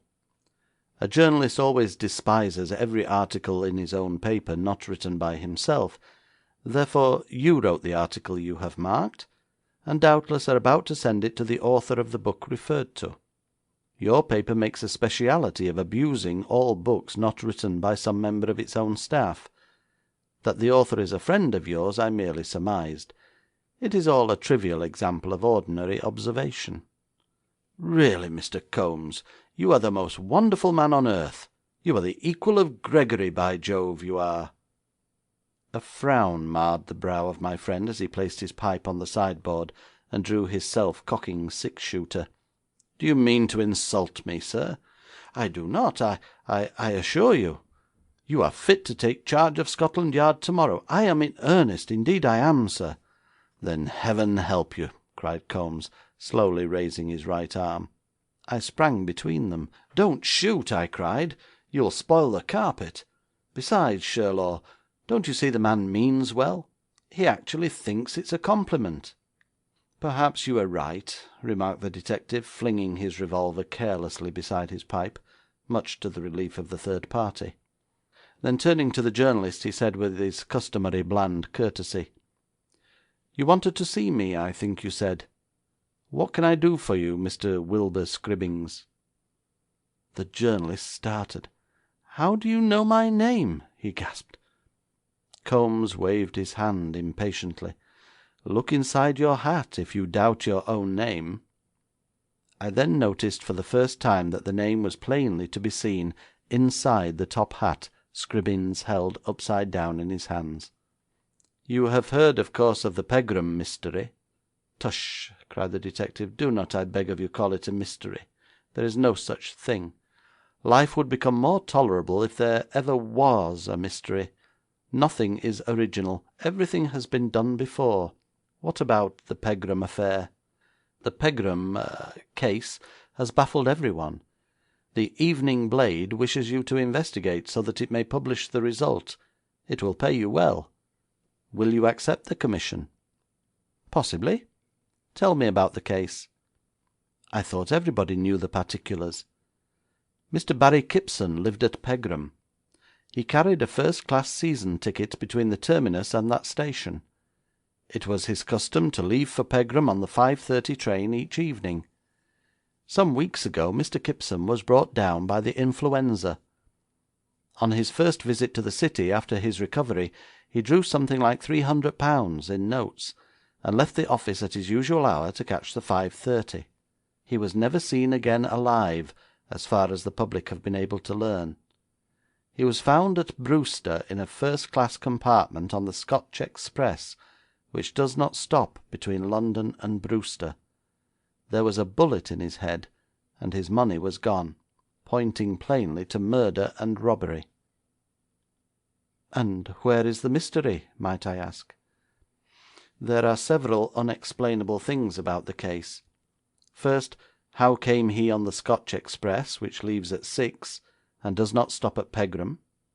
Second, the ticket examiners at the terminus would have turned him out if he showed his season ticket, and all the tickets sold for the Scotch Express on the 21st are accounted for.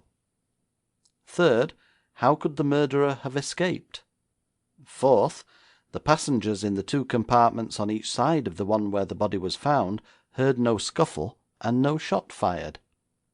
Are you sure the Scotch Express on the 21st did not stop between London and Brewster?' 'Now that you mention the fact, it did. It was stopped by signal just outside of Pegram.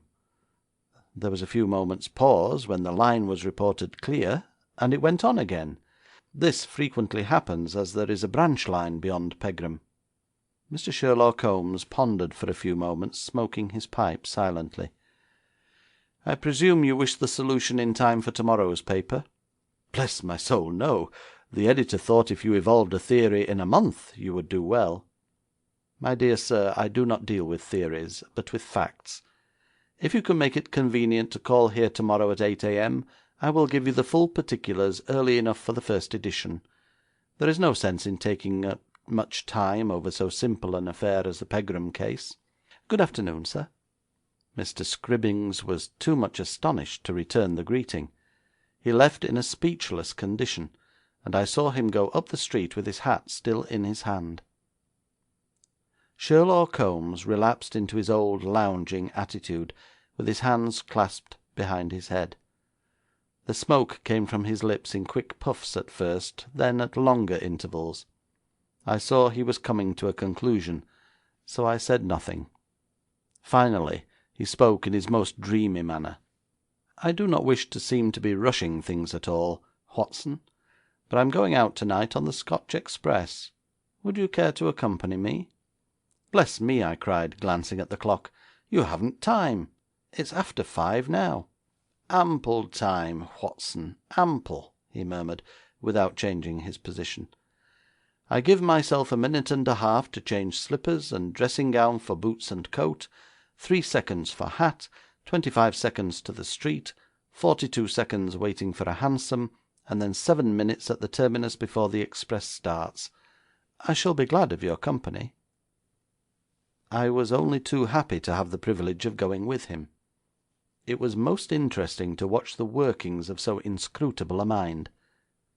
As we drove under the lofty iron roof of the terminus, I noticed a look of annoyance pass over his face. "We are 15 seconds ahead of our time," he remarked, looking at the big clock. "I dislike having a miscalculation of that sort occur."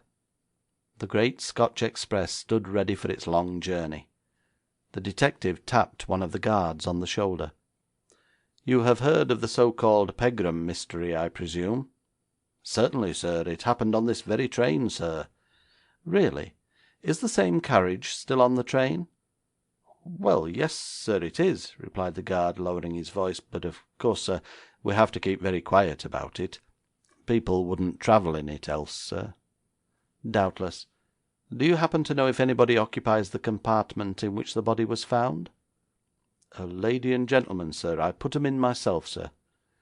"Would you further oblige me," said the detective, deftly slipping half a sovereign into the hand of the guard, "by going to the window and informing them in an off-hand, casual sort of way that the tragedy took place in that compartment?"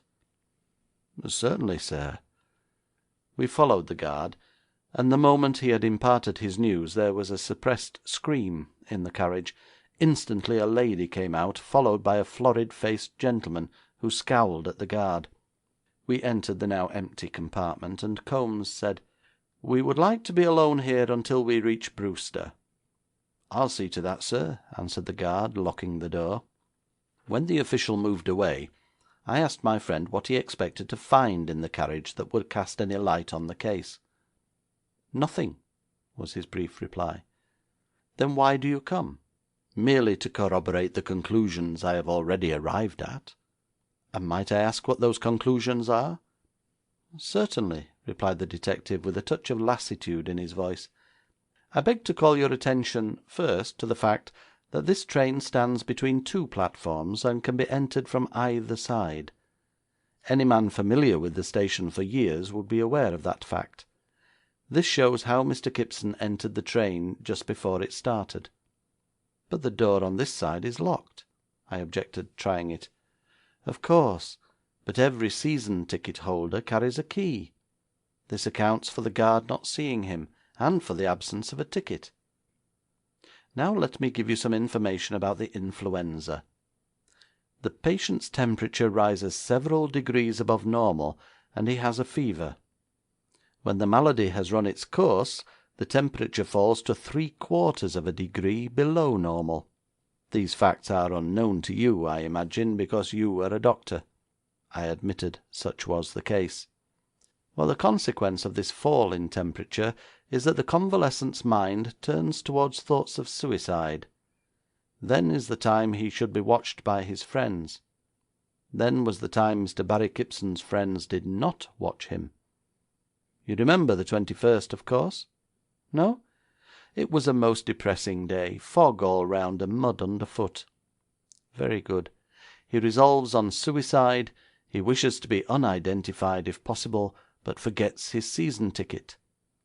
My experience is that a man about to commit a crime always forgets something. But how do you account for the disappearance of the money?" "The money has nothing to do with the matter. If he was a deep man, and knew the stupidness of Scotland Yard, he probably sent the notes to an enemy. If not, they may have been given to a friend.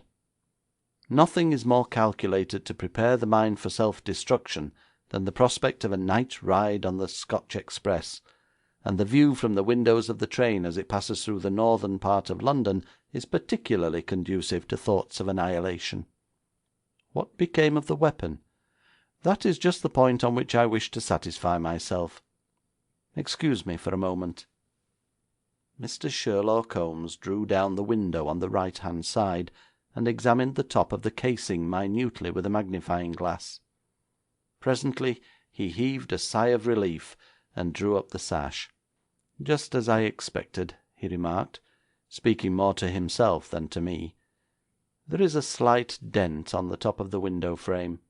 It is of such a nature as to be made only by the trigger of a pistol falling from the nerveless hand of a suicide. He intended to throw the weapon far out of the window, but had not the strength. It might have fallen into the carriage. As a matter of fact, it bounced away from the line, and lies among the grass about 10 feet 6 inches from the outside rail. The only question that now remains is where the deed was committed, and the exact present position of the pistol reckoned in miles from London, but that fortunately is too simple to even need explanation.' 'Great heavens, Sherlaw!' I cried. 'How can you call that simple? Seems to me impossible to compute.' We were now flying over northern London, and the great detective leaned back with every sign of ennui, closing his eyes. At last he spoke wearily. 'It is really too elementary, Watson, but I am always willing to oblige a friend. I shall be relieved, however, when you are able to work out the ABC of detection for yourself, although I shall never object to helping you with the words of more than 3 syllables. Having made up his mind to commit suicide, Kipson naturally intended to do it before he reached Brewster, because tickets are again examined at that point. When the train began to stop at the signal near Pegram, he came to the false conclusion that it was stopping at Brewster. The fact that the shot was not heard is accounted for by the screech of the air brake added to the noise of the train. Probably the whistle was also sounding at the same moment. The train, being a fast express, would stop as near the signal as possible. The air brake will stop a train in twice its own length. Call it 3 times in this case. Very well. At 3 times the length of this train from the signal post towards London, deducting half the length of the train, as this carriage is in the middle, you will find the pistol.' 'Wonderful!' I exclaimed. 'Commonplace,' he murmured. At this moment the whistle sounded shrilly, and we felt the grind of the air brakes. 'The Pegram signal again,' cried Kombs, with something almost like enthusiasm. 'This is indeed luck. We will get out here, Watson, and test the matter.' As the train stopped, we got out on the right-hand side of the line. The engine stood panting impatiently under the red light, which changed to green as I looked at it. As the train moved on with increasing speed, the detective counted the carriages and noted down the number. It was now dark, with the thin crescent of the moon hanging in the western sky, throwing a weird half-light on the shining metals. The rear lamps of the train disappeared around a curve, and the signal stood at baleful red again. The black magic of the lonesome night in that strange place impressed me, but the detective was a most practical man. He placed his back against the signal post, and paced up the line with even strides, counting his steps. I walked along the permanent way beside him silently. At last he stopped, and took a tape line from his pocket. He ran it out until the 10 feet 6 inches were unrolled, scanning the figures in the wan light of the new moon. Giving me the end, he placed his knuckles on the metals, motioning me to proceed down the embankment. I stretched out the line, and then sank my hand in the damp grass to mark the spot. 'Good God!' I cried aghast. 'What's this?' 'It is the pistol,' said Kombs quietly. It was. Journalistic London will not soon forget the sensation that was caused by the record of the investigations of Sherlock Holmes, as printed at length in the next day's Evening Blade. Would that my story ended here. Alas! Kombs contemptuously turned over the pistol to Scotland Yard. The meddlesome officials, actuated as I always hold by jealousy, found the name of the seller upon it. They investigated. The seller testified that it had never been in the possession of Mr. Kipson as far as he knew. It was sold to a man whose description tallied with that of a criminal long watched by the police. He was arrested, and turned Queen's evidence in the hope of hanging his pal. It seemed that Mr. Kipson, who was a gloomy, taciturn man, and usually came home in a compartment by himself, thus escaping observation, had been murdered in the lane leading to his house. After robbing him, the miscreants turned their thoughts toward the disposal of the body, a subject that always occupies a first-class criminal mind before the deed is done. They agreed to place it on the line and have it mangled by the Scotch express, then nearly due. Before they got the body half-way up the embankment, the express came along and stopped. The guard got out and walked along the other side to speak with the engineer. The thought of putting the body into an empty first-class carriage instantly occurred to the murderers. They opened the door with the deceased's key. It is supposed that the pistol dropped when they were hoisting the body in the carriage. The Queen's evidence dodge didn't work, and Scotland Yard ignobly insulted my friend Sherlock Holmes by sending him a pass to see the villains hanged.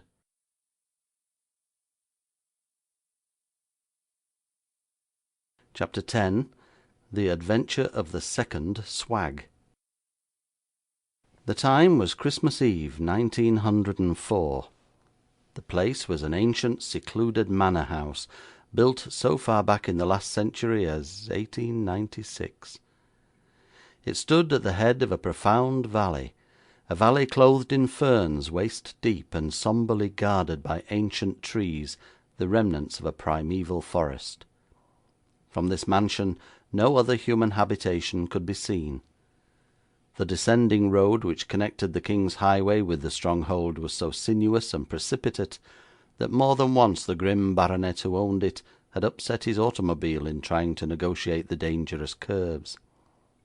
The isolated situation and gloomy architecture of this venerable mansion must have impressed the most casual observer with the thought that here was the spot for the perpetration of dark deeds, were it not for the fact that the place was brilliantly illumined with electricity, while the silence was emphasised rather than disturbed by the monotonous regular thud of an accumulator pumping the subtle fluid into a receptive dynamo situated in an outhouse to the east.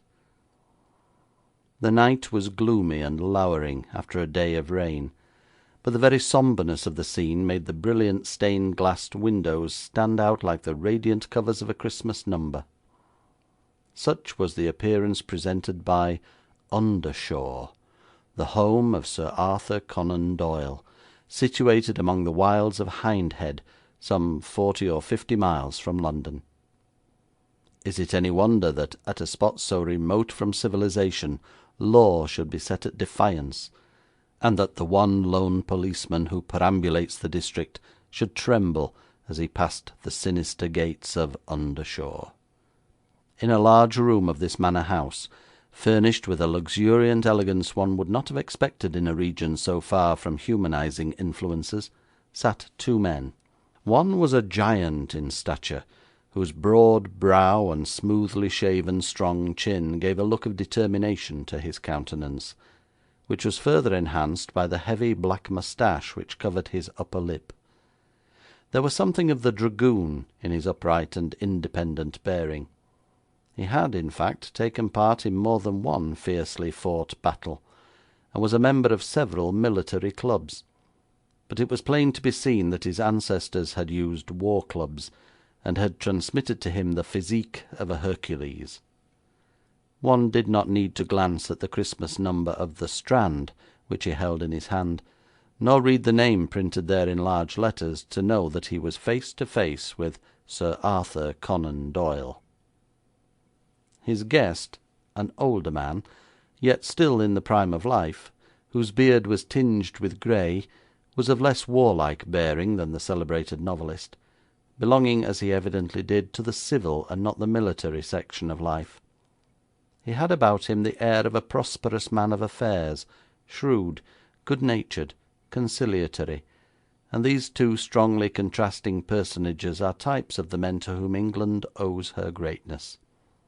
The reader of the Christmas number will very probably feel disappointed when he finds, as he supposes, merely two old friends sitting amicably in a country house after dinner. There seems, to his jaded taste, no element of tragedy in such a situation. These two men appear comfortable enough, and respectable enough. It is true that there is whisky and soda at hand, and the box of cigars is open, yet there are latent possibilities of passion under the most placid natures, revealed only to writers of fiction in our halfpenny press. Let the reader wait, therefore, till he sees these two men tried as by fire under a great temptation, and then let him say whether even the probity of Sir George Newnes comes scatheless from the ordeal. "Have you brought the swag, Sir George?" asked the novelist, with some trace of anxiety in his voice. "Yes," replied the great publisher, "but before proceeding to the count, would it not be wise to give orders that will ensure our being left undisturbed?" "You are right," replied Doyle, pressing an electric button. When the servant appeared, he said, "I am not at home to anyone. No matter who calls, or what excuse is given, you must permit none to approach this room." When the servant had withdrawn, Doyle took the further precaution of thrusting in place one of the huge bolts which ornamented the massive oaken door, studded with iron knobs. Sir George withdrew from the tail pocket of his dress coat 2 canvas bags, and, untying the strings, poured the rich red gold on the smooth table. "I think you will find that right," he said.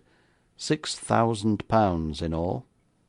The writer dragged his heavy chair nearer the table, and began to count the coins 2 by 2, withdrawing each pair from the pile with his extended forefingers in the manner of one accustomed to deal with great treasure.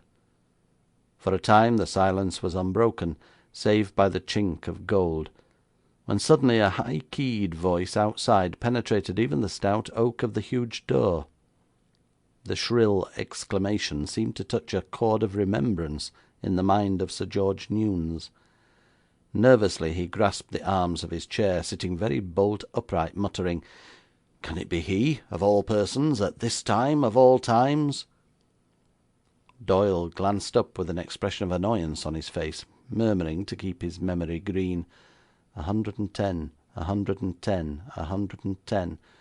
"Not at home!" cried the vibrant voice. "Nonsense! Everybody is at home on Christmas Eve." "You don't seem to be," he heard the servant reply. "Me? Oh, I have no home. Merely rooms in Baker Street. I must see your master, and at once." "Master left in his motor car half an hour ago to attend the county ball given tonight at the Royal Huts Hotel, 7 miles away," answered the servant, with that glib mastery of fiction which unconsciously comes to those who are members, even in a humble capacity, of a household devoted to the production of imaginative art. "Nonsense, I say again," came the strident voice. "It is true that the tracks of an automobile are on the ground in front of your door, but if you will notice the markings of the puncture-proof belt, you will see that the automobile is returning and not departing. It went to the station before the last shower to bring back a visitor, and since its arrival there has been no rain. That suit of armour in the hall, spattered with mud, shows it to be the casing the visitor wore. The blazonry upon it of a pair of scissors above an open book resting upon a printing press indicates that the wearer is first of all an editor, second a publisher, and third a printer. The only baronet in England whose occupation corresponds with this heraldic device is Sir George Newnes." "You forget Sir Alfred Harmsworth," said the servant, whose hand held a copy of Answers. If the insistent visitor was taken aback by this unlooked-for rejoinder, his manner showed no trace of embarrassment, and he went on unabashed. "As the last shower began at 10 minutes to 6, Sir George must have arrived at Haslemere Station on the 6:19 from Waterloo. He has had dinner, and at this moment is sitting comfortably with Sir Arthur Conan Doyle, doubtless in the front room, which I see is so brilliantly lighted. Now, if you will kindly take in my card—" "But I tell you," persisted the perplexed servant, "that the master left in his motor car for the county ball at the Royal—" "Oh, I know, I know. There stands his suit of armour too, newly black-leaded, whose coat of arms is a couchant typewriter on an automobile rampant.' 'Great heavens!' cried Sir George, his eyes brightening with the light of unholy desire. 'You have material enough there, Doyle, for a story in our January number. What do you say?' A deep frown marred the smoothness of the novelist's brow.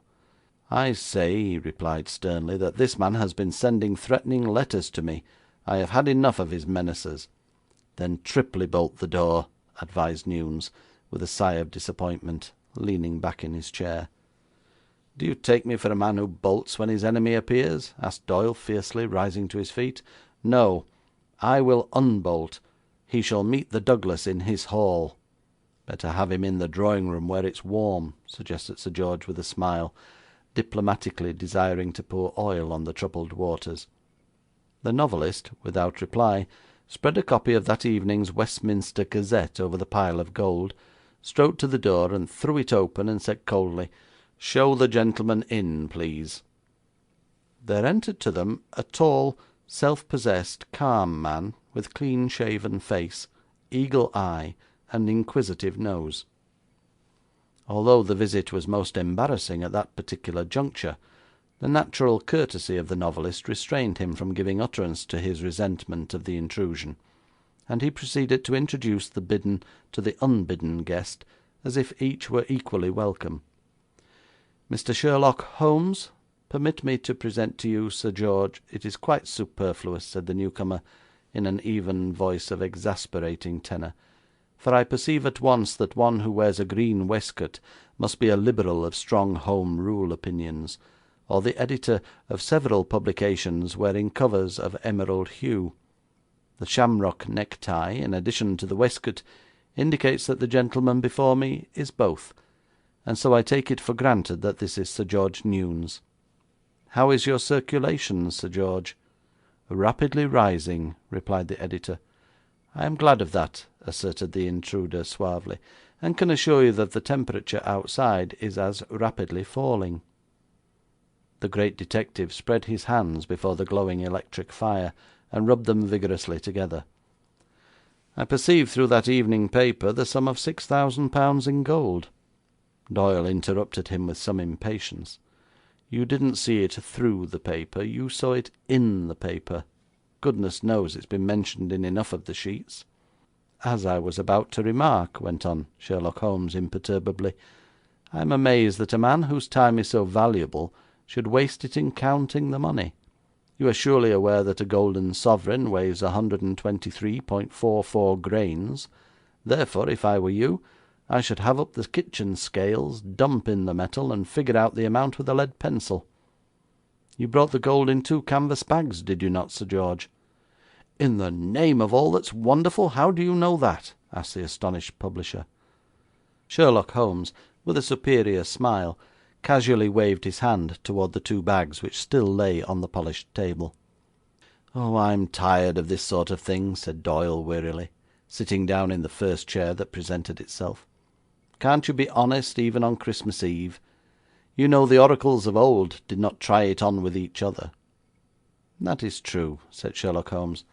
'The fact is, I followed Sir George Newnes into the Capital and Counties Bank this afternoon, where he demanded £6,000 in gold, but when he learned that this would weigh 96 pounds 7 ounces avoirdupois weight, and that even troy weight would make the sum no lighter, he took 2 small bags of gold and the rest in Bank of England notes. I came from London on the same train with him, but he was off in the automobile before I could make myself known, and so I had to walk up. I was further delayed by taking the wrong turning on the top, and finding myself at that charming spot in the neighbourhood where a sailor was murdered by 2 ruffians a century or so ago.' There was a note of warning in Doyle's voice when he said, 'Did that incident teach you no lesson? Did you not realise that you were in a dangerous locality?' 'And likely to fall in with 2 ruffians?' asked Holmes, slightly elevating his eyebrows, while the same sweet smile hovered round his thin lips. 'No, the remembrance of the incident encouraged me. It was the man who had the money that was murdered. I brought no coin with me, although I expect to bear many away.' Would you mind telling us, without further circumlocution, what brings you here so late at night?' Sherlock Holmes heaved a sigh, and mournfully shook his head very slowly. 'After all the teaching I have bestowed upon you, Doyle, is it possible that you cannot deduct even so simple a thing as that? Why am I here? Because Sir George made a mistake about those bags. He was quite right in taking one of them to Undershaw, but he should have left the other at 221B Baker Street. I call this little trip the adventure of the second swag. Here is the second swag on the table. The first swag you received long ago, and all I had for my share was some honeyed words of compliment in the stories you wrote. Now it is truly said that soft words butter no parsnips, and in this instance they do not even turn away wrath. So far as the second swag is concerned, I have come to demand half of it.'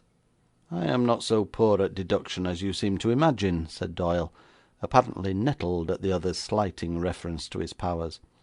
'I was well aware when you came in what your errand was. I deduced further that if you saw Sir George withdraw gold from the bank, you also followed him to Waterloo Station.' 'Quite right. When he purchased his ticket for Haslemere, you did the same.' 'I did.' 'When you arrived at Haslemere, you sent a telegram to your friend, Dr. Watson, telling him of your whereabouts.' 'You are wrong there. I ran after the motor car.' 'You certainly sent a telegram from somewhere to someone, or at least dropped a note in the post box. There are signs, which I need not mention, that point irrevocably to such a conclusion.' The doomed man, ruined by his own self-complacency, merely smiled in his superior manner, not noticing the eager look with which Doyle awaited his answer. 'Wrong entirely. I neither wrote any telegram nor spoke any message since I left London.' 'Ah, no,' cried Doyle. 'I see where I went astray. You merely inquired the way to my house.' 'I needed to make no inquiries. I followed the rear light of the automobile part way up the hill, and when that disappeared, I turned to the right instead of the left, as there was no one out on such a night from whom I could make inquiry.'